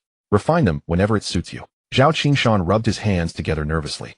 The sect master said 20% of the pills you refine belong to you. The sect will honor this agreement without fail. Shen Yifei nodded, understanding this was sect master Xie Lacan's way of testing him. One cannot simply trust someone based solely on their own words. He secured the storage pouch. I'll begin tomorrow. However, I must insist that no one approach the alchemy room. This is standard practice among alchemists, which senior brother Zhao should understand. Understood. Zhao Qingshan nodded eagerly. Rest assured, I'll have the courtyard cleared and ensure no one disturbs you. After Zhao Qingshan left, Shen Yifei closed the door and emptied the herbs to inspect them. The 5 portions of herbs for qi gathering pills were of good quality, a notch above what he had purchased at Hehuan Sect. As expected of Hehuan Sect, their resources and heritage were evident. Little one, are you really going to refine these for them? What choice do I have? They treat me well with food and drink. If I don't work, they'll turn hostile within a couple of days. Shen Yifei packed away the herbs. Besides, I keep 20% from each batch. With 5 portions of materials, I'll gain at least 1 full portion. It's a fair deal. The next morning, Shen Yifei entered the alchemy room and secured the door. He did not use the large furnace provided by Hehuan Sect. It was too cumbersome and difficult to control properly. He retrieved the Wanzhuang cauldron, tossed the first portion of herbs inside, and channeled spiritual energy. Flames roared, herbs melted, and pills formed, all in one seamless operation. When the fire subsided, 12 golden grade qi gathering pills lay at the bottom of the cauldron, their rich fragrance invigorating just from the scent alone. Shen Yifei collected the pills into a jade vial and picked up the second portion of herbs. This time he did not use the Wanzhuang cauldron, but instead relied on the large furnace from Hehuan Sect. He sat cross-legged, drawing qi into his body, and summoned orange flames from his palms to feed the furnace base. Heating the furnace, adding the herbs, controlling the fire. He deliberately held back on the heat, producing pills of ordinary quality that barely exceeded what was available on the market. Of the 5 portions, 3 were refined in the large furnace, yielding mediocre pills, while 2 were processed in the Wanzhuang cauldron, each one reaching top grade. He kept 1 batch of premium qi gathering pills for himself, then blended the remaining top-grade portion with the 3 ordinary ones, producing over 40 qi gathering pills. These were far inferior to the premium grade, yet roughly 10 times stronger than ordinary pills. He added 2 more premium pills to enhance them further. In total, he worked continuously for 2 hours. Aren't you just deceiving them? Lu Mengli crouched at the alchemy room doorway, watching him work. What do you know? Shen Yifei arranged the jade vials. If I produced premium-grade pills every time, they would grow suspicious. This way they only think I got lucky, not suspect anything else. Lu Mengli pursed her lips. You're quite calculating, aren't you? Shen Yifei ignored her and pushed open the alchemy room door, taking a deep breath. As he prepared to find Zhao Qingshan to report, he suddenly heard rustling sounds outside the courtyard wall. Who's there? No response came. Shen Yifei approached the wall and rose on his tiptoes to peer over. A narrow path lay beyond, deserted with no sign of anyone. But his sense of smell caught something, a trace of cosmetics. A woman. Lu Mengli. I'm here. Lu Mengli emerged from the alchemy room, still nibbling on a spirit fruit. Someone is outside. Go investigate. Lu Mengli rolled her eyes. You get excited at the sight of every woman. She tossed the fruit aside, shifted her form, and vanished into invisibility, drifting past the courtyard. Soon she returned with a peculiar smile. Two young girls at the chi condensation stage peeking from beneath the wall. I frightened them away. Peeking at what? At you naturally. Lu Mengli sat beside him. Little one, your reputation has already spread throughout Hehuan Sect. What kind of reputation? An alchemy prodigy, producing top-grade pills at mid-building establishment stage. Good-looking too, and from Hehuan Sect. Lu Mengli counted on her fingers. Tell me, wouldn't those girls be interested? Shen Yifei stroked his chin. This was exactly what he had anticipated. An Hehuan Sect disciple refining pills at Hehuan Sect naturally drew attention. Let them be. He rose to his feet. Come, I'll show you around Hehuan Sect. Shen Yifei pushed open the courtyard gate and descended the mountain path, curious to see the true scale of this sect. Not far along, he spotted several disciples practicing sword forms. 3 men and 2 women, all at the chi condensation stage. The leading male cultivator thrust his blade forward, the tip blossoming into a flower of steel that gleamed coldly in the sunlight. Impressive, his junior brother clapped in approval. The leading male cultivator sheathed his sword and wiped the sweat from his brow, then turned and caught sight of Shen Yifei. Which peak are you from? I don't believe we've met. He studied Shen Yifei from head to toe, his gaze pausing briefly on his Hehuan Sect robes. Shen Yifei wore a dark blue robe similar to Hehuan Sect's standard attire, though the details differed. I'm new here, assigned to the alchemy division. Shen Yifei offered a courteous greeting. Shen Yifei from Hehuan Sect. The leading male cultivator's eyes lit up. Hehuan Sect, you're the one who refines pills. That's right. Several disciples gathered around. I've heard you can refine top-grade pills. You can produce premium-grade pills at mid-building establishment. Do all Hehuan Sect members know alchemy? The barrage of questions gave Shen Yifei a headache. Just as he was about to respond, he caught a familiar scent of cosmetics. He turned to see 2 female cultivators a few paces away staring directly at him. One had a round face, the other a delicate oval, both at the chi condensation stage, and quite pretty. You must be Shen Yifei, the round-faced girl spoke up, her voice clear. Yes. I've heard your chi-gathering pills are 10 times more potent than ordinary ones. The oval-faced girl stepped forward, her eyes bright with excitement. Shen Yifei withdrew a small porcelain flask from his robe and poured out 2 chi-gathering pills, resting them in his palm. Take a look. Both girls leaned in, and their eyes nearly popped out at what they saw. The pills gleamed golden and emitted an intoxicating fragrance that instantly invigorated the senses. This is a chi-gathering pill, the round-faced girl swallowed hard. Yes. How much? Shen Yifei smiled. I don't sell them, but if you provide the herbs, I'll refine them for you.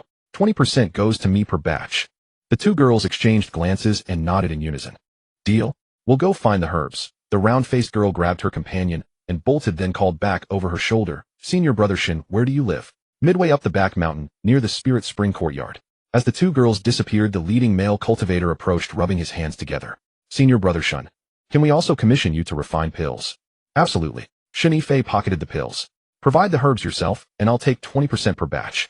Any pill formula works as long as you supply both the recipe and materials. The male disciples scattered in every direction to gather herbs. Shen Yifei realized this was exactly the opportunity he needed. As long as there were those willing to provide materials, he could make a profit. Shen Yifei pressed on, and along the way he crossed paths with the disciples. Rumors spread faster than he expected. When people greeted him, some calling him Senior Brother Shen, others Junior Brother Shen, and a few even shouting Master Alchemist. Kid, your fame comes a bit too quickly. Lu Mengli murmured softly from within the Wanwu Ding. Alchemists are cherished in any sect. Although the Hehuan Sect is large, alchemists are few, and those who can refine superb pills are even fewer. With my arrival, I have just filled the gap. Aren't you afraid of drawing too much attention? Afraid of what?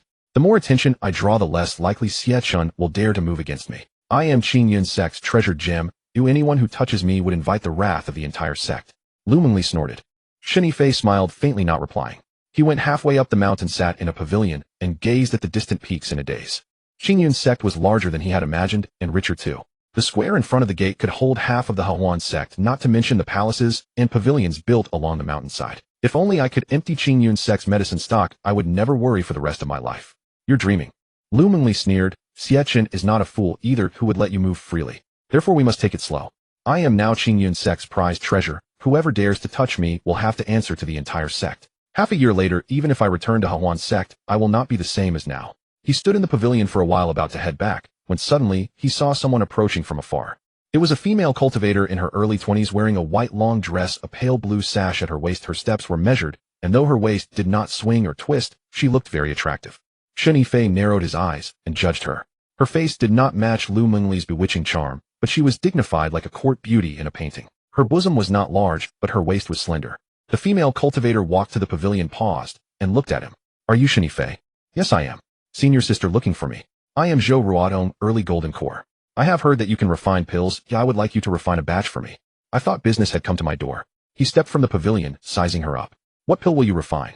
Foundation Establishment Pill. Shen Yifei was taken aback. The Foundation Establishment Pill is a third-grade pill, one grade higher than the Gathering Pill, and the materials are much more expensive. The materials for a Foundation Establishment Pill would cost at least 1500 spirit stones. Senior Sister Zhou, the materials for the Foundation Establishment Pill are not cheap. Will you provide them yourself? Of course. Zhou Ruodong took out 2 jade boxes, opened them for him to see 2 portions. Are they enough? Shen Yifei looked. The main materials were plenty and the quality was good. Enough. I will refine 1 batch and take 2 tints for it. That is the rule. Understood. Zhou Ruodong put the jade boxes away. When can I pick it up? Come back in 3 days. Zhou Ruodong nodded and turned to leave. After a few steps, she looked back at him, her gaze lingering for a moment before she left. Shen Yifei stood in the pavilion, watching her back vanish into the bamboo grove, his thoughts turning. A female cultivator in the early golden core stage should be considered mid-tier within Hehuan Sect. This kind of person coming to him shows that his reputation has reached the golden core stage. This is good news. The next morning, Shen Yifei, with the pills in hand, went to find Zhao Qingshan. Zhao Qingshan stood outside Qingyun Hall talking with a few disciples. Upon seeing him, he hurried forward, his smile honey sweet. Shen Yifei, have the pills been refined? Yes. Shen Yifei pulled out 3 jade vials and handed them over. 5 portions of materials produced 48 gathering pills. According to the rules, I take 2 tints, 9 pills. Here are 39 pills, please count them. Zhao Qingshan took the vials, poured out 1 to inspect, and his eyes brightened. These pills are of better quality than any I have seen. Gold and fragrant as Shen Yifei, your alchemy is superb. Zhao Qingshan stored the pills and produced a small cloth bag to hand over. This is your share, spirit stones at market price. Take a look. Shen Yifei took the bag, opened it, and found neatly arranged a little over 200 spirit stones. He did not count them and simply stored them in his ring. Senior brother Zhao, if there is work in the sect later, come to me. As long as the materials and pills are enough. Shen Yifei had just returned to the courtyard when he saw 2 people at the gate. It was the 2 female cultivators from yesterday, one with a round face and the other with a melon-seed face. Both carried storage bags. Seeing his return, their eyes lit up. Shen, senior brother, we have gathered the materials. Could you help us refine a batch of gathering pills? Shen Yifei took the storage bags, looked. 2 portions of materials, average quality, but usable. Fine. Come back in 3 days. I take 2 tints for 1 batch. You understand the rule? Yes, yes. The 2 nodded and left happily. Shen Yifei closed the door, emptied the materials, pulled out the Wanwu Ding, and refined 2 batches in quick succession. Using the Wanwu Ding, 1 batch yields 12 top-grade pills. He kept 4 for himself, and the remaining 20 were mixed with some ordinary goods ready to be given to them later. In the following days, more and more people came to him to refine pills. Some were in the Qi refining stage, some in Foundation Establishment, and a few in Golden Core. The pills he refined were varied: gathering pills, Foundation Establishment pills, origin enhancement pills, soul nourishing pills, and more. Shen Yifei accepted all comers. To him, as long as the other party provided the materials, it was a no-cost sale. He flicked the Wanwu Ding scent in the spiritual energy, and the pills appeared. It is easier than farming. In a few days, his ring piled with spirit stones. The top-grade pills grew abundant, with more than a dozen top-grade Foundation Establishment pills and over 100 top-grade gathering pills. Kid, you are doing this so aggressively, you might crash Hehuan Sect's pill market. Luminly worried. If it crashes, so be it. It is none of your business. Shen Yifei sat at the stone table opposite. I will leave in half a year. Does their collapse concern me? Luminly bit into a spirit fruit, her green eyes fixed on him. Are you not thinking of staying? Why stay? To be someone else is a beast of burden. Aren't you already being used as a beast of burden by others? It is different now. They beg me, not I beg them. Half a year later, I will return to Hehuan Sect. I will still be a guest.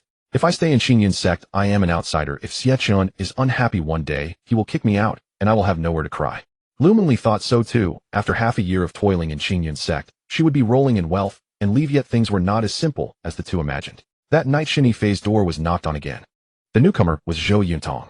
Shen, the 3-day deadline has. I am here to collect the Foundation Establishment pill.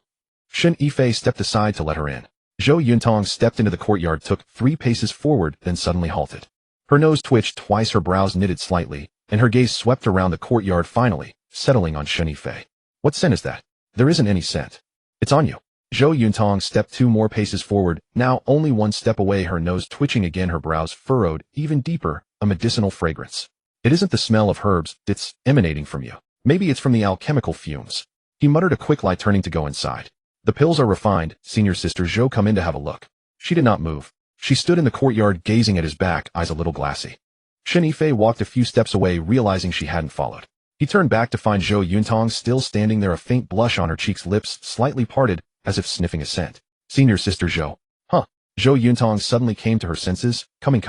She followed Shen Yifei into the room and sat down at the table. Shen Yifei drew a jade bottle from his ring and placed it on the table. It was the Foundation Establishment pill for Zhou Yuntong. Zhou Yuntong picked up a pill, looked at it, nodded, and placed it into her storage bag. Then she pulled a small cloth bag from her storage bag and placed it on the table. This is your share, 1,200 spirit stones. Shen Yifei picked up the bag, weighed it, didn't count, and slid it directly into his ring. Senior sister Zhou, you're straightforward. Come again if you need anything.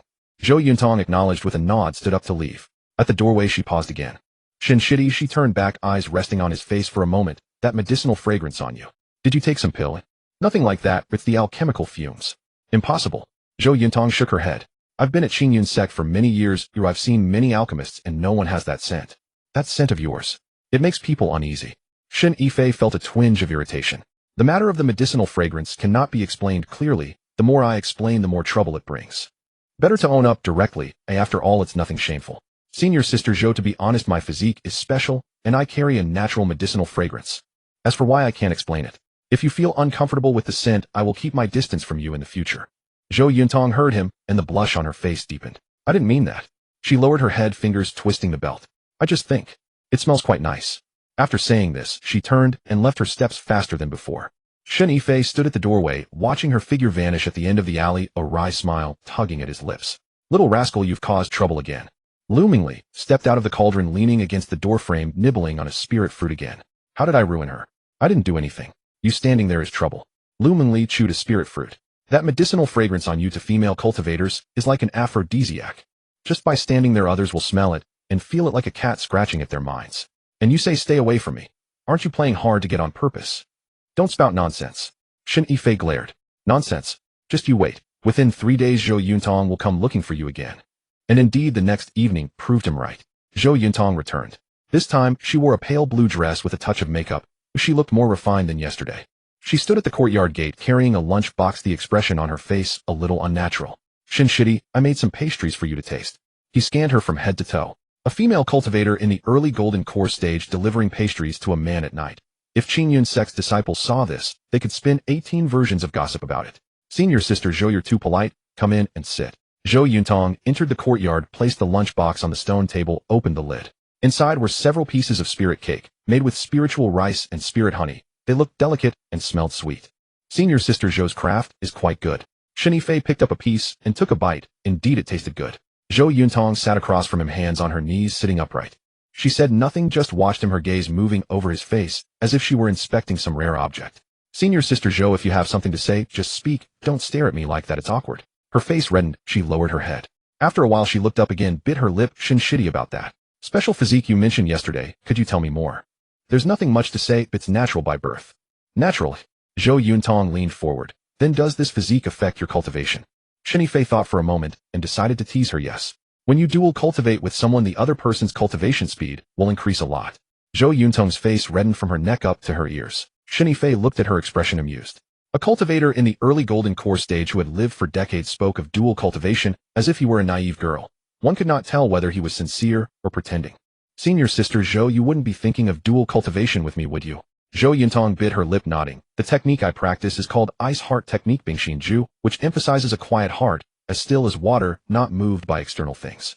But the scent on you makes my mind unable to settle. I have tried meditating, regulating breath, taking pills, none work. Only coming to you. What is it you want from me? To help me calm my mind. Zhou Yuntong untied the straps of her sleeping clothes. Shen Shidi, today is my first time, please be gentle. Shen Yifei swallowed hard. A golden core early stage female cultivator, Hehuan Sect's elite disciple, offering herself for the first time. If this got out, it could crack someone's teeth with laughter. But he did not laugh. He looked into Zhou Yuntong's eyes. In them, there was no lust, only a nearly stubborn seriousness. She really wanted to try to see if dual cultivation could help her calm her mind. Senior sister Zhou, have you thought it through? Once you step out, you cannot turn back. I've thought it through. Zhou Yuntong stepped closer and hooked her arm around his neck. If I don't step out, I can't turn back either. These past days my mind has been full of the scent on your body. Oh, I can't focus on cultivation. Rather than dragging this out, let's try once. If it works, I gain. If not, it will be fine too. Shen Yifei hugged her waist, lifting her up. Zhou Yuntong's body was light. He laid her on the bed and leaned over her. Zhou Yuntong lay on her back, her face flushed like fire, but her gaze remained earnest. Shen Shidi, you. Hurry. Hurry. First time we must take it slow. Shen Yifei undid her belly band with unhurried gentleness. Zhou Yuntong's body was more sensitive than he imagined. The moment his skin first touched hers, she trembled all over, biting her lip, eyes closed tight, as if facing a torture chamber. Senior sister Zhou, relax. You're so tense, how can I proceed? Zhou Yuntong breathed in deeply, then exhaled, her body softening a little, but still taut. Shen Yifei sighed, then softly massaged her shoulders a few times. His technique came from Qin Wan, not perfect, but enough for a first-timer like Zhou Yuntong. After a few strokes, Zhou Yuntong's body indeed softened, her breathing growing rapid. Shen Shitty. She opened her eyes, tears welling. You. Can you hurry? I can't take it anymore. That night Shen Yifei barely slept. Zhou Yuntong was experiencing this for the first time, but with her golden core cultivation base, her recovery ability was astonishing. They spent the entire night in passion, only calming down at dawn. Shen Yifei leaned against the headboard, Zhou Yuntong resting her head on his chest, neither speaking. After a long while, Zhou Yuntong finally spoke. Junior brother Shen, is what you said about dual cultivation without energy extraction true? Indeed, since whether your spiritual energy in the Dantian has depleted. Zhou Yuntong closed her eyes and focused inward for a moment, then opened them with a complicated expression. It hasn't decreased, if anything it's increased. That's exactly it. When I practice dual cultivation, I never drain another's energy. You assist me, I assist you. It's mutual benefit. Zhou Yuntong studied him for a long moment before breaking into laughter. Junior brother Shen, you're nothing like I imagined. And what did you imagine? Born from the Hehuan Sect, you must be full of schemes. Every female cultivator you see you want to drain then flee. Shen Yifei chuckled. That's a stereotype. The Hehuan Sect has good people too, for instance myself. Zhou Yuntong laughed at his words and rested back against his chest. Junior brother Shen, may I come to you again in the future? Of course, you're always welcome. But there's one condition. What condition? Keep this between us. I'm staying at Hehuan Sect for another half year. If word gets out that I bedded a golden core senior sister, those golden core senior brothers would tear me apart. Zhou Yuntong nodded, lingered a moment longer, then rose to dress. With her back turned as she dressed, Shen Yifei watched her silhouette and thought she lacked loomingly seductive allure, yet made up for it with her authenticity. She spoke her desires openly and acted on them without pretense. Senior sister Zhou. Moi. Zhou Yuntong turned to look at him. Can your eyes hard art now quiet your mind? Zhou Yuntong paused, then smiled. It can, though I'm uncertain how long it will last. If you can't maintain it, come back, and I'll help you. Zhou Yuntong blushed, fastened her sash, and hurried out. Lu Mengli emerged from the cauldron, leaning against the bedpost with a knowing smile playing on her lips. Little one, another one. They came willingly, I never forced them. Your very presence is coercion. Lu Mengli walked over and sat by the bed. That fragrance on you is the greatest coercion of all. Any woman who catches a whiff will feel as though cats are scratching inside her. Who else would she seek but you? Shen Yifei said nothing. He was well aware of how potent his medicinal fragrance had become. Sun Iran had once told him that after dual cultivation with a golden core female cultivator, the fragrance would grow even stronger. After their passionate night, with Zhou Yuntong, the scent on him had surely grown even more intense. I need to find a way to mask this fragrance. He sat up and rubbed his nose. If this continues, every female cultivator in Hehuan Sect will fall into my hands. Let them fall, Lu Mengli replied, crossing her legs. You're leaving in 6 months anyway. Once you're done, you pack up and leave. Could they possibly track you back to the Hehuan Sect? No, I must find a way to conceal this fragrance. Why hide it? That would be a waste. Lu Mengli leaned close, sniffing his shoulder with her green eyes narrowing. Your fragrance is intoxicating. If you opened an establishment, simply standing there would bring you a fortune every day. Shen Yifei swatted her away. Stop suggesting absurd ideas. Yet he knew deep down that this fragrance could never truly be masked. It permeated from his very bones, mingled with the pills he had consumed and the demonic beasts he had refined, becoming an inseparable part of his body. He might conceal it temporarily, but never permanently. So he decided to stop trying. From that point onward, Shen Yifei fully embraced whatever came. The female cultivators of Hehuan Sect couldn't resist his fragrance. They would collapse if they tried to endure it. Rather than let them suffer in silence, he chose to gratify them instead. He never claimed to be a righteous man. During his years at the Hehuan Sect, he had witnessed far worse transgressions. This was nothing by comparison. The first to arrive was Fangqing, a junior sister recommended by Zhou Yuntong. She had just reached the late stage of foundation establishment, and while not conventionally attractive, possessed a youthful freshness. 2 years younger than him, she had never so much as touched a man's hand. After catching his fragrance, she lost her appetite and could not focus on her cultivation. Zhou Yuntong, pitying her plight, had brought her along. Shen Yifei showed no hesitation, escorting Fangqing inside and closing the door. Several hours later, he sent her out. Her legs trembled as she left, yet her cultivation base had noticeably advanced. News spread through Hehuan Sect's female cultivators, with each retelling growing more exaggerated. Some claimed Shen Yifei possessed a natural furnace body. Dual cultivation with him not only avoided energy depletion, but actually enhanced cultivation. Others whispered his pills granted eternal youth and beauty. A third rumor held that during his time at the Hehuan Sect, he had serviced 8 senior sisters in a single night, all of whom broke through the following day. Shen Yifei could only laugh and sigh at such tales. Lu Mengli rolled about inside the cauldron, cackling. 8 senior sisters. Ha ha, little one, your reputation is thoroughly ruined now. Ruined how? I don't care. Shen Yifei sat cross-legged on the bed, counting spirit stones in his ring. I'm leaving in half a year anyway. Let them gossip. These past half a month his days at Hehuan Sect proved even more comfortable than his time at the Hehuan Sect. His alchemy business thrived with cultivators queuing for his services. Gathering Chi Pills Foundation Establishment Pills, Origin Cultivation Pills. He refined them all with flawless success. He charged only 2/10 of the medicinal materials as his fee, then used the divine cauldron to refine them into top-grade pills. The remaining scraps were merely a formality to complete the order. Spirit stones flowed into his ring like water. In just half a month he had accumulated nearly 50,000. And those top-grade pills remained unsold. Over 20 Foundation Establishment pills alone, each worth 2,000 spirit stones on the open market, yet he hadn't sold a single one. Such treasures would serve him better as favors to call upon later than mere spirit stones ever could. The female cultivators certainly hadn't been idle either. Fang Xing, introduced by Zhou Yuntong, found her cultivation speed doubled after their encounter.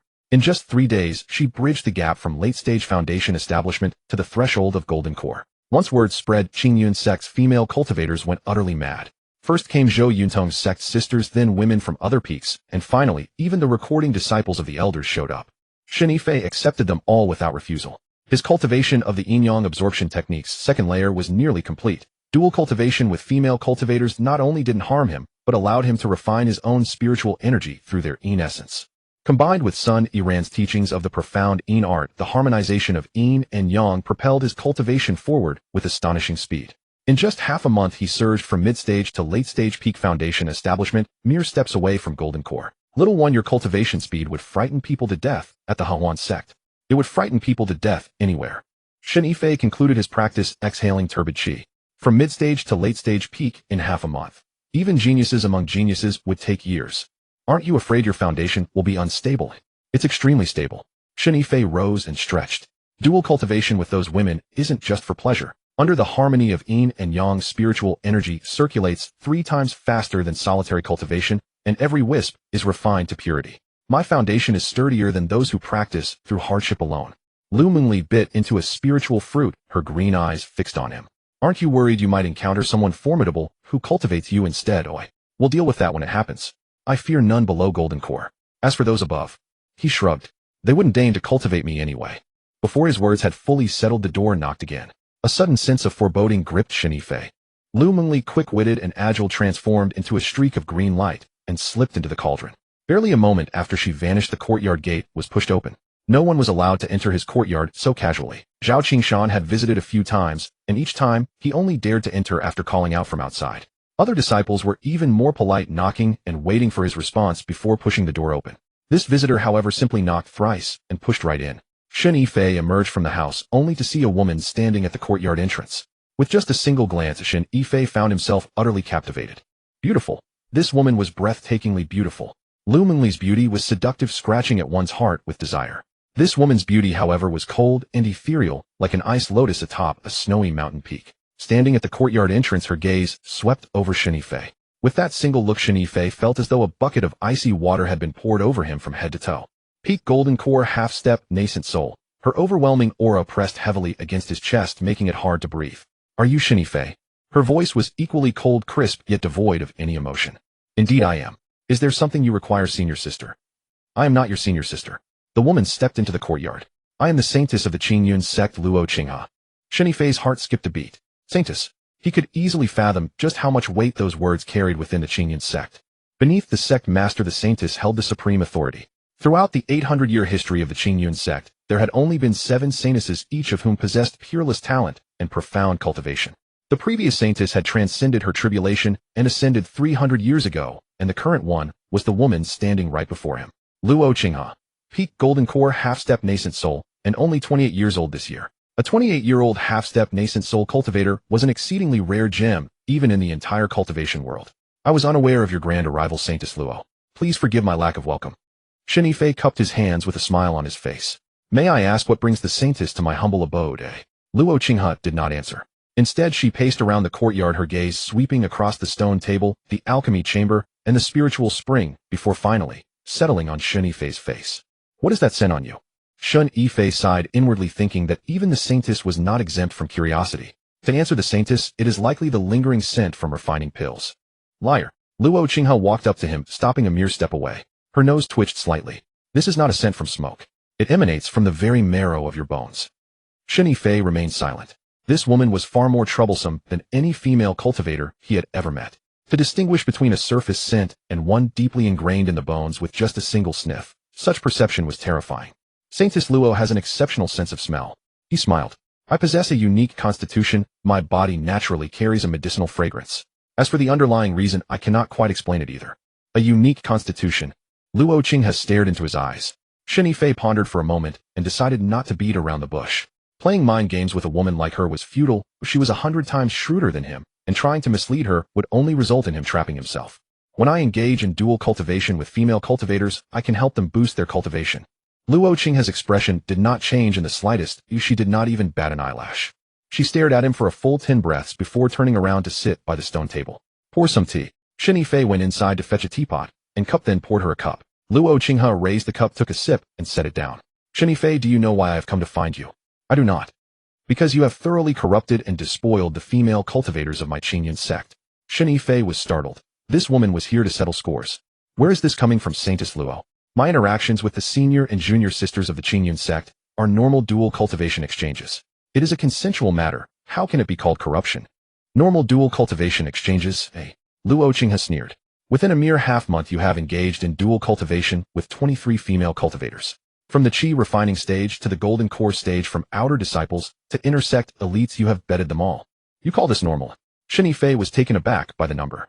23. Had there really been that many? After counting them in his head, it seemed there actually were. There were those senior and junior sisters introduced by Zhou Yuntong, as well as those who came to request pill refinement and ended up delivering themselves to his bed. Saintess Luo has quite an impressive memory, remembering the exact number so clearly. Every female cultivator of the Hehuan Sect has an imprint on her soul. Whomever you engage in dual cultivation with, a record is left upon that imprint. Luo Qing has stood up and walked over to him. Within half a month you have left 23 imprints within my Hehuan Sect. Shen Yifei, you are incredibly audacious. Shen Yifei cursed inwardly. This was the first time he had ever heard of a soul imprint. The Hehuan Sect's protective measures for its female disciples were far too thorough. Saintess Luo, my dual cultivation with them was entirely consensual. If you do not believe me, you can ask them yourself. Have I ever forced anyone? I know they were willing. Luo Qinghe turned around her back to him. That is not where the problem lies. Then where does it lie, eh? The problem is that you have made them addicted. Shen Yifei was stunned. Addicted, eh? Yes, addicted. Luo Qinghe turned back around, her cold eyes locking onto him. The medicinal fragrance on your body has an aphrodisiac effect on female cultivators. You are well aware of this. But what you might not know is that after engaging in dual cultivation with you, the spiritual energy within their bodies becomes tainted with your aura. This aura doubles their cultivation speed, but it also makes them completely dependent on you. She paused, her voice growing even colder. Zhou Yuntong at the early golden core stage touched the threshold of the mid-golden core stage a mere 3 days after dual cultivating with you. Fangqing at the late foundation establishment stage leaped from the late stage to the peak stage in just 5 days after dual cultivating with you. As for the other female cultivators, their cultivation levels have skyrocketed, yet they wander around like lost souls, murmuring your name day and night. Shen Yifei fell silent. He truly had no knowledge of this. He had always believed that dual cultivation with female cultivators was a mutually beneficial endeavor, never expecting such side effects. Saintess Luo, what do you mean by this? I mean that you have turned the female cultivators of my Hehuan Sect into your personal harem. Luo Qinghe spoke each word deliberately. Their minds have been thrown into chaos. If this continues, you will shake the very foundation of the Hehuan Sect. Detecting the murderous intent in her words, Shen Yifei immediately thought of summoning the myriad things cauldron. Peak golden core, half-step nascent soul. If this woman were to strike, he would not stand a ghost of a chance. Even if he hurled the myriad things cauldron at her, he wasn't certain if it could trap her. How does Saintess Luo plan to deal with me? Luo Qing has stared at him for a long while before suddenly smiling. With that smile, it was as if the ice lotus had bloomed. Deal with you? She retracted her smile. If I wanted to punish you, I would not have come alone. Do you think the Hehuan Sect's Hall of Discipline is a mere pushover? Shen Yifei breathed a sigh of relief, but not entirely. This woman did not play by the rules. Who knew what her next move would be? Then what does Saintess Luo mean by? I mean that you must clean up the mess you have made yourself. How do I clean it up? Luo Qinghe sat down once more and took another sip from her tea. From this day forth you are forbidden from engaging in dual cultivation with any female cultivator of the Hehuan Sect. That is the first rule. Shen Yifei nodded. This was easy to comply with. He was no sex-crazed fiend, and abstaining from dual cultivation wouldn't kill him. Second, starting today, I will take a 50% cut of the medicinal pills you refine. Shen Yifei felt a pang of pain in his heart. 50%. This was worse than death. Saintess Luo, I have already reached an agreement with the sect master. I am to keep 20% of each batch I refine. With you taking a 50% cut all of a sudden, won't I be working for nothing? Whatever agreement you made with the sect master is none of my concern. But from today onward, I shall take 50% of the pills you refine. This is the rule. Shen Yifei gritted his teeth. Fine, 50% it is. Is there a third rule? The third rule. Luo Qinghe set down her teacup, stood up, and walked over to him. From today onward you may only dual cultivate with me. Shen Yifei thought he had misheard. Saintess Luo, what did you say? I said from this day forth you may only dual cultivate with me. Luo Qinghe's tone remained flat and indifferent. The medicinal fragrance of your body acts as an aphrodisiac on female cultivators. Those who dual cultivate with you become addicted. This is an immutable fact. But rather than letting you ravage the entire Hehuan Sect, it is better to confine you to a single person. Shen Yifei swallowed hard. He found himself struggling to keep up with this woman's logic. Saintess Luo, are you offering yourself to feed a tiger? Feed a tiger? A faint mocking curve touched the corner of Luo Qinghe's lips. What kind of tiger do you think you are? At most you are a snake, and a non-venomous one at that. Shen Yifei was momentarily choked for words. At the peak of the Golden Core realm and half a step into the nascent soul realm, she certainly possessed the confidence to insult others with absolute poise. Saintess Luo, are you not afraid that you too will become addicted after dual cultivating with me? I will not, Luo Qinghe replied resolutely. The ice hard art I practice has already reached the 8th layer. My mind is as tranquil as still water, completely unswayed by external influences. Your medicinal fragrance is useless against me. Shen Yifei sneered inwardly. Zhou Yuntong also practiced the ice hard art, yet at only the 3rd layer she could barely move a step the moment she caught a whiff of his scent. This woman might be at the 8th layer, but it was far from certain that she could truly withstand it. Very well. Since Saintess Luo has put it this way, what more can I say? Shen Yifei spread his hands. We shall proceed as you say then. I will not dual cultivate with other female cultivators. I will take a 50% cut of the medicinal pills, and I will only dual cultivate with you. Are there any other rules? None for now. Luo Qinghe stood up. I will come for you tomorrow night. With that she turned and departed, her steps light and her dress fluttering. Her retreating figure was breathtakingly beautiful. Standing in the courtyard, Shen Yifei watched her vanish beyond the gate, his mind a turbulent mix of emotions. Little guy, you are in deep trouble. Lu Mengli emerged from the cauldron, her green eyes fixed on the direction of the courtyard gate, a schadenfreude smile playing upon her lips. I know. You know nothing, Lu Mengli retorted, sitting down across from him. That woman is at the peak of the golden core, half a step into the nascent soul realm. If you dual cultivate with her, and she harbors malicious intent, she could drain you into a withered corpse with a single thought. She said she practices the ice hard art and is unswayed by external things. She says so, and you just believe her? Lu Mengli sneered. Since when did you become so naive? Shen Yifei did not reply. Naturally he did not believe her, but whether he believed her or not he had to agree. Had he refused, Luo Qinghe could have dealt with him on the spot. By agreeing there was at least room for maneuver. What do you think her intentions are, he asked. Lu Mengli pondered for a moment. There are two possibilities. First, she truly wishes to sacrifice herself to control you, preventing you from bringing ruin upon the female cultivators of the Hehuan Sect. Second, she wants to personally test whether the medicinal fragrance of your body works on her, and whether it can also elevate her cultivation. Is the second scenario more likely? Shen Yifei asked. By far, Lu Mengli said, her green eyes narrowing. She has reached the 8th layer of the ice hard art, which means she has hit a bottleneck. The further one progresses in this kind of cultivation method, the harder it is to break through. She is stuck at the peak of the golden core, a mere step away from the nascent soul realm, yet this single step might take her a decade or more to cross. So she believes I can help her break through. You helped Zhou Yuntong touch the threshold of the mid-stage golden core, and you helped Fang Qing leap from the late-stage foundation establishment to its peak. Who in the entire Hehuan Sect does not know of these feats? Though Luo Qinghe is the saintess, she is still human and yearns for a breakthrough. Your medicinal fragrance has miraculous effects on female cultivators. How could she not be tempted? Shen Yifei reflected on this and found her reasoning sound. Then what should I do tomorrow night? What should you do? Take her on. Lu Mengli stood up and stretched lazily. Soldiers will be blocked by generals and water will be covered by earth.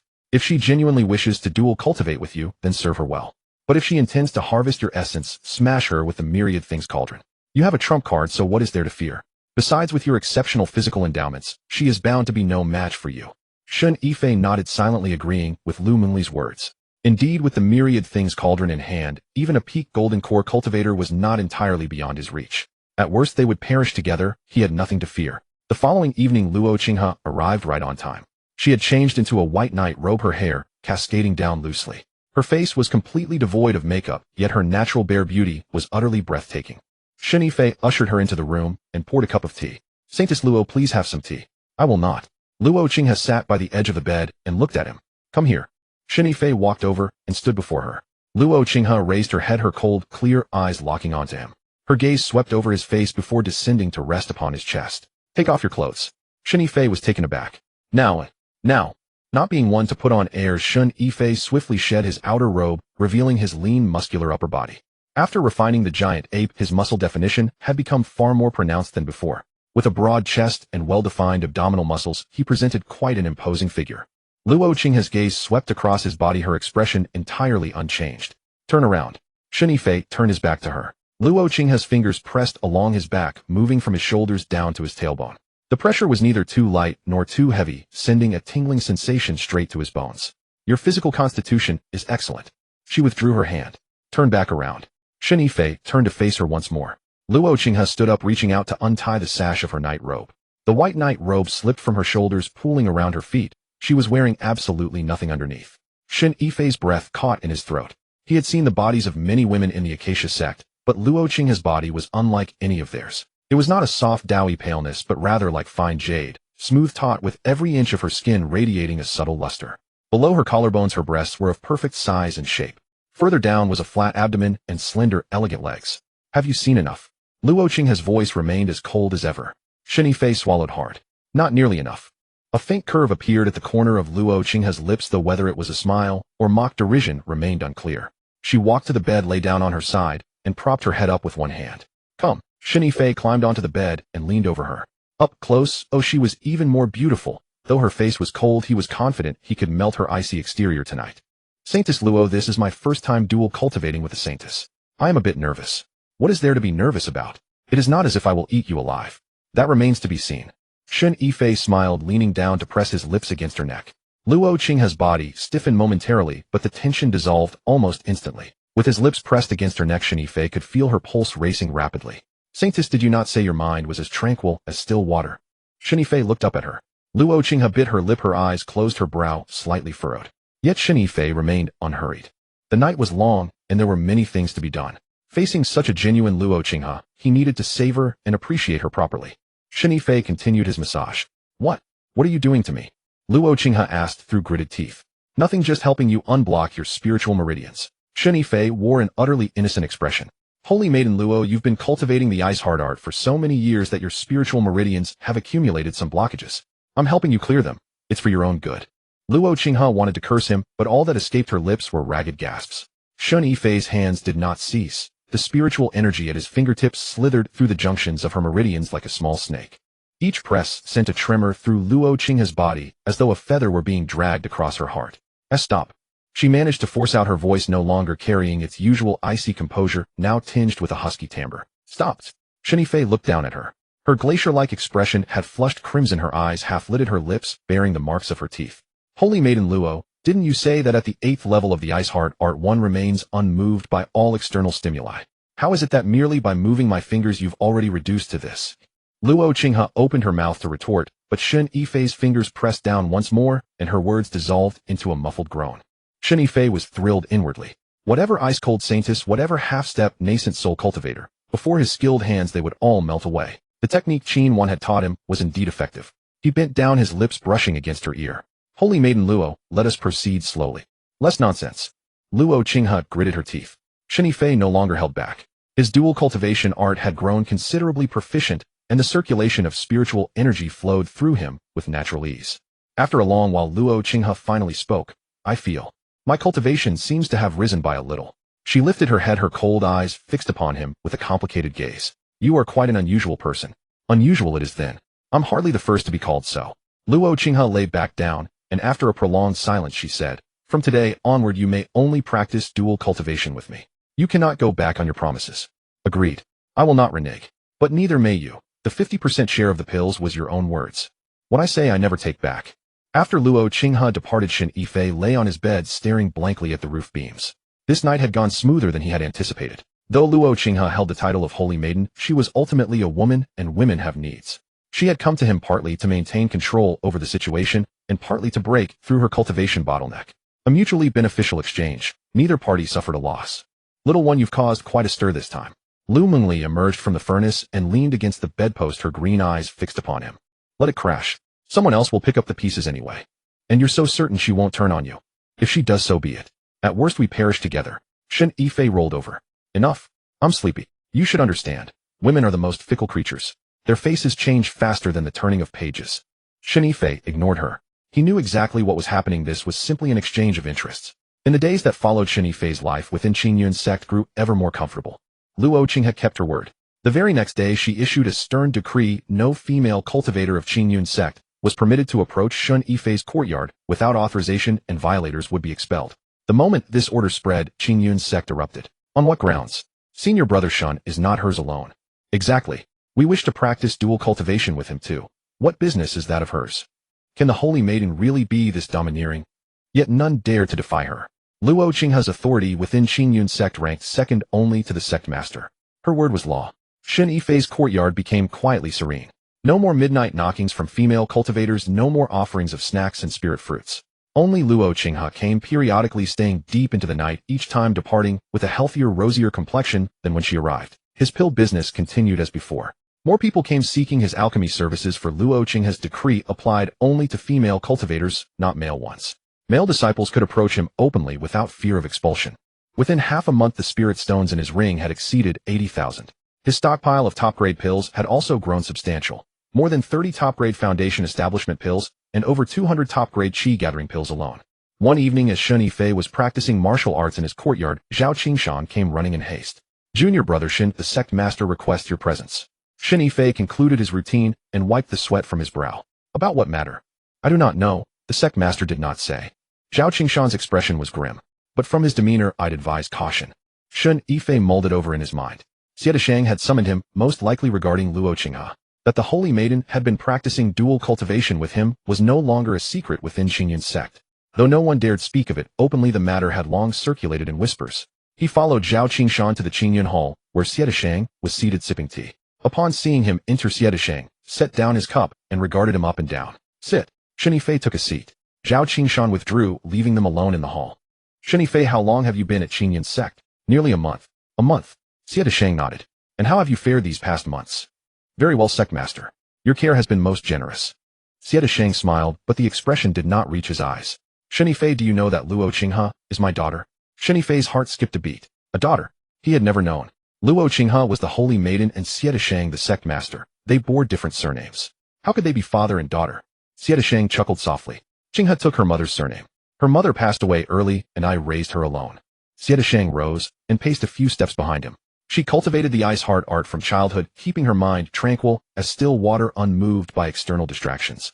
At 28 she reached the peak of the golden core realm, one step from nascent soul formation. In the 800 years of Hehuan Sect's history, she is only the 7th. He turned to face Shen Yifei directly. And yet within less than a month of your arrival you broke through her cultivation defenses. Shen Yifei remained silent. Whatever he said now would only provoke trouble. His silence was the wisest course. Do you know what she told me last night? Xianxia walked back and sat down. What did she say? Shen Yifei felt a pang of guilt. She said, she wishes to marry you. Shen Yifei nearly leaped from his chair upon hearing Xianxia's words. She is marrying me. Yes, marrying you. Xianxia lifted his teacup and took a sip. She mentioned that after dual cultivating with you her Ice Heart Sutra broke through the 8th layer and entered the 9th. For 300 years not a single soul in the Hehuan Sect has been able to cultivate the Ice Heart Sutra to the 9th layer. You are the very first to help her achieve this breakthrough. Shen Yifei swallowed hard. He truly had no inkling of this. Every time Luo Qinghe came for dual cultivation, she would depart immediately upon completion, never uttering a single word to him. He had assumed she merely used him as a tool, never expecting it to kindle actual feelings. Sect master, regarding my matter with Saintess Luo. Let me finish first, Xianxia interrupted him. I do not object to Luo Qinghe marrying you. But you must agree to 3 conditions. What conditions? First, you must marry into the Hehuan Sect as a live-in son-in-law. Shen Yifei's heart sank. Marry into her family. This meant he would have to sever ties with the Hehuan Sect and become a member of the Hehuan Sect. Elder Gu had shown him great kindness by mentoring and promoting him. If he were to simply walk away like this, his conscience would never find peace. Second, from this day forward you are forbidden from dual cultivating with any female cultivator, including Luo Qinghe herself. Shen Yifei was stunned. No dual cultivating with Saintess Luo? Then why on earth is she marrying me? A marriage in name only, Xianxia replied. She requires your presence to help stabilize her 9th layer Ice Heart Sutra boundary, yet she must not indulge in physical intimacy. Otherwise the Ice Heart Sutra will backlash. At best her cultivation will regress, at worst she will succumb to qi deviation. Shen Yifei understood. Luo Qinghe's desire to marry him was not for dual cultivation, but to stabilize her state of mind. The medicinal fragrance emanating from his body could facilitate her breakthrough and help her maintain stability. However, the act of dual cultivation itself would disrupt the circulation of her Ice Heart Sutra, which was why they could only be husband and wife in name. Third, all the medicinal pills you refine from this day onward shall belong entirely to the sect. Shen Yifei cursed silently in his mind. Belong entirely to the sect. Then what was he supposed to live on? Sect master, I can agree to the first two conditions, but not the third. Alchemy is my livelihood. If everything goes to the sect, how am I to survive? Xianxia stared at him for a brief moment before suddenly breaking into a smile. Very well, let us amend the third condition. Of the pills you refine, the sect will take 80% and you may keep 20%. This is the bottom line, and I will not compromise further. Shen Yifei gritted his teeth. Fine, 80%. But I have one condition of my own. Speak. During my 6-month stay at the Hehuan Sect, I must not sever contact with the Hehuan Sect. Elder Gu has been kind to me, and I cannot forget my roots. Xianxia pondered for a moment before nodding. Fine. If you wish to leave after 6 months, I will not stop you. But what about Luo Qinghe? Shen Yifei froze. Luo Qinghe wanted to marry him, so if he left, what would become of her? That I will have to discuss with Saintess Luo. Go discuss it with her then. Xianxia stood up. My conditions are set. Go back and give them some proper thought. Let me know once you have made up your mind. Shen Yifei exited the Qingyan Hall. As he walked back, his mind was in a complete state of chaos. Luo Qinghe wanting to marry him was far too sudden. Although he had dual cultivated with Luo Qinghe several times, it had always been a matter of mutual benefit. He had never once contemplated taking her as his wife. Little fellow, it seems you are about to take a wife. Lu Mengli's voice echoed with laughter from within the cauldron. Are you really mocking me at a time like this? What do you plan to do? I have no idea. Are you going to marry her or not? Marry her? Preposterous. Shen Yifei quickened his pace. I've only known her for a month. Just because we've slept together a few times, she wants to marry me. What kind of logic is that? But if you don't marry her, do you think Xianxia will let you off? Shen Yifei fell silent. Returning to his courtyard, he closed the door, slumped onto his bed, and stared blankly at the ceiling beams. Lu Mengli emerged from the cauldron and sat down beside him, her green eyes locked onto him. Little fellow, I think you should marry her. Why, Luo Qinghe is the saintess. If you marry her, you will be the consort of the Hehuan Sect, and no one will dare lay a finger on you. Besides, she is beautiful and a pleasure in bed. It is hardly a losing proposition. If you refuse to marry her, Xianxia will never let you off. You slept with his daughter. The fact that he didn't turn on you today is already giving you immense face. But that is practically selling myself to the Hehuan Sect. You feel wrong by selling yourself to the Hehuan Sect. Once you marry Luo Qinghe, the Hehuan Sect's pill business will still be yours, and you will continue to earn spirit stones. Although you cannot touch other female cultivators anymore, having Luo Qinghe alone is more than enough. She is far more beautiful than any of those other female cultivators. What more could you possibly wish for? Shen Yifei pondered on this and found some truth in her words, yet he still felt a lingering sense of unease. But what about the Hehuan Sect? As for the Hehuan Sect, just explain it clearly to Elder Gu. He isn't your father, would he really stop you from taking a wife? Hearing her words, Shen Yifei felt his resolve waver slightly. Yet he still sensed something amiss. Did Luo Qinghe want to marry him solely to stabilize her Ice Heart Sutra, or did she truly harbor feelings for him? This was a question he could not fathom. However, one thing was certain: Xianxia undoubtedly harbored selfish motives. He wanted to keep him bound to the Hehuan Sect forever. Once Shen Yifei saw through this layer of intent, his heart actually settled. A selfish motive was easy to deal with, but what he feared most was someone without one. Xianxia's desire to marry his daughter to him was not out of appreciation for him as a son-in-law, but rather a covetous interest in his alchemy skills and his peculiar medicinal fragrance. Luo Qinghe had been stuck at the peak of the golden core stage for 2 years, just a single step away from the nascent soul stage. Yet as soon as he arrived, he helped her break through to the 9th layer of the Ice Heart Sutra. How could Xianxia not be envious?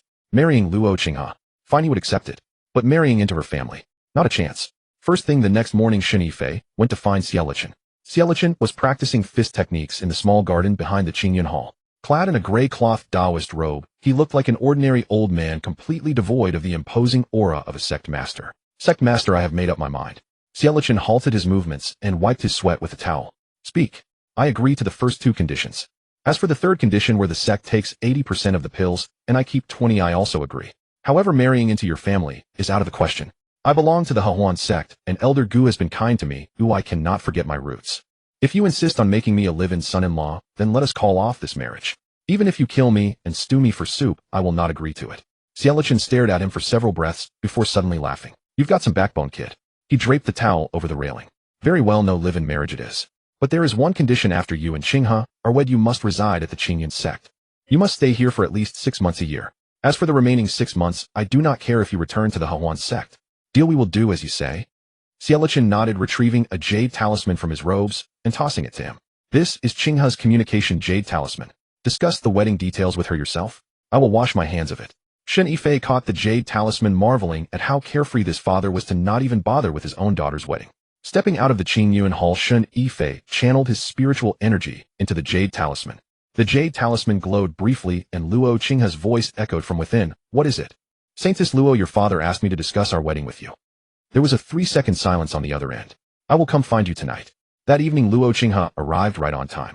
She had changed into a light purple gown and wore a touch of makeup which softened her usual icy demeanor significantly. What did my father say to you? She sat by the table. He said you want to marry me. Yes.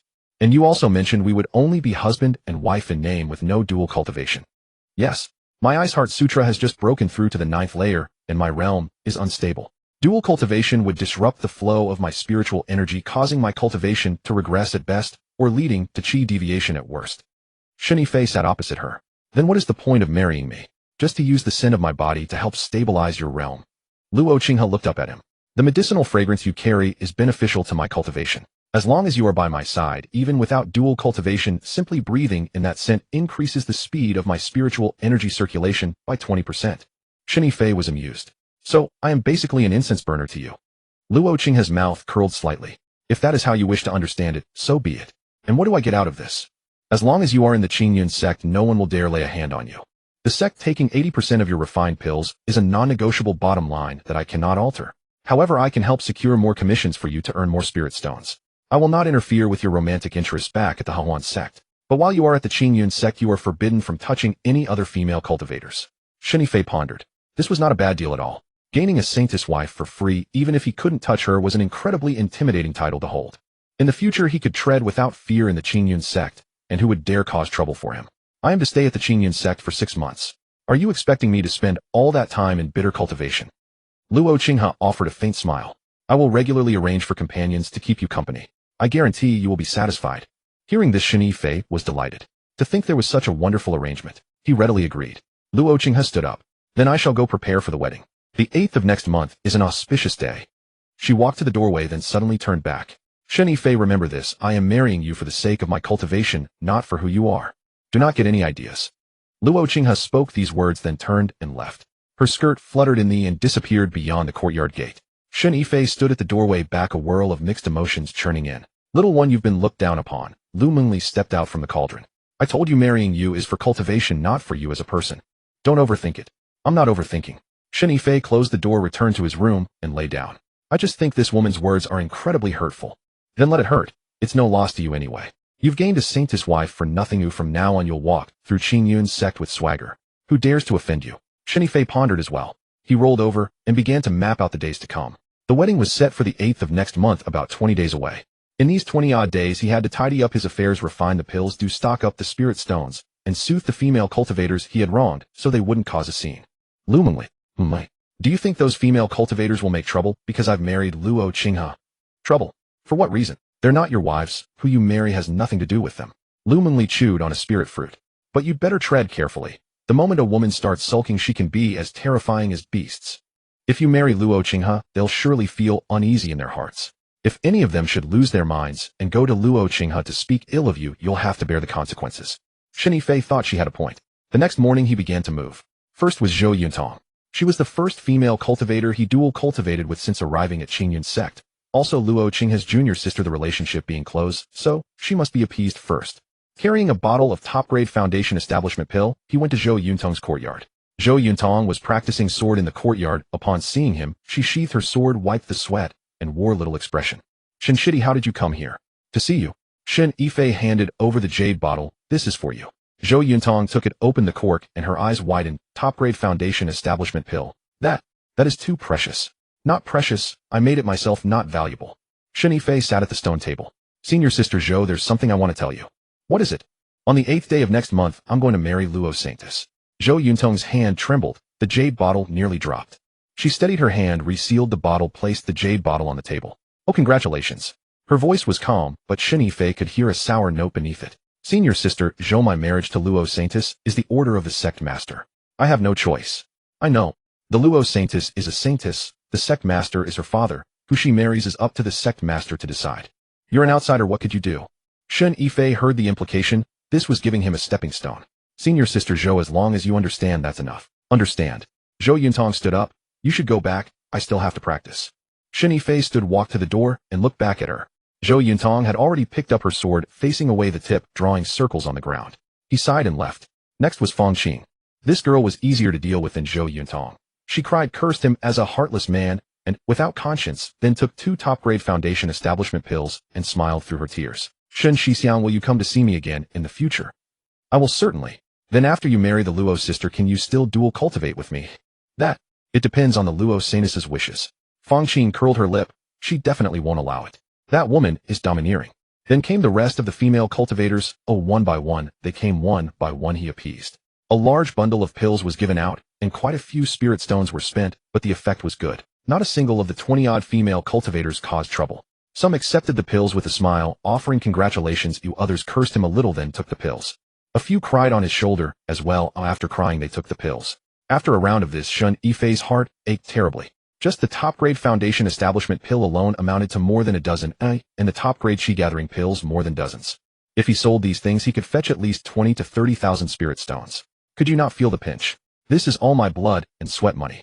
Blood and sweat money. You could refine it with a flick of your finger. What blood and sweat money is that? Then you should feel it too. Lu Mengli sneered and stopped pestering him. Days passed, and before long, it was the 7th day of the next month, the eve of the wedding. Shen Yifei was in the courtyard counting the items in his ring, when suddenly footsteps sounded from outside the gate. He walked to the gate, and looked out stunned. Elder Gu stood at the front, followed by Qin Wan's son, Iran, and an unfamiliar woman about 30 wearing a purple gown with a gold belt, bearing a noble air, and her looks not inferior to Luo Qinghe. Elder Gu, what brings you here? Shen Yifei hurried to open the door. Elder Gu scanned him up and down. Kid, you're about to marry, and you didn't even tell the sect. If not for Qingyun Sect sending invitations, we would have remained in the dark.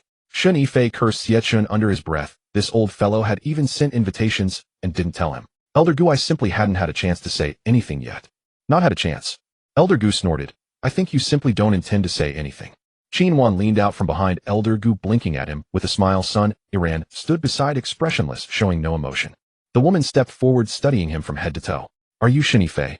Yes, I am. You are. The Hehuan Sect Master Su Wuwang. The sect master has arrived in person. Shen Yifei startled. A mid-foundation establishment cultivator, and the wedding could move the sect master. Master, welcome. I'm afraid I haven't prepared properly. Su Wuwang waved a hand, stepped into the courtyard, looked around, and nodded. The environment is good. Qingyun Sect has treated you well. Elder Gu followed, and Qin Wan and son Iran also entered. They sat around the stone table, and Shen Yifei hurried to pour tea. Shen Yifei, Su Wuwang raised the teacup and took a sip. I know what you have done in Qingyun Sect this past month. Shen Yifei's heart tightened. Master, you need not explain. I won't pursue the matter of your dual cultivation with Qingyun Sect's female cultivators. But your marriage to Luo Qinghe, I must have this clear. You are of the Hehuan Sect. After the marriage, whose side will you belong to? Shen Yifei repeated the terms he had discussed with Xiechun, spend half a year in Qingyun Sect, and half in Hehuan Sect, moving between the two. Su Wuwang nodded. Very well, this condition works. But there's one more. When you are at Hehuan Sect, you must obey the sect rules. You can't fly high just because you married the saintess. That goes without saying. Su Wuwang glanced at him again. The medicinal scent on you is thicker than when you were at Hehuan Sect. Master can smell it. Shen Yifei was taken aback. Su Wuwang stood up. I am a woman after all. If I had known you possessed this ability earlier, Qingyun Sect would have faced no troubles. Su Wuwang walked up to him and patted his shoulder with a touch of encouragement. Keep at it, don't bring disgrace to Hehuan Sect. Having said this, Su Wuwang departed, accompanied by Elder Gu, Qin Wan, and son Iran. Before leaving, Qin Wan cast a backward glance at him. Her eyes seemed to harbor unspoken words, yet in the end, she said nothing, offering only a faint, somewhat bitter smile. Standing at the courtyard gate, Shen Yifei watched their receding figures vanish at the end of the bamboo-lined path, a complex, indescribable emotion swelling in his heart. Su Wuwang's words, do well and do not bring shame upon the Hehuan Sect, sounded like encouragement, yet he sensed an underlying meaning. What exactly did do not bring shame upon the Hehuan Sect imply? Was it to warn him against losing his spine before the Qingyun Sect, or to prevent him from disgracing the Hehuan Sect in front of Luo Qinghe? Little fellow, your sect master harbors grand designs. Lu Mengli emerged from the cauldron, nibbling on a spiritual fruit she had conjured from somewhere. What do you mean? When she caught the scent of the medicinal fragrance on you just now, her eyes momentarily lit up. It was only for a fleeting instant, but I saw it. Lu Mengli narrowed her emerald eyes. If she were 20 years younger, Luo Qinghe probably wouldn't even stand a chance. Shen Yifei glared at her. Stop talking nonsense. She is the sect master, a mighty cultivator of the deity transformation stage. How could she possibly take interest in a mere Foundation establishment cultivator like me? Foundation establishment. Lu Mengli sneered.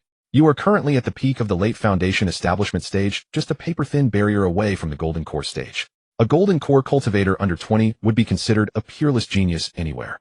Shen Yifei did not reply and turned to enter the room. Tomorrow was the grand wedding. Xianxia had dispatched someone to deliver a set of crimson wedding robes. Hanging on the rack embroidered with gold-threaded dragons and phoenixes, it exuded sheer opulence. He reached out to feel the fabric. It was smooth and silky, woven from the finest spiritual silk. Why don't you try it on? Lu Mengli followed him inside, reaching out to strip him of his clothes. What are you doing? Shen Yifei dodged backward. Helping you try on the clothes, of course. You'll be the groom tomorrow. You can't go around dressed like a beggar. Lu Mengli retorted righteously. Besides, which part of your body have I not seen? What is there to be shy about? With swift and deft movements, she stripped off his outer robe, shook open the wedding gown, and draped it over him. The wedding robe fit perfectly, as if custom-tailored, with the cuffs and collar sitting exactly where they should. Not bad. Fine feathers make fine birds. Dressed in this, you actually look somewhat decent. Lu Mengli stepped back a couple of paces, scanning him up and down with a smile playing on her lips. Did I not look decent before? Shen Yifei looked down at himself, clad entirely in red, resembling a festive red envelope. Lu Mengli approached to adjust his collar, her fingers lightly brushing against his neck. In this attire, you truly resemble a groom. What a pity, though, that the bride won't share a bed with you. You must feel rather frustrated as a groom. Shen Yifei remained silent. Luo Qinghe had made it clear that they would not share a chamber after marriage, sleeping separately. They were husband and wife in name only. She sought his medicinal fragrance to stabilize her cultivation boundary, while he sought her protection to establish a foothold in the Hehuan Sect. Each took what they needed, neither owed the other anything. Why should I feel frustrated? It's not as if I haven't slept with her before. He took off the wedding robe and hung it back on the rack. You may have slept with her, but spending the wedding night in an empty room doesn't sound very pleasant if word gets out. Lu Mengli sat down on the edge of his bed. How about I keep you company on your wedding night? Shen Yifei glanced at her. Lu Mengli wore a light crimson ruchuan, her collar slightly parted. Her emerald eyes were watery and bright, and with a faint, enigmatic smile on her lips, her entire being exuded an irresistible, enchanting allure. You are a demon and I am a human. Our paths are fundamentally different. What different paths? When you were devouring my flesh in the secret realm, why didn't you mention that humans and demons walk different paths? Lu Mengli stood up, walked over to him, and poked his chest with her finger. You've even eaten my flesh, yet you're afraid of sleeping with me. Shen Yifei felt a tickle in his chest from her poke, and took a step back. Stop fooling around. I'm not fooling around. Lu Mengli's smile faded, her emerald eyes gazing at him with utmost seriousness. Little fellow, I am speaking in all earnestness. You are my master and my life is held in your hands. I can never escape you in this lifetime. As you are claimed by those women one by one, I want to have a share as well. Shen Yifei was momentarily stunned. He had never imagined that Lu Mengli harbored such feelings for him. Ever since this female demon emerged from the cauldron, she had always been playful and irreverent. He had assumed she was entirely heartless. Are you serious? Dead serious. Lu Mengli nodded. You are marrying Luo Qinghe, yet you cannot touch her. Qin Wan's son Aran and Luer are all back at the Hehuan Sect, and you only return once every half year. As for Zhou Yuntong and those other female cultivators, Luo Qinghe won't allow you to touch them. During your 6 months in the Hehuan Sect, you won't even have anyone to warm your bed. If I don't accompany you, who will? Shen Yifei pondered for a moment and found some sense in her words, but he still felt something was amiss.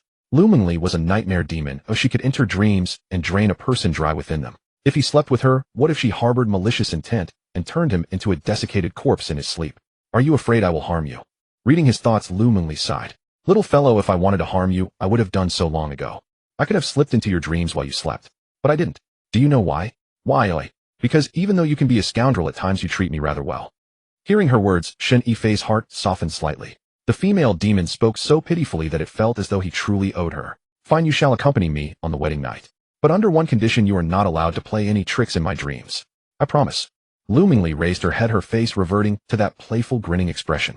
However, little fellow, I must warn you, we of the Nightmare Clan are far more skilled in bed than you humans. Those techniques your senior sisters taught you are mere child's play in our eyes. Don't go begging for mercy when the time comes. Shen Yifei was amused. Begging for mercy. We'll see who begs for mercy when the time comes. Let's test it then. Lu Mengli winked at him, turned, and retreated back into the cauldron. Shen Yifei stood in the room, his heart in a state of nervous agitation. He could not gauge how much of what this female demon said today was true and how much was false. But one thing was certain, she truly did not fear death. To dare speak such words in front of her contract master, she was either out of her mind or truly prepared to risk everything. Tomorrow was the grand wedding, and he remained oblivious to whatever arrangements Xianxia had made. He only knew one thing. Starting tomorrow, his status in the Hehuan Sect would be entirely different. The husband of the saintess of the Hehuan Sect, and the son-in-law of the sect master. Though these titles sounded prestigious upon closer reflection, they were no different from being a matrilocal son-in-law. It was only that Xiao Liaochen had spared him some dignity by not forcing him to change his surname. What are you thinking about? Lu Mengli's voice drifted lazily from the cauldron. Thinking about tomorrow. What is there to think about tomorrow? Put on the wedding robe, bow to heaven and earth, enter the bridal chamber, and then sleep separately. The procedure is all laid out for you. You just follow the steps. I'm sleeping. Shen Yifei pulled the blanket over his head. Sleeping? Why sleep now? You are getting married tomorrow, and tonight is your very last night as a bachelor. Don't you want to do something? No. Duplicitous. Lu Mengli snorted and fell silent. Shen Yifei closed his eyes, but his mind was in utter turmoil. The faces of Luo Qinghachin, Wan's son, Iran, and Luer drifted past his eyes one after another. Of these women, some genuinely cared for him, some sought mutual benefit, and some left him utterly baffled as to what they truly desired from him. But regardless, after tomorrow he would no longer be alone. He sighed, rolled over, and forced himself to banish these chaotic thoughts from his mind. An indefinite amount of time passed before, in his half-asleep state, he felt someone crawling onto the bed. Shen Yifei felt a warm body pressing close to him, her body heat palpable even through his thin sleeping garment. Her arms wrapped around his waist, her face buried in the nape of his neck, her breath tickling his skin. Didn't you go back into the cauldron? I came back out. Lu Mengli's voice was muffled. It's too lonely in the cauldron. Ew, I couldn't sleep. You're a demon, and yet you're afraid of loneliness. What about being a demon? Demons are living beings too, with our own desires and emotions. Lu Mengli's hand rubbed against his waist. Little fellow, you are so warm. Her lips brushed against Shen Yifei's ear. We of the Nightmare Clan are most adept at entering dreams. But you might not know that we possess yet another ability. What ability? Dream weaving. Lu Mengli's finger gently tapped between his eyebrows. Shen Yifei's vision blurred, and the surroundings transformed. No longer was it that modest bedroom, but a magnificent palace. Where have you taken me? Shen Yifei asked. It is a place from my imagination. Whatever I envision takes shape. I see you have a fondness for luminous pearls. Shen Yifei pointed to the glowing orbs adorning the vaulted ceiling. Indeed, should I ever establish my own household, I shall adorn it entirely with these luminous pearls. Shen Yifei noticed an enormous bed positioned at the heart of the palace, its pillars intricately carved with lifelike dragons and phoenixes, while sheer pale golden curtains swayed gently in the soft breeze. A bed this massive, Shen Yifei found the proportions rather excessive. Is a large bed not to your liking? Lu Mengli's smile carried an unmistakable mischief. Shen Yifei felt as though he were not within a dream. The texture of the bed beneath his hands was undeniably real. Lu Mengli stood before him, her expression radiant. Within my dreams you may do as you please. Why have you dressed me thus? It suits you. Lu Mengli circled him. A groom ought to wear wedding robes. And what about you? Li glanced down at herself. With a flick of her body, she transformed into a bridal ensemble. A phoenix crown and elaborate robes, a crimson wedding dress embroidered with golden phoenixes, the hem trailing 3 feet across the floor. Do I look pleasing? She raised her gaze, her emerald eyes shimmering. Shen Yifei swallowed hard. Gorgeous. Absolutely breathtaking. Lu Mengli's naturally enchanting features grew even more bewitching in this bridal attire. The pearl strands of her phoenix crown rested against her forehead, swaying gently with her movements, making those green eyes all the more captivating. Are you proposing we perform the wedding ceremony together? Yes. Lu Mengli approached, linking her arm through his. Though you cannot wed me in reality, within this dream, I may become your bride. Something stirred within Shen Yifei's heart. This demoness, seemingly carefree on the surface, revealed remarkable perceptiveness beneath. Very well, then let us conduct the ceremony. The pair paid their respects to heaven and earth, then to the ancestral hall, before facing one another in the final bow. Lu Mengli kept her head lowered, the pearl curtain of her phoenix crown obscuring her features, yet he could discern the faint upturn of her lips. Let us retire to the bridal chamber, she whispered softly. Shen Yifei gathered her into his arms and carried her toward the immense bed. Lu Mengli wrapped her arms around his neck, pressing her face against his chest. Do not be too rough, shall you? Why? Are you also fearful of pain within dreams? I am. Our Dreamweaver lineage possesses physiques far weaker than humanity's. Shen Yifei lowered her onto the bed and leaned over her. Lu Mengli lay upon her back, her phoenix crown askew, the pearl strands scattered across the pillow. She reached up to remove it, letting her hair cascade freely, spreading across the cushion like black silk. My little one. Should you dare cause me pain, I shall sing melodies throughout your dreams, every night depriving you of restful sleep. You possess the ability to threaten others. Certainly. Lu Mengli's arm encircled his neck. Threatening is my particular talent. Though with you I find I cannot bear to. She drew near, her lips meeting his. Soft, sweet, carrying a delicate fragrance. Shen Yifei closed his eyes, returning her kiss. Lu Mengli's skill proved far greater than his expectations. Her technique appeared thoroughly practiced. Each movement struck precisely the right measure, provoking a restless itch within his chest like a cat's claws. Whom did you practice with? He asked between breaths. I have never practiced. Lu Mengli gently bit his lip. It is innate. That is what we call natural talent beyond the reach of learning. Inflamed by her provocations, Shen Yifei reached out to undo the ties of her wedding garments. The wedding dress's intricate knots defied his efforts despite prolonged attempts. Lu Mengli laughed, her figure trembling with mirth. Foolish one, allow me. With mere flicks of her hands, she loosened the bridal gown, allowing the crimson fabric to slip from her shoulders and reveal a goose-yellow undergarment beneath. Embroidered upon the cloth were two mandarin ducks playing in water. Observing the pair of ducks, Shen Yifei could not suppress a laugh. What finds you amusing? Lu Mengli glared at him. Nothing particular. Merely wondering, with those two ducks depicted here, for whom do you intend to pair yourselves? Humph, anyone will suffice. My little one, the sensation within this dream proves quite extraordinary. What makes you so special? I cannot quite articulate it, yet it feels distinctly different. Shen Yifei cared not whether this constituted dream or reality. For him, truth and illusion held equivalent weight. That night he remained within Lu Mengli's constructed dream for an extended duration. Time within dreams diverges from reality. 1 instant stick span in the waking world translates to a full day and night within slumber. Lu Mengli stretched the dream's timeline considerably, making Shen Yifei feel as though several days had elapsed alongside her. During this period, he witnessed the innate gifts of the Dreamweaver lineage. Lu Mengli's claim that they possessed these abilities innately proved no boast. Her prowess surpassed that of any woman he had previously encountered. This strength stemmed not from deliberate display, but rather from an effortless natural mastery. Every gesture, every expression she displayed struck perfect balance. Any excess would prove superfluous, any deficiency insufficient. Shen Yifei felt like a mouse captured by a cat, teased beyond measure, yet forever unable to escape her grasp. Will you truly never tire? He panted. Lu Mengli rested upon his chest, laughing like a cat who had stolen delicacies. No. This exists within dreams. Here, I shall not fatigue. Yet you will grow weary, for your physical body persists in reality. Shen Yifei comprehended immediately. While she toyed with him within dreams, his corporeal form in the waking world experienced corresponding effects. Such represented the true power of the Dreamweaver lineage. Actions within dreams could influence reality itself. This constitutes cheating. Does cheating matter, if I may ask? You never objected to the use of dreams. Lu Mengli nuzzled against his chest. Moreover, did you not derive considerable pleasure? Shen Yifei could hardly deny his genuine enjoyment. Lu Mengli fulfilled every fantasy Shen Yifei had harbored regarding women. Tender, wild, shy, uninhibited. All personas she embodied with seamless mastery. Furthermore, she appeared capable of perceiving his thoughts, anticipating his desires before he voiced them. Does your Dreamweaver lineage possess the ability to read minds?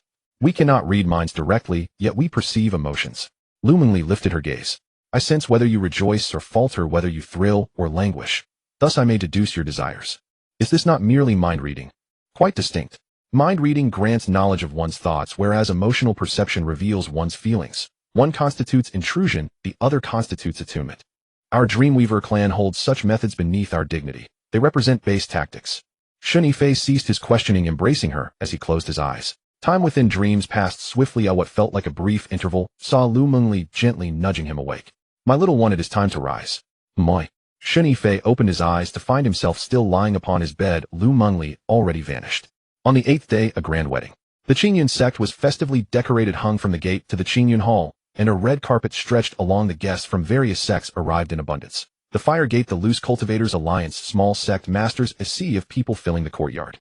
Shen Yifei stood outside the Hehuan Hall in a bright red wedding robe, guided by Zhao Qingshan as he was introduced. This is Elder Wang of the Fire Gate Late Golden Course Stage. Hello, Elder Wang. This is President Meng of the Loose Cultivators Alliance, Nascent Soul Early Stage. President Meng, hello. His smile stiffened almost into a grimace. Inwardly, he cursed Xia Chen, wondering why someone would stage such a grand ceremony, as if afraid others would not know his daughter was getting married. When Luo Qinghe emerged from the rear hall, the Hehuan Hall fell silent for a moment. She wore a bright red wedding dress, a phoenix crown atop her head, and her face was veiled with a red cover concealing her expression. Yet even so, that figure was enough to draw every gaze. The gown's train dragged along the ground, 2 maids behind her carrying it. Shen Yifei watched her approach step by step, feeling a sensation he could not name.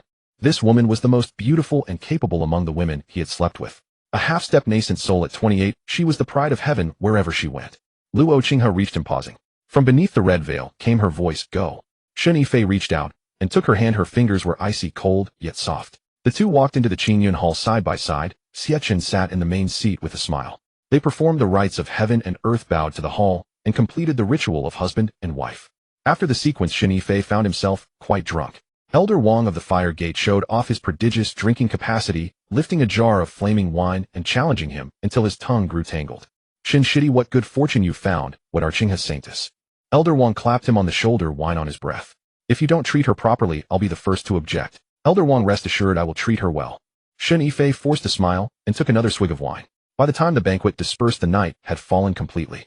Shen Yifei was helped by Zhao Qingshan to the back hill, stumbling along the way and nearly tumbling into roadside ditches several times. Shen Shidi, you alright? No. I'm fine, what could happen to me? Shen Yifei hiccuped. I'm happy you understand. Yes. Zhao Qingshan led him to the courtyard gate and released him. Then I won't go in and you should rest early. Shen Yifei pushed open the gate and staggered inside.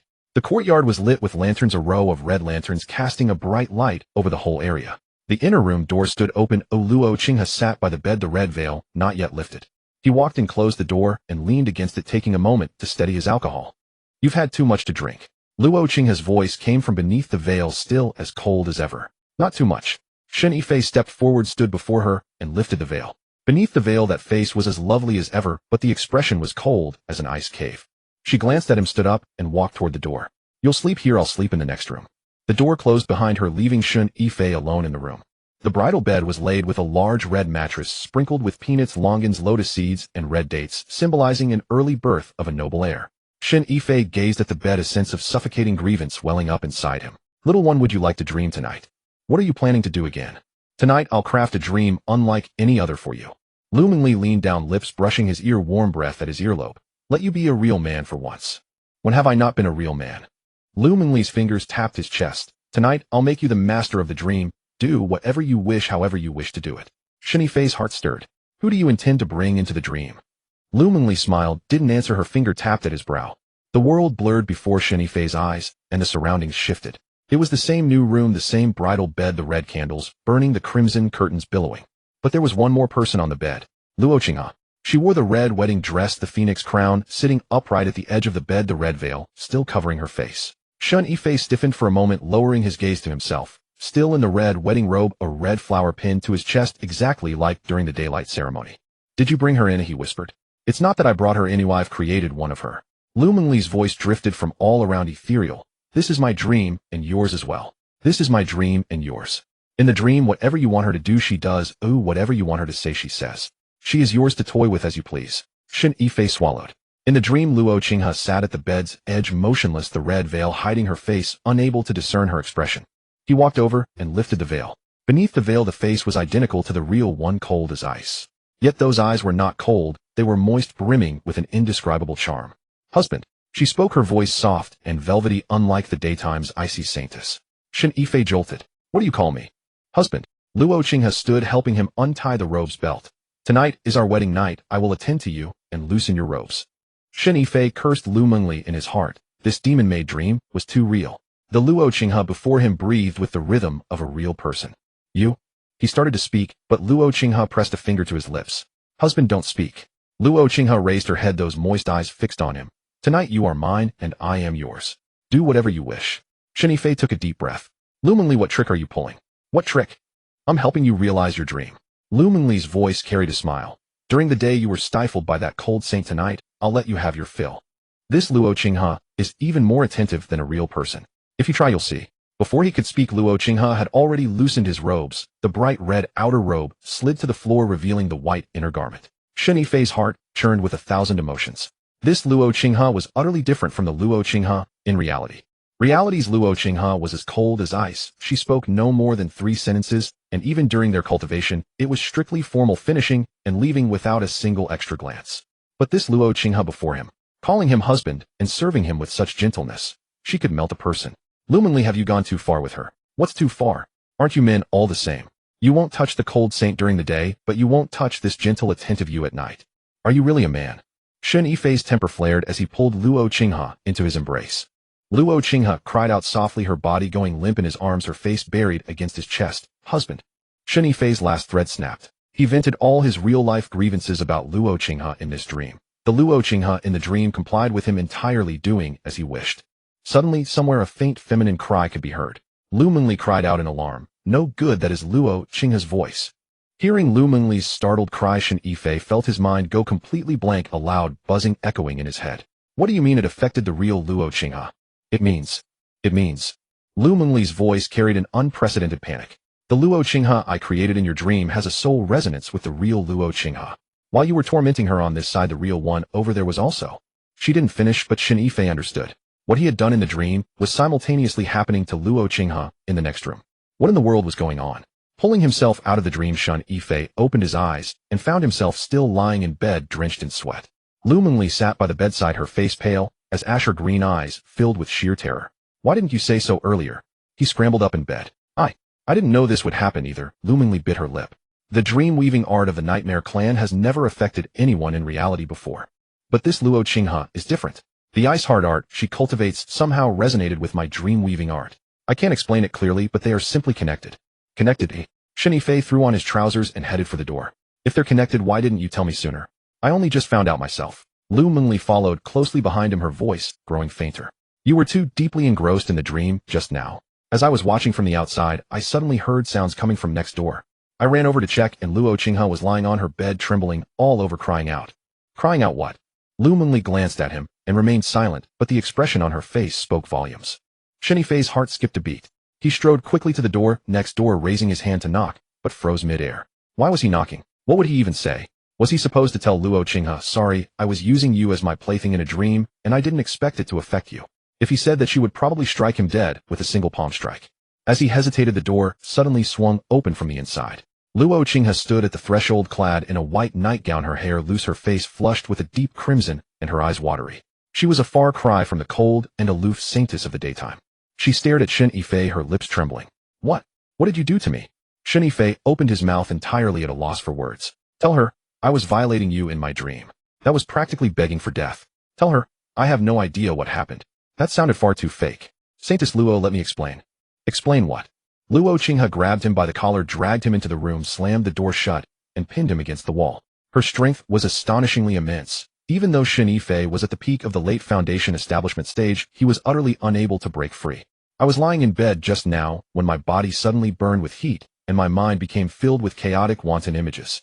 Luo Qinghe gritted her teeth, her eyes crimson. In those images, you were doing those kinds of things to me. Shen Yifei swallowed hard. Saintess Luo, could that have been a cultivation backlash? You've just broken through to the 9th layer, so your realm might be unstable. It's only normal to experience hallucinations. Normal, my foot. Luo Qinghe had never uttered a curse word in her life, and this was her very first time. Those images were crystal clear. How long did you torment me in that dream? For hours. I lay here for 4 hours, my entire body feeling as if it were on fire. Do you have any idea what that feels like? Of course Shen Yifei knew, because he too had been tormenting her for 4 hours in the dream. Saintess Luo, I truly don't know what happened. Could it be? Could there have been something wrong with the wine we drank at the wedding feast? Luo Qinghe stared at him for a long while before suddenly releasing her grip. She took 2 steps back, leaning against the door as she panted heavily. The medicinal fragrance on your body has grown stronger again. Shen Yifei looked down and sniffed himself, but could detect nothing. I can't smell anything. Well, I can, Luo Qinghe said, biting her lip. The scent on you is at least 3 times stronger than it was during the day. Did you consume something? Shen Yifei thought about it. He hadn't eaten anything, he had simply spent the night fooling around with Lu Mengli in the dream. Could fooling around in a dream actually intensify his medicinal fragrance? Saintess Luo, please calm down first. I'll go pour you a cup of tea. There's no need. Luo Qinghe stopped him with an outstretched hand. Stay away from me. The scent on you right now. Once I smell it, I can't control myself. Shen Yifei hastily took 2 steps back, pressing his back against the opposite wall. The two of them stood across the room from each other in silence. The red candles were still burning, their flickering flames casting dancing shadows across Luo Qinghe's face. Her breathing gradually stabilized, and the flush on her face slowly receded. Shen Yifei, yes. You must not speak of tonight's matter to anyone. I won't. Absolutely not a word. Luo Qinghe stared at him for a moment longer before turning around to sit on the edge of the bed. Go back. Feeling as though he had been granted a grand pardon, Shen Yifei turned open the door and left. Once outside, he let out a long breath, his back completely drenched in cold sweat. Returning to his own room, he found Lu Mengli sitting on the bed with her knees pulled to her chest. Her green eyes stared at him, looking like a kitten that had done something wrong. She didn't hit you, did she? No, but she almost devoured me. Devoured you? She said the medicinal fragrance on my body is 3 times stronger, and she can't control herself when she smells it. Lu Mengli lowered her head and bit her lip. It's my fault. I shouldn't have created that dream. Shen Yifei sat down beside her, reaching out to ruffle her hair. Alright, don't blame yourself. You had good intentions, who could have known things would turn out like this? You don't blame me. What's the use of blaming you? Shen Yifei sighed. The issue now is that your dream-weaving art has resonated with Luo Qinghe's ice-hard art. If we don't resolve this, every time I mess with her in a dream she'll react in reality. How will I explain it then?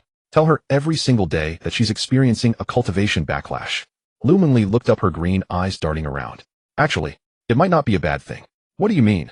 Luo Qinghe married you to stabilize her realm with your medicinal fragrance.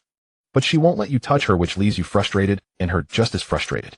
Now this is perfect. You torment her in the dream, she reacts in reality, and both of you get satisfaction. Isn't that much better than just staring blankly at each other? Shen Yifei glared at her. That's completely twisted logic. Twisted logic is still logic. Lu Mengli nudged closer to him. And think about it, Luo Qinghe is extremely stubborn. She says she won't let you touch her, but in her heart, she might not actually be against it.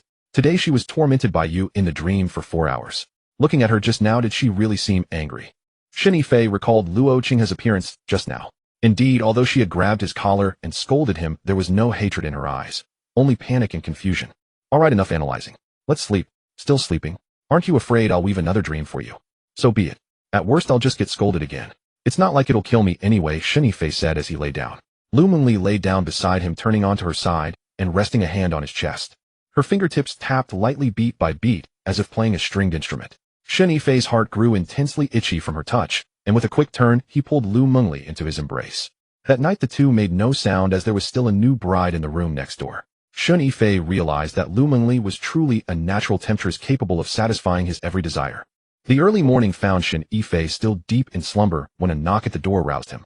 Junior brother Shen, wake up at once.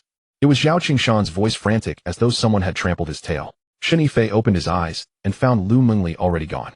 He rubbed his eyes, dressed himself, and opened the door. Zhao Qingshan stood outside, his face pale and his forehead glistening with sweat. What is it? The sect master. The sect master summons you to Qingyun Hall. The leader of Hehuan Sect has also arrived.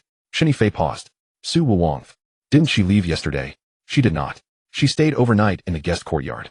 Both sect masters fell into a fierce quarrel at dawn and have not ceased since. Elder Gu sent me to fetch you, saying you should clean up the mess you yourself have wrought. Shen Yifei cursed under his breath and hurried after Zhao Qingshan toward Qingyun Hall. Before they reached the outer steps of Qingyun Hall, a voice rang out from within. Xie Diaochun's voice, robust and thunderous, so powerful that the stone lions flanking the entrance seemed to tremble. Sect Master Su, what is the meaning of this? My daughter was just married yesterday, and you come today to take her away. What do you take Qingyun Sect to be? Sect Master Xie, your words lack reason. Su Wuwang replied in a calm and measured tone, yet each word struck the air like a nail. Shen Yifei is a disciple of our Hehuan Sect. I made no objection when he was lent to you for the wedding. But today I come to take him back. It is my right. Should you refuse to release him, you would be detaining a disciple of another sect, and that would be a dishonorable affair to speak of. Detaining? What detention? He is my son-in-law now. Dwelling at Qingyun Sect is his rightful place. If you wish to take him away, have you asked whether my son-in-law consents? Son-in-law. Su Wuwang let out a cold laugh. A nominal son-in-law who has never even entered the bridal chamber, and you have the audacity to call him yours. How? How would you know they did not consummate the marriage? If I heard it with my own ears last night. You? With your dignity as a sect master, you actually eavesdrop. Su Wuwang snorted disdainfully. Eavesdrop? Do I, a sect master of my stature, need to resort to such sleazy means? Last night, I was meditating in the guest courtyard when I heard commotion coming from the neighboring compound. It was not the sound of dual cultivation. It was Luo Qinghe crying out alone in that room for a full 2 hours. Sect Master Xie, what manner of illness afflicts your daughter? Outside the hall, Shen Yifei's mind went blank with a sudden roar. It was over. Last night, while Lu Mengli had been weaving dreams, Luo Qinghe had experienced that same sensation in waking reality. He had believed only the two of them knew of this, never imagining Su Wuwang possessed such acute hearing that she could detect it from several courtyards away. Sect Master Su, what concern is my daughter's ailment to you? Xie Jiaochun's voice betrayed a noticeably wavering conviction. She was overjoyed on her wedding night. What harm is there in her crying out a few times? Overjoyed? Su Wuwang laughed coldly. She cried out for 2 hours until her voice gave out, and you call that joy? Sect Master Xie, if your daughter were truly joyful, why was the groom absent from the room? Last night Shen Yifei slept in the next room. How do you explain that? Outside the hall, Zhao Qingshan leaned close and whispered to Shen Yifei. Junior brother, Shen, may fortune favor you. I am making my exit. With that he slipped away in a flash. Shen Yifei stood at the doorway, caught between a rock and a hard place. Enter. Both sect masters were in a fury, and walking in would make him a sitting target. Stay? Zhao Qingshan had already sold him out. If he did not enter, Xie Diaochun would simply send someone to drag him in. Just as he hesitated, Xie Diaochun's voice boomed from within. Shen Yifei, get your sorry self in here at once. Shen Yifei drew a deep breath and stepped into Qingyun Hall. Inside, Xie Diaochun sat upon the principal seat, his face ashen, as though he had swallowed a dozen flies. Su Wuwang occupied the guest seat, holding a teacup and sipping leisurely. Elder Gu stood behind Su Wuwang and shot Shen Yifei a significant glance, as plain as day, saying, "Boy, you are on your own. Sect Master, you summoned me." Shen Yifei stood in the center of the hall and clasped his fists in salute. Xie Jiaochen fixed his gaze upon him for a long while before gritting out from between his teeth, "What happened last night?" "Last night? It was our wedding night. I drank a bit and grew a little lightheaded, so what?" "Well," Shen Yifei scratched his head. "I fell asleep." "You fell asleep?" Xie Jiaochen slammed his palm against the armrest. "On your wedding night you passed out. You left my daughter alone in the bridal chamber, crying out for 2 hours." Shen Yifei cursed Lu Mengli inwardly while his mouth spun excuses. "Sect Master, I never intended to fall asleep. It is simply that my tolerance for liquor is poor. Elder Wang's flame fire wine was far too strong. I drank 2 jars and blacked out entirely. What happened afterward, I have no recollection whatsoever." Xie Jiaochen's mustache bristled with rage. He turned to Su Wuwang. "Sect Master Su, you heard him. The boy cannot hold his liquor and blacked out on his wedding night. This was an accident, not deliberate neglect of my daughter." Su Wuwang set down her teacup and spoke slowly. "Sect Master Xia, what you say holds some merit. Blacking out on one's wedding night is indeed unintentional. But I ask you, your daughter cried out for 2 hours last night. What did she call for? Did you listen closely?" Xie Jiaochen faltered, his expression darkening further. Just as the stalemate held, the sound of footsteps echoed from outside the hall. Luo Qinghe entered. She had changed into a pale teal skirt dress, her hair gathered with a single jade hairpin. Her face bore no expression, maintaining her customary air of cold detachment. Yet Shen Yifei noticed her steps were somewhat unsteady, as though she had not slept well. "Father." Luo Qinghe nodded towards Xie Jiaochen, then turned her gaze to Su Wuwang. "Sect Master Su." Su Wuwang studied her for a moment, her gaze lingering briefly on her face. "Qinghe, you do not look well. Did you not sleep properly last night?" "I slept very well." Luo Qinghe's expression remained unchanged. "Thank you for your concern, Sect Master Su." "Slept very well." A faint smile curled at the corner of Su Wuwang's lips. "Then why is your voice hoarse?" For the first time a crack appeared in Luo Qinghe's composure. She instinctively touched her throat before recovering her calm. "Perhaps the wedding banquet wine unsettled my throat. It feels somewhat uncomfortable." Su Wuwang smiled without pressing further. She turned and returned to her guest seat, lifting her teacup as though watching a theatrical performance unfold before her. Xie Jiaochen cleared his throat, breaking the awkward silence. "Enough about last night. Shen Yifei, from today onward you shall remain at Hehuan Sect and attend to your alchemy and cultivation. Mind your own affairs and nothing more." Shen Yifei nodded. "Yes, Sect Master." Sect Master Su. Xie Jiaochen turned towards Su Wuwang. "As you can see, my son-in-law is perfectly fine. He has lost not so much as a limb. Should you wish to take him back to Hehuan Sect, he must consent. If he refuses, you cannot force him." Su Wuwang set down her teacup and fixed her gaze upon Shen Yifei. "Shen Yifei, will you remain at Hehuan Sect or return with me?" Shen Yifei weighed the matter in his heart. Return to Hehuan Sect. There were Qin Wan's son Iran Luer and Su Yao, where life had been comfortable. Stay at Hehuan Sect. There was Luo Qinghe, the pill business, and the status of being the holy maiden's son-in-law. Not a poor prospect either. He cleared his throat and clasped his fists. "Respected sect masters, this disciple has a modest proposal." "Speak." Both sect masters spoke in unison. This disciple was to spend 6 months at Hehuan Sect and 6 months at Hehuan Sect. That was agreed upon long ago. Now that I have just married, can I truly abandon my bride on the very next day? Therefore I propose residing at Hehuan Sect for 1 month before returning to Hehuan Sect. This way both sides will find it acceptable. Xie Jiaochen's expression softened somewhat. 1 month was neither excessively long nor unduly short. A suitable arrangement for both parties. Su Wuwang set down her teacup and rose. "Very well. 1 month. I shall send someone to fetch you after the month is complete." She approached Shen Yifei and placed a hand upon his shoulder, giving it a gentle pat. Though the touch seemed feather-light, Shen Yifei felt as though a great mountain had pressed down upon him. His knees buckled, and he nearly collapsed to the ground. Su Wuwang departed with Gu Qianxiu, and the hall fell silent once more. Xie Jiaochen leaned back against his chair, studying Shen Yifei for a long while. "Boy, what manner of charm did you brew for Su Wuwang? A powerhouse at the soul transformation stage deigned to come in person merely to demand you. Perhaps this disciple's alchemical skill is fine, and the sect master is unwilling to part with me." Xie Jiaochen huffed and waved his hand dismissively. "Enough. Get out of my sight and return to alchemy. Within 1 month, refine 20 furnaces of foundation establishment pills for me." Upon returning to the courtyard, Luo Qinghe was sitting by the stone table sipping tea. She had changed into a pale green gown, her hair elegantly pinned up with a jade hairpin. Her face remained expressionless, wearing that same icy demeanor. Shen Yifei sat down opposite her, pouring himself a cup of tea and gulping it down. "Your father wants me to refine 20 batches of foundation establishment pills a month, and the sect is taking 90%. He's treating me like a donkey." "You are not a donkey, you are a mule." Luo Qinghe set down her teacup and cast a glance at him. "Mules can work and they don't breed." Shen Yifei was momentarily choked up. This woman truly had a venomous tongue. Go ahead and be venomous. Tonight, I'll let you experience the power of a mule. Shen Yifei stared at Luo Qinghe's icy face, an unholy fire surging within his chest. Having just been bombarded by 2 sect masters in turn, he returned only to endure this woman's sarcastic mockery. This life was becoming unbearable. After Luo Qinghe departed, Shen Yifei sat in the courtyard for a while, his mind entirely consumed by thoughts of how to torment her tonight. Mengli, I'm here. Weave a dream for me tonight, and turn me into a mule. What did you say? A mule? Yes, a mule. Didn't you say I could become whatever I wished in the dream? Tonight, I shall be a mule. Didn't she insult me by calling me a mule? Then I'll show her exactly how a mule works. Lu Mengli burst into fits of laughter inside the cauldron. You really are incredibly petty. She merely called you a mule once, and you want to turn into one just to torment her. What's wrong with being petty? I grew up chopping wood and stoking fires in the alchemy chamber, taking endless abuse. Now that I have the capability, why should I still endure such treatment? Lu Mengli suppressed her laughter. Fine, you are the master, so you have the final say. I will weave the dream for you tonight. However, there is one condition: whatever you do to torment her in the dream, she will react in reality. You must exercise some restraint. Don't break her.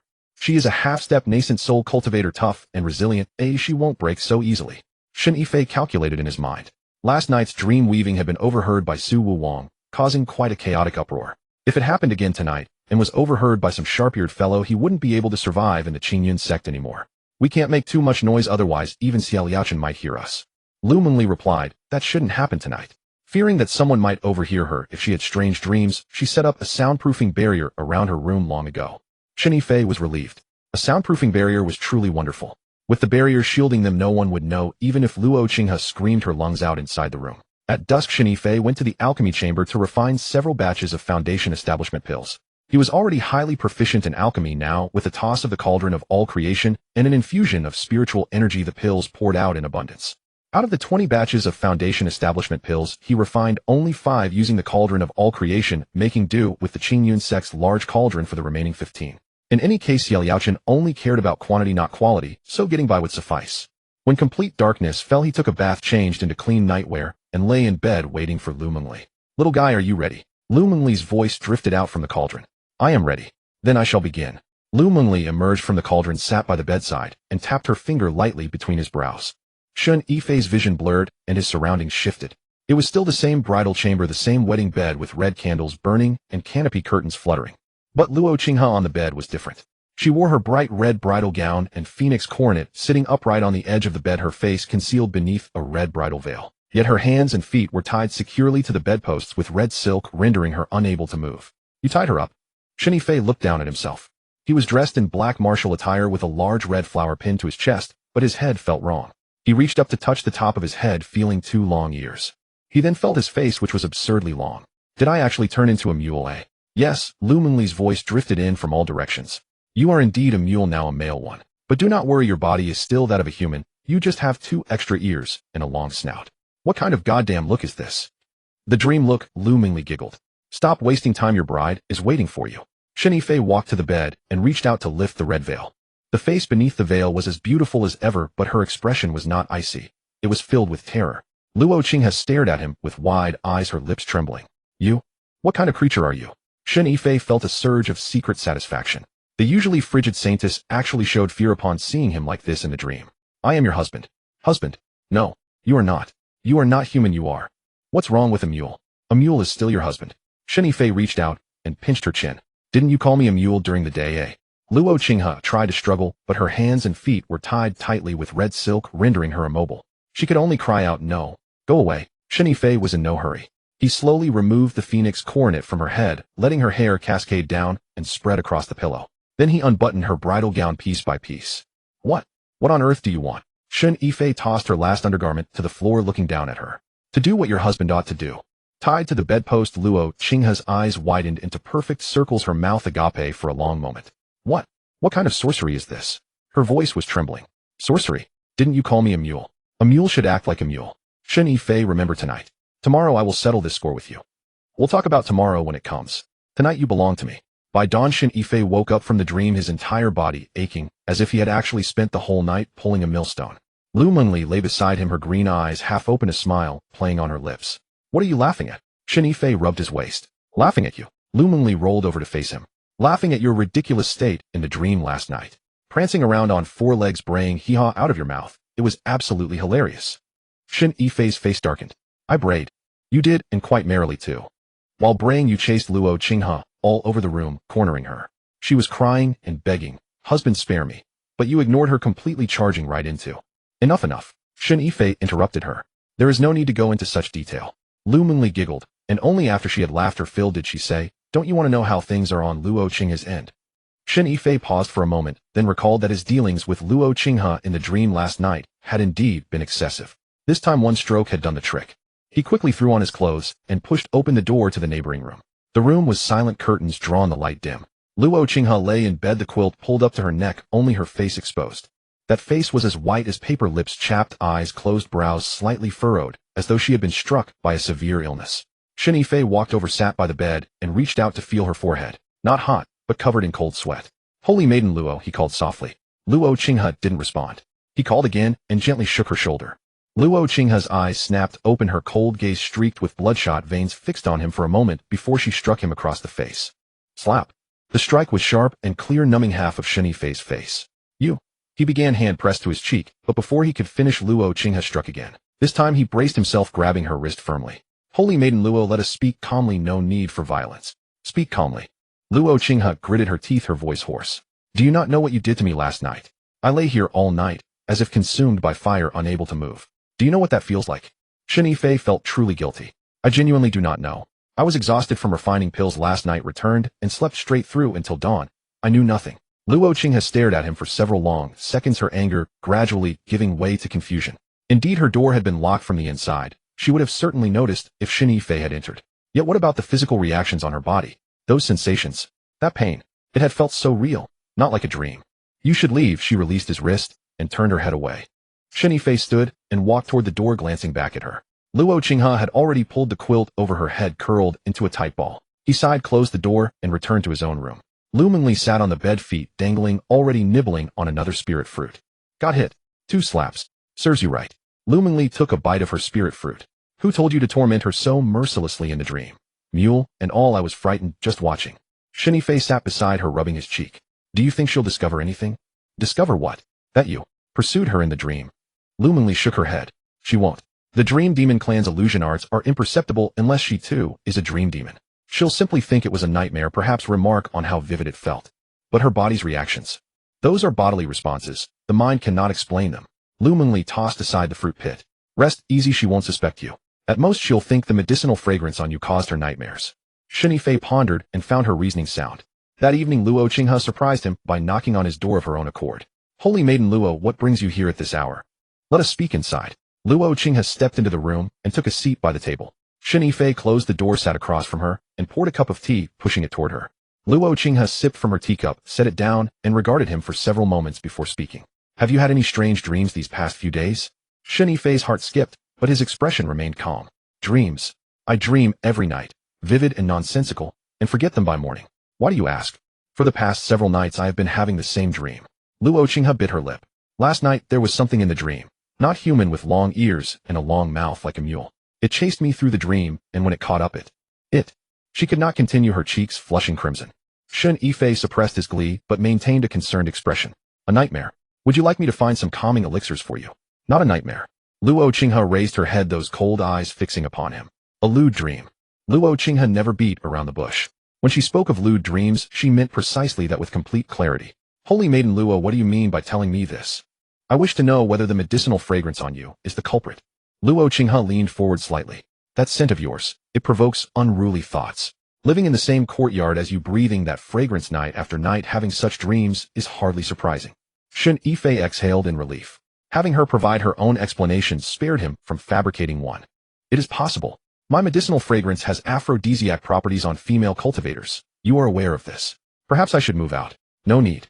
Luo Qinghe shook her head. If you move out, my cultivation progress will slow. I simply wish to know whether there is a way to prevent such dreams. Shen Yifei considered. I could refine a batch of calming elixirs for you. They soothe the spirit and may prove effective. Luo Qinghe nodded. Very well. Please refine them for me. After seeing Luo Qinghe out and closing the door, Shen Yifei turned to find Lu Mengli emerging from the cauldron, laughing uncontrollably. A lewd dream. Huh. She actually called it a lewd dream. Stop laughing. It is your fault. My fault. You were the one who insisted on being the mule. Don't blame me. Nevertheless, Shen Yifei kept a low profile for the days that followed. After all, no amount of cultivation could withstand such relentless treatment. The month passed swiftly. Su Wuong's delegation arrived on schedule, Elder Gu and Sun Iran. Elder Gu's first words upon seeing Shen Yifei were, "Young man, you've caused quite a stir at Hehuan Sect this past month, haven't you?" Elder Gu jests too much. I am merely a pill refiner. What could I possibly cause? Sun Iran stood behind Elder Gu, her expression impassive, yet her eyes continuously traced Shen Yifei's form from head to toe and back again, as though inspecting cargo for damage. Luo Qinghe stood at the courtyard entrance dressed in white, her expression as cold as ever. She glanced at Elder Gu, then at Sun Iran, and finally her gaze settled upon Shen Yifei. Return in a month's time. Understood. Shen Yifei nodded. Cultivate properly while I am gone. Stop having nightmares. Luo Qinghe's lip twitched faintly before she turned and entered the courtyard, the door closing behind her. Sun Iran raised an eyebrow. Nightmares? What nightmares? Nothing serious, Shen Yifei laughed it off.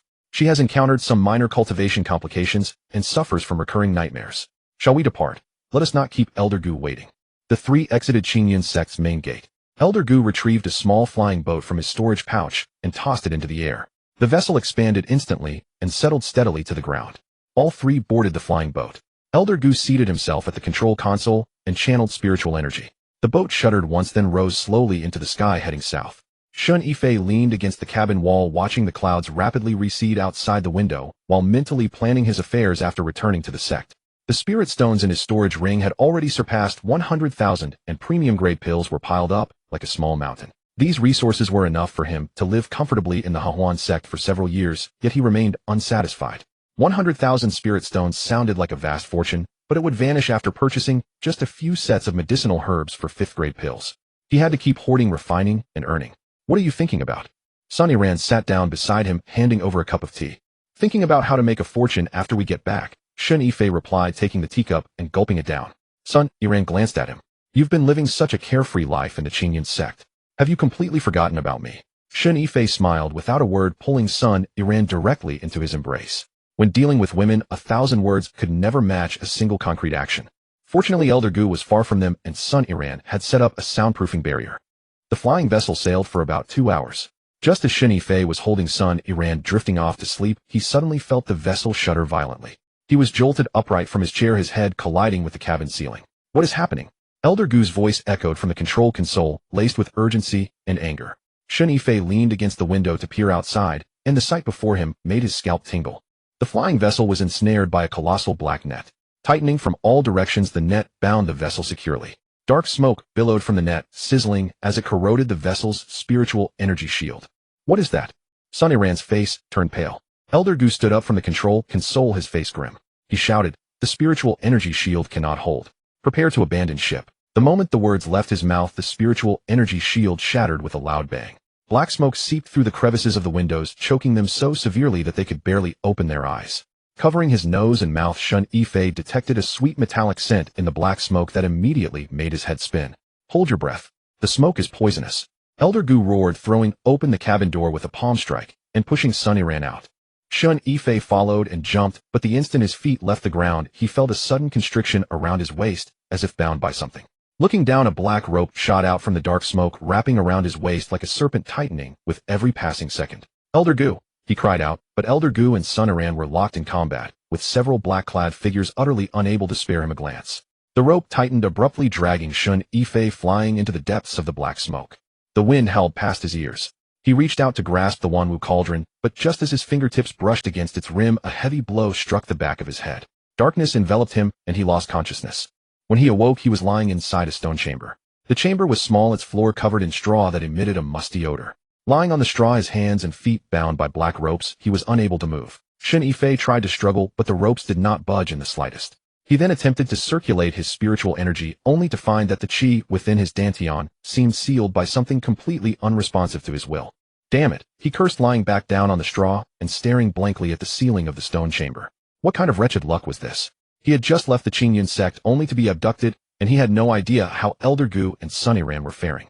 His captors utilized black nets, black smoke, and black ropes. Clearly they did not belong to any orthodox sect. Just as he was pondering this, the door to the stone chamber creaked open. 2 figures walked in. A man and a woman. The man in his 40s wore a black robe with a blood-red skull embroidered on his chest. The woman was young, in her early 20s, and quite attractive. Awake. The man crouched down, gripping Shen Yifei's chin and turning his head from side to side. Tender skin and fine flesh.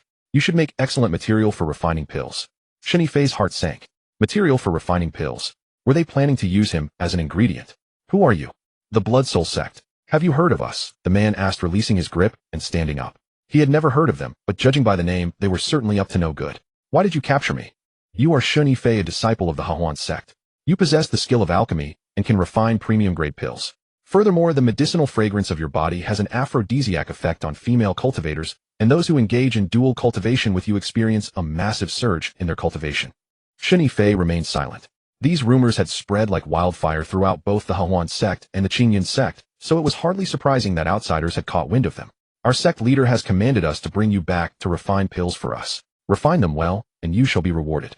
Fail. The man sneered. Fail, and we will refine you instead. With that medicinal fragrance of yours, the pill made from your body will surely be extraordinarily nourishing. Bound with his spiritual energy sealed, and unable to reach the Wanwu cauldron, Shen Yifei knew that struggling would only earn him a beating. It was wiser to play along for now and wait for an opportunity to escape. Fine, I will refine pills for you. But you must untie me first. How am I supposed to refine anything while bound? The man stared at him for a moment, then drew a dagger from his waist, slicing the ropes around his feet and loosening the bindings on his hands. Shen Yifei rotated his wrists and tried to circulate his spiritual energy, but it remained completely unresponsive. Don't bother, the man chuckled. Anyone bound by the spirit sealing rope cannot circulate their spiritual energy for 3 days. Behave and follow us. Don't try any tricks. Shen Yifei stood up. The woman stepped forward, pulling a strip of black cloth from her robe to blindfold him before stuffing a pill into his mouth.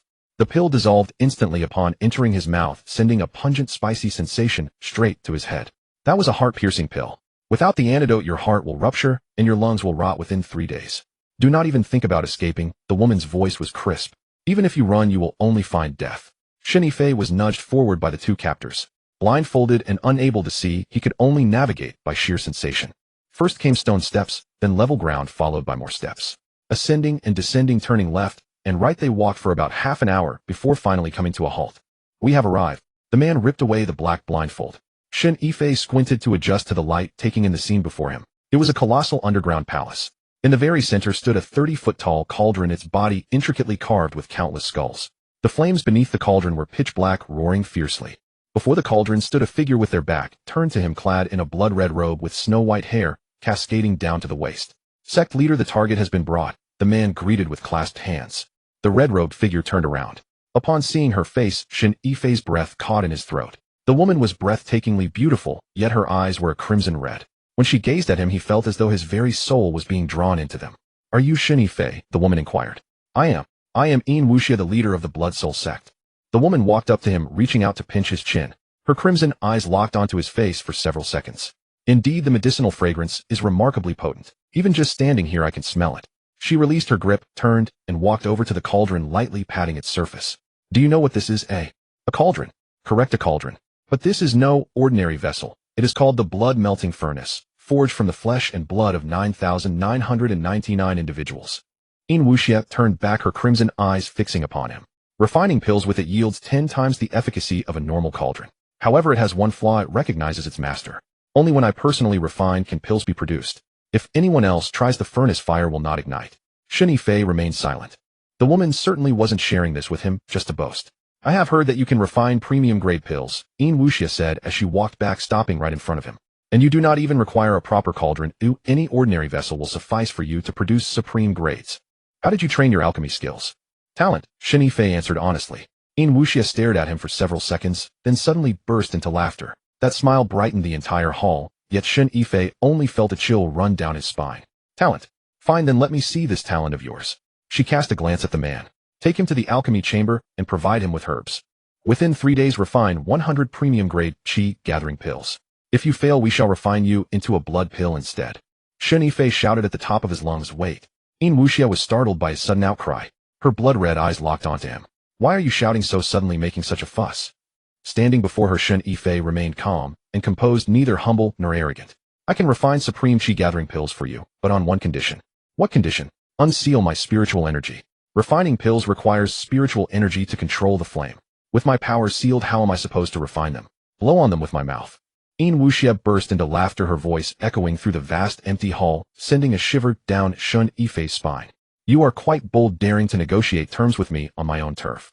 This is not a negotiation, but simple logic, Shen Yifei replied, his expression unchanged. What you desire are supreme pills, and what I desire is to stay alive. If you seal my spiritual energy, I cannot refine supreme pills. If you refine me instead, you still won't get any pills. Unseal my power, and I will refine them for you. You get your pills, and I preserve my life. A win-win situation. Isn't that wonderful? Yin Wuxia's laughter subsided, her blood-red eyes scanning his face. You certainly have a silver tongue. Very well, I agree. But remember, the antidote to the heart-piercing pill is in my hands. If you fail to take it within 3 days, you will be a corpse. Do not play any tricks on me. She cast a glance at the young woman. The young woman approached and tapped Shen Yifei several times. With each tap, he felt the restrictions binding him loosen slightly. By the 5th tap, the spiritual energy within his dantian surged forth. Shen Yifei rotated his wrists, testing the flow of his spiritual energy. Oh, everything worked perfectly. He then attempted to sense his ring, which also functioned normally. The myriad creations cauldron remained inside the ring, yet he still could not sense luminally at all. Their contract was completely blocked. Enough. Take him to the alchemy chamber, Yin Wuxia said with a wave of her hand. I shall return in 3 days to inspect the pills. Shen Yifei followed the young woman back. Along the way, he took the initiative to strike up a conversation. Senior sister, how may I address you? The young woman glanced back at him. Just call me Aki. Lady Aki, your cult leader wants me to refine 100 supreme chi gathering pills within 3 days. That is no light task. I cannot manage it alone. How could you find me an assistant? Aki sneered. An assistant? You just want someone to help you escape, don't you? Escape? You made me swallow the heart-piercing pill. How could I possibly run away? Shen Yifei wore an innocent expression. I simply want someone to help me process the medicinal herbs. Although the chi gathering pill is of a low grade, preparing the herbs for a quantity of 100 will take at least half a day.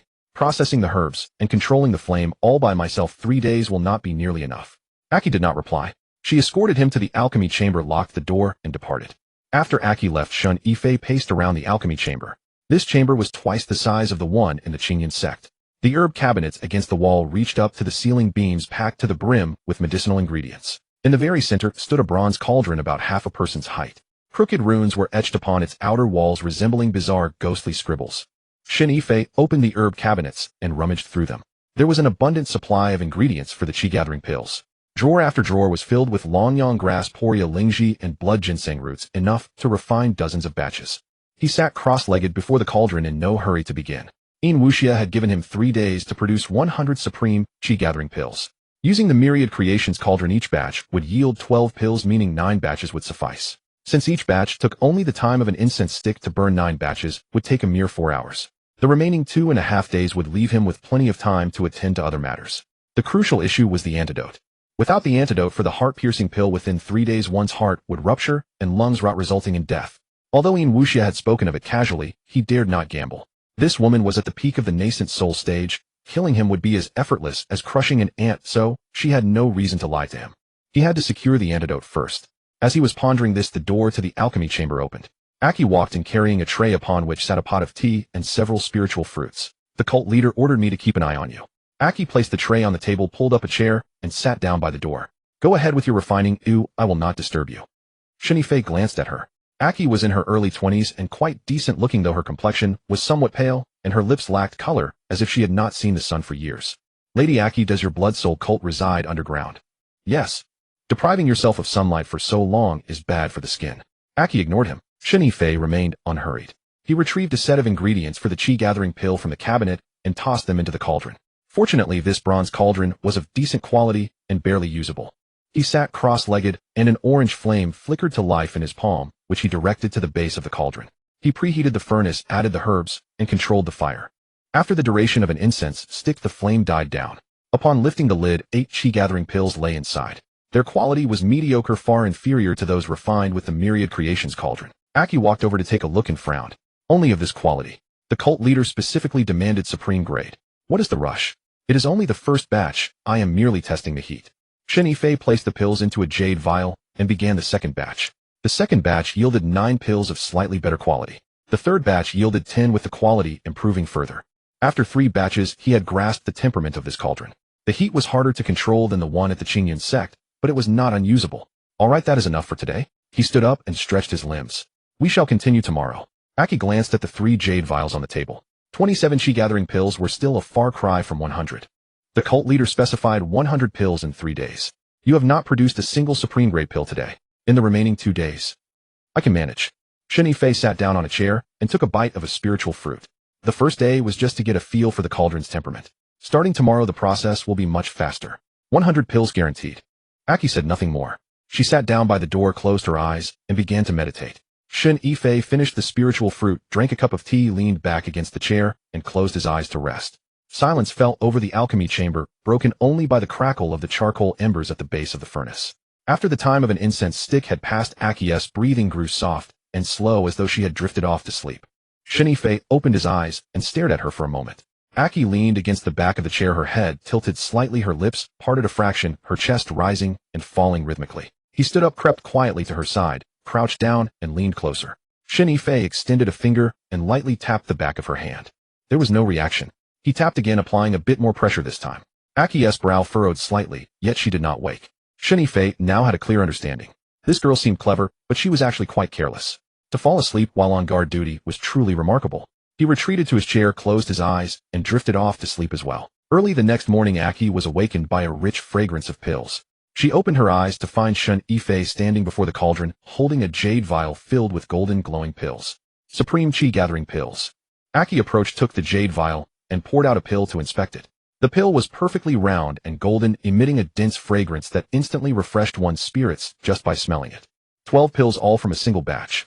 Shen Yifei retrieved the jade vial and set it on the table. I told you the process will be much faster starting today. Deliver these to your cult leader, at least let her believe that I am capable of refining supreme pills. How? How did you refine them? Talent, Shen Yifei replied, wiping away his sweat. As I said, my alchemy relies on talent, not mere technique. Aki asked no further questions. She placed the jade vial into her storage pouch and turned to leave. Lady Aki, see, I have already refined supreme Qi gathering pills. Shouldn't you ask the cult leader if there is some sort of reward? Aki frowned. What kind of reward do you want? It is nothing major, just. I would like to take a bath. Shen Yifei looked down and sniffed himself. I haven't bathed in 2 days. I smell sour. Have a sniff. Achi took a step back, furrowing her brows as she looked at him. You do have a bit of an odor, but it isn't sour. It's... Her nose twitched twice, her brow knitting even tighter. It's the fragrance of medicine. A medicinal fragrance is still an odor, and it will turn sour if I don't wash for 2 days. Shen Yifei thrust his sleeve right under her nose. Smell it, isn't there a sour tang to it? Achi took another step back, a faint blush creeping onto her face. Stay back. How can you smell it if I don't come closer? Shen Yifei pressed a step forward. Miss Achi, I merely wish to take a bath, not devour you. Is this really necessary? Achi bit her lip, turned, and walked to the door. Placing her hand on the handle, she paused briefly. Wait here. I shall go ask the sect master. The door closed behind her, and Shen Yifei heard her footsteps fading into the distance. Leaning against the alchemy furnace, he began to scheme in his mind. Achi, a girl at the peak of the golden core stage, possessed no small amount of cultivation, yet she was rather simple-minded. Falling asleep, even while on night watch, proved she was not the meticulous sort. Such people were easy to dupe and control. The key was to make her inhale enough of his medicinal fragrance. Luo Qinghe had once mentioned that the medicinal scent on his body acted as an aphrodisiac for female cultivators. Inhaling too much of it would lead to addiction. Though Achi possessed high cultivation, her pure temperament meant she could not hold out for long. Once she became addicted, she would do whatever he commanded. Little fellow, what wicked scheme are you plotting again? Lu Mingli's voice suddenly echoed in his mind, intermittent and disjointed like a radio with poor reception.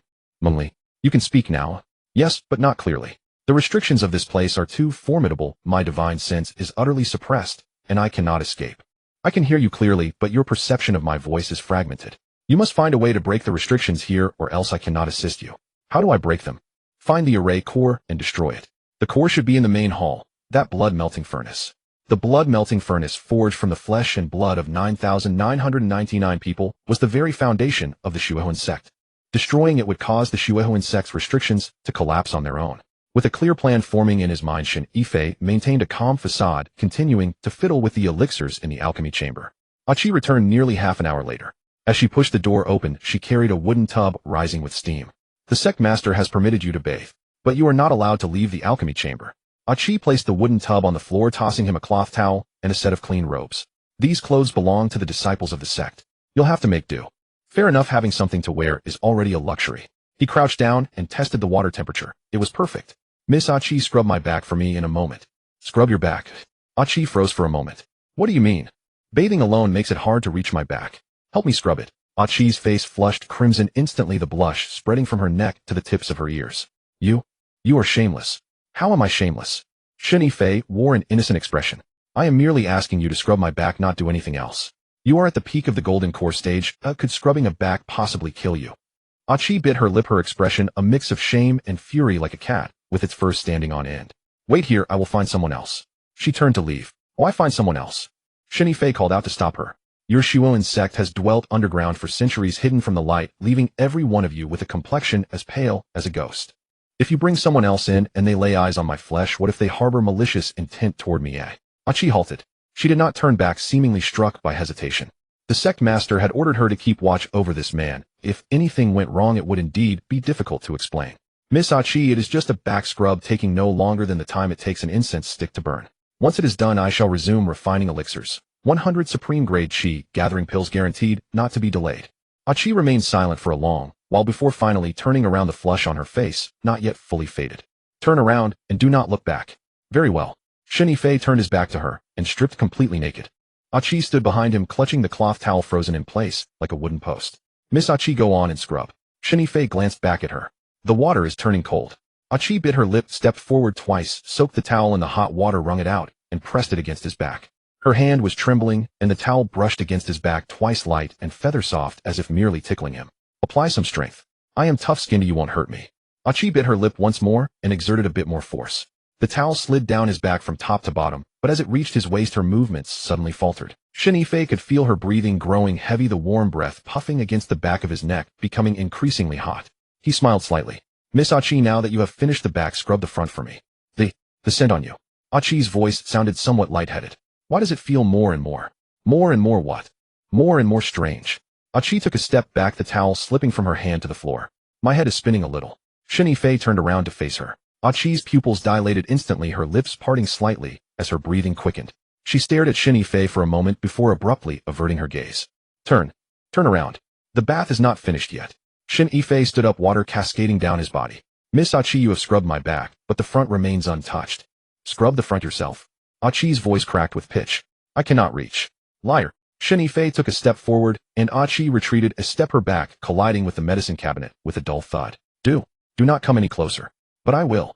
Shen Yifei took another step, standing right before her, merely half an arm's length away. He was dripping wet water droplets falling onto the floor with a rhythmic patter that sounded exceptionally clear in the silent alchemy chamber. Miss Achi. He leaned down, his lips brushing against her ear. What scent do you smell? The medicinal fragrance.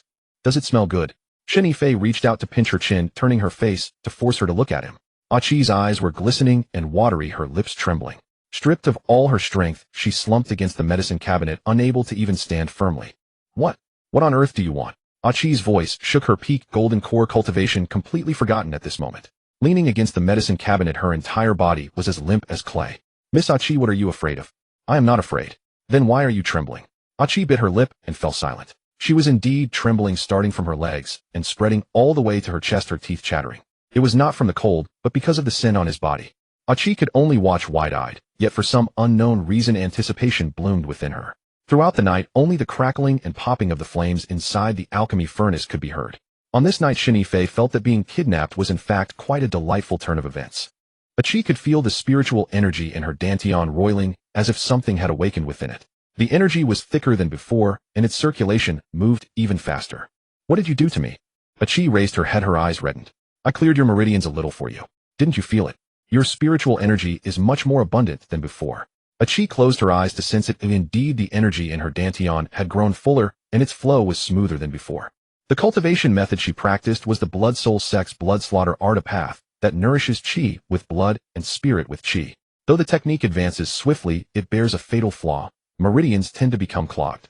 She had been stuck at the pinnacle of the golden core for nearly 3 years precisely, because her meridians were severely clogged, causing the spiritual energy to move haltingly and preventing her from reaching the nascent soul threshold. But now those blockages seemed to have been swept clear, as if someone had run a rod through them, all open.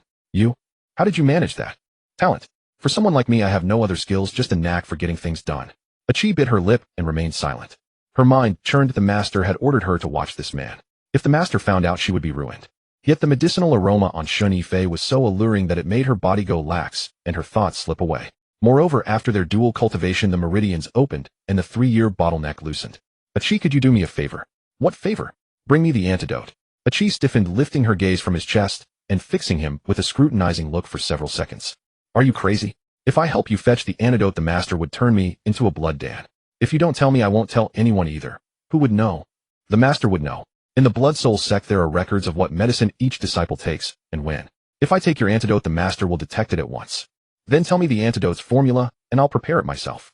The antidote's formula is known only to the master. We disciples only take the medicine, we don't know the formula. Shen Yifei grew a touch vexed. The heart-piercing pill would ruin the heart and lungs if its antidote wasn't taken within 3 days. Today was day 2, and if the antidote wasn't obtained by tomorrow, he would have to confess right here. Then would you watch me die without mercy? Achi bit her lip and remained silent. Of course she wouldn't. Not because of any feeling for Shen Yifei, but because she hadn't yet tasted what she sought. The bottleneck that had blocked her for 3 years loosened, yet she had not touched the nascent soul threshold. If this man died, where could she find another who could help her open her meridians? Wait for me. Achi climbed away from him, gathering her clothes piece by piece and slipping them on. Her hands trembled as she tied the last belt, unable to fasten it properly. Where are you going? Mind your own business. Achi finished tying the belt, stepped to the doorway, her hand on the door handle, pausing. Practice your alchemy well, and don't let the master see through any flaw. The door opened and closed again. Achi's footsteps faded down the corridor. Shen Yifei rose from the hay and dressed, then sat cross-legged before the elixir furnace, tossing a handful of herbs into the furnace, feigning concentration. He weighed his chances about whether Achi could obtain the antidote. He wasn't certain. Though the girl had slept with him, Blood Soul Sect rules were strict. If she trembled before xianxia and refused to act, he would have to find another way. 2 plans in mind, Shen Yifei drew out the Wanwu Ding and infused it with spiritual energy. A blue flame rose within the cauldron. He probed with his consciousness, and Lu Mengli's voice spoke to him in fragments. Little one. You're truly impressive. Even here, you don't forget your roots. I'm merely trying to find a way to obtain the antidote. Very well, do as you will. You'd better hurry, for the restrictions in this wretched place are too strong, and my spirit is pressed down, unable to come out. Destroy the heart of the formation, or I'll be forced to forget myself here. Wait for the antidote first, then smash the furnace. After more than an hour, Achi still hadn't returned. Shen Yifei could no longer sit still. Tomorrow was the final deadline for the Chuanxing pill. If he failed to obtain the antidote, he would have to confess here.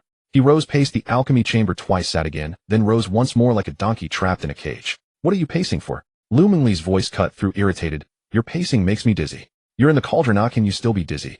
How could I not? I'm a demon, not a stone. Lu Mengli paused. That Achi, is she trustworthy? I don't know. If you don't know, then entrust your life to her. If I don't entrust it to her, what can I do myself? Run out and fight xianxia to the death. Even nascent soul pinnacle, a single palm, could smash me into a patty. Lu Mengli paused, gathering strength. Be careful. This place is evil and strange. I always feel something is off. Where is it off? I can't say it. I just feel. Beneath the Blood Soul Sect, there is something else. Shen Yifei was about to press on when footsteps sounded outside. He quickly sat back at the furnace, snatching a handful of herbs and tossing them in, pretending to be absorbed in alchemy. The door opened. Achi slipped and closed the door with a backward motion and leaned against the door panel, panting. Got it. Shen Yifei stood up. Achi pulled a small porcelain vial from her bosom and handed it over her hand, still trembling. Shen Yifei took it, popped the cap, and sniffed. A sharp, spicy scent rushed into his nose. He tipped out a single pill. The pill was black and the size of a soybean. Are you sure this is the antidote? Sure. Achi bit her lip. I stole it from the master's elixir chamber. The antidote for the Chuanxing pill was in the 3rd drawer. I took it while the master went to meditate. Shen Yifei packed the pill into his mouth and swallowed. The pill warmed his belly. A gentle heat spread through his body, limbs, and bones. The energy in his dantian grew more active, and the prior sense of being pressed down faded substantially. Thanks. He moved his shoulders, feeling much more comfortable. Achi remained silent, simply watching him. In her eyes there was fear, tension, and an indefinable anticipation. Achi, why are you looking at me like that? Could you perform what you did a moment ago again? Shen Yifei was surprised for a moment, then smiled. You're direct. I don't like beating around the bush. Achi stepped closer and stood before him. The fragrance on you is useful to me. After our dual cultivation, my meridians opened, and the 3-year bottleneck loosened. I want to break through nascent soul. You will help me. Help you? How could I help you? Continue with our dual cultivation. Achi unfastened her belt. Every day. Shen Yifei looked into her eyes. In them, there was no lust, only a nearly obstinate determination. Achi stood before Shen Yifei, her robe half undone, revealing the white camisole beneath. The charcoal fire in the alchemy furnace cast its glow upon her, illuminating a small patch of skin just below her collarbone. Shen Yifei did not move. He simply stood there with his arms crossed, scrutinizing her from head to toe. Miss Achi, are you not afraid your sect master will find out? If neither of us speaks, who would know? Achi stripped off her clothes and tossed them onto the ground, then walked up to him. The sect master meditates for 4 hours every day. No one comes to the alchemy room during that time. You help me break through to nascent soul, and I help you escape alive. Fair trade. Shen Yifei reached out and pinched her chin, lifting her face. Achi had a delicate face with a pointed chin, thin lips, and eyes that were not particularly large, but held a striking intensity. Those eyes were fixed on him, now devoid of any shyness. Only a near-delusional thirst burning within. Aren't you afraid I'll deceive you, sleep with you, and then deny everything? You want, Achi said with certainty. For all your wicked schemes, you keep your word. Shen Yifei chuckled. You know me well. I'm good at reading people. Achi rose on her tiptoes and pressed her lips to his ear. The sect master ordered me to watch you. But the more I watched, the more I lost myself. This is my fate, and I accept it. Shen Yifei swept her into his arms, and Achi wrapped her arms around his neck. She was far more proactive this time. She looked down at him, her hair cascading down and tickling his face. Shen Yifei simply watched her fumble clumsily, saying nothing. Achi had learned everything from him by observation, and her techniques were laughably unrefined, but she made up for it with earnest dedication. Every mistake earned her a furrowed brow, and she would simply start over. That night, Achi broke through from the peak of golden core to the half-step of nascent soul. Though still separated from true nascent soul by a thin barrier, the bottleneck that had trapped her for 3 years finally loosened. As dawn approached, Achi rose from his side, dressed herself, tidied the straw pile, and added more charcoal to the furnace. You have your antidote, and I've loosened my bottleneck. We're even. She stood at the doorway with her back to him. From today on, I will do nothing more to help you. All right. Shen Yifei leaned against the wall, watching her. Will you still practice dual cultivation? Achi fell silent for a moment. Yes, but not to help you, to help myself. I need your medicinal fragrance to stabilize my realm. The door opened and closed, and Achi's footsteps faded into the corridor. Shen Yifei lay back on the straw pile, staring blankly at the stone ceiling. Half-step, nascent soul. This girl's cultivation speed was remarkable. Just 3 days ago, she had been at the peak of golden core, and after 2 nights with him, she had already touched the threshold of nascent soul. Little one, you've led another astray, Lu Mengli's voice echoed in his mind. She paused. You must shatter that blood fusion furnace if I am to emerge and help you flee. What's the rush? Let's handle business first. What business? Shen Yifei took several items from his ring. He had brought back Hehuan powder from the Hehuan Sect, Hehuan grass from the Hehuan Sect, and a few unnamed herbs he had dug up from the secret realm. He had long kept them discarded in the corner of his ring, never expecting them to prove useful. What are you planning? Lu Mengli's voice carried an edge of alertness. Adding some extra ingredients to Wuxia's dose. Shen Yifei crushed the herbs and mixed them into the materials for Qiji pills. She wanted top-grade Qiji pills. I'll refine them for her. Only her pills will carry a few additional auxiliaries. Have you lost your mind? She's at the peak of nascent soul. Do you think she won't notice being drugged? She won't. Shen Yifei tossed the blended herbs into the Wanwu cauldron. These ingredients each carry distinct flavors on their own, but once refined into pills, the medicinal fragrance will mask everything else. Even at peak nascent soul, she will only detect the scent of Qiji pills. Lu Mengli fell silent. Shen Yifei appeared carefree on the surface, but his mind was sharper than anyone's. If he set his sights on manipulating someone, there was no escape. Cyan flames rose within the Wanwu cauldron as the herbs slowly melted. Shen Yifei controlled the fire temperature, ensuring the effects of Hehuan powder and Hehuan grass evenly distributed into every pill. After the duration of 1 incense stick, the flames extinguished. At the bottom of the cauldron lay 12 shimmering golden top-grade Qiji pills, indistinguishable from ordinary ones. Even their fragrance was identical. What drugs did you use? Lu Mengli asked. Hehuan powder and Hehuan grass. The former stimulates desire, the latter induces hallucinations. Neither is particularly dangerous alone, but combined and consumed in excess, they cause the user to lose the ability to distinguish reality from dreams. You want her to dream? Not dreams, addiction. Once she consumes my pills, her body will develop a dependence. 1 day without them, she will suffer. 2 days, and living becomes worse than death.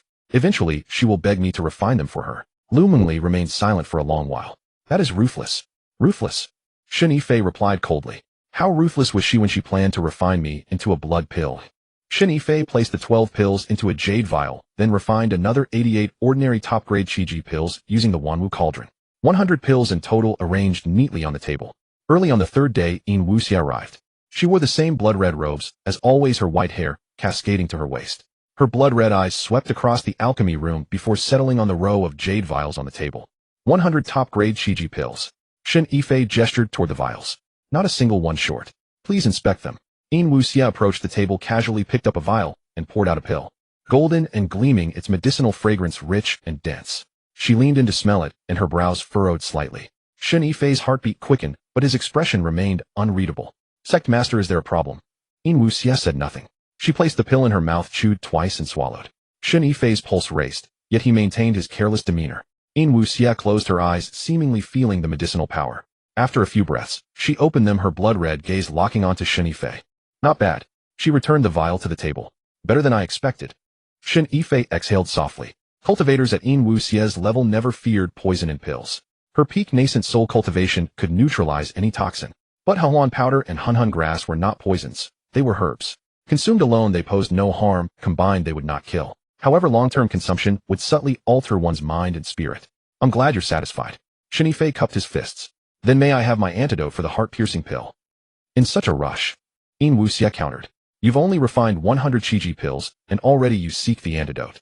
My blood-soul sect does not sustain idle hands. From today onward refine 100 top-grade Qiji pills daily. After a month I will consider giving you the antidote. 100 per day, eh? Shen Yifei's eyes widened. Sect master, aren't you trying to kill me? Your life is already in my hands. Yin Wuxie stepped closer and gently patted his cheek. Refine well, and there will be rewards. Fail. She left the threat unfinished, but the meaning was clear. Shen Yifei took a step back and rubbed his stinging cheek. Lord Demon Cult, are you treating me like a donkey? You're not a donkey, you're a mule. Yin Wuxie fixed him with her blood-red gaze. Mules are hardworking and not picky eaters. How wonderful. The words sounded strangely familiar. Luo Qinghe had once called him a mule as well, but Luo Qinghe would say it in a cold, ice-cold tone, while Yin Wuxie would grin as she said it. Each one more infuriating than the last. Fine, I'll be a mule. Shen Yifei plopped down in front of the pill furnace. But I have one condition. A mule needs fodder to work. You'll provide my meals. Yin Wuxie laughed, her laughter echoing through the great hall and raising goosebumps on everyone's skin. Of course. What would you like to eat? Spirit fruits, fresh ones. Don't try to pass off those that have been sitting for days. The spirit fruits I had at Hehuan Sect were crisp and sweet. And meat, I want meat. Your blood soul cult has lived underground for centuries, eating mushrooms day in and day out. No wonder your taste buds are bland as hell. Achi stood at the doorway, and upon hearing him say, bland as hell, the corner of her mouth twitched. Yin Wuxie wasn't angered at all. Instead she laughed even more heartily. Fine, you'll get meat. Achi, go fetch some meat. Don't let our mule go hungry. Achi acknowledged with a nod and turned to leave. Yin Wuxie glanced at Shen Yifei once more. Work hard, and I won't mistreat you. With that she turned and left the pill room. Shen Yifei sat in front of the furnace waiting until Yin Wuxie's footsteps had completely faded before withdrawing the Wanshu cauldron from his ring. 100 top-grade qi-gathering pills daily, refined with the Wanshu cauldron 10 batches would suffice. Each batch took the time of 1 incense stick, so 10 batches would only require 2 shurchen. The remaining time was enough to attend to other matters. The key was to ensure Yin Wuxie consumed enough of his laced pills. The effects of Hehuan powder and Hunhun grass needed time to accumulate. No effect after a day or two, but by the 10th day, it would begin to take hold. By the end of a month, even if Yin Wuxie didn't become an idiot, she would turn into a madwoman. That would make escaping far easier. Achi returned carrying a tray with a plate of meat and a pot of tea. The meat was roasted crispy on the outside and tender within with an irresistible aroma. Shen Yifei took a bite and found it quite delicious. Where did this meat come from? Spirit rats raised in the underground palace. Achi remained expressionless. The meat is tender and tasty. Shen Yifei found himself unable to swallow or spit out the mouthful, choking as his face flushed crimson. The corner of Achi's mouth quirked upward. I'm teasing you, it's mutton. Shen Yifei washed it down with a gulp of tea. You appear honest, but are full of wicked schemes underneath. I learned it from you. After finishing the mutton and wiping his mouth, Shen Yifei began refining pills. He sent Achi away to fetch medicinal materials from Yin Wuxie. No sooner had Achi stepped out than he pulled out the Wanshu cauldron and tossed in the medicated herbs. Fire-ignited herbs melted pills formed. 12 pills per furnace, each top grade, each laced. After 10 batches, 120 pills. He kept 20 for himself as reserves and neatly arranged the remaining 100 on the table. When Achi returned and saw the row of jade vials, she paused in surprise. You? That fast? As I said, talent. Shen Yifei pushed the jade vials toward her. 100. Count them if you'd like. Achi picked up a vial, poured out a pill, examined it, smelled it, and placed it back. No need. I trust you. Good. Miss Achi, what time does your Lord Cult Leader meditate each day? Why do you ask? Just curious. Your Lord Cult Leader is at the peak of nascent soul. Doesn't she need to meditate for 4 or 5 shurchen daily? Otherwise, how could she maintain her cultivation? Our Lord Cult Leader meditates from Z hour to Chen hour each day, 4 shurchen. During this period, no one may disturb her. Violators face death. Shen Yifei now had his plan. From Z hour to Chen hour spanned 8 shurchen, more than enough time for everything he needed to do. In the days that followed, Shen Yifei refined pills daily without deviation. 100 top-grade qi-gathering pills were delivered to Achi punctually each day, not a single one short. Yin Wuxie would visit the pill room daily, sample one of his pills, offer a couple of approving words, and then depart. In the initial days, Yin Wuxie showed no change. She maintained her usual genial expression, but by the 5th day Shen Yifei noticed her eyes growing somewhat hazy. On the 7th day, Yin Wuxie yawned. A cultivator at the peak of nascent soul yawning. Shen Yifei watched clearly as she stood at the doorway, opened her mouth wide, let out a yawn, and even rubbed her eyes. Has the Lord Cult Leader not been sleeping well? He ventured. Yin Wuxia shot him a sharp glance. Mind your own business.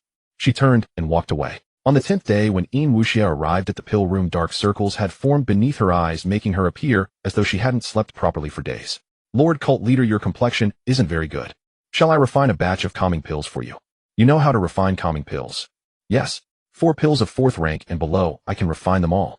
If your Lord Cult Leader doesn't mind, I'll refine a batch for you. They calm the spirit and aid sleep exceptionally well. Yin Wuxia hesitated for a moment. Very well, refine them for me. Shen Yifei retrieved the medicinal herbs for calming pills from the cabinet and threw them into the furnace right before her. He then sat cross-legged, orange flames rising from his palms. For this batch, he used the Blood Soul Cult's worn-out furnace rather than the Wanshu cauldron. The flame control was precise, yielding 8 calming pills of ordinary appearance, sufficient for the purpose. Yin Wuxia accepted the jade vial, tipped out a pill to examine it, sniffed it, and furrowed her brow slightly. Only this quality. Your Lord Cult Leader, calming pills differ from chi-gathering pills. Chi-gathering pills pursue potency, while calming pills pursue gentleness. Superior quality would actually make the medicinal force too harsh, preventing sleep, rather than promoting it. Shen Yifei spoke these fabricated words without a trace of hesitation. Yin Wuxia, half convinced, yet skeptical, placed the pill in her mouth, chewed twice, and swallowed. She stood still for a moment before letting out another yawn. Enough. I'll go back and test it. After Yin Wuxia departed, Shen Yifei leaned against the furnace and counted the days in his mind. It had been 10 days. The effects of Hehuan powder and Hunhun grass should be beginning to manifest. Yin Wuxia's sleep-deprived appearance today was proof enough. A cultivator at the peak of nascent soul could endure 10 days without food, water, or rest without issue. Her yawning wasn't from fatigue. It was because her divine sense was being eroded by Hunhun grass, and her body was beginning to falter.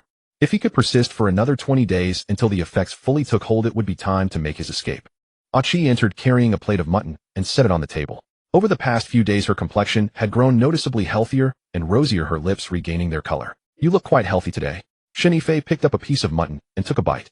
Achi didn't respond. She sat on a chair, placed both hands on her knees, and stared at him intently. Why are you staring at me like that? The Lord Cult Leader sent me to ask whether you can refine blood pills. Shen Yifei nearly spat out the mutton in his mouth.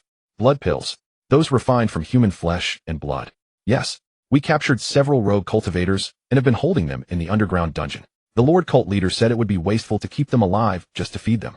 She'd rather refine them into blood pills. But she tried several times herself, and the quality was poor, so she wants you to attempt it.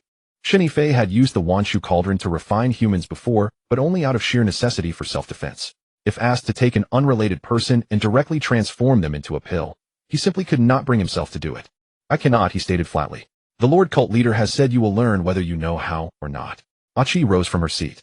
Within 3 days, if you cannot refine blood pills, you will become the material yourself. After Achi departed, Shen Yifei sat in the pill room, staring blankly at the worn-out furnace. He had heard of the blood pill refinement method.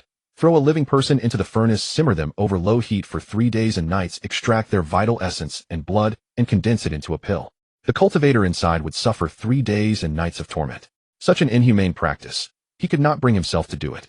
Since he refused to harm the innocent, he would need to act against Yin Wuxia first. Shen Yifei tossed the gnawed lamb bone into the alchemy furnace, wiped his mouth, and began calculating in his mind. That blood fusion furnace was the formation core of the Blood Soul cult, and Yin Wuxia's very lifeline. As long as the formation core remained intact, the seal would not break. Lu Mengli would never be freed, and neither would he escape. He had to find a way to smash that blood fusion furnace. But it stood 3 zhang tall, forged from bronze, its furnace body carved with countless skull heads. Just the sight of it sent chills down his spine. Could he hurl the Wanwu cauldron at it? If it failed to shatter, he might only crack the cauldron itself, with no one to mourn such a loss. Shen Yifei paced twice around the alchemy room when a sudden thought struck him. The blood fusion furnace had been forged from the flesh and blood of 9999 people, truly a sinister artifact. Yin Wuxia herself had said that only she could kindle its flames through personal refinement. This meant the furnace was bound to Yin Wuxia's soul, much like his own contract with Lu Mengli. If he could sever the connection between the furnace and her soul, it would become nothing but worthless scrap iron. How to sever it? Use the Wanwu cauldron. The cauldron could refine all things. Perhaps it could even refine the blood fusion furnace itself. If he drew the furnace into the cauldron and refined it, Yin Wuxia's soul would suffer damage. At minimum, her cultivation would regress. At worst, she would perish on the spot. He had used the Wanwu cauldron to refine living beings and spirit beasts, but never something lifeless. Still, how could he know whether it would work unless he tried? One more day? He would act tomorrow night. Shen Yifei prepared several doses of sedative in advance to deal with anyone else present. The following day, Yin Wuxia came to the alchemy room as usual, took a freshly refined chi-gathering pill, yawned twice, and left while rubbing her eyes. Shen Yifei noticed her steps were unsteadier than before. She even tripped over the threshold as she reached the doorway. From his ring, he retrieved the Wanwu cauldron. He stared at the beast for a few seconds, convinced its maw had widened slightly compared to before. Mengli, he extended his consciousness into the cauldron. I'm here. Lu Mengli's voice remained faint and fragmented, but far clearer than the past few days. You're finally going to make your move? Tonight at midnight. Yin Wuxia will be in meditation. A Qi stands guard outside, and the others are asleep. That is the perfect moment to strike. Do you have confidence? That blood fusion furnace was forged from the flesh and blood of nearly 10,000 souls, deeply sinister. Can your Wanwu cauldron truly absorb it? How would I know unless I try? Lu Mengli fell silent for a moment. If you die, the contract dissolves automatically, and I am free. To be honest, I rather hope you perish. Then await it. I won't die so easily. Shen Yifei secured the Wanwu cauldron, sat cross-legged before the furnace, and pretended to refine a batch of qi gathering pills. When a qi entered bearing a tray of mutton, he was transferring pills into a jade vial. Today's portion, 100 pills. Count them. He slid the vial toward her. A qi did not count them, stowing the vial directly into her storage bag. She settled onto a chair and stared at him. What are you looking at? The sect leader is in a terrible mood today, a qi replied. She went completely berserk earlier. Shen Yifei's heart tightened. Why? I do not know. Perhaps the medicinal effects have taken hold, and she can no longer control her temper. A qi paused. Did you add something to the pills you gave her? Shen Yifei was startled. Added what? These are qi gathering pills. What could I possibly add? An aphrodisiac. A qi fixed her gaze upon him for several long seconds. You would do well not to play games. Although the sect leader's temper has changed, her cultivation remains untouched. Peak nascent soul stage. Killing a foundation establishment cultivator like you would be as simple as crushing an ant. I understand. Shen Yifei rose and stretched his joints. A qi, are you on night watch tonight? Yes. Why? No reason, just asking. A qi glanced at him and said nothing further. Rising to her feet, she departed. The door shut behind her, and Shen Yifei listened as her footsteps faded into the distance. He leaned against the furnace, closed his eyes, and ran through the evening's plan one final time in his mind. Midnight. Yin Wuxia would enter meditation. A qi would stand guard outside the door. The blood fusion furnace stood in the main hall, approximately 200 steps from the alchemy room. He did not know how long it would take to destroy it, but the commotion would certainly be immense. Though Yin Wuxia's mind was compromised, her cultivation remained intact. Should she hear the disturbance, she could arrive within moments. Shen Yifei waited in the alchemy room until midnight. A qi remained posted at the entrance, so he administered additional sedative until she fell asleep. The 200-step journey took the time of 1 cup of tea. The main hall came into view. Its doors stood half ajar, leaving a narrow gap. Peering through the crack, Shen Yifei saw the blood fusion furnace standing in the center of the hall. The black flames beneath it roared steadily, licking the furnace walls and casting the entire hall in alternating light and shadow. Yin Wuxia was absent. Gripping the Wanwu cauldron tightly, he drew a deep breath and poured his spiritual energy into it. The cauldron shuddered in his palm, emitting a soft humming resonance. Shen Yifei raised the cauldron and hurled it toward the blood fusion furnace. With a dull, thunderous crash, he looked down to see the cauldron's beast-form mouth clamped tightly against the furnace body. That monstrous maw gaped wide and began devouring the furnace, pulling it inward bit by bit, like a python swallowing its prey. The blood fusion furnace warped and twisted under the force, its carved skull heads beginning to scream. At the same moment, Shen Yifei felt his Dantian's spiritual energy being rapidly siphoned into the cauldron. His foundation establishment cultivation provided meager reserves to begin with. At this rate, he would be drained in less than half an incense stick's time. Lu Mengli's voice grew urgent. Restrain your spiritual energy. Stop it from draining you. I can't hold it back. It's forcing the draw. Footsteps echoed from the corridor outside the hall, swift and hurried. Shen Yifei turned his head and saw blood-red light streaming through the doorway crack. That was Yin Wuxia's spiritual energy fluctuation. She had sensed the disturbance. The main hall doors were blown open with a single palm strike. Yin Wuxia stood at the threshold, her blood-red eyes wide with fury, locked onto the blood fusion furnace as it was devoured by the cauldron. What are you doing? Shen Yifei gripped the cauldron, his dantian entirely depleted. Half of the furnace had already been consumed while the remainder struggled desperately. The skullhead's piercing screams made his eardrums ache. He turned and grinned at Yin Wuxia. Sect leader, your furnace is misbehaving. I'm helping you discipline it. Upon hearing these words, Yin Wuxia's exquisitely beautiful face contorted with rage. She raised her hand and struck. A blood-colored palm seal condensed in midair, carrying a foulest stench bearing down upon Shen Yifei's chest. A wrathful strike from a peak nascent soul cultivator. Let alone a foundation establishment scholar like Shen Yifei, even a golden core cultivator struck by this would perish instantly. Shen Yifei attempted to dodge, but could not move. The oppressive weight of the palm seal pinned him to the spot. The palm seal drew ever nearer, the nauseating wind washing over him.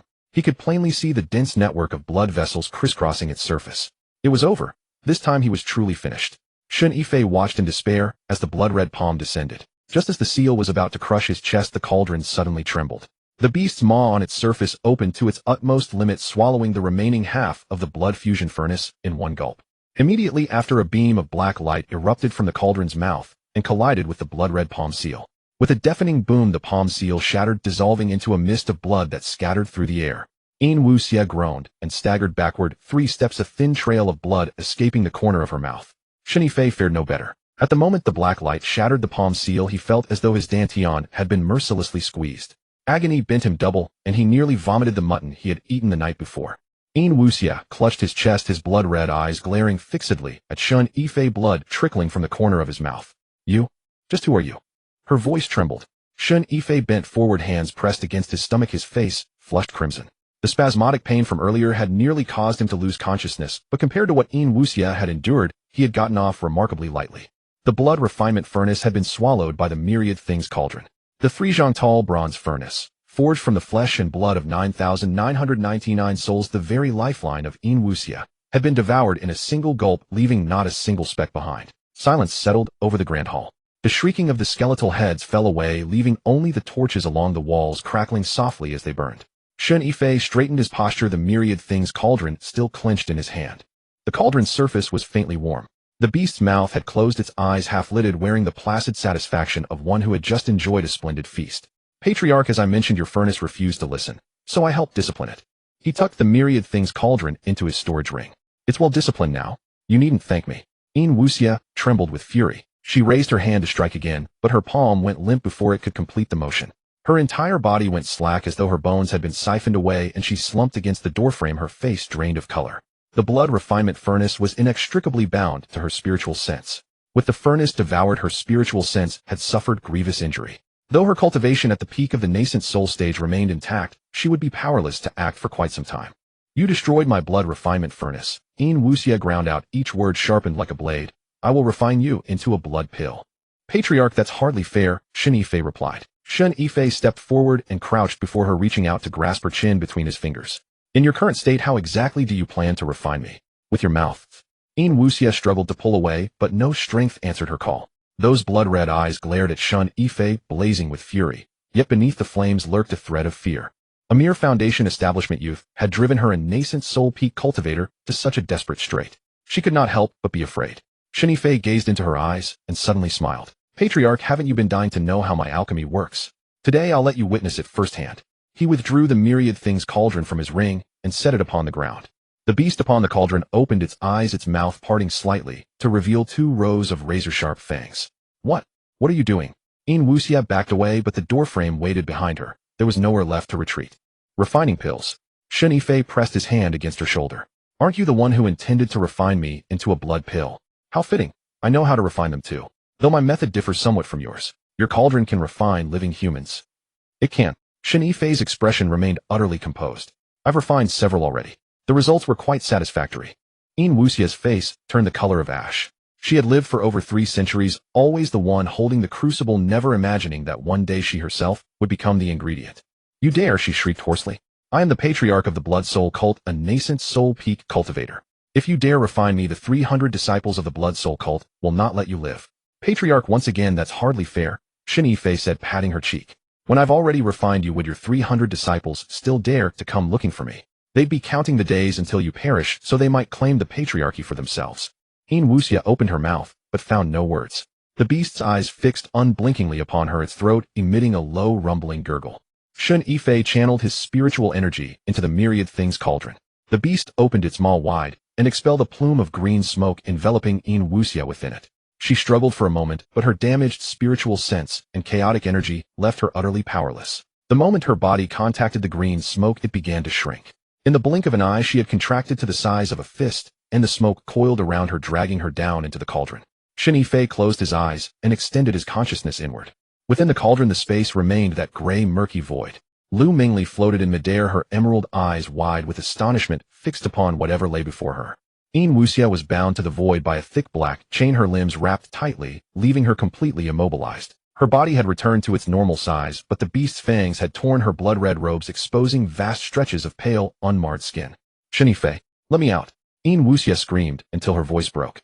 Memories of the cultivators she had previously refined into blood pills flooded her mind, and the thought that she would soon share their fate shattered her last remaining composure. Shen Yifei ignored her and turned to Lu Mingli. "Where is the blood refinement furnace?" Lu Mingli gestured toward the depths of the void. Following her direction, Shen Yifei looked past the gray expanse and saw the furnace floating there. "How do I refine this thing?" Lu Mingli floated over and tapped the furnace's surface with her finger, producing a resonant clang. The blood refinement furnace was forged from living flesh and blood, and within it reside the souls of 9,999 people. If you wish to refine it, you must devour all those souls. Shen Yifei glanced back at Wuxia bound in the void. Her blood-red eyes burned into him, her lips pressed into a thin line, her face a portrait of unconquered defiance. "Shen Yifei, if you dare refine the blood refinement furnace, I swear, I will make you wish you had never been born." Shen Yifei walked over and crouched before her, reaching out to pinch her chin. "Patriarch, you're bound here and can't even stir. How exactly do you plan to make me suffer?" Wuxia tried to twist her head away, but his grip was unyielding. "You'd best kill me now. Otherwise, the first thing I'll do when I'm free is kill you." "Kill you?" "Patriarch, you're overthinking this. You stand at the peak of nascent soul cultivation. What a waste it would be to simply end your life. Refining you into an artifact spirit would prove far more useful." Wuxia's face went white. An artifact spirit? That was a fate worse than death. Death meant oblivion, an end to all suffering. But an artifact spirit would be chained to an object for eternity at someone's beck and call, never to find release. "You dare? Why shouldn't I?" Shen Yifei leaned close to her ear. "When you were refining living humans into pills, did you ever consider that you might one day face the same fate?" Wuxia trembled uncontrollably, unable to speak. Shen Yifei rose to his feet, flicked his wrist, and the blood refinement furnace obediently settled into the center of the myriad things cauldron. He summoned flames beneath the furnace. The instant it touched fire, every skull upon its surface sprang to life. 9,999 mouths opened in unison, unleashing a piercing, ear-splitting wail. Lu Mingli swept her hand, creating a barrier that isolated herself and Shen Yifei from the cacophony. Only Wuxia could hear those wronged souls screaming. Bound in the void, there was nowhere to hide, no way to escape. Those shrieks drove into her spiritual sea like iron awls. Each cry was a life taken, each life a tapestry of torment and agony. The memories of being refined alive within the blood refinement furnace. She began to scream. A cultivator at the peak of nascent soul possessed a stabilized spiritual sense. Ordinary attacks could not harm her. But these were the resentful wills of 9,999 people. The sin she herself had woven now returned to her tenfold. "Shen Yifei, kill me. Kill me now." Her voice had cracked beyond recognition. "Patriarch, we've only just begun, and you can't endure it. You will meet a wretched end. Patriarch, your furnace has claimed 9,999 lives. Today I'll help you round the number to 10,000. "What do you mean?" Wuxia's voice trembled. "It means I'm refining you as well," Shen Yifei replied without looking back. 10,000 souls and bodies. What a wonderfully auspicious number. Hearing these words, Wuxia felt her blood run cold. She had lived for over 300 years, and the lives she had claimed numbered in the thousands, if not 10,000. Yet never in her wildest dreams did she imagine that one day she would become the very number used to round up the tally. She opened her mouth wishing to curse, but her throat felt as though it were choked by an unseen force, rendering her speechless. Shen Yifei sat cross-legged in the void. Before him, the blood-smelting furnace was enveloped by the blazing flames of the cauldron of myriad things, its metallic body beginning to melt. The 30-foot-tall bronze furnace slowly shrank within the flames like melting ice. The skulls carved upon its surface exploded one by one, dissolving into black smoke that was sucked into the cauldron of myriad things. Lu Mingli drifted beside him, her emerald eyes reflecting the flickering firelight. "Are you truly going to round it up to 10,000? Just a figure of speech." Shen Yifei muttered, his gaze fixed on the blood-smelting furnace, which had already shrunk to half the height of a man. "She is at the peak of the nascent soul stage. Refining her into an artifact spirit would be a waste. Keeping her alive is far more useful." "What use, the Blood Soul Sect? She has been the sect leader for so many years, so she must possess a vast hoard of treasures, spirit stones, medicinal herbs, cultivation methods, and those disciples. There are over 300 of them. I can't just slaughter them all." Lu Mingli furrowed her brows. "You wish to take over the Blood Soul Sect? Why not? Since I have subdued their sect leader, everything within the sect naturally belongs to me." Shen Yifei stood up and walked over to the blood-smelting furnace. It had now shrunk to the size of a fist. The skulls on its surface had vanished entirely, leaving only a sphere of crimson light pulsing within its core. Shen Yifei reached out and clasped the sphere of crimson light in his hand.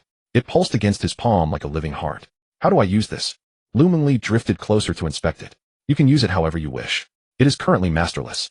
If you consume it, your cultivation will surge significantly. If you refine it into a pill, it will become a supreme-grade blood pill, allowing you to break through directly to the golden core stage. And if you fuse it into the Cauldron of Myriad Things, the Cauldron's grade will ascend to the next level. What does ascending a grade do? It will allow you to refine living nascent soul stage cultivators. Lu Mengli cast a glance at Yin Wuxia, who was bound in the void. Currently, the Cauldron of Myriad Things can only capture nascent soul cultivators, but it cannot refine them. Once it devours this artifact embryo, it will be able to. Hearing this, Yin Wuxia trembled violently. Shen Yifei weighed the crimson light in his hand and cast a backward glance at her. Bound by chains, she glared at him with blood-red eyes that were filled with terror and resentment. Sect leader, how do you think I should use this? You? If you release me, I will give you everything the Blood Soul Sect possesses. Spirit stones, herbs, cultivation techniques, all of it.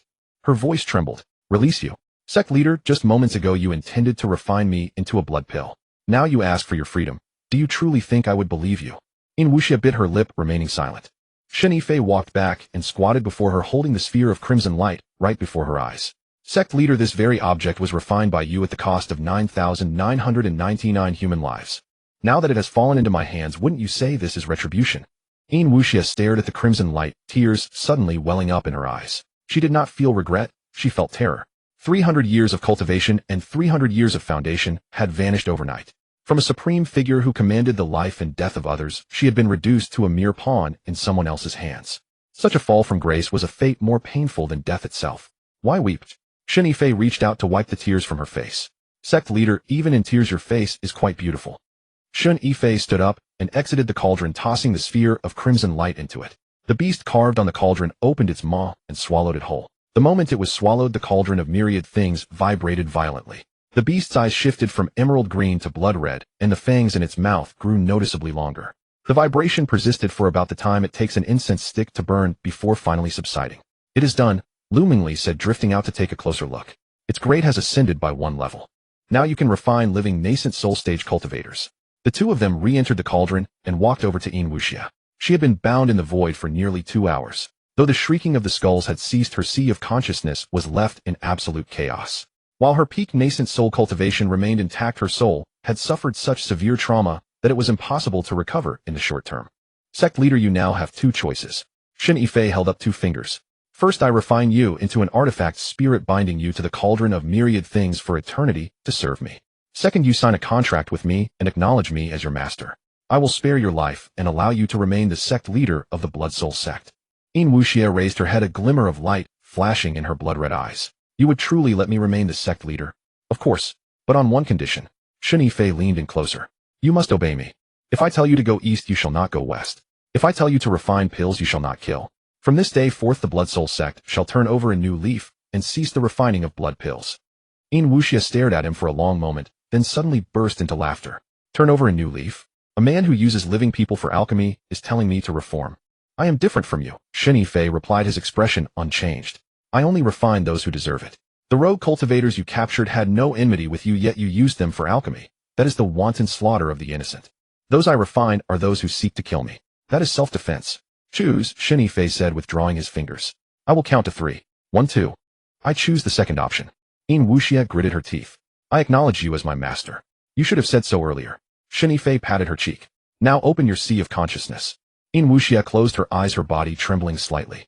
Opening her sea of consciousness meant completely exposing her soul to another. A single thought from him could scatter her soul into oblivion. Yet compared to being refined into an artifact spirit, this was her only path to survival. Shen Yifei extended his finger and tapped the center of her brow. A strand of divine sense probed into her sea of consciousness.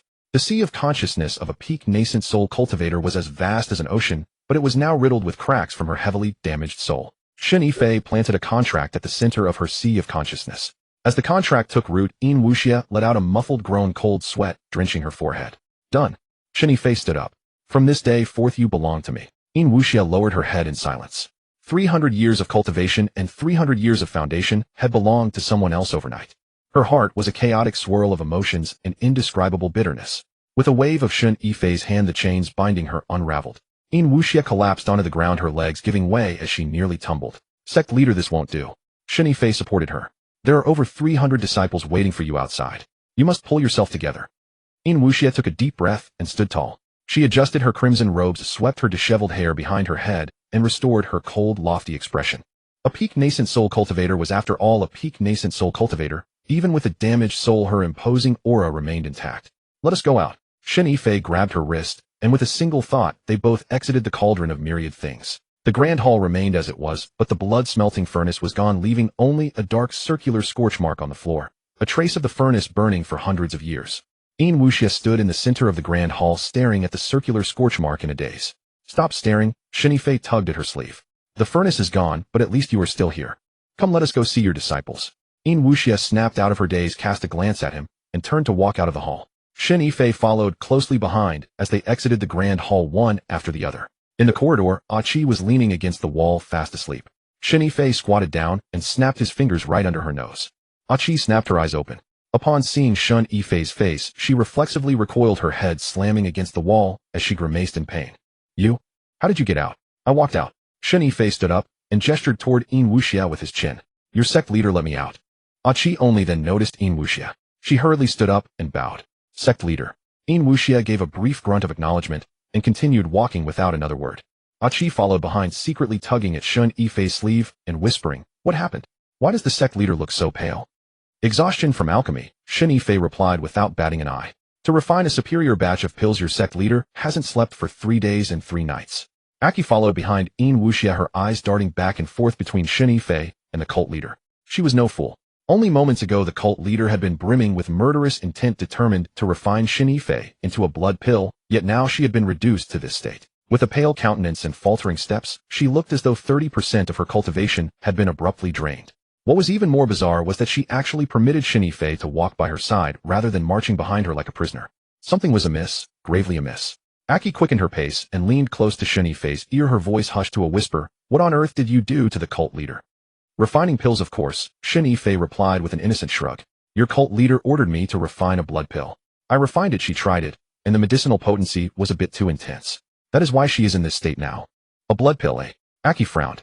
You refined a blood pill, eh? Indeed, Shen Yifei said, his expression unchanging. I refined it using the blood furnace and the effects were remarkably potent. After your cult leader consumed it, her cultivation surged significantly, though the side effects are rather severe, dizziness and fatigue. She just needs a few days of rest. Qi remained skeptical. She had seen blood pills before. It was true that the elders of the cult experienced a brief period of weakness after consuming them, but the cult leader's reaction was far too extreme. She had wanted to press further, but Wuxia suddenly halted and cast a backward glance at her. Qi go toll the bell and summon everyone to the main hall. Everyone. Elders, protectors, and disciples. Not a single soul is to be left out. Qi was stunned. Ever since the cult leader refined the blood furnace, she had not convened the entire congregation for nearly a decade. What was happening today? Yet she dared not question further. With a respectful nod, she turned and departed, leaving only Shen Yifei and Wuxia in the corridor. Wuxia leaned against a stone pillar, her eyes closed as her chest heaved heavily. Her blood-red robe was torn in several places, revealing glimpses of her fair porcelain skin beneath. Can you still hold on? Shen Yifei asked. I must, whether I can or not. With over 300 people here, not everyone is loyal to me. If I fall, they will tear me to pieces and devour me. Is the blood soul cult always like this? Hey, what did you expect? Wuxia sneered. In a sect that refines pills from living humans, who could possibly be good? I only secured this position by slaying my own master, and those beneath me dream of killing me to take my place. Today I have summoned everyone. If they catch even a glimpse of my weakened state, they might launch a rebellion on the spot. Shen Yifei sized her up from head to toe. Your clothes are torn, it is rather unseemly. Do you have a spare in your storage bag? Wuxia retrieved a brand new blood-red robe from her storage bag and began to change right in front of him. She undressed with swift, decisive movements, showing not the slightest hint of modesty. Shen Yifei, showing no reservation, either stood there and watched. Though Wuxia was over 300 years old, her skin remained as flawless as that of a 20-year-old maiden, boasting a slender waist, long legs, and an alluringly curvaceous figure. However, a long scar stretched across her back, running from her shoulder down to her waist, appearing as though it had been carved by some sharp blade. Do you like what you see? Wuxia tied her sash and turned around. Shen Yifei remained silent. From the direction of the main hall, the tolling of a bell rang out, dull and resonant, echoing throughout the underground palace. Let's go. Wuxia adjusted her robes and stepped toward the main hall. Shen Yifei followed close behind, and the two traversed the corridor one after the other, arriving at the grand hall. The hall was already packed with people. Over 300 disciples of the Blood Soul cult stood in neat, orderly formations, with the elders and protectors in the front rows and the ordinary disciples at the rear. Everyone wore black robes embroidered with blood-red skulls on the chest, resembling a flock of crows. Qi stood at the very front. Upon seeing Wuxia enter, she dropped to one knee and called out in a loud voice, "We respectfully welcome the cult leader." Behind her, the disciples knelt in unison, their voices echoing through the underground palace. "We respectfully welcome the cult leader." Yin Wuxia walked through the crowd, her blood-red robe trailing on the ground with a soft rustling sound. She came to a halt on the high platform before the formation turned around and swept her crimson eyes over the 300-odd people below. Shen Yifei stood below the stage leaning against a stone pillar with his arms crossed watching the spectacle unfold. Rise. In perfect unison the 300-odd people stood up and a deathly silence fell over the hall. Yin Wuxia paced a couple of steps on the high platform before speaking. I have summoned you here today for 3 matters. Below the elders exchanged glances. The cult leader had not gathered the entire congregation in 10 years. To suddenly orchestrate such a grand assembly today meant something momentous was undoubtedly afoot. First, Yin Wuxia said, raising a single finger. The blood furnace has been destroyed by my own hand. The moment these words were uttered, the main hall erupted into an uproar. The faces of the elders paled instantly, the protectors stared at one another in disbelief, and the disciples broke into frantic whispers. The blood furnace was the supreme treasure of the Blood Soul cult, a symbol of the cult leader's power, and the core array that controlled the restrictions of the entire underground palace. Its destruction meant the palace's defensive restrictions were also undone. A white-haired, white-bearded, elderly man stepped forward. He was the great elder of the Blood Soul cult, a cultivator at the peak of the Golden Core stage, second in status only to Yin Wuxia. Cult leader, the blood furnace was forged from the flesh and blood of 9,999 people, and it was bound to your very soul. By destroying it, have you not severely damaged your own cultivation? If my cultivation is damaged, so be it. I shall simply cultivate it back. Yin Wuxia replied nonchalantly.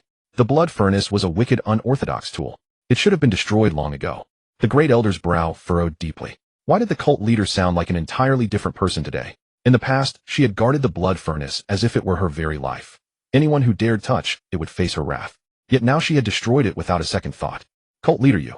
The great elder carefully chose his words. Did something happen? Nothing happened. I have simply seen the light.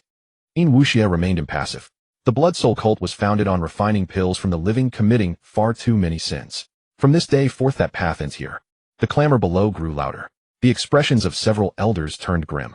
They had followed Yin Wuxia solely because the blood pills allowed them to rapidly advance their cultivation. Now that the cult leader declared they would no longer refine blood pills, was she not cutting off their path of cultivation? The great elder took a step forward. Cult leader, the Blood Soul cult has stood for 300 years, always relying on blood pills as our foundation. For you to change this with a single word, is that not far too hasty? Hasty? Yin Wuxia's crimson eyes locked onto him.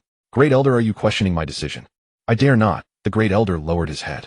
It is just that this matter is of grave importance. I implore the cult leader to reconsider. I have already given it ample thought. Yin Wuxia replied unmoved. The second matter. From this day forward the Blood Soul cult shall not refine blood pills, shall not harm the innocent, and shall abandon evil to return to the righteous path. These words were even more shocking than the destruction of the blood furnace. All 300-odd members stood frozen in sheer disbelief. Abandon evil and return to righteousness. The Blood Soul cult was an evil sect. Oh, what righteous path was there to return to? Was this not dismantling their own reputation? The muscles on the great elder's face twitched. Taking a deep breath, he said in a heavy voice, Cult leader, are you perhaps feeling unwell today? Would you like to return and rest first so we may discuss this another day? My health is perfectly fine. Yin Wuxia stared at him. Great elder, do you think I have lost my mind? Your subordinate would not dare. Good. Yin Wuxia turned back to face the 300-odd followers below. The third matter. She pointed a finger towards Shen Yifei at the foot of the stage. His name is Shen Yifei. From this day forth he shall be the guest elder of the Blood Soul cult. To see him is to see me. Anyone who dares show him disrespect is showing disrespect to this seat. Instantly, every gaze shifted towards Shen Yifei. Leaning against the stone pillar, Shen Yifei waved to the crowd and grinned. Greetings, everyone. I look forward to your kind guidance in the future. The grand hall fell into a dead silence for 3 full breaths, and then erupted. A mere brat at the foundation establishment stage becoming a guest elder. Sect leader, have you been drugged by him? What is this brat's background? The great elder's face darkened completely. He stared at Shen Yifei for several breaths before turning to Yin Wuxia. Sect leader, this boy is of unknown origin and possesses meager cultivation. On what grounds does he deserve to be a guest elder? I implore the sect leader to rescind this order. On the grounds that he can refine top-grade pills, Yin Wuxia said indifferently. The pills he refines alone are worth more than those of all of you combined. Any further questions? The great elder was momentarily choked of words. What the Blood Soul sect lacked most was alchemists. The few they had were far from enough, and the quality of the pills they produced was subpar. If this brat truly could refine top-grade pills, he would indeed be qualified to be a guest elder. Yet he felt something was amiss. The sect leader was far too abnormal today, destroying the blood crucible, altering the sect rules, and now bringing in an inexplicable guest elder. This did not align with the sect leader's usual style, rather it seemed as if she were speaking with a blade pressed against her neck.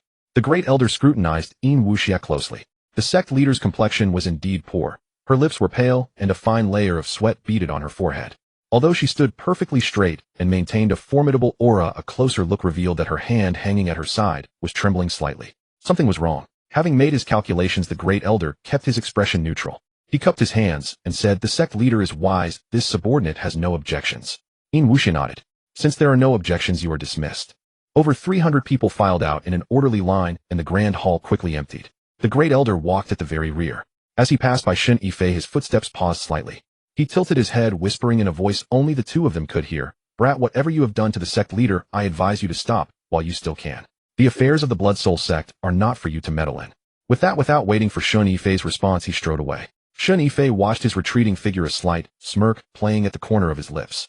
That old fossil has quite an eagle eye. Achi was the last to leave. She walked up to Shen Yifei, sizing him up from head to toe. "You planned this all along, didn't you?" "Planned what?" "Everything from start to finish." Achi stared into his eyes. "From the very day you were kidnapped and brought here, you have been planning. The alchemy was a sham, your surrender was a lie, and even the medicinal fragrance you had me inhale was part of your calculation." Shen Yifei neither denied nor admitted it. He reached out and patted Achi's shoulder. "Miss Achi, you are overthinking. I am merely an alchemist. What plans could I possibly have?" Achi brushed his hand away and turned to leave. After a few steps, she paused, casting a backward glance at him. Her lips parted, but in the end she said nothing and hurried away. Only Shen Yifei and Yin Wuxia remained in the grand hall. Yin Wuxia descended from the high platform, her steps unsteady. As she reached the final step, her foot slipped, and she pitched forward. Shen Yifei was quick-handed, catching her in an instant. Yin Wuxia leaned against him with her eyes closed, her forehead drenched in cold sweat.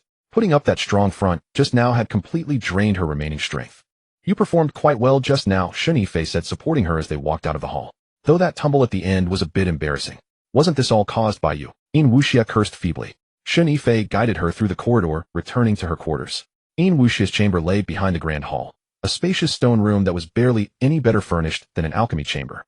A stone bed, a stone table, a few prayer mats, and a blood-red skull banner hanging on the wall. There was nothing else. Shen Yifei laid her onto the stone bed, pulled over a prayer mat, and sat down by the bedside. Yin Wuxia lay still for a moment, then opened her eyes, staring blankly at the ceiling of the stone room. "The things you said today, were they sincere, or were you merely placating me?" Shen Yifei pondered for a moment. "Half and half. Which half is real? Refusing to refine blood pills is real. I will not partake in refining pills using living humans." Yin Wuxia turned her head, her crimson eyes locking onto him. "Then why didn't you say this when you wanted to refine me into a pill, You are different."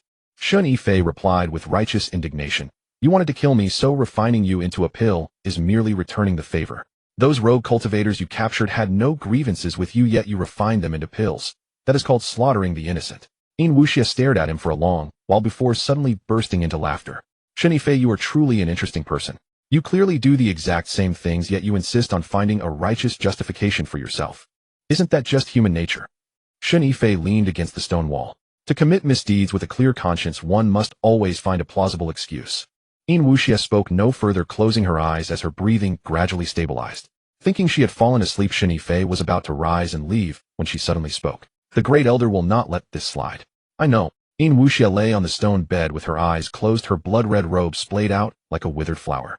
Her breathing was faint, but her brow was deeply furrowed, and cold sweat continuously beaded on her forehead. Shen Yifei sat on the prayer mat, gazing at her for a long while.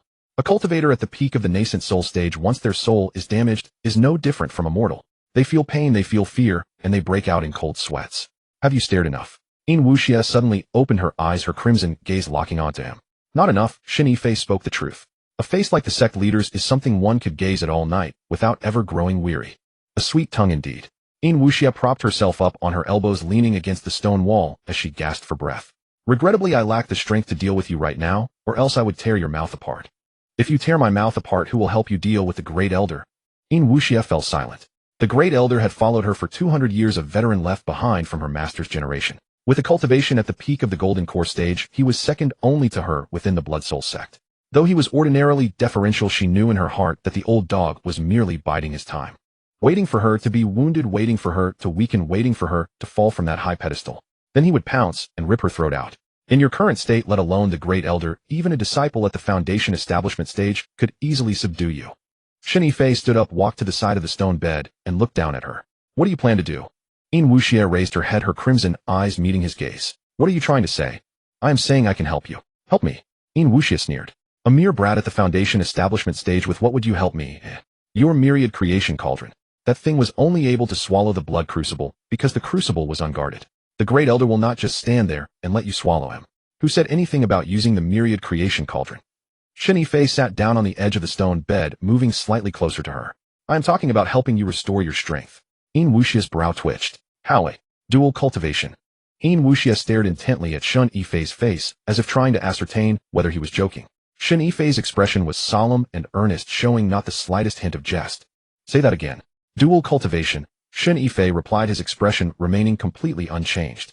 The medicinal fragrance on my body has an aphrodisiac effect on female cultivators. Any female cultivator who engages in dual cultivation with me will experience a massive surge in their cultivation. You are at the peak of the nascent soul stage. Although your divine soul is damaged, your foundation remains intact. Engaging in dual cultivation with me just once might not fully restore you, but it will at least recover 50 to 60% of your strength. 50 to 60% is more than enough for you to suppress the Great Elder. Hearing this, Yin Wuxia did not fly into a rage. Having lived for over 300 years, she was no naive young girl who knew nothing of the world. Dual cultivation was an incredibly commonplace practice in the cultivation world. The Hehuan Sect had even established its foundation upon it. Logically, the solution Shen Yifei proposed was flawless and perhaps even the most effective course of action available to her at present. What do you gain from dual cultivating with me? Yin Wuxia locked her gaze onto him. Do not give me any platitudes about helping others out of the goodness of your heart. A person like you does nothing without a benefit. I gain your survival, Shen Yifei stated bluntly. If you die and the Great Elder takes power, do you think he would spare me? I stood behind you for so long today, but he has long since marked me as one of your people. If you fall, I will be buried with you. Therefore you must live. Not only must you live, but you must also remain powerful. So powerful that no one dares to make a move against you. Yin Wuxia fell into a brief silence. Is that all? There is one more thing. Shen Yifei raised a single finger. Those words you spoke in the Great Hall earlier, about no longer refining blood elixirs, sparing the innocent, and turning over a new leaf. I want to see if you can actually do it. Yin Wuxia froze for a moment, and then she laughed. Her laughter echoed within the stone chamber, carrying a hint of irony and a trace of bitterness. You actually believe that? I don't. Shen Yifei shook his head. But I want to see it. What does it look like when a person turns from the wicked path to the righteous path? Consider it an experiment, using me as a test subject. Why not? When you used living humans to refine pills, weren't you also using them as test subjects? Yin Wuxia's laughter came to an abrupt halt. She stared at Shen Yifei for a long while. Finally, she closed her eyes, seemingly making her ultimate decision. Then dual cultivation it is. Yin Wuxia opened her eyes, a flash of ruthless ferocity crossing her blood-red pupils. But I warn you, if you dare to play any tricks during our dual cultivation, I will drag you down with me to the grave, even if it means the total destruction of my divine soul. Rest assured, cult leader, I am the most honest man you will ever meet. Shen Yifei grinned. Before we begin, however, we must make some preparations. What preparations? Shen Yifei retrieved a jade vial from his storage ring, poured out a medicinal pill, and handed it over. What is this? A spring-returning pill used to repair the divine soul. Your divine soul is currently too severely damaged, so dual cultivating immediately would yield poor results. Restoring your divine soul first will ensure we achieve twice the result with half the effort. Yin Wuxia closed her eyes, guiding the medicinal efficacy to circulate through her body for a full cycle. When she opened her eyes again, her complexion had visibly improved, and a touch of color had returned to her lips. This pill of yours is indeed exceptional. Of course it is. I refined it myself. Shen Yifei pulled out several more jade vials from his ring, lining them up on the stone bed. This is the chi-gathering pill used to replenish spiritual energy. This is the soul-nourishing pill to further repair your divine soul. And this is the meridian-clearing pill to unclog your meridians. Consuming the entire set before we begin will double the effects. Yin Wuxia looked at the row of jade vials on the stone bed, her lips twitching slightly. Do you always carry so many pills on you? I am an alchemist. What else would I carry if not pills? Shen Yifei replied, as if it were the most natural thing in the world. Here, take the chi-gathering pill first, then the soul-nourishing pill, and finally the meridian-clearing pill. The order must not be altered, or the efficacy will be compromised. Yin Wuxia followed his instructions, swallowing the pills one by one. As the 3 pills settled in her stomach, her body began to heat up. The spiritual energy within her dantian seemed to be ignited, blazing furiously. Nourished by the medicinal power, her damaged, divine soul mended rapidly. Though it was still far from its peak state, it was no longer as riddled with wounds as before. How do you feel? Shen Yifei inquired. Decent, Yin Wuxia remarked, rotating her wrists. My divine soul has recovered by about 20%, and my spiritual energy is restored by roughly 30%. That is enough. Shen Yifei stood up and began to undress. Yin Wuxia watched as he shed his outer robe and inner tunic, revealing his lean, muscular physique. The definition of his muscles was not overly exaggerated, yet they were incredibly firm, with a perfectly defined set of 8-pack abs lining his lower abdomen. Your physique is rather impressive. Yin Wuxia's gaze swept over his body. How could one engage in dual cultivation without a robust body? Shen Yifei moved swiftly, quietly waiting for Yin Wuxia. Showing no hesitation or bashfulness, Yin Wuxia reached out to untie the sash of her blood-red robe. The fabric slid off her shoulders, exposing her body underneath. Shen Yifei had caught a glimpse of her once before when she was changing, but it had only been a fleeting glance. Seeing her now at such close proximity, he realized that Yin Wuxia's figure was truly flawless. Yin Wuxia laid down upon the stone bed. Come then, spare me the idle chatter. Shen Yifei did not rush to climb onto the bed. Instead, he sat by the edge, placing his hand onto Yin Wuxia's lower abdomen. Let me clear your meridians first. As Shen Yifei spoke, the spiritual energy from his palm slowly permeated into Yin Wuxia's dantian. Yin Wuxia felt as though a warm little serpent had slipped into her lower abdomen, slowly slithering along her meridians. Shen Yifei's hand moved upward from her lower abdomen, passing her navel and ribs, before finally coming to a halt at the center of her chest. The spiritual energy from his palm rippled outward like gentle waves seeping into her heart meridian. Yin Wuxia's breathing grew slightly shallow and rapid. The spiritual energy from Shen Yifei's palm surged within her heart meridian, inducing a tingling, numbing sensation. The sensation spread from her chest to her limbs, feeling as though countless ants were crawling over her skin. Shen Yifei's hand lingered on her chest for a brief moment, before continuing upward, passing her collarbones and neck, finally resting on her chin. Gently grasping Yin Wuxia's chin, he turned her face to meet his own. Shen Yifei leaned down, sealing her lips with his. After kissing her for a moment, he released her lips and lifted his head. Cult leader, could you perhaps close your eyes when we kiss? Staring at me with those crimson eyes is quite unsettling. Yin Wuxia was taken aback, then burst into a sudden chuckle. With this laugh, the cold and gloomy aura on her face dissipated by half. You certainly have a lot of demands, she murmured, closing her eyes. Fine, continue. Shen Yifei kissed her for a while longer, then released her lips and looked down at her. Yin Wuxia kept her eyes closed, her long crimson eyelashes trembling slightly as a faint flush bloomed across her cheeks. Her chest heaved heavily and her breath was significantly more hurried than before. Cult leader, your heart is racing. Nonsense, Yin Wuxia retorted without opening her eyes. I haven't touched a man in over 300 years. What do you expect? Over 300 years. Shen Yifei's movements paused as he looked down at Yin Wuxia's flushed face. Cult leader, you aren't joking with me, are you? Would I joke about such a thing? Yin Wuxia kept her eyes closed. My cultivation technique requires a pure Yin physique. Once my chastity is lost, my cultivation speed is halved. Is that clear enough for you? Shen Yifei fell silent for 3 breaths of time. A peak nascent soul cultivator who had lived for over 300 years, the ruthless cult leader of the Blood Soul cult, who wouldn't even bat an eye when using living humans to refine elixirs, was actually still a virgin. What does that look on your face? Yin Wuxia opened her eyes, a trace of irritation flickering in her crimson pupils. Do you think I am old? Not at all. Shen Yifei shook his head. I was merely wondering how you cult leader managed to endure these past 300 years. For cultivators, what is so unusual about maintaining a pure heart and few desires? Yin Wuxia turned her head away. Are you going to do this or not? If you can't, then get off me. Stop wasting time. You dare question my capability? Shen Yifei unleashed all his prowess upon Yin Wuxia, making her pay a heavy price for her provocative words. When Shen Yifei opened his eyes, the torches in the stone chamber had already gone out, leaving only a single night-luminescent pearl on the wall, emitting a faint, eerie green glow. Yin Wuxia lay beside him, still fast asleep. A cultivator at the peak of the nascent soul stage had been worn out to the point of deep slumber by a mere foundation establishment cultivator like him. Shen Yifei sat up and looked down at his own body. His chest was covered in scratches, and there was a bite mark on his shoulder, bitten deep enough to break the skin, now beginning to scab over. Born in the year of the dog, clearly, he muttered, pulling a vial of ointment from his ring to smear over the wounds. The ointment felt icy cold, yet it stung like fire when applied to the scratches. Last night, Yin Wuxia had been like a woman possessed, clawing and biting while cursing up a storm. One moment she was cursing him for insubordination, the next for courting death. By the end, her curses dissolved into soft whimpers until she could no longer utter a single word, left with nothing but ragged breaths. After applying the ointment, Shen Yifei turned his head to glance at Yin Wuxia. Her sleeping visage was a world apart from her waking state. When awake, those crimson eyes of hers were like twin blades, looking as though they wanted to carve a piece of flesh from anyone they fell upon. In sleep, her brow relaxed and the corners of her lips curled slightly upward, lending her a touch of gentleness. Of course, it was all an illusion. Once this woman woke up, she would return to being the ruthless sect master of the Hehuan Sect, who refined living humans into pills without so much as blinking. Shen Yifei reached out to probe her dantian. Her spiritual energy was abundant and her soul was stable. The effects of last night's dual cultivation were even better than he had anticipated. Yin Wuxia's soul had been restored by about 60%, and her spiritual energy was back to around 70%.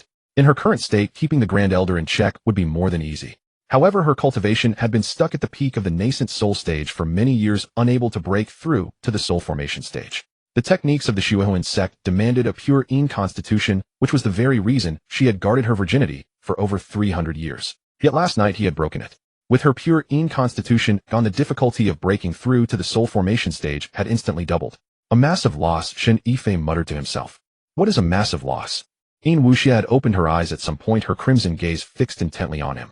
I was saying that I suffered a massive loss. Shen Yifei replied, his expression unchanging. Last night I was so busy serving you, sect master, that I didn't gain a single benefit for myself. My cultivation is still at foundation establishment without the slightest increase. Yin Wuxia propped herself up on her elbows and sat up, her long crimson hair cascading over her shoulders and veiling half her face. She looked down at her body, her brow furrowing slightly. Her chest was covered in red marks, as was her neck, and there were 2 handprints on her waist. You certainly didn't hold back, she said, reaching up to touch the red mark on her neck. As spiritual energy circulated beneath her skin, the marks faded significantly. You weren't any gentler, sect master, Shen Yifei retorted, pointing to the scratches on his chest. You almost shredded me into pork belly. Yin Wuxia glanced at the scratches on his chest, her lips twitching slightly, as if she wanted to laugh, but held it back. Stepping down from the stone bed, she walked barefoot to the clothing rack in the corner of the chamber, took down a brand new crimson robe, and draped it over herself. Sitting on the stone bed, Shen Yifei watched as she tied her sash, bound her hair, and adjusted her collar. Her movements were swift and decisive, a complete contrast to the night before. What are you looking at? Yin Wuxia turned around. Watching you get dressed, sect master. Shen Yifei spoke the honest truth. It looks even better than when you were taking them off. Yin Wuxia walked over, reaching out to pinch his chin and forcing him to look up.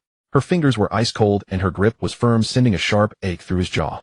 Shen Yifei, if you dare utter a single word about last night, I will rip your tongue out and refine it into a transmission talisman, ensuring you cannot speak even in death. Rest assured, sect master, my lips are sealed, Shen Yifei grinned.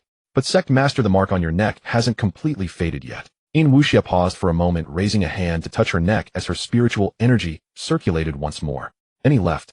Gone. Yin Wuxia released his chin, turned, and walked toward the door.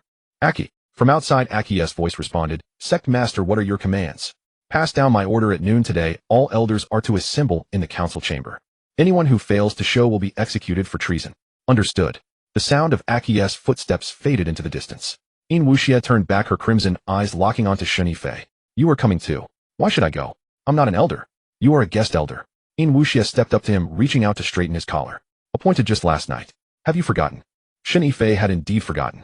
Yesterday in the main hall, Yin Wuxia had appointed him as a guest elder in front of over 300 people. He had assumed it was merely a temporary measure of convenience, but he hadn't expected her to be serious.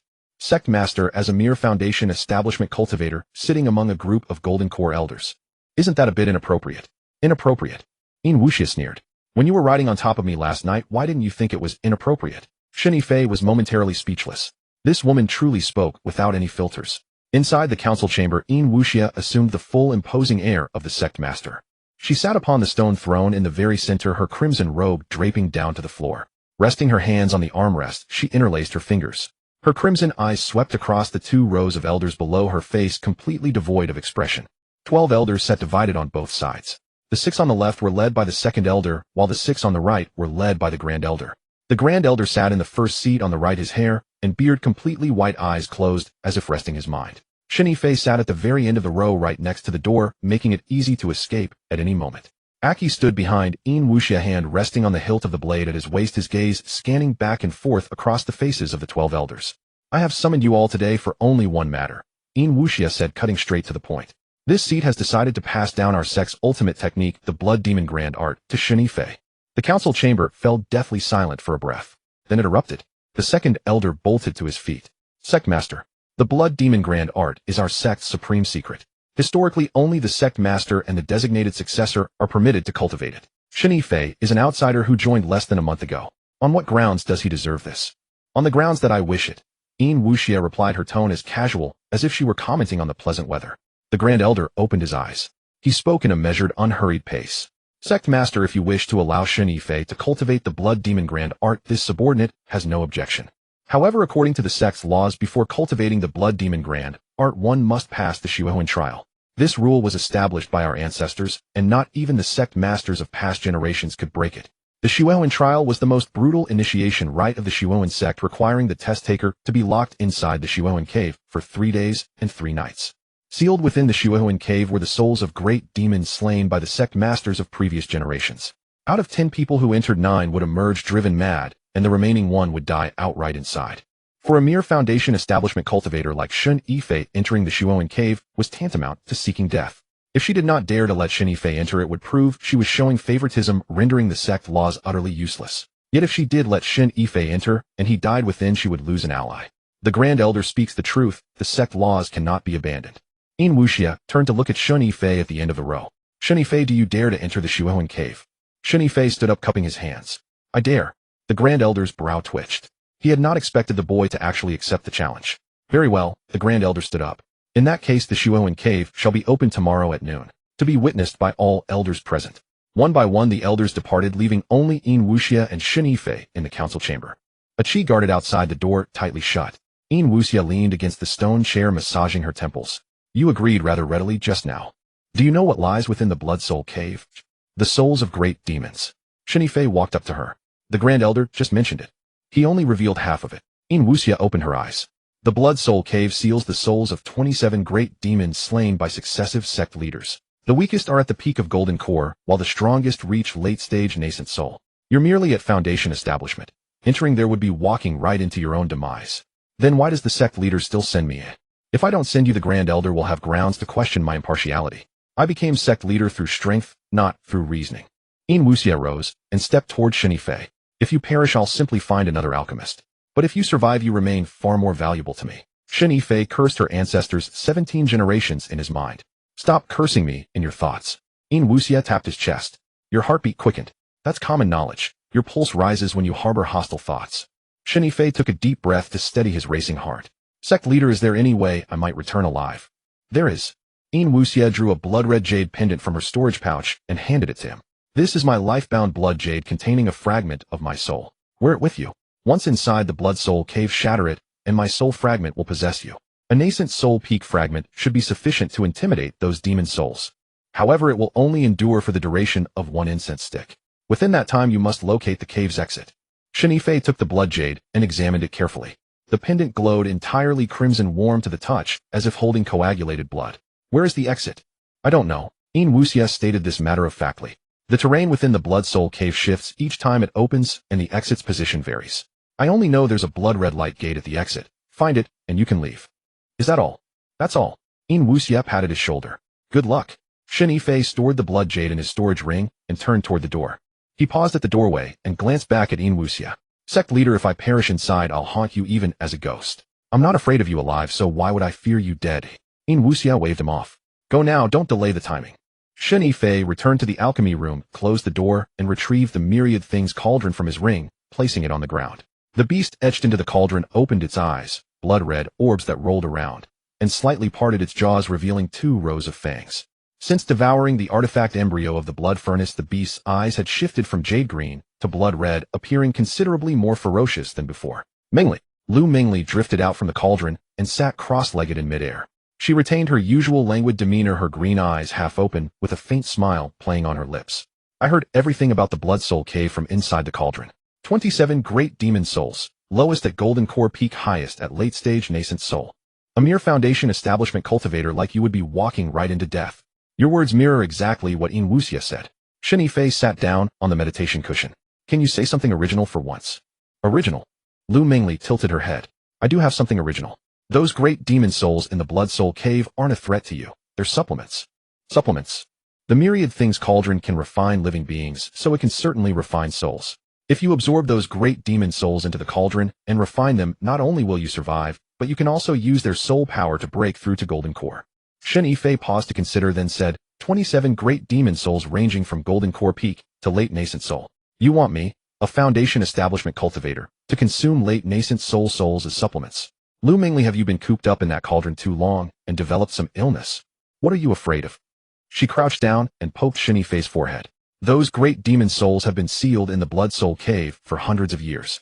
Without physical bodies to nourish them, their soul power has long been depleted. Claiming late nascent soul is misleading. They can barely match early Golden Core at best. I can't defeat early Golden Core either. Who said you should fight them? Lu Mingli rolled her eyes. I told you to use the myriad things cauldron to absorb them. The cauldron's current grade can already refine living beings at the nascent soul stage. What's the problem with collecting a few remnants? Just place the cauldron inside the blood soul cave, and those souls will sense its aura and crawl right in. It's like fishing, no bait needed. Shen Yifei thought about it, and found some merit in her words.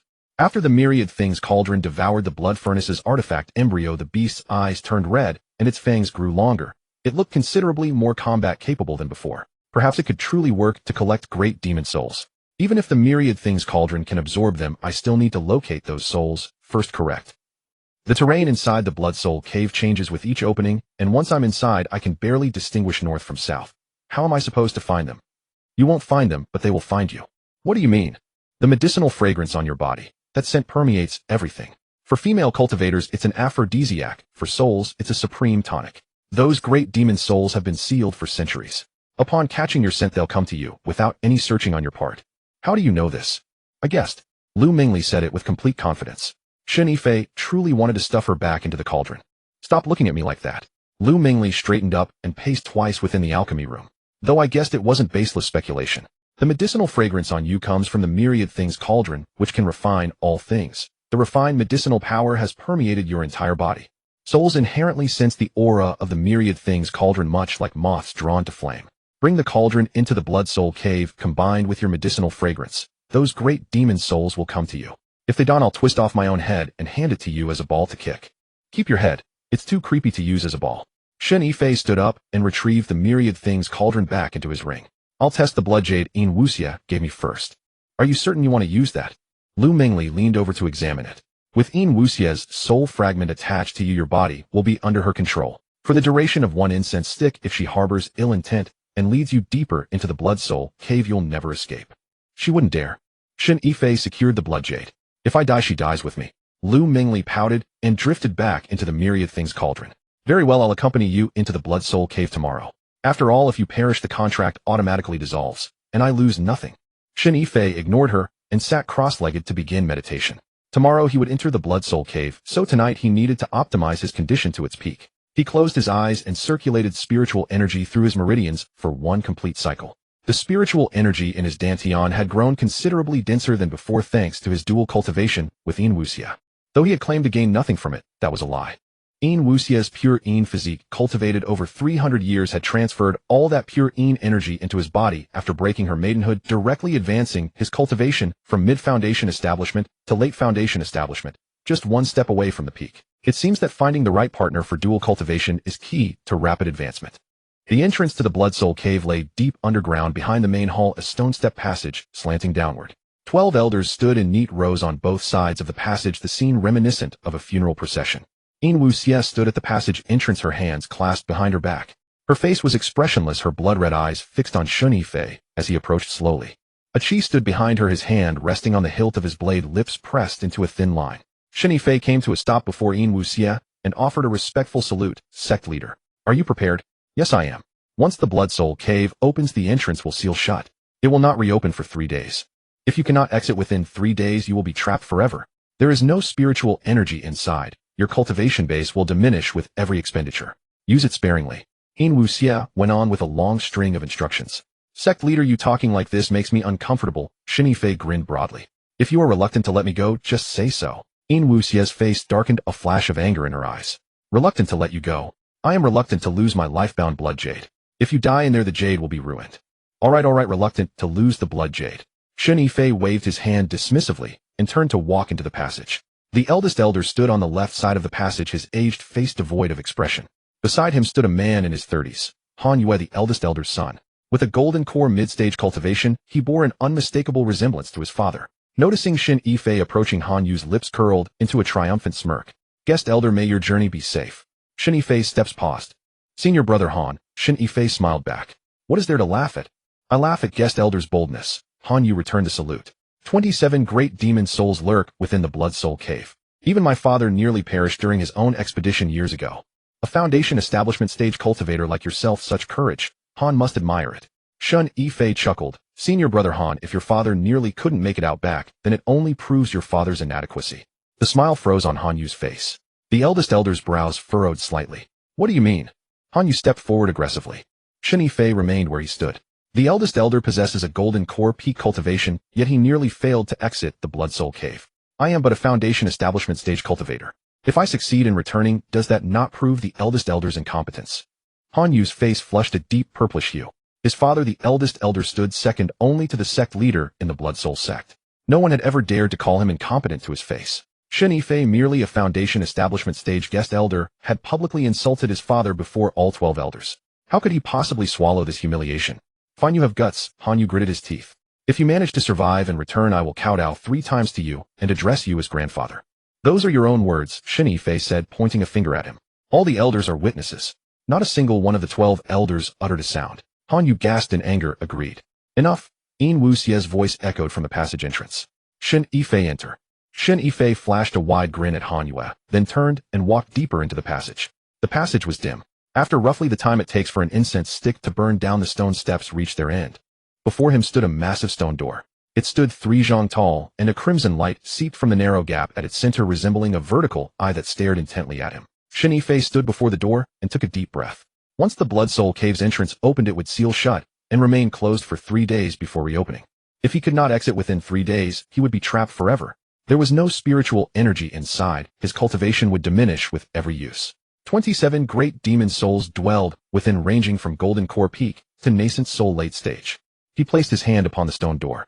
The crimson light eye suddenly opened, shooting a beam of blood-red radiance that washed over Shen Yifei. He felt his body grow weightless, as if an invisible hand had seized his collar and yanked him forward. Darkness swallowed him. When he opened his eyes again, he stood inside the Blood Soul Cave.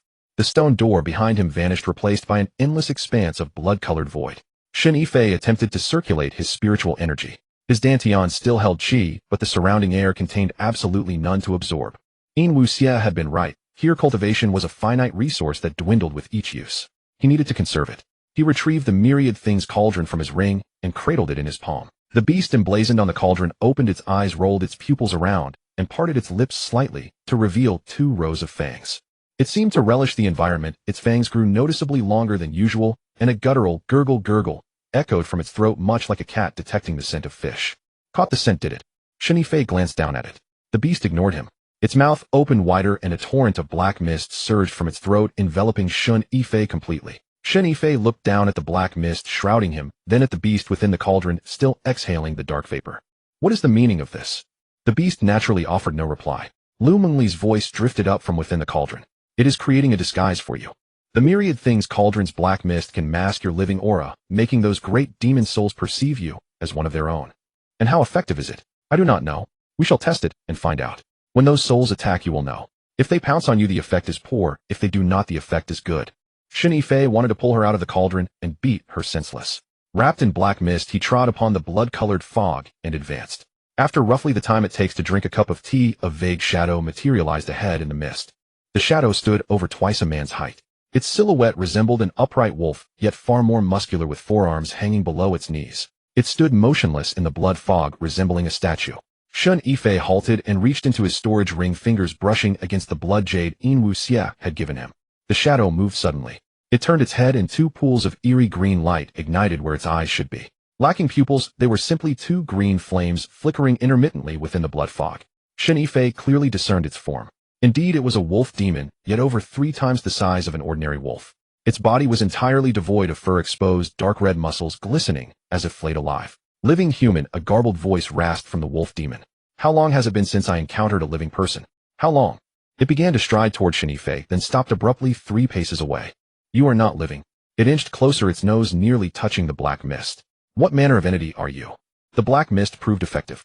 Shen Yifei dared not breathe heavily, remaining perfectly still. The wolf demon circled him, once its nose twitching constantly. Upon completing the 3rd lap, it froze suddenly, its eyes widening in shock. Incorrect. Incorrect, incorrect, incorrect. You have a scent. The scent of a living human. Beneath the black mist. I can smell it. Its jaws unhinged to their widest point, and a deafening howl erupted from its throat. All 4 legs coiled and launched it towards Shen Yifei in a pounce. Shen Yifei thrust the myriad things cauldron forward. The beast's eyes snapped open wide. Its mouth extended from the cauldron, transforming into a sanguine maw larger than the wolf demon's head, and clamped onto the creature's neck in one bite.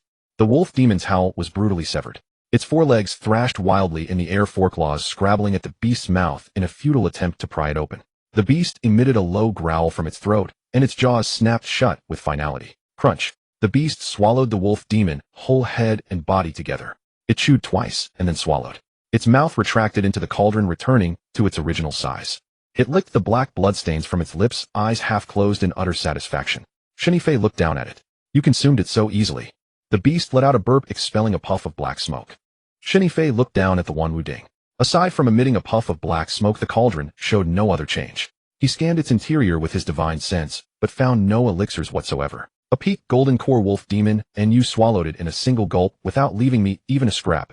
The beast narrowed its eyes, wearing an expression that clearly said, none of my business.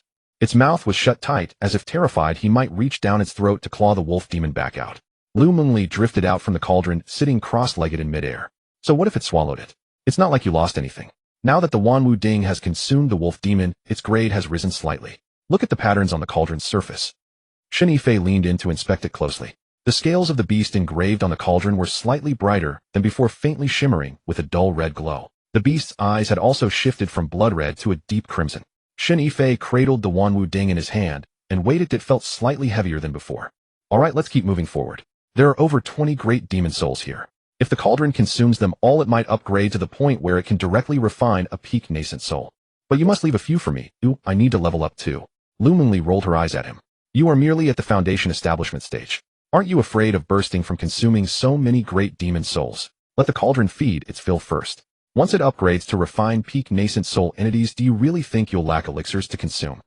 Shen Yifei pondered for a moment and found her words reasonable. The Wanwu Ding was his life-bound magic treasure. The stronger it became, the safer he would be. Among the 27 great demon souls in this Hehuan cave, he would feed the cauldron first. Once it was full, he could consume the rest himself. Shrouded in a dense black mist, he continued forward. After walking for about the time it takes for half an incense stick to burn, another shadow emerged from the crimson mist ahead. It was a woman. With her back turned to Shen Yifei, she wore a brilliant red bridal gown complete with a phoenix coronet and ceremonial robe, sitting upright upon a black boulder. Her jet-black, glossy hair cascaded from beneath the phoenix coronet down to her waist. Shen Yifei halted his steps. A woman clad in a bridal gown sitting on a rock inside the Hehuan cave. No matter how one looked at it, the scene was incredibly eerie. You have arrived, young master. The woman spoke, her voice soft and sweet like a preserved plum soaked in a jar of honey. I have waited so long for you. Waiting for me? Shen Yifei tightened his grip on the Wanwu Ding. Waiting for me to do what? Waiting for you to marry me, young master. The woman slowly stood up and turned around.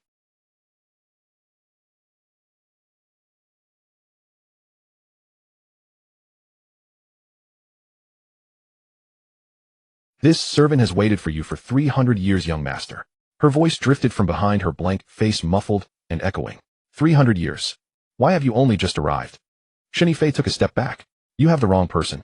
I am only in my early 20s. 300 years ago, I wasn't even born. I could never mistake you. The faceless woman took a step forward, her crimson skirt trailing along the ground.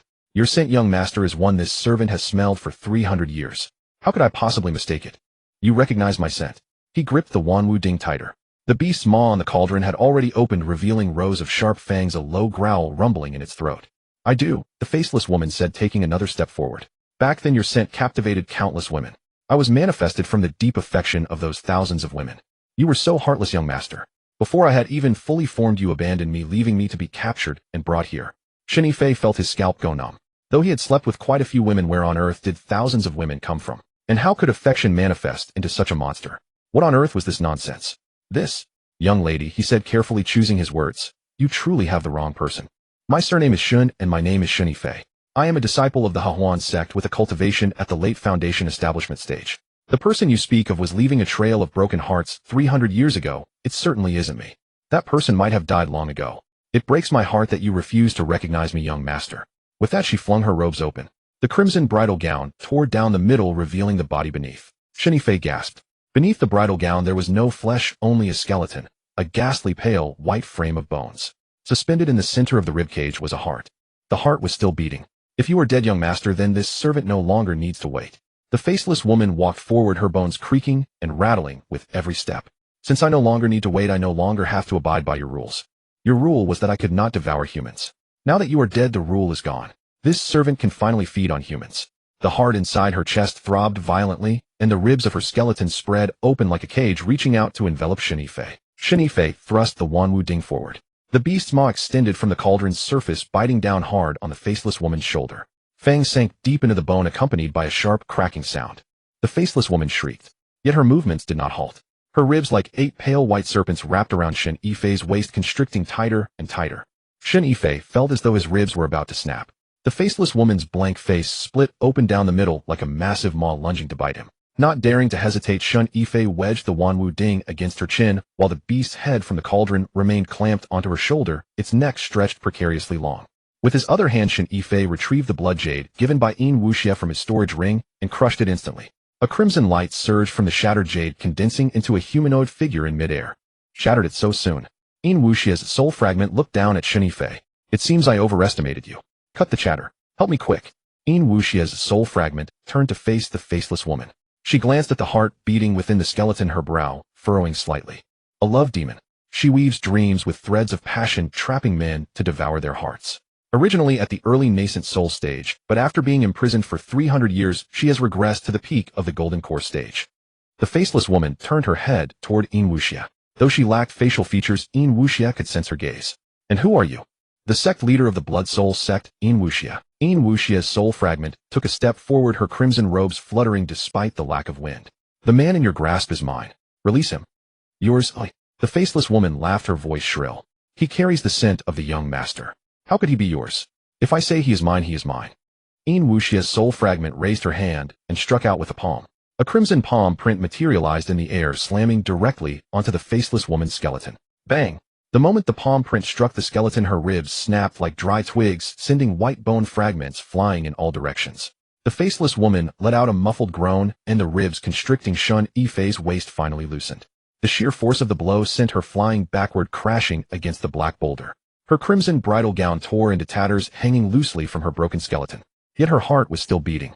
Suspended within her chest, the heart throbbed even faster than before. With every beat, her shattered bones began to regenerate. Pale white bone buds sprouted from the fractures, shooting upward section by section, like bamboo shoots in spring.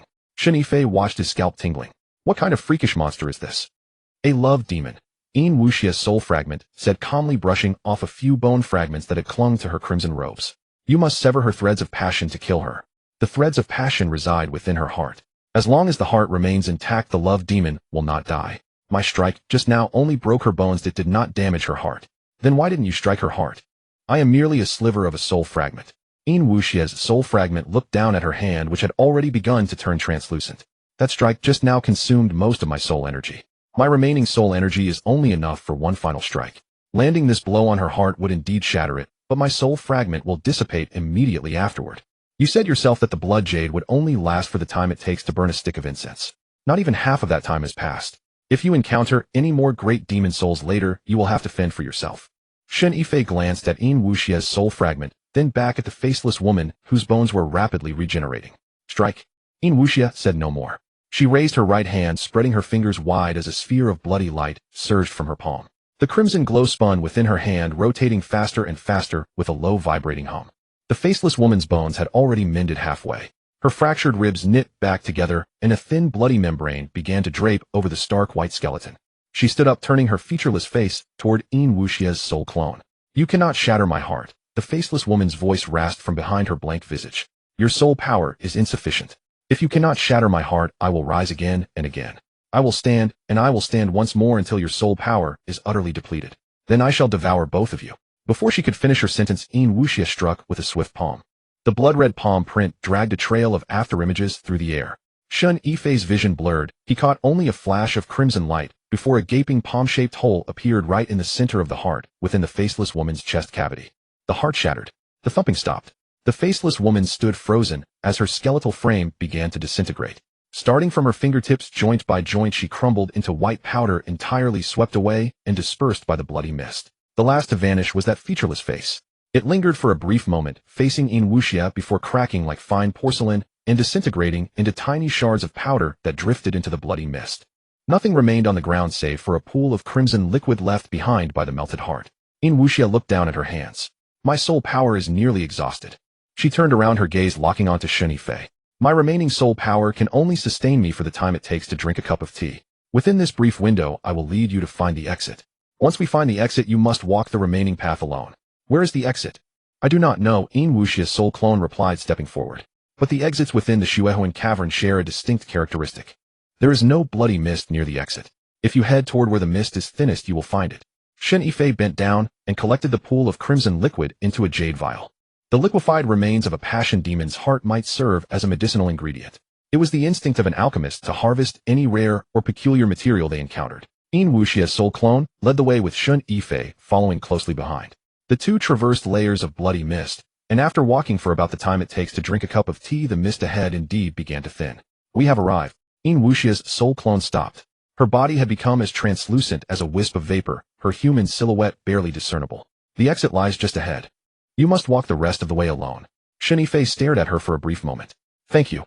There is no need for thanks. The corner of Yin Wuxia's soul clone's mouth curled upward. Once you find the exit, leave immediately. Do not linger here. With those final words, her soul clone dissipated completely, dissolving into a wisp of pale crimson smoke.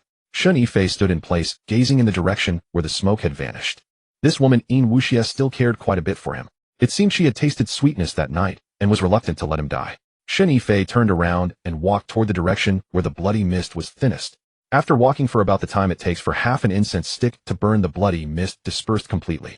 Ahead, a blood-red portal of light appeared, identical to the gateway he had entered through. Atop the portal stood a single blood-red eye, half open and half closed, as if dozing. Shen Yifei stood before the gateway and cast a backward glance at the Hehuan cavern behind him. Out of 27 great demon souls, he had only encountered 2. One wolf demon had been devoured by the Wanwu cauldron, and one passion demon had its heart shattered by Yin Wuxia's soul clone. Another 25 still roamed the depths of the bloody mist. Leaving now would be safe, but going back empty-handed would make it difficult to account to the Grand Elder. Hanyu was still waiting outside to kowtow 3 times and call him Grandpa. If he were to leave just like this, Hanyu would certainly claim he only survived by relying on Yin Wuxia's soul clone, dismissing it as a lack of true capability. He needed to hunt a few more great demon souls to sate the Wanwu cauldron and boost his own cultivation. Shen Yifei retrieved the Wanwu cauldron from his spatial ring and cradled it in his palm.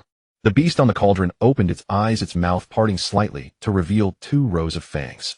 It seemed to perceive Shen Yifei's thoughts, emitting a low rumbling growl from its throat, as if urging him to return. You want to go back too? The beast's mouth opened wider, its tongue lolling out as it panted heavily like a dog. All right, let's go back. But this time leave a few for me. Don't devour them all. I want a share of the spoils too. A deep, guttural purr rumbled from the beast's throat, sounding like an agreement, yet also a bit dismissive. Shen Yifei turned around and walked toward the densest part of the bloody mist. Before even the time it takes to drink a cup of tea had passed, a mountain emerged from the mist ahead. The mountain was not high, entirely pitch black, like a colossal piece of coal gang. At its foot lay a cavern entrance from which a blood-red light pulsed in and out, waxing and waning rhythmically, as if some immense creature were breathing inside. Standing outside the cavern, Shen Yifei extended the Wanwu cauldron forward. A low growl rumbled from the beast's throat, its fangs bared completely, as if it had spotted something that filled it with immense excitement. Is there something inside? The beast opened its mouth to its limit, snapping at the air in the direction of the cave entrance. Shen Yifei took a deep breath and stepped into the cavern. The space inside was far larger than he had imagined. Countless blood-red crystals were embedded in the cavern walls, their radiant glow illuminating the entire cave. The cavern ceiling was exceptionally high. Looking up, he could not see the top, only a canopy of blood-red mist churning overhead.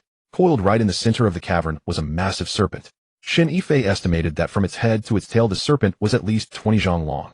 Its body, thicker than his waist, was coiled layer upon layer like a mountain of flesh. Its scales were a dark crimson, each as large as a human palm.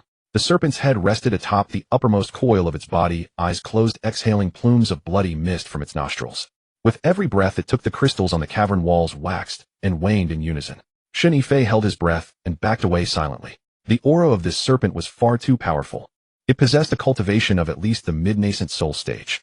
Although it had been sealed within the Hehuan cavern for centuries, and its soul power had deteriorated significantly, one look at its sheer size made it clear that it was not to be trifled with. He had barely taken 2 steps back when the serpent's eyes snapped open. Its eyes were as large as wash basins, with vertical blood-red pupils containing a thin black slit in the center. It glared at Shen Yifei, its vertical pupils narrowing into fine lines. Little creature, the serpent's mouth did not open, yet its voice resonated directly within Shen Yifei's mind. You are a living human. Shen Yifei felt a sudden numbness creep up his spine, as if a freezing snake were slithering up from his tailbone. For a living human to dare enter the Hehuan cavern, and even make it to my domain, it seems you are indeed no simple character. The serpent's voice echoed in his mind, unhurried and calm. Shen Yifei gripped the Wanwu cauldron tightly, leaning his body, slightly ready to flee at a moment's notice. Senior, I am merely passing through and have no intention of disturbing your rest. Shen Yifei cupped his hands, forcing a smile onto his face. Please continue your slumber. I shall take my leave immediately. Leave? The serpent sneered. You think you can enter and depart from my cavern as you please? The moment the words left its mouth, a muffled boom echoed from the direction of the cave entrance. Shen Yifei turned his head to look, only to find the cave entrance completely blocked by a massive blood-red boulder. Its surface was covered in patterns resembling snake scales, fitting seamlessly into the opening without leaving even a single crack. Since you are already here, what is the rush to leave? The snake's voice unexpectedly transformed into a female tone, echoing in his mind with a hint of playfulness. Keep me company and chat. No one has spoken to me for hundreds of years. Shen Yifei turned back, a smile plastered across his face. What would Senior like to talk about? This junior will certainly accompany you until you are fully satisfied. Let us talk about that scent on your body. The medicinal fragrance on you smells like the style of the Hehuan Sect, yet it is not quite the same. The scent of the Hehuan Sect is alluring, but yours is soul-snatching, specifically capturing the souls of women. Shen Yifei let out a couple of dry laughs, trying to conceal the Wanwu Ding behind his back. However, the beast engraved on the cauldron refused to cooperate. Its neck stretched out from behind him, its mouth gaping wide with fangs bared, looking exactly like a lecher who had laid eyes on a beautiful maiden. Shen Yifei tried to push the beast's neck back down, but as soon as he pressed it, it sprang right back up like a spring. After trying 3 times, he gave up. The beast opened its mouth even wider, its tongue lolling out as it panted heavily toward the giant snake. Senior must be joking. I am merely an alchemist with a bit of medicinal scent lingering on me. There is no such thing as soul-snatching. As he spoke, he retreated backward until he reached the cave entrance with absolutely no path of retreat left. What is that thing behind you, stretching its neck and glaring? Senior, it is just a little plaything. Hearing Shen Yifei call it a plaything, the Wanwu Ding immediately became displeased and broke free from his grasp. Shen Yifei looked down, his eyes nearly popping out of his skull. The Wanwu Ding had transformed. It was no longer a half-person tall bronze cauldron, but had turned into a small 4-legged beast. It was about the size of a puppy with 4 short, sturdy, and powerful legs, its hooves encased in a layer of dark red scales. Its entire body was covered in copper-green scale armor, and the little monster's head was extraordinarily large, almost the same size as its body. You can damn well transform too. Shen Yifei squatted down and reached out to poke its belly. The little monster completely ignored him. It straightened its 4 legs, reared its neck high, opened its mouth to the absolute limit, and let out a deafening roar at the giant snake. Roar! The giant snake stared at the tiny creature on the ground, which was not even as large as one of its scales, and unexpectedly coiled its body tightly. A great demon with hundreds of years of cultivation possessed an instinct for danger that was sharper than anything else. The aura emanating from this tiny creature made it instinctively feel uneasy. The giant snake's vertical pupils contracted into a fine line, and its head snapped upward as it spewed a cloud of blood-red toxic mist from its mouth, completely enveloping the little monster. Shen Yifei's heart tightened. It was over. This little thing was going to meet its end right after transforming. A low, cold chuckle rumbled from the giant snake's throat as its head slowly lowered, its vertical pupils brimming with smug satisfaction. A mere plaything dares to behave so insolently before this seat. Before the words could fully fade, a sudden slurping sound echoed from within the toxic mist. It sounded as if something were guzzling water. The giant snake's cold sneer froze on its face. The toxic mist began to vanish bit by bit until it was ultimately swallowed whole into the little monster's mouth. The little monster smacked its lips, let out a burp, and puffed out a small wisp of black smoke. It raised its head, its blood-red eyes staring intently at the giant snake. Its mouth opened once more, tongue lolling out as it panted. Its expression looked exactly as though it had just devoured an appetizer and was eagerly waiting for the main course. The giant snake was completely dumbfounded. It had lived for 800 years, cultivating from a common grass snake to the mid-nascent soul stage. After having its physical body destroyed and sealed in this wretched place by the predecessor of the Hehuan Sect's previous leader, its soul had endured for several more centuries. What had it not witnessed? Yet today its eyes were truly opened. Its toxic mist could kill any living creature and corrode any inanimate object, yet this tiny creature actually dared to swallow it all in a single breath. The little monster could wait no longer. With a push of its 4 short legs, its body shot forward like a cannonball, heading straight for the snake's head. Highly alarmed, the giant snake jerked its head back, while simultaneously whipping its tail from the side, striking the little monster squarely and solidly. Crack! The little monster was sent flying, crashing into the cave wall and embedding itself into a crater. A cluster of crystals on the wall shattered from the impact, clattering to the ground in a heap. Just as Shen Yifei was about to run over and check, he saw the little monster embedded in the wall kick its 4 legs, pulling itself out of the crater. It landed on the ground and shook off the dust and stone fragments clinging to its body. It was completely unharmed. It raised its head and bared its teeth at the giant snake. Shen Yifei could see its expression crystal clear. It was grinning.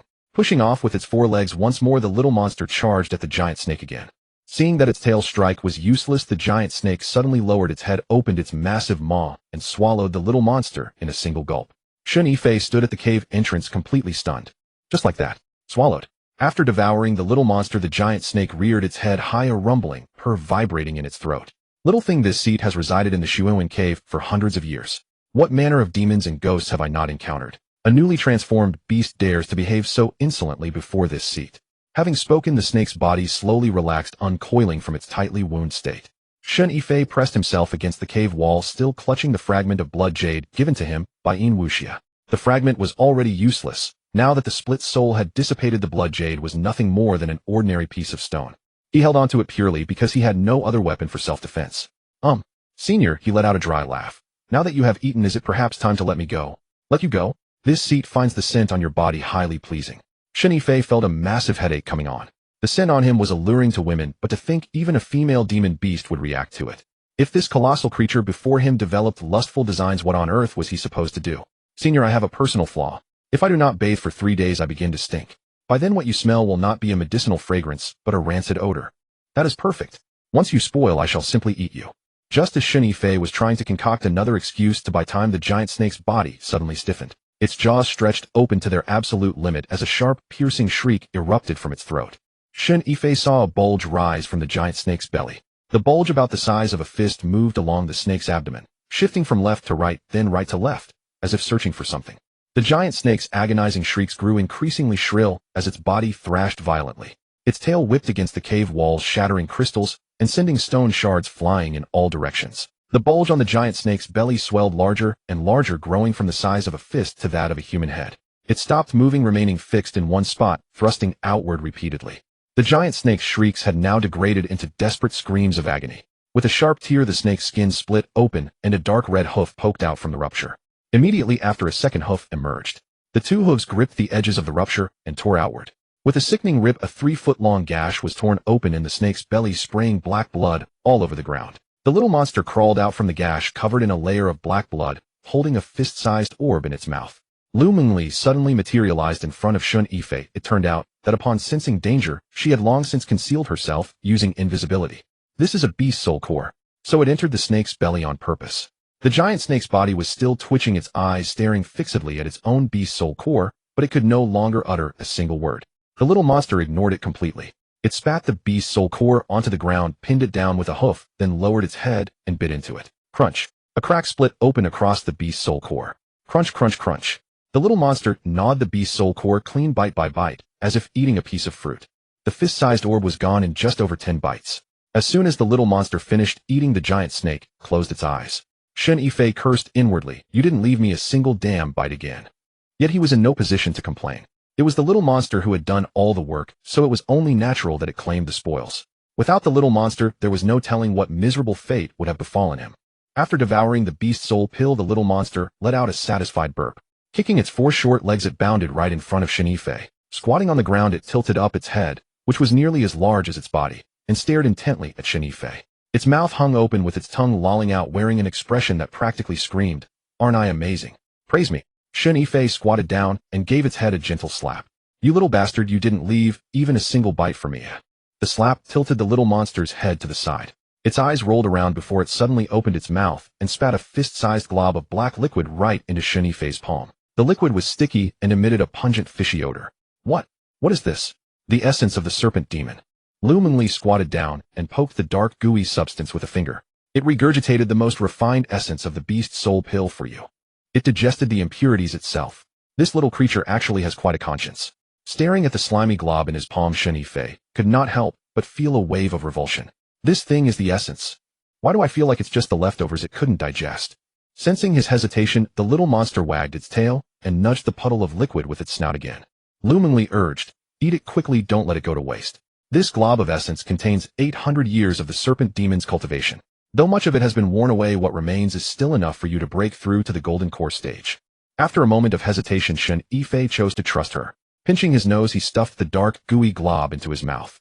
It tasted fishy and sweet, akin to swallowing a live loach whole. But the moment it slid down his throat, it dissolved into a scalding torrent, surging down his esophagus and pouring directly into his dantian. Shen Yifei felt as though a bucket of boiling oil had been poured into his dantian. The searing heat forced him to double over, and beads of sweat began to patter down rapidly from his forehead. Quickly sitting cross-legged, he closed his eyes and forced the scorching torrent to circulate through his meridians. The heat was far too violent. Meridians at the late stage of Foundation establishment simply could not withstand the 800-year essence of a serpent demon. Wherever the burning current surged, his meridians tore apart under the strain, only to mend again under the influence of a mysterious power, tearing and mending over and over.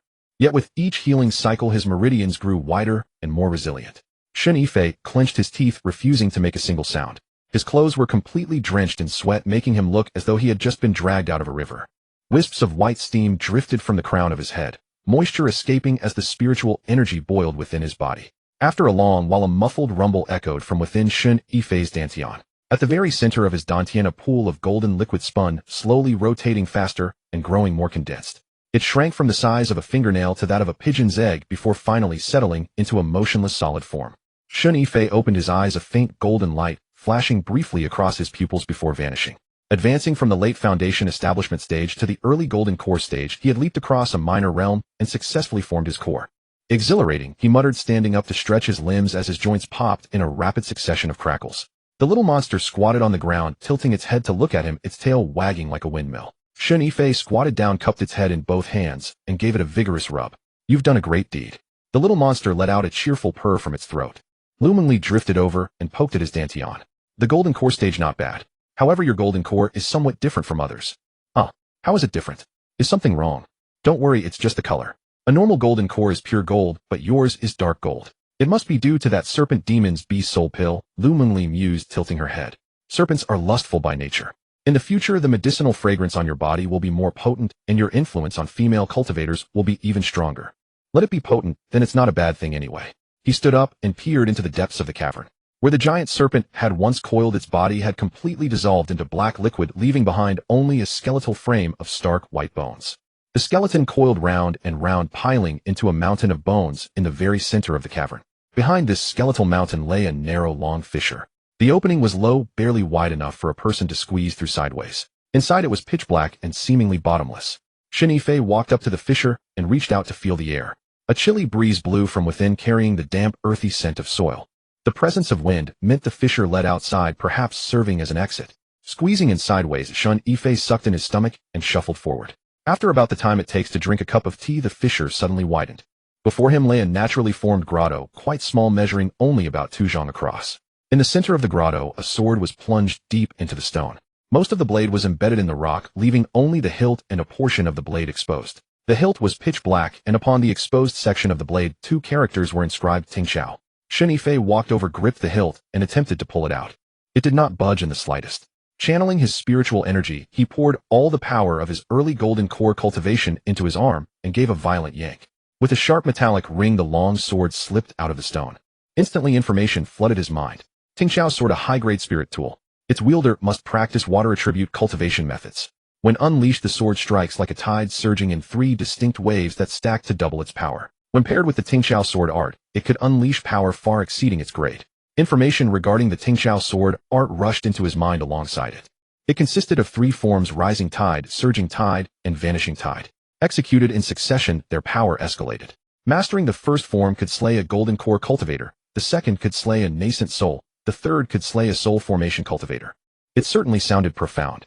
Shen Yifei examined the weapon over and over. While it was undoubtedly a high-grade spirit tool, he felt that claiming the third form could slay a soul formation cultivator was likely just the blacksmith blowing his own trumpet. But it did not matter. He had obtained a high-grade spirit tool and a ready-made sword manual for free. He could always take his time to practice it in the future. Shen Yifei sheathed the Xianxia sword. Lumingly drifted over and ran her hand along the scabbard. A high-grade spirit tool. The scabbard is crafted from profound ironwood, while the blade is forged from meteoric iron alloyed with deep-sea cold crystal. It is indeed a fine sword, but you are an alchemist. What do you need a sword for? Can't an alchemist wield a sword? Look at me today. Without my cauldron, I had absolutely nothing in my hands. Squatting on the ground, the little monster tilted its head to look at the Xianxia sword. Its eyes darted around twice before it suddenly opened its mouth and snapped at the scabbard. Quick-witted and agile, Shen Yifei hoisted the sword high above his head. "You bastard, do you want to eat everything? This is a sword, not a bone."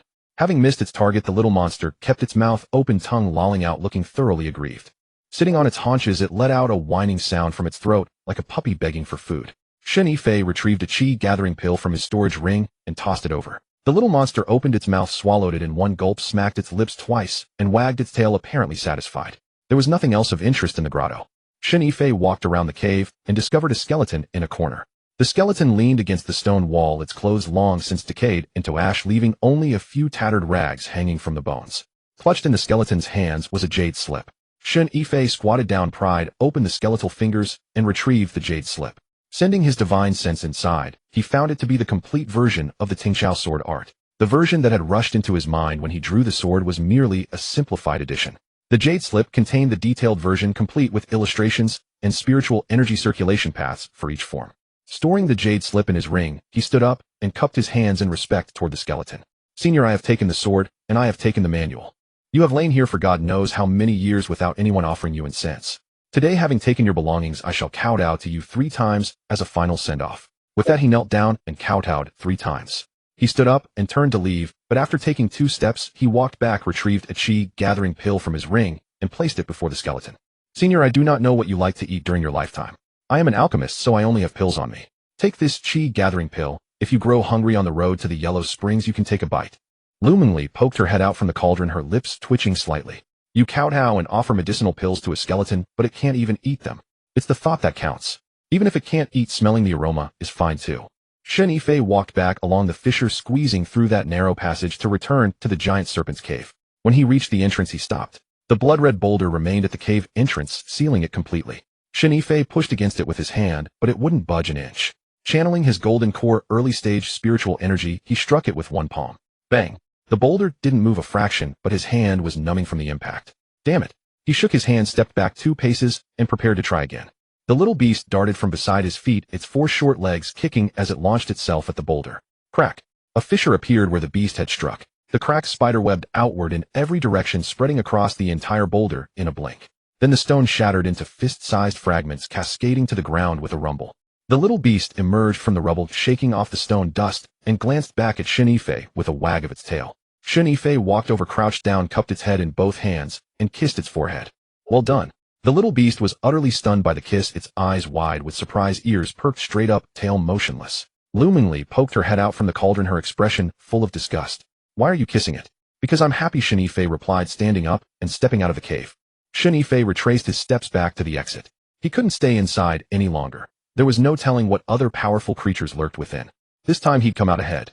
Now he waited at the exit completely, still counting the moments until the 3 days were up, so he could leave the cave immediately. When the 3 days elapsed, the exit indeed opened slightly, and Shen Yifei slipped through the Blood Soul Cave's exit. The moment he emerged, he ran face to face with someone. It was Hanyu. The Great Elder's precious son stood blocking the passage with his arms crossed. Behind him, 6 disciples, all at the early stage of golden core cultivation, formed an impenetrable wall across the corridor. Shen Yifei's heart sank. The Blood Soul Cave's exit shifted randomly each time it opened, and he'd been teleported to a remote corridor upon his emergence. This corridor was far from the main hall and rarely visited. The fact that Hanyu had anticipated him here meant he'd already uncovered the cave's exit patterns. Well, the honored elder has emerged. Hanyu surveyed him from head to toe. Still alive, impressive. Shen Yifei leaned against the cavern wall, while the little beast crouched at his feet, regarding Hanyu with a tilted head. Senior brother Han, are you here to escort me? Escort you? Hanyu chuckled. Yes, escort you. To your death. Shen Yifei glanced at the 6 disciples behind Hanyu, all at the early golden core stage, positioned strategically to completely block their escape. These weren't opportunists. They'd rehearsed this formation. Senior brother Han, when the cult leader discovers you found the exit, and I'm missing your father, will be the first suspect. The cult leader. Hanyu stepped forward. You think he can still protect you? While you were trapped in the Blood Soul Cave, everything has changed outside. What do you mean? My father has broken through to the nascent soul stage. Shen Yifei's heart plummeted. The Great Elder had been stuck at the peak of golden core for decades, yet managed to break through precisely during the 3 days he spent in the Blood Soul Cave. This could not be coincidence. Xianxia had warned him that the Great Elder had been waiting for an opportunity to exploit her decline. Now that he'd achieved nascent soul cultivation, while Xianxia's divine sense had only recovered to 60%, the balance had shifted. The heavens of the Blood Soul Sect were indeed changing. So you plan to kill me here and tell the cult leader I died in the Blood Soul Cave? Clever Hanyu said, drawing a long blade from his storage pouch. Don't worry, I'll make it quick. After all, you have no grudge against my father. You just chose the wrong side. Behind Hanyu, the 6 disciples simultaneously drew their weapons, their blades gleaming with spiritual energy. The little beast crouched at Shen Yifei's feet, emitting low, excited purrs from its throat. Shen Yifei gently kicked it with his toes, signaling it to stay still. Then he reached into his storage ring and gripped the hilt of the tiding sword. Senior brother Han, haven't you forgotten something? What? You said at the Blood Soul Cave entrance that if I survived I'd make you kowtow 3 times and call me grandfather. Han Yu's face darkened instantly. Still stubborn at the brink of death, he held his long blade horizontally. Let me see what a late-stage foundation establishment cultivator like you can do to make me kneel. Shen Yifei drew the tiding sword. Golden core early-stage spiritual energy flooded into the blade and water-like ripples appeared along the edge, expanding outward in concentric circles. Han Yu's pupils contracted slightly. A high-grade spiritual artifact. How did a late-stage foundation establishment cultivator like you come by such a thing? I found it in the Blood Soul Cave. Shen Yifei pointed the sword tip at Han Yu. Hasn't your father been wanting to explore inside for treasure? Send him in. There's plenty of good stuff inside. Han Yu didn't waste words. He pushed off the ground his long blade wreathed in blood-colored light and slashed down directly at Shen Yifei. Shen Yifei sidestepped, and the blade edge grazed the tip of his nose before striking the cavern wall, sending stone fragments flying. He countered with a thrust toward Han Yu's ribs. The water ripple patterns on the blade surged violently, and a blade of blue spiritual energy erupted from the tip, surging toward Han Yu like tidal waves. Han Yu hastily retracted his blade to defend, holding it horizontally across his body. But when the spiritual energy collided with the blade, it didn't dissipate. It split into 2 streams that flowed around either side of the blade, continuing toward Han Yu. Han Yu's expression shifted, and he retreated 3 steps in quick succession. Both streams of spiritual energy grazed past his shoulders, slicing 2 gashes through his black robe and exposing the skin beneath. What sword technique is this? I just learned it. Haven't memorized the name yet. Shen Yifei gripped the tiding sword, sensing the water attribute spiritual energy within the blade slowly merging with the dark golden energy in his dantian. The 2 energies combined, producing an extraordinary sensation. Han Yu steadied his stance, the disdain on his face vanishing. He gestured to the 6 disciples behind him. All of you attack together. Hold nothing back. The 6 early-stage golden core disciples struck simultaneously. Blades flashed and sword shadows descended upon Shen Yifei from all directions. Just as he was about to raise his sword to block, the little beast at his feet suddenly darted forward. Its speed was astonishing. With 4 short legs propelling itself, it became a blur, slipping beneath the first disciple's crotch and biting down with a snap, rending something right off. The disciple screamed in agony, curling over like a shrimp, both hands clutching his groin. His complexion shifted from pale to cyan, and then he collapsed straight onto the ground unconscious. The remaining 5 disciples stopped immediately and retreated as one. Han Yu's expression shifted as well. Looking down at the unconscious disciple, he saw blood soaking through the crotch of his pants, a sight that made his stomach turn. What the hell is that thing? The little beast spat out what it had been holding, dragged its tongue around its lips to clean the blood. Then it turned its gaze toward the second disciple's crotch, mouth opening wide again. The second disciple's face went green, and he clutched his groin, retreating 3 steps backward. With a yelp, the little beast lunged forward again. Shen Yifei gripped the tiding sword and watched as it darted through the ranks of disciples, targeting nothing but their crotches. The 5 early-stage golden core disciples scattered in every direction, abandoning their weapons and pressing their hands firmly against their groins, their martial techniques and cultivation levels entirely forgotten in their panic. Han Yu stood behind the chaotic group, shoving a disciple out of his way. His long blade erupted with blood-colored light as he brought it down toward the little beast. The little beast had been sinking its teeth into a disciple's crotch when it sensed the blade's wind behind it. Its 4 short legs kicked, and it shot sideways 3 feet away. Han Yu's blade crashed into the ground, sending sparks and stone fragments flying. The little beast landed, turned its head, and locked its eyes on Han Yu's crotch, mouth opening wide with its tongue lolling out as it panted. A chill ran through Han Yu's groin, and he instinctively clamped his legs together. Han Yu retreated with his legs squeezed tightly together, holding his long saber horizontally. Before his groin, the tip pointed directly at the little monster's head. The little monster squatted on the ground, tilting its head as it eyed Han Yu's blade, its pupils darting around. Then with a sudden spring of its 4 legs, its body spun horizontally like a top, slipping right beneath the blade. Snap! Han Yu felt nothing but a gust of chilly wind blowing upward from below. He cast a downward glance. Right between his legs, a hole had been torn in his trousers, its edges so perfectly neat as though they had been meticulously sheared with scissors. Blood welled from the tear, trickling down his pant leg and pooling into a small crimson puddle on the ground. Han Yu's mouth gaped wide. He struggled to speak for the longest time, yet only a raspy, wheezing gasp escaped his throat. The long saber slipped from his grasp, clattering loudly onto the ground. Clutching his groin with both hands, his knees buckled, and he collapsed. Ah! A belated, agonizing shriek reverberated through the entire corridor. The remaining 5 disciples were utterly dumbfounded. Their gazes fell upon Han Yu in unison before shifting collectively toward the little monster. Simultaneously, the 5 of them spun around and bolted. The corridor was narrow and jostling against one another. None of them could gain any speed. The one in the lead had barely taken 2 steps when he felt a sudden chill on his ankle. Looking down, he saw the little monster clamping its jaws onto his ankle, its eyes rolled upward to stare back at him. Don't bite me. Before he could finish his plea, the little monster scurried up his leg and bit down viciously. This shriek was even more wretched than Han Yue's, causing Shen Yifei's ears to ring. The little monster leaped down from his groin, spitting a bloody, mangled mass onto the ground before immediately lunging toward the next target. 2 consecutive shrieks echoed. The exact same action, the exact same fate. Seeing this, the final 2 remaining disciples halted in their tracks simultaneously. They ceased running. Flight was futile. The little creature was far too swift to escape, was impossible, and they stood no chance in a fight. Han Yue, a mid-stage golden core cultivator, had been emasculated in a single bite. What hope did 2 early-stage golden core cultivators have? Exchanging a desperate glance, the 2 fell to their knees in unison. Elder Shen, spare our lives. They kowtowed frantically, their foreheads thudding heavily against the floor. We were only acting on the Grand Elder's orders. We did not come here of our own accord. Please show mercy and spare our worthless lives. Shen Yifei, gripping the Tingqiao sword, walked over to stand before them. The little monster squatted by his feet, droplets of blood still clinging to the fur around its snout. Its eyes darted greedily between the 2 men's groins as a low, guttural growl rumbled in its throat. You 2 wish to live? Yes, the taller disciple cried, kowtowing even harder. Elder Shen, as long as you spare us, we will do absolutely anything. Very well. Shen Yifei sheathed the Tingqiao sword. Drag this useless trash Han Yue along, and follow me to the Great Hall. The tall disciple froze for a moment, casting a bewildered glance up at Shen Yifei. What are you staring at? When I tell you to drag him, you drag him. The 2 scrambled to their feet, frantically rushing to haul the man off the ground. Han Yue had already lost consciousness from the excruciating pain. As the tall disciple dragged him by one leg, the blood from his groin smeared a long crimson trail across the floor. Shen Yifei led the way, the little monster trotting at his heels with its tail held high. The group emerged from the secluded corridor, traversing the hallways as they made their way toward the Great Hall. Along the way, they encountered several disciples of the Hehuan Sect. Upon recognizing Han Yu being dragged behind Shen Yifei, they quickly pressed themselves against the walls, not daring to make a sound. Suddenly, the tolling of a bell echoed from the direction of the Great Hall. 3 long strikes and 2 short ones.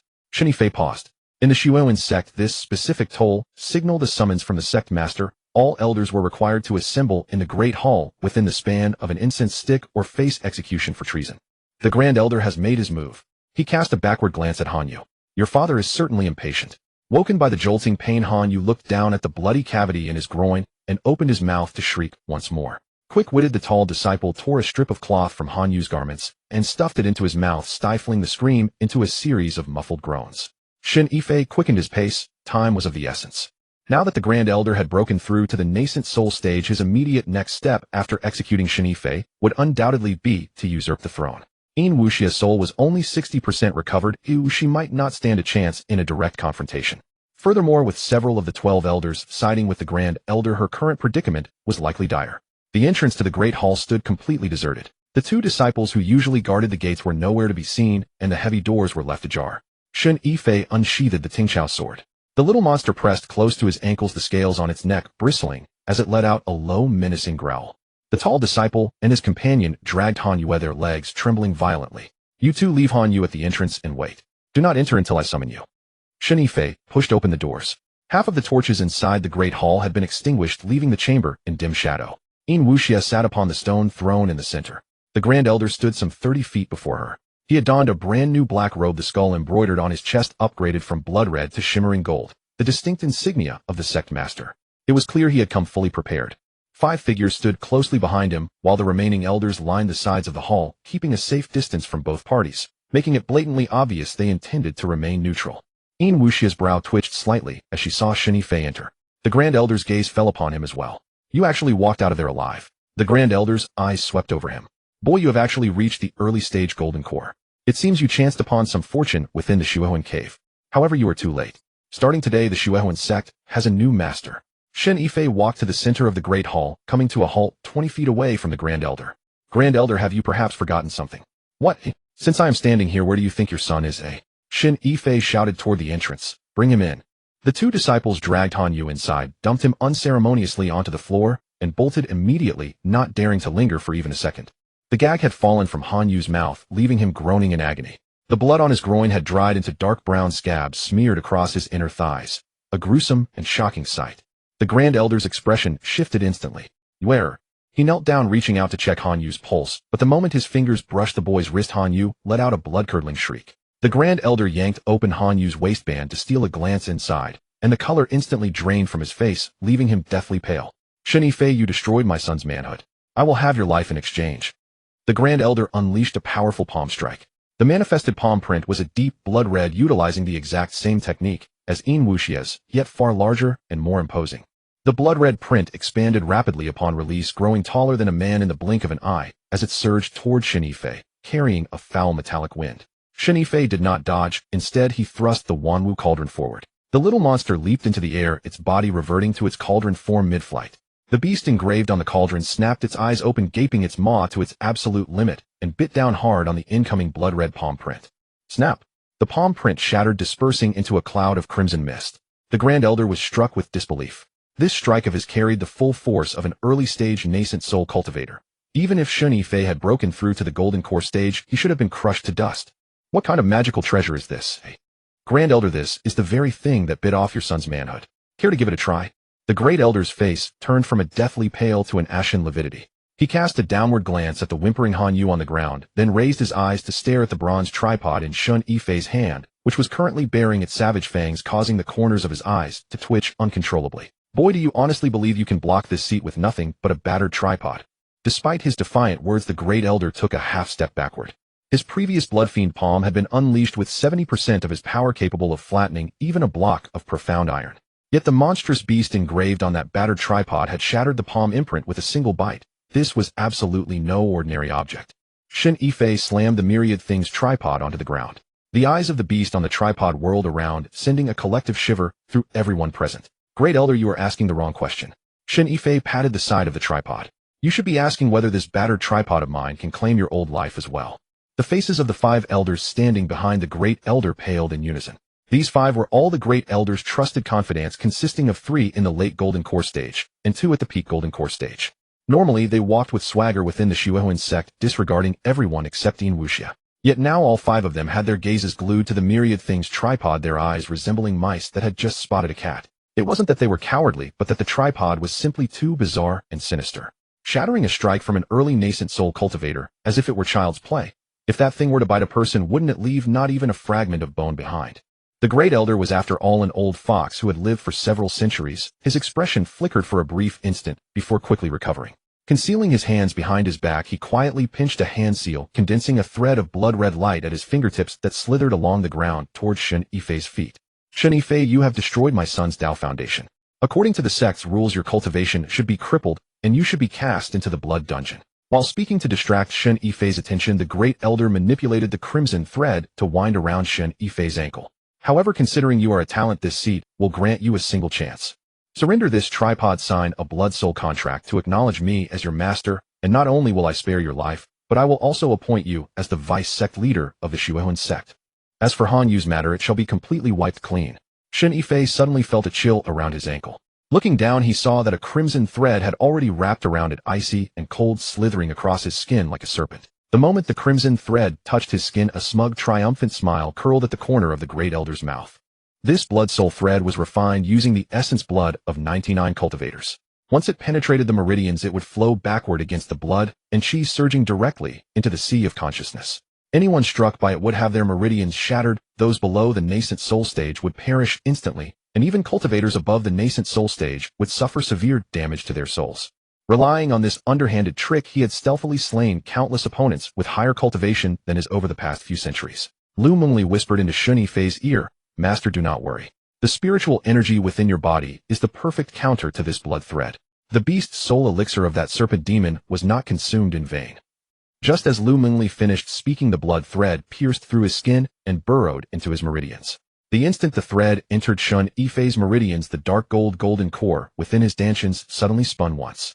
A surge of spiritual energy carrying the serpent demon's life essence gushed from the golden core, flowing along the meridians to his ankle and enveloping the crimson thread. Like a leech dropped into boiling water, the blood thread writhed violently twice before turning into a wisp of blue smoke, escaping through the pores of Shen Yifei's ankle and completely dispersing. Shen Yifei looked down at his ankle, then raised his gaze to meet the Great Elders. Great Elder, this thread of yours isn't quite up to par. It managed to burrow in, but it certainly lacks endurance. The smile on the Great Elder's face froze. What is inside your body, eh? Nothing much, just an 800-year-old serpent demon. Shen Yifei rotated his ankle slightly. Before it died, it gave me a little parting gift claiming it could protect me. I originally thought it was being stingy, but now it seems this gift is quite practical. The Great Elder's gaze turned chillingly cold. The life essence of an 800-year-old serpent demon. No wonder the blood-soul thread could not penetrate it. The blood-soul thread was refined from human blood. When pitted against the life essence of a great demon, it was like a mouse encountering a cat naturally countered. It seems those beasts in the Hehuan cave not only failed to claim your life, but also allowed you to reap quite a few benefits. Indeed, that is the case. Shen Yifei counted on his fingers. The wolf demon was devoured, the love demon had its heart shattered, and the serpent demon was chewed up. There are still about 20 more inside. I originally wanted to deal with them all at once, but fearing you all would grow impatient waiting outside, I decided to come out first. I will head back in to sweep up the rest when I have some free time. He spoke with casual nonchalance, yet the grand hall became so silent that a dropping needle could be heard. The elders on both sides exchanged bewildered glances. The souls of the 27 great demons within the Hehuan cave were the sect-protecting treasures that past generations of Hehuan sect leaders had traded their lives for. Normally, when the Hehuan cave was opened for disciples' trials, they would only choose the weakest peripheral areas, staying for a mere hour before rushing back out. This kid went in and stayed for 3 days, and not only did he emerge alive, but he also slaughtered 3 of the great demons inside. Seated upon her stone chair, the corner of Yin Wuxia's mouth twitched slightly. The great elder stared at Shen Yifei for a long while before suddenly breaking into a laugh. Boy, you indeed possess some ability. However, do you truly believe that with a single tripod and the essence of a dead serpent you can stand against this seat? He turned to face the elders lined up on both sides of the grand hall. Everyone, Yin Wuxia has handed over the centuries-old foundation of our Hehuan sect to an outsider. She destroyed the blood furnace, abolished the art of blood pills, and now she even intends to let a disciple of the Hehuan sect serve as a guest elder. Our Hehuan sect has stood for 300 years. When have we ever endured such humiliation? Today, though I lack great talent, I am willing to demand justice on your behalf. As his words fell, the 5 elders behind him took a step forward in unison. The remaining elders exchanged looks, and another 3 hesitantly stepped forward to stand behind the great elder. Yin Wuxia leaned back against her stone chair, her eyes sweeping across the 8 elders standing behind the great elder, scanning them one by one. Under her gaze, the elders instinctively lowered their heads, yet not a single one stepped back. After the great elder broke through to the nascent soul stage, his strength had already surpassed that of the soul-damaged Yin Wuxia. The rule of the Hehuan sect had always been that the strong are revered, whoever had the bigger fist would be followed. From the perspective of the sect's rules, there was absolutely nothing wrong with these elders' choices. The great elder let out a sinister laugh. Boy, this seat will grant you one final opportunity. Kneel, surrender the tripod, and acknowledge me as your master. Or die. Shen Yifei looked down at the myriad things tripod. The beast on the tripod was craning its neck to look up at him, its mouth agape, and its tongue lolling out, seemingly waiting for his command. He patted the side of the tripod and looked up at the 8 elders standing behind the great elder. Everyone, I have no grievance with you. If you step back now, I will act as if nothing ever happened. Not a single one of the 8 moved. The great elder sneered. Boy, do you honestly think a mere tongue lashing can make them defect? The rule of the Hehuan sect is that the strong are revered. With you being only in the early golden core stage, what do you have to contend against this seat? With this, Shen Yifei thrust the myriad things tripod forward. The tripod's body deformed in midair as 4 thick short legs extended outward. Patches of bronze-green scales bristled one by one, and its head, which was nearly the size of its entire body, reared up, opening its jaws to their absolute limit to reveal a row of jagged, uneven fangs. It landed on the ground, its 4 stubby legs kicking the floor twice, as a low rumbling growl vibrated from its throat. Behind the great elder, an elder in the late golden core stage took half a step back. He had personally witnessed the bloody hole in Han Yu's crotch, knowing all too well how viciously precise this little beast's bite could be. What is there to fear? The great elder said without even turning his head. It is merely a newly transformed young beast. Old Fifth, you go. The face of the elder called Old Fifth instantly turned pale. Great elder, I. What do you mean I? A late golden core cultivator, yet you fear a mere beast. Old Fifth gritted his teeth and drew a massive ghost head saber from his storage bag, its blade swirling with a sinister red glow. Taking a deep breath, he stomped his foot and lunged toward the little monster. The little monster squatted in place, unmoving, its eyes tracking Old Fifth's crotch. Halfway through his charge, Old Fifth noticed the little monster's eyes locked dead onto his groin. A chill ran down his spine, and he instinctively held the ghost head saber horizontally in front of his crotch. With a swift spin, the little monster went around and snatched his groin from behind. Crack! Crisp and clean. With a loud clatter, Old Fifth's ghost head saber dropped to the ground. He froze in place, his mouth wide open, his eyes bulging out before he collapsed backward. The other elders watched in utter, jaw-dropping disbelief. Stripping a man's balls in a single move. What kind of fucking monster was this? Elder Wu lay sprawled stiffly on the ground, a mess of blood smeared across his crotch. The great hall fell completely silent as everyone stared at the gaping bloody wound. The elder's face was grim. He had witnessed the most vicious artifacts in his long life: soul-siphoning devices, corpse-refining tools, goo poison implements, and hexing weapons. The array of sinister methods was endless. But the beast that specifically targeted a man's manhood, that was something he'd never seen before. What the hell kind of creature was this? Shen Yifei squatted down and gave the little monster a sharp smack on the head. Who gave you permission to bite him? You haven't even spoken yet and you're already attacking. Do you have any manners? The little monster's head tilted from the blow, its eyes spinning around as it let out a grievous whimper. Shen Yifei rose to his feet and turned toward the elders. Elders, I apologize. This beast I've raised hasn't been properly trained in decorum. Forgive the embarrassment. The elder's lips twitched twice. The 7 elders behind him had instinctively retreated 3 steps without realizing it. Drawing a deep breath, the elders tore his gaze away from the little monster. Shen Yifei, do you think this beast can frighten me?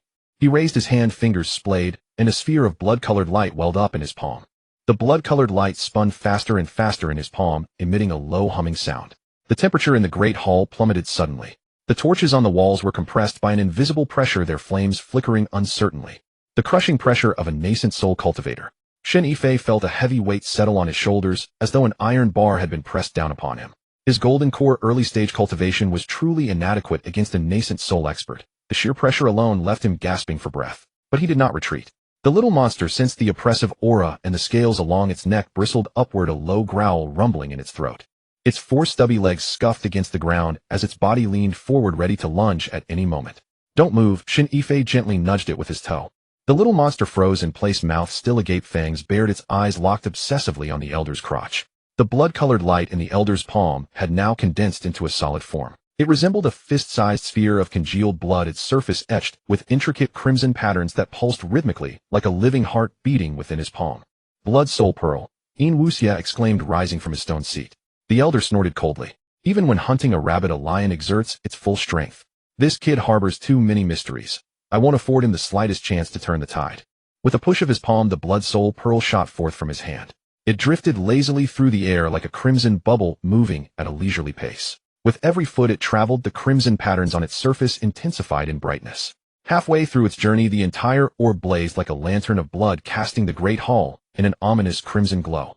Shen Yifei felt his Dantian's spiritual energy being drawn outward by an invisible force. The blood soul pearl was draining his chi. It wasn't only him. The spiritual energy of everyone in the great hall was leaking away. The elders positioned on either side saw their expressions darken instantly, hastily cycling their techniques to seal their dantians. Old 5 and Han Yue, already lying wounded on the ground, fared far worse. Having hovered on the verge of unconsciousness, the sudden loss of spiritual energy sent them plunging straight back into a death-like coma. The 7 elders behind the main elder remained unaffected, their dantians sealed tight from the locked spirit pills they'd taken beforehand. Boy, once the blood soul pearl activates, all spiritual energy within a Tinjong radius will be completely drained. Standing with hands clasped behind his back, the elder's expression returned to its usual calm composure. No matter how vicious your beast may be, without spiritual energy to sustain it, it's nothing more than an ordinary animal. Let's see what you'll use to oppose me. Shen Yifei felt his golden core stage spiritual energy surging from his dantian like water bursting through a broken dam. At this rate, it would be entirely depleted in less than half an incense stick's time. Crouched at his feet, the little monster watched the slowly approaching blood soul pearl, with its mouth agape and tongue lolling out, showing absolutely no sign of tension. The blood soul pearl halted at a distance of 3 feet from Shen Yifei's face. By then, over 70% of the spiritual energy in his dantian had already been extracted. The blood soul pearl continued expanding until it reached the size of a wash basin. At that moment, the little monster sprang into action. With a powerful kick from its 4 stubby legs, it launched itself into the air, jaws wide open, and devoured the blood soul pearl in a single gulp. Everyone in the great hall stood frozen in shock. The elder's smile collapsed into a mask of stunned horror. The blood soul pearl was his life's work. 50 years of devoted effort poured into crafting this innate artifact, which contained the refined essence, blood, and soul of 99 golden core cultivators. Not to mention, swallowing it whole, merely making contact with the blood soul power would result in severe backlash. Meridians shattered, death on the spot. Yet this little beast had consumed it in one bite. The little monster landed back on the ground and let out a satisfied burp. A wisp of crimson mist escaped from its mouth, momentarily forming a tiny heart shape in the air before dissipating. It licked its lips, then turned its head toward the elder with eyes fixed on him, mouth opening again as its tongue lolled out, and it panted heavily. The expression seemed to convey a clear message. I'm still hungry. Bring me another. This is impossible. The elder took a step backward. The blood soul power within the blood soul pearl is enough to burst any cultivator below the nascent soul stage. How could it possibly? Before he could finish, the little monster's belly suddenly distended. It was as though something had detonated within its stomach. The little monster glanced down at its distended belly, then looked back up and let out an even louder belch.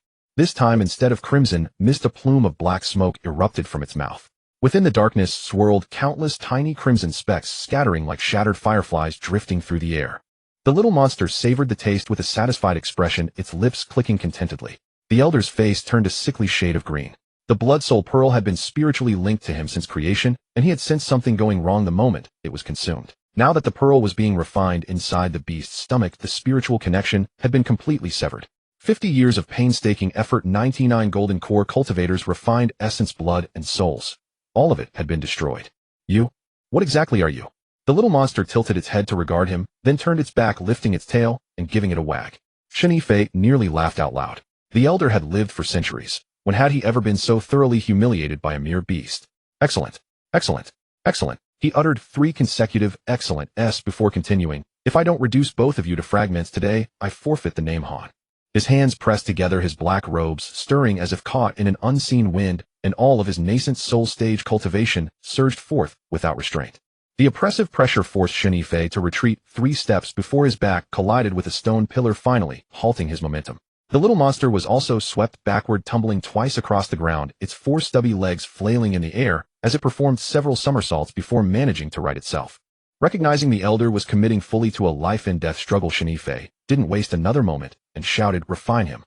Upon hearing the command, the little monster's eyes gleamed, its tail wagged twice, and then it launched forward with all 4 legs driving against the ground, becoming a blur as it charged toward the elder.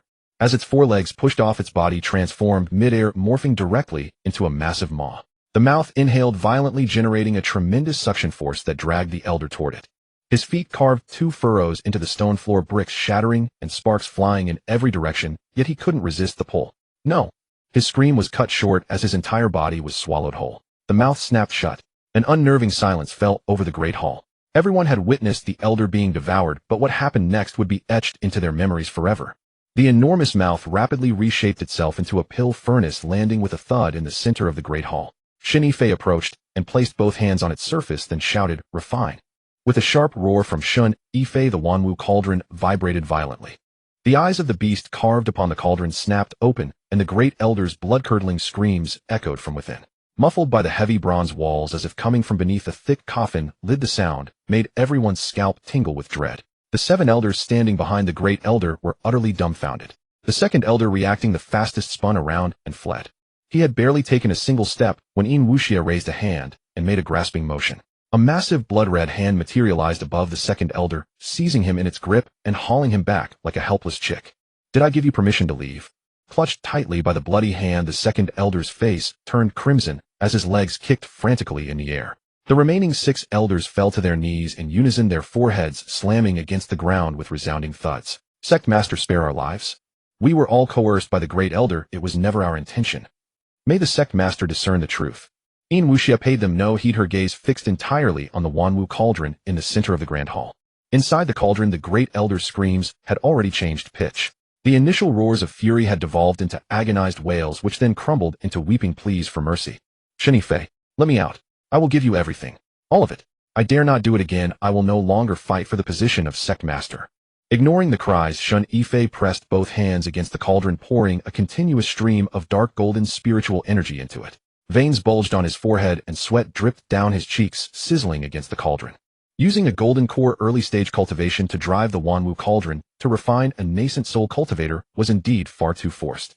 The cauldron was devouring his spiritual energy like an insatiable wolf eager to drain him dry. "Take it easy, you bastard." He slapped the side of the cauldron. The Wanwu cauldron shuddered slightly, and the beast's mouth curled open almost as if it were grinning. Instead of subsiding, the suction grew even more ferocious. Shen Yifei cursed under his breath, retrieving a handful of spirit-restoring pills from his storage ring and stuffing them into his mouth. As the medicinal pills dissolved, his spiritual energy surged back slightly, only to be instantly swallowed up by the cauldron again. Inside, the great elder's cries grew increasingly faint, fading from weeping to whimpering, then to labored gasps, until finally all sound ceased. The cauldron shuddered violently before the lid popped open with a loud bang, revealing a blood-red pill resting at the bottom. Shen Yifei retrieved the pill, his gaze sweeping over the 7 elders. Gentlemen, earlier when the great elder asked you to choose a side, did I not say that if you stepped back then I would act as though nothing had happened? Elder Shen, spare us. We were blinded by greed and fell for the great elder's schemes. We beg Elder Shen to show mercy. The elders immediately fell to their knees, kowtowing like garlic being crushed. Shen Yifei walked over to the second elder. The second elder was still suspended in midair by the bloody hand, his face purple, eyes bulging, and throat emitting desperate wheezing gasps. Second elder, you certainly ran the fastest. Shen Yifei looked up at him. The moment the great elder was swallowed, you spun around and fled. This quick-wittedness of yours is far superior to theirs. The second elder shook his head frantically, but with the bloody hand squeezing so tightly, he could not utter a single word. Don't be afraid. Shen Yifei reached out and patted his cheek. I won't kill you. Turning around, he looked toward xianxia. Sect Master, how to handle these people is entirely up to you. Having witnessed Shen Yifei's methods, xianxia secretly felt relieved that she had harbored no treacherous thoughts, otherwise she too might have been refined into a round glossy pill. xianxia stepped down from her stone chair and walked over to the second elder. Second elder, how many years have you followed me? 120 years. 120 years. xianxia nodded. I have not treated you poorly. What benefits did the great elder promise you that made you side with him? The second elder's lips trembled, but he did not dare to speak. xianxia turned around, her gaze sweeping across the 6 elders kneeling on the floor. And you? What did the great elder promise you? No one dared to make a sound. Silent. xianxia walked up to the third elder, looking down at him from above. Third elder, you speak. The third elder pressed his forehead against the ground, his voice trembling. The great elder said that once he became sect master, he would pass the method of refining blood soul pills to me. Your subordinate. Your subordinate was possessed by greed. I begged the sect master for punishment. The method of refining blood soul pills. xianxia laughed, her voice echoing through the empty hall. The great elder didn't even know how to refine them himself. What could he possibly pass on to you? The third elder snapped his head up, his face painted with utter disbelief. The sect master means. The method of refining blood soul pills is passed down orally only from one sect master to the next. The great elder was never the sect master, so where would he get such a method? You were all deceived by him. The third elder collapsed onto the floor, looking as though his spine had been removed. Enough. xianxia walked back to her stone chair and sat down. I do not wish to kill today, but while you may be spared from death, you cannot escape punishment. She extended a single finger. Each of you shall leave behind a wisp of your natal soul blood. From this day forth your lives belong to me. Should anyone harbor treacherous thoughts again, a single thought from me will scatter your soul into oblivion. The faces of all 7 elders turned pale. Surrendering a wisp of one's natal soul blood was equivalent to placing one's life entirely in xianxia's hands. From then on, their life and death would hinge entirely upon her whim. Yet compared to the great elder's fate, this was already a monumental mercy. The second elder was the first to speak. Your subordinate is willing. The bloody hand released its grip, and the second elder dropped to the floor, remaining on his knees. He closed his eyes, and a thin thread of blood-red light flew from between his brows, drifting before xianxia. xianxia reached out and snatched the wisp of soul blood into her palm. The remaining 6 elders exchanged glances, and one by one they forced out their natal soul blood from between their brows. 7 wisps of blood-red light drifted before xianxia, and she gathered them all. Very well, rise. The 7 elders scrambled to their feet, as if granted a grand amnesty, retreating to the sides of the hall, not daring to breathe heavily. xianxia turned to look at Shen Yifei. You refined the great elder into a pill, eh? Shen Yifei walked over and handed her the blood-red pill in his hand. xianxia took the pill, turning it over to inspect it. Although the great elder's cultivation of the blood demon art is not as profound as mine, it is still an authentic demonic cultivation technique. By refining him into a pill with the Wanwu cauldron, the blood demon power contained within is enough to allow a golden core peak stage cultivator to break through directly to the nascent soul stage. She looked up at Shen Yifei. You do not want it. Sect master, this thing is a hot potato in my hands. The great elder belonged to the blood soul sect, and you are the sect master of the blood soul sect. Since I refined him, this pill naturally belongs to you. Besides, I already have the beast soul essence of the serpent demon within me, who I fear eating this would make me burst.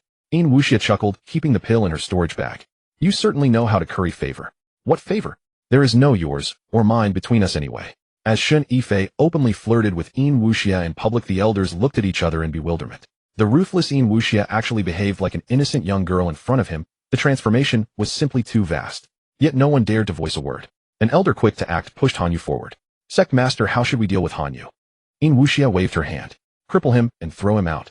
Shen Yifei saw that things here were mostly settled. Sect master, now that the matters of the Blood Soul sect are resolved, can I return to the Hehuan Sect? xianxia smiled coquettishly. Stay for 2 more days before you go back. 2 days later at dawn, Shen Yifei rose from xianxia's stone bed.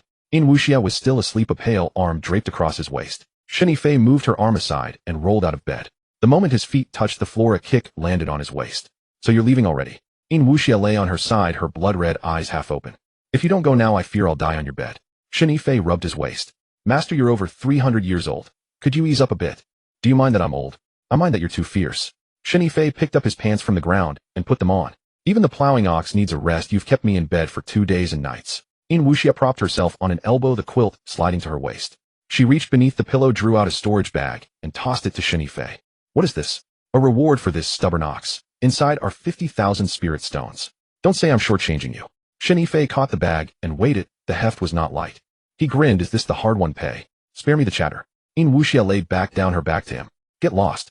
And next time bring more of Hehuan Sect's pills. I've heard your sect's Hehuan San is unmatched. Bring me a few bottles. Shen Yifei paused, glancing back at her. In Wuxia, with her back to him, shoulders rising and falling, could not tell if she was awake or asleep. He pushed the door open and left. A chi stood outside, expressionless, handing him a bundle of food for the road. Shen Yifei took it. The bundle was still warm. He bowed his head and sniffed the aroma of roasted lamb. A chi, take care.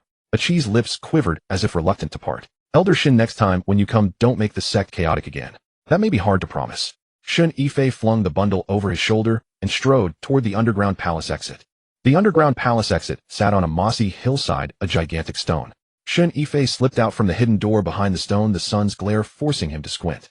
Having stayed in the underground palace for more than a month, he almost forgot what the sun felt like. Shen Yifei stood for a moment with narrowed eyes, then drew a deep breath. He turned to look at the moss-covered boulder. The secret door had closed. From the outside, it looked like an ordinary rock, and no one would suspect that beneath it lay a cult's lair housing over 300 people. Don't look any longer, come on. Lu Mengli's voice floated from the cauldron. What are you reluctant to part with that 300-year-old master? Reluctant to part with her? I'm afraid she'll miss me. Lu Mengli scoffed and fell silent. Shen Yifei followed the mountain path downward. After about half an hour, he glimpsed a town in the distance. The town was small, with a single street. From one end to the other would take the length of a single incense stick. He found a guest house, asked for a bucket of hot water, and washed himself thoroughly. Lu Mengli drifted out of the cauldron, sat cross-legged in midair, looking down as he washed, occasionally coming down to help rub his back. How do you plan to return to the sect? Elder Gu and your senior sister, I don't know whether they are dead or alive. They're fine. Shen Yifei wiped a hand across his body. In Wuxia told me that Blood Soul cult's target that day was me. Elder Gu and Sun Iran were trapped by the black net for a while and then released. Blood Soul cult does not want to make a mortal enemy of Hehuan Sect. To offend one sect and bind a disciple are two different matters. Then they should be in the sect now? Probably. Shen Yifei leaned against the tub's wall. We'll know when we go back. He stayed a night at the inn, and the next morning he checked out and headed out of town. Beyond the town lay a royal road. At its end lay a ferry crossing where flying boats plied between the provinces. Shen Yifei bought a ticket on a boat bound for Hehuan Sect. There were 5 or 6 passengers aboard. A pair of Foundation Establishment Taoist partners sat in the back, embracing and kissing as if no one else existed. Shen Yifei leaned back, closing his eyes to rest. A small beast poked its head out, its eyes fixed on the back row, couple rumbling in its throat. Shen Yifei shoved it back. You little rascal, what are you looking at? Soon the flying boat landed at the foot of the Hehuan Sect. Shen Yifei climbed the stone steps.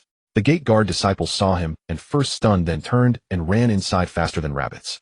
Shen Yifei stood at the mountain gate, stroking his face. Do I look like a ghost? In less than the time it takes to burn half a stick of incense, a throng erupted from the gate. Leading the way was Sun Iran. She looked thinner, the 2 dark circles beneath her eyes. When she saw Shen Yifei, her eyes reddened. Sun Iran was followed by Qinwan Lu Er and Su Yao not far away. Qinwan's eyes were red. Lu Er burst into tears streaming down her face. Behind them came Elder Gu. The old man's beard had shortened a little, his left arm hung in a bandage. Seeing Shen Yifei, he exhaled a long sigh of relief. Kid, you're still alive. Elder Gu, that arm of yours. That day the black net's poisonous smoke corroded it. It's not serious, it will be fine after 2 months of nurture. Elder Gu waved his hand. If you're not all right, that's the problem. That day you were swept away by the black smoke. Sun Iran and I searched for 3 days and nights and found not a single trace. Back at the sect, the master sent people to scour 500 li in every direction. Not a single sign of you was found. I was ready to set up your burial, yet you returned alive and kicking. While you were wrangling in Blood Soul cult's underground palace, these people outside did not idle either. Sorry to have caused worry. Elder Gu chuckled. It's good you're back, otherwise I'd be in big trouble. The sect master awaited in the great hall, so go in first. As Shen Yifei stepped into the hall, Su Wuwang sat in the central seat of the sect master. Today she wore a white gown. Her face was unadorned, yet even without makeup she looked more beautiful than with it, a lazy, languid charm between her brows and eyes. Beside her stood several elders, all of nascent soul cultivation. When they saw Shen Yifei enter, their gazes fixed on him in unison. Shen Yifei walked to the hall's center, cupping his hands in a bow. Disciples, Shen Yifei, pay respects to the sect master. The hall fell quiet for a moment. Su Wuwang spoke. I sent Elder Gu and Sun Iran to Qingyun Sect to fetch you, but they did not arrive. Along the way they were seized. Over a month with no word, I had people scour 500 li in all directions, but not a trace of your body. I was prepared to lay your coffin, and you return alive. She paused, leaning slightly forward. Where have you been all this month? Shen Yifei knew the question would not be dodged. He had already prepared his answer aboard the flying boat. You cannot tell the whole truth, nor can you tell all lies. Su Wuwang's divine sense is fearsome. Deceit will be exposed easily. The best approach is 7 parts truth and 3 parts false to gloss over the crucial points. Return to the sect master. The Blood Soul cult bound you in their underground palace. Where is Blood Soul cult's underground palace? Beneath the barren mountains. I cannot say the exact location. When I was bound, my eyes were blindfolded, and when I came out they were still. I only remember that the underground palace is vast with many side passages. Su Wuwang hummed and signaled him to continue. The cult's leader is Yin Wuxia at the nascent soul summit. Her purpose in binding disciples was to force them to refine pills. Refine pills? Yes. She heard the disciples could refine superb pills, so she locked them in the pill room and forced them to forge 100 top-grade spirit-gathering pills each day. The elder lords nearby exchanged a look. 100 top-grade spirit-gathering pills a day. Such output was indeed shocking. The disciples spent more than a month refining pills in the underground palace. Later, internal chaos erupted within Blood Soul cult. Their grand elder seized the moment, using Yin Wuxia's cultivation setback to mount a coup. The underground palace descended into a jumble. The disciples seized the opportunity to break free in the chaos. Was it really that simple? To the sect master it was that simple. Su Wuwang stared at Shen Yifei for a full 10 breaths. You have formed a golden core, Su Wuwang suddenly spoke. Yes. Within the underground palace of the Hehuan Sect, this disciple obtained a fortuitous opportunity and broke through. The color of your golden core is incorrect. Su Wuwang leaned forward slightly. Dull gold. What did you consume? Shen Yifei's heart tightened. This woman's eyes were incredibly sharp, able to discern the abnormal color of his golden core from such a distance. Reporting to sect master, this disciple accidentally swallowed the beast soul core of an 800-year-old serpent demon in the underground palace. You dared to swallow the inner core of a centuries-old great demon raw. Su Wuwang's gaze toward him became subtle. Weren't you afraid of bursting to death? Any way that you could return alive proves your fate is resilient. This seat does not like those with fragile destinies. She stood up from the sect master's throne and walked over to Shen Yifei. Su Wuwang was half a head shorter than him, but standing before her, Shen Yifei felt as though he were being crushed by a mountain. The pressure of the deity transformation stage was incomparable to that of the nascent soul stage. It was an existence on an entirely different plane. From this day forth you are the elder of the Hehuan Sect's alchemy chamber. As soon as these words were uttered, the expressions of the several elders nearby shifted drastically. An old man with snow-white hair and beard stepped forward. He was precisely the current elder of the alchemy chamber, Zhou Yuanqing, possessing a cultivation at the early nascent soul stage, who had refined pills in the Hehuan Sect for 200 years. Sect Master Shen Yifei has been with the sect for less than a year, and his cultivation is merely at the early golden core stage. With such shallow qualifications, promoting him directly to the elder of the alchemy chamber might fail to convince the masses. Elder Zhou, you have refined pills for 200 years, yet how many supreme-grade pills have you produced? Zhou Yuanqing was momentarily choked up. Shen Yifei has been here for less than a year, yet the supreme-grade pills he has refined are more than yours from the past 200 years combined. Qualifications. Qualifications are accumulated through time, while pills are refined through skill. They are two entirely different matters. Su Wuwang turned around, her gaze sweeping over the other elders. The position of the alchemy chamber elder belongs to whoever refines the best pills. If any of you are unsatisfied, you may compete with him right now. Zhou Yuanqing's face flushed to the color of pig's liver, his lips trembling twice, but in the end he did not dare to respond. He had seen the pills Shen Yifei refined. Every single one was supreme grade. When it came to alchemy, he truly could not compete. Since no one has any objections, this matter is settled. Su Wuwang drew a medallion from her sleeve and tossed it to Shen Yifei. Take this, the medallion of the alchemy chamber elder. From today onward, the alchemy chamber is under your charge. Elder Zhou shall serve as your deputy. Zhou Yuanqing's expression turned exceedingly grim. For a 200-year-old master alchemist to serve as a deputy to a greenhorn who had joined the sect less than a year ago was more agonizing than being dismissed outright. Yet since Su Wuwang had spoken, he dared not utter a single word of dissent. This disciple obeys your command. Shen Yifei accepted the medallion and tucked it into his robe. Very well, all of you may dismiss. Su Wuwang waved her hand. Shen Yifei remained. The elders filed out in an orderly fashion. Zhou Yuanqing walked at the very rear. As he passed by Shen Yifei, his footsteps paused slightly, and his lips parted as if he wanted to say something, but in the end, he said nothing, flicked his sleeves, and departed. Only Su Wuwang and Shen Yifei remained in the grand hall. Su Wuwang motioned for Shen Yifei to come closer. As he approached her, he detected a peculiar fragrance emanating from her body, which unexpectedly stirred a trace of feverish heat within his heart. Shen Yifei thought to himself, could this old lady share the same constitution as me, having a scent that seduces men? Unable to resist, he took a deep sniff. Seeing him like this, Su Wuwang said nothing, merely raising the corner of her lips slightly, as if she had long anticipated such a reaction from him. She suddenly spoke, "This seat does not believe a single word of what you just said." Shen Yifei panicked internally. How is this old lady's judgment so incredibly precise? Chaos erupted in the underground palace of the Hehuan Sect, and you escaped amidst the turmoil. A disciple of the early Golden Core stage escaping right under the nose of a cult leader at the peak of the nascent soul stage. Do you truly believe the seat would buy that? Sect Master, this disciple speaks nothing but the truth. The truth. Su Wuwang turned her face to look at him. I have heard of Yin Wuxia's name before. The cult leader of the Hehuan Sect at the peak of the nascent soul stage who excels at using living humans to refine pills. She kidnapped you for over a month, and only had you refine pills. She didn't refine you instead. Shen Yifei did not reply. You carry her scent on you.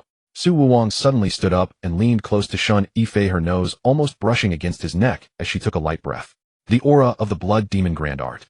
You have engaged in dual cultivation with Yin Wuxia. Hearing this, Shen Yifei immediately grew tense. Colluding with an evil sect was a capital offense in any orthodox sect. This disciple. No need to deny it in such a haste.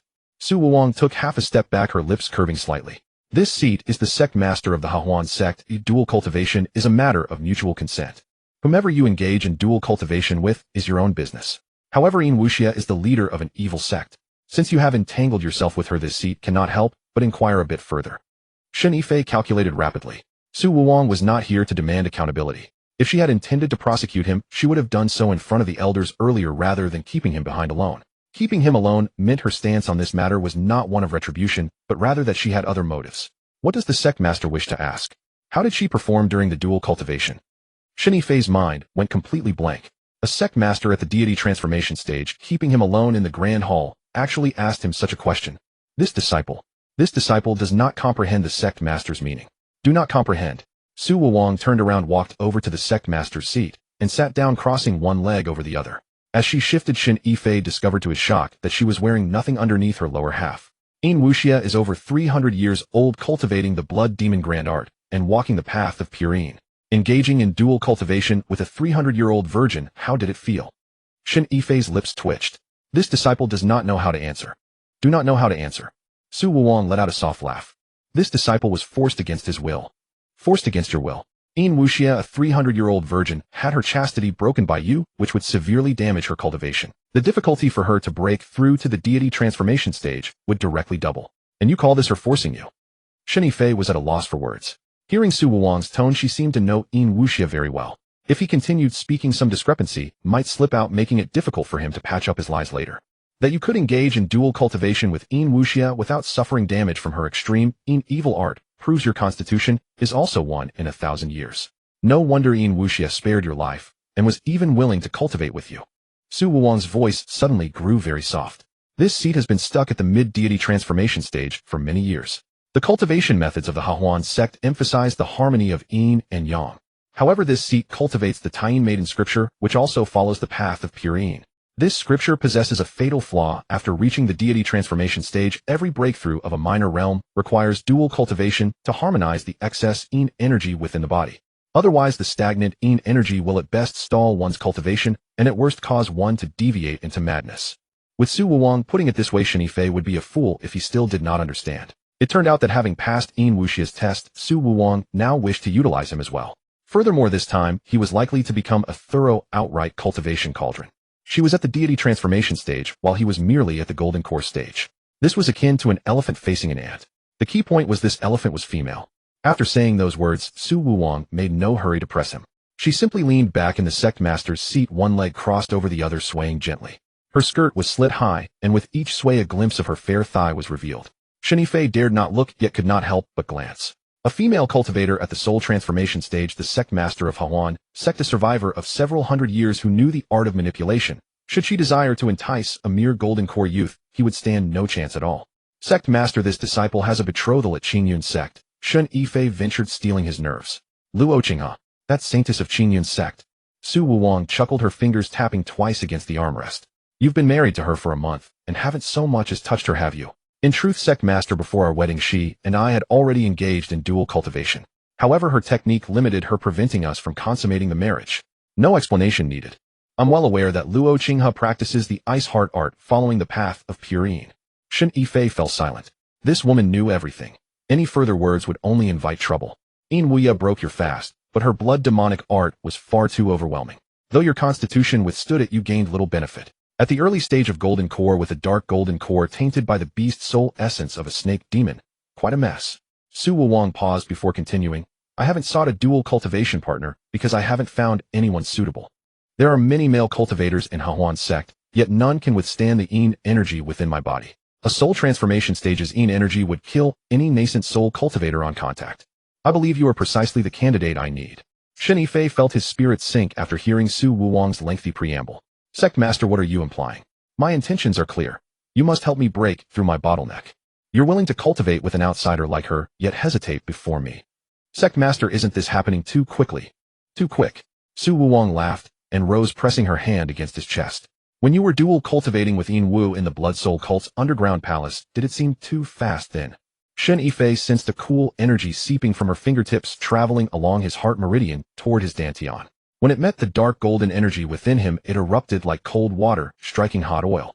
The dark golden core in his dantian spun wildly, with energy surging chaotically through his meridians, making his entire body feel as though it were on fire. Sect Master, what are you doing? Be quiet. Su Wuwang placed her other hand on his lower abdomen. Let my yin energy circulate through your body to test whether you can withstand it. Shen Yifei gritted his teeth, veins bulging on his forehead. Su Wuwang's yin energy ravaged his meridians, each passing leaving behind a sensation like being scraped by an ice blade, simultaneously freezing and painful. Yet after the yin energy passed, a warm current surged through his meridians, creating an unbearable cycle of alternating heat and cold. After roughly the time it takes to drink a cup of tea, Su Wuwang withdrew her hands. Shen Yifei slumped against the pillar, gasping for breath, his clothes drenched in cold sweat. Impressive, Su Wuwang observed her palm. Your constitution is indeed extraordinary. My yin energy circled through your body, yet you not only survived, but your Dantian spiritual energy has actually increased slightly. She raised her head, meeting Shen Yifei's gaze. Come to my chambers at midnight tonight. Shen Yifei opened his mouth to respond, but Su Wuwang had already turned and walked toward the rear of the hall. She paused at the doorway to the inner hall, turning her head slightly. Don't make me wait. Her figure vanished behind the door, leaving Shen Yifei alone in the great hall. He remained leaning against the pillar for a while before composing himself. Lu Mengli floated out from the cauldron, sitting cross-legged in midair, with a grin stretching from ear to ear. Congratulations, Master. You'll be serving another soul transformation expert. Congratulations, my ass. Shen Yifei wiped the sweat from his forehead. Her yin energy almost froze me to death. Even if frozen solid, it'd be worth it. Lu Mengli floated before him. She's mid-soul transformation stage and a virgin.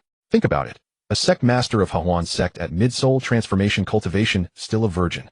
Her pure yin energy is more than 10 times denser than Yin Wu's. After one dual cultivation session with her, your cultivation could surge straight to late golden core stage. Shen Yifei was taken aback. How do you know she's a virgin? I smelled it from inside the cauldron. Lu Mengli pointed to her nose. The Dream Netherclan's sense of smell can distinguish between virgins and non-virgins from 3 li away. The pure yin energy radiating from Su Wuwang was nearly overflowing. She's definitely a virgin.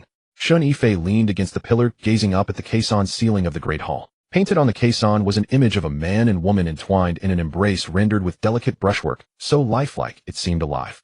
He stared at the painting for a moment, then suddenly smiled. A sect master of Hehuan Sect, who's still a virgin. If this got out, the entire cultivation world would laugh themselves silly. That's precisely why she's eager to find someone for dual cultivation. Lu Mengli fluttered onto his shoulder. She's been stalled at the mid-soul transformation stage for years precisely because she hasn't found anyone capable of enduring her yin energy. Now that she's finally found someone, do you think she'll let you go? Shen Yifei plucked Lu Mengli from his shoulder and tucked her back into the Wanshu cauldron. Let's head back to the alchemy hall. The alchemy hall sat on the western side of Hehuan Sect, a 3-story wooden building. As Shen Yifei pushed open the door, Zhou Yuanxing was already seated on the first floor, tending to his alchemy fires. In front of him rested a bronze cauldron roughly half a person's height, its base burning with orange flames that diffused a rich herbal fragrance through the air. Zhou Yuanxing sat cross-legged on a cushion, both hands resting on the cauldron's body, a sheen of fine perspiration beading on his forehead. Shen Yifei didn't interrupt him, standing to observe for a while. Zhou Yuanxing was refining grade 4 return to spring pills, his control of the fire temperament steady and adequate.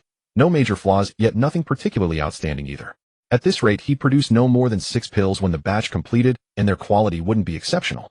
After the time it takes for an incense stick to burn down the furnace fire died out, Zhou Yuanqing lifted the lid to reveal 5 return-to-spring pills inside, 2 mid-grade and 3 low-grade. He sighed and collected the pills into a jade vial.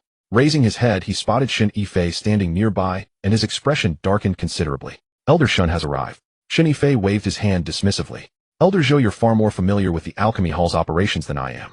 You should continue managing the daily affairs. I will only concern myself with alchemy, and will not interfere with other matters. Zhou Yuanqing stood stunned. He had served as elder in the alchemy hall for so many years, and though Su Wuwang had suddenly parachuted in a young upstart above him, he naturally resented it. But now this same youth was handing back full authority over daily operations, the very power he had been denied. He had witnessed all manner of power struggles, yet had never encountered someone who upon assuming the elder position willingly surrendered all substantive authority on their very first day. Elder Shen, are you speaking sincerely? Why would I deceive you? Shen Yifei strolled through the alchemy hall, casually plucking a sprig of longyang grass from the herb cabinet to sniff. Alchemy is my specialty, managing people is yours. We each attend to our own duties, neither impeding the other. Zhou Yuanqing fell silent for a moment, then broke into a smile. He approached the herb cabinet and retrieved a jade box caked with dust from the bottom shelf, blowing it clean before offering it to Shen Yifei. What's this? Grade 6 fire Ganoderma. I've kept it stored for nearly a century, hesitating to use it. Today I present it to you, as a token of my respect. Shen Yifei received the jade box and pried it open at a seam. The aura of Huolingji surged from the gap, and the temperature of the entire elixir hall rose noticeably. 6th-grade medicinal materials were ordinary. Zhou Yuanqing explained to Huolingji if refined, could the lost Yuan Yang have found in the Hehuan Sect. Hearing the effects, Shen Yifei tucked the jade box away and patted Elder Zhou Yuanqing's shoulder. He declared that he would accept this gift. Elder Zhou cupped his hands in acknowledgement and replied that Shen Elder need only call upon him when needed. Shen Yifei walked the reverent circuit of the elixir hall, flipping through the cabinets from top to bottom. Hehuan Sect's stock of medicinal materials was richer than Xingyun Sect's. He gathered several more ingredients to replenish Yuan Yang, intending to refine them together with Huolingji into pills. Whether he could survive tonight and exit from Su Wuwang's place was the crucial question. Back at his residence in Hehuan Sect, Shen Yifei closed the door, drew out the jade box, and set it on the table. The 6th-grade Huolingji old Zhou had been generous. Lumingly drifted out from the Wanwu Ding, lying at the edge of the table and watching the Lingji. This thing would fetch 20 to 30,000 spirit stones on the market. He had kept it for nearly 100 years and now gave it away. He advised that Zhou was not generous, but clever. By descending into the elixir hall as an elder, Zhou had lost his former position. If he had set out to ruin Zhou, the man would not have lasted in the elixir hall. By returning real power to him, Shen Yifei had preserved his position. The gift of Huolingji was a return of favors. Shen Yifei drew from his storage ring the herbs he had looted from the elixir hall and laid them out one by one: Yangqi stone soyang, chow deer, horn glue, ro tsong rong. All are materials to replenish Yuan Yang. Lu Mengli regarded the pile of herbs, a wry arc at the corner of her mouth. She asked if this were a plan to brew a yang-enhancing potion. He corrected her that this was Yuan Yang Dan. Shen Yifei measured the herbs by dosage. Su Wuwang was in the mid-stage of transforming God, and the pure Yin Qi in him was more than 10 times thicker than Yin Wu Cs. If Yuan Yang was not replenished in advance, he would die on Su Wuwang's bed tonight, and there would be no one to bury him. While working as a miner in the elixir hall, he had seen people refine this pill. The Yuan Yang Dan produced by them was of poor quality with weak effects and heavy waste of materials, so few undertook refinement. He set the Wanwu Ding on the ground. The monster carved on the cauldron opened its eyes. Seeing Huolingji, its pupils widened, its mouth gaped, and its tongue licked out to pant. It is not for you to eat, Shen Yifei warned, tossing a small piece of Huolingji to it. This is all you get, a more would not be possible. The beast swallowed it in one bite, clacked its jaws twice, and wagged its tail in satisfaction. Shen Yifei sat cross-legged and dropped the Huolingji and the other herbs into the Wanwu Ding one by one. Dark gold spiritual energy surged from his palm and flowed into the cauldron. The furnace roared to life as flames licked the cauldron walls. After the time it takes to burn a stick of incense, the fire faded. Cracking open the lid, 6 crimson pills lay inside, each smooth and rounded, their surfaces glinting with a faint gold light. Shen Yifei, staying up late, swallowed one before departing.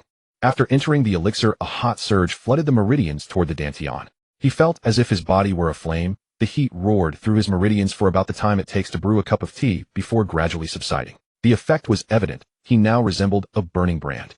Su Wuwang would be fortunate tonight. He washed, changed, placed the remaining 5 Yuan Yang Dan into his ring, and headed towards Su Wuwang's residence. Su Wuwang's residence was on the rear hillside of the Hehuan Sect, an independent courtyard. The door to the inner hall stood ajar, and warm yellow light spilled out. Shen Yifei stood at the gate, drew a deep breath, and pushed the door open. Su Wuwang leaned on the soft couch by the window holding a cup of tea. She wore a moon-white nightdress so thin that it appeared translucent with nothing beneath. Her hair fell loose over her shoulders, black and glossy, reaching to her waist.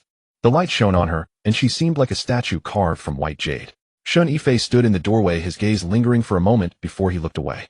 "You're here," Su Wuwang said, lowering her tea and signaling him with a finger. Shen Yifei stepped forward and stood by the soft couch. Su Wuwang looked up, reached out to grasp his belt, and gave it a gentle tug, loosening it. "I have waited for you for a long time." Shen Yifei looked down at her. The posture, the angle, when she lifted her face was irresistibly seductive. He seized her chin and pressed his thumb to her lips.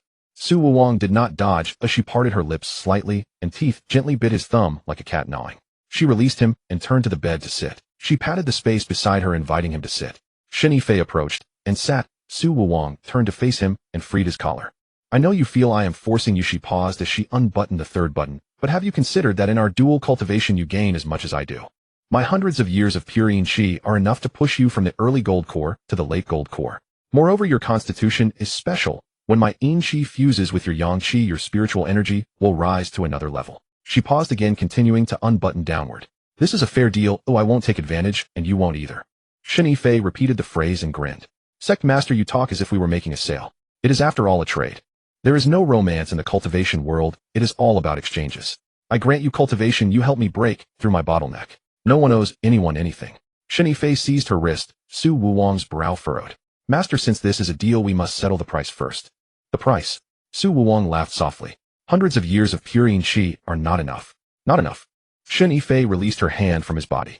"Your pure yin-qi is yours, and how much I gain depends on how much I can bear. If you drain me dry, who will I cry to?" Su Wuwang regarded him for a moment, then suddenly smiled. "You are the first to bargain with me." She leaned toward the bed, asking what he wanted. Shen Yifei raised 3 fingers. First, he would have priority in the elixir hall's herbs, and would decide what pills to refine without needing to consult anyone.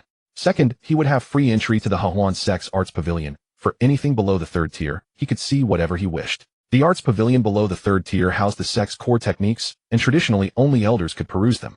Shen Yifei, newly appointed elder, asked for this privilege with more than a little appetite. "Very well, but for methods above the 3rd tier, you must earn them with contribution points." "Deal." Shen Yifei raised his 3rd finger. "Third, after tonight you cannot treat me as a furnace. Dual cultivation is dual cultivation, a furnace is a furnace, 2 different things. I am the elixir hall elder of Hehuan Sect, not a permanent guest on your bed." Su Wuwang stared at him for a long while. A powerhouse at transforming God negotiating terms in front of a gold core youth did not anger her. She found it entertaining. "Very well, I agree to your terms. But there is one condition: when I need you, you must come. Not a resident, but you cannot stay away." "How often?" "It depends on my cultivation progress. From as little as a month to as long as 6 months." Shen Yifei thought for a moment and nodded. "Very well. Then shall we begin?" Su Wuwang did not answer. She reached out and dragged him onto the bed. A female cultivator in the divine transformation phase moved speed. Yifei hadn't reacted yet, and his clothes were stripped away. Su Wuwang on him from above. "I, the master, have lived for 500 years. You are the first man to dare bargain with me." "Master, that remark puts a lot of pressure on me." "Pressure?" Su Wuwang bent down, her lips brushing his ear. "You'll feel even more pressure in a moment." As soon as she finished speaking, there came a cry of "ah." A scream rang out, long and piercing. How could Shen Yifei tolerate her temper? What kind of man could feel pressure from her?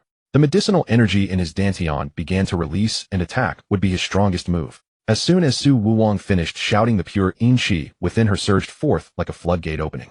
Shen Yifei immediately felt as if he had fallen into an icy cavern, the cold seeping in through every pore into his bones and into his dantian. Inside his dantian, the dark golden core spun frantically, desperately absorbing that cold qi. But the cold was too fierce, the speed of absorption could not keep up with the influx. The power of the yang origin pill he had taken earlier only resisted for a moment, then vanished without a trace. Frost crusted over Shen Yifei's brows, his lips turned purple, and his teeth began to chatter. "Master, are you trying to freeze me to death?" Su Wuwang ignored him. The pure yin-qi surged even more violently. Shen Yifei quickly pulled out another yang origin pill from his ring and swallowed it.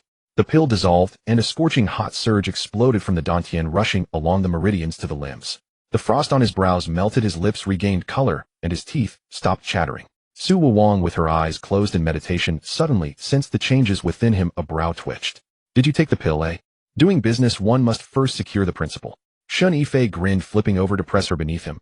"Master, I've taken your pure yin-qi, now it's your turn to take my yang-qi." With that, another yang origin pill. A dark gold spiritual energy surged from within him, entwining with Su Wuwang's pure yin-qi. 2 energies, one cold, one hot, one yin one yang. In his body, a colossal vortex formed. The vortex spun faster and faster, and Shen Yifei felt the golden core in his dantian expanding wildly. It swelled from the size of a pigeon egg to the size of a chicken egg, then to the size of a fist, and finally with a crack it split. A chill ran through Shen Yifei's heart. It's over, the golden core cracked. But he quickly realized something was off. After cracking, what emerged wasn't shards, but a smaller, deeper-colored golden core. Entering the late golden core stage, he broke through. Su Wuwang lay beneath him, eyes closed, a flush across her cheeks. Her pure yin-chi still surged outward, but no longer as violently as before. It had become slow and gentle. Shen Yifei looked down at her. The divine transformation phase female cultivator master of the Hehuan Sect now lay like a fish washed ashore, gasping, her chest heaving.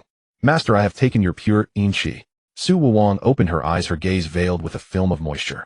You sure know how to choose your moments to speak. She reached out to push Shen Yifei's chest, but she couldn't move him. The gap between late golden core and mid-divine transformation remained a chasm, but at this moment she was so weak that she couldn't even muster the strength to push him away. Shen Yifei retrieved another yang origin pill from his ring and swallowed it. The pill dissolved, and the yang energy rose yet again by a large measure. He looked down at Su Wuwang, letting his gaze roam across her face. Master, where did that freezing aura go just now, eh? Su Wuwang's lips moved, but no words came out. Her dantian was in turmoil. 5 centuries of cultivation remained, but at this moment not a trace could be mobilized. Not speaking. If you don't speak, I'll take that as your tacit consent. Shen Yifei smiled slyly. You have had enough. I am the master, you dare. You are the master, but tonight you are not. During a night of dual cultivation, the golden core in Shen Yifei's dantian turned steadily, and the late golden core cultivation was fully consolidated. Su Wuwang lay there for a while, catching her breath. She turned her head, looking at Shen Yifei's profile. Do you know that for what you did to me tonight, I could kill you 10 times over? I know. Shen Yifei closed his eyes, but you won't. Why, oi? Because if you kill me, where will you find another furnace that can withstand your pure yin-chi? Shen Yifei shifted to meet her gaze. Master, we are now a grasshopper tied to the same rope. You need my yang energy to temper the yin within you. I need your pure yin-chi to raise my cultivation. This is business, not hatred. Su Wuwang stared at him for a long time, then suddenly smiled. You understand well enough. She propped herself up on an elbow, looked down at herself and frowned. This master's body is all your marks. Master's pure yin-chi has cracked my golden core. We're even now.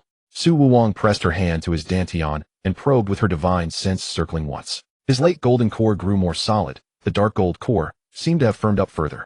Her pure yin-chi fused with him smoothly, with no sign of rejection. Your constitution is indeed special.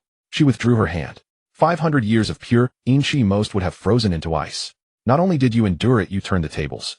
Talent. Shen Yifei sat up. Master, dawn has come, I should go. He fastened his belt and turned to look at her. Master, that look in your eyes is like you want to eat me.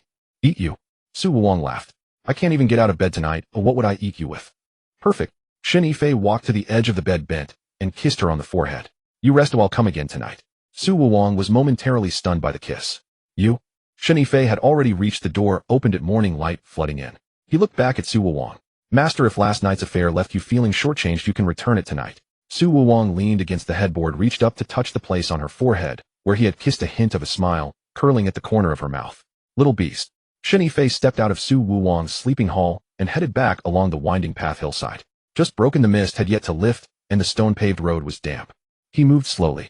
He had spent the whole night tossing and turning. His back ached, and his legs felt as if weighted with lead.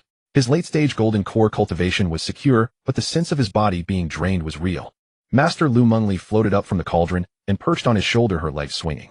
Your performance last night, I give you 9 out of 10. What about a perfect score? 10. 1 point off because your legs went soft at the end. Why not try being frozen for a night by the pure yin energy of the divine transformation stage, and see whether your legs stay steady or go soft? Lu Mengli giggled, and when her laughter subsided, she said, but seriously, Su Wuwang's pure yin energy is indeed overbearing. You could endure it only after taking 3 yuanyang pills, otherwise someone else would have frozen into an ice statue. All of her 5 centuries of savings. Consider it cheap for you. Cheap. Shen Yifei rubbed his waist. I traded my life for it. He walked down the stone steps, stopping halfway down the mountain. On the pavilion by the mountain path sat Sun Aran. She wore a pale blue-green gown, her hair casually gathered with a silver hairpin, beads of water clinging to the pin, as if she had been sitting there for a long while. Shen Yifei paused a moment, then walked past and sat opposite her. Senior sister woke early, huh? Sun Aran did not look at him. I came last night to find you, and saw you going to the sect master's sleeping hall. Shen Yifei reached out to pull her into his arms, but hearing that his hand froze in midair. Senior sister, listen to my explanation. No need to explain. Sun Aran finally looked up at him. There were 2 dark bruises beneath her eyes and her expression was hard to read, neither crying nor smiling. If you and the sect master practice dual cultivation, that is your own doing. As a golden core disciple I should not be involved. Senior sister, you say that. Did I say something wrong? I couldn't sleep every night for more than a month after you were taken by the Blood Soul sect. Grand Elder Gu said you might be dead. Ew, I don't believe it. I had people search the area within 500 li in all directions 3 times. She turned her eyes red, but she forced back the tears. The day you returned, I was as happy as a fool. Then you came back the first night, and went into the sect master's sleeping hall. Shen Yifei stood up, and stepped toward her. Senior sister Su Wuwang is in the divine transformation stage. She asked me to go into her sleeping hall. Could I not go? Sun Yiran fixed him with her gaze for a long while. And you stayed in her sleeping hall the whole night? Was that also forced by her? Shen Yifei nodded. Last night, I nearly died at her hands. Shen Yifei's words were half true, half false. The first part was that he had almost frozen to death at Su Wuwang's hands. The second part, that he had nearly tormented Su Wuwang to death. He finished feeling a pang of guilt, and spoke to Meng Li through his divine, since Meng Li, am I a bastard? Yes. And he is a total bastard. Hehuan Sect has a saintess wife, Hehuan Sect has senior sisters, and junior sister lovers. Blood Soul Sect has a 300-year-old sect master's paramour, and now he has slept with his own sect master. Master, your harem is bigger than the emperor's own. Sai, I do not want it this way, but this scent clings to me. Sun Yiran saw him in silence, assuming he was angry with her. She knew in her heart that Shen Yifei had too many women around him, and she was only a plain, inconspicuous presence. She felt she had worried for him in vain for so long. After Shen Yifei returned, he went straight into the sect master's bed, and that made her feel sad. Shen Yifei came up behind her and rested a hand on her shoulder. Sun Yiran's shoulders stiffened. She neither dodged nor turned around. Senior sister, I am telling you the truth. Shen Yifei's voice was soft. Su Wuwang's pure energy circled inside me once. My golden core cracked once, and after it reformed I broke through to the late stage. If I hadn't taken those 3 yuanyang pills last night, I would already be a frozen corpse. Sun Yiran remained silent for a moment, then suddenly wrapped her arms around his waist and buried her face in his chest. Her arms closed tightly around him as if she intended to press him into her ribs. I have no other demands. I just want to be with you at the first moment. Sun Yiran's words were full of tenderness. Fine, senior sister, when I come back I will definitely come to you first. Sun Yiran loosened her grip and stepped back. Wait for me tonight. She turned and left. After she left, Shen Yifei sat in the pavilion for a while. Lu Mengli floated out from the cauldron and sat on the stone table. Are you waiting for her tonight? Her words imply she intends to settle accounts with you. Let her settle it. Shen Yifei rubbed his waist. Anyway, one is to serve, two is to serve as well. You seem to be taking it lightly. But I remind you, Sun Yiran is not Su Wuwang. Su Wuwang treats you as a furnace, each party taking what it needs. Sun Yiran has awakened true feelings. Sigh, too many entanglements wear me out. I must tread carefully from now on. Can you handle tonight? Last night, Su Wuwang nearly drained you dry. If Sun Yiran comes for another round, your body might fall apart. Not likely to fall apart. Sun Yiran is at the golden core stage, not in the same league as Su Wuwang. That is true, but I still advise you to rest more during the day. Shen Yifei returned to his quarters and fell asleep at once. He slept so deeply that when he woke, night had already fallen. He sat up, his waist still aching. Lu Mengli drifted out from the cauldron. Wake up. Your senior sister has already paced around outside 3 times. Shen Yifei rubbed his face, stood up, and pushed the door open. Sun Yiran indeed stood in the courtyard. She wore a pale rose-red dress, her hair let down over her shoulders, and light makeup on her face. Moonlight shone on her, making her seem wrapped in a veil. Senior sister, please come in. Sun Yiran followed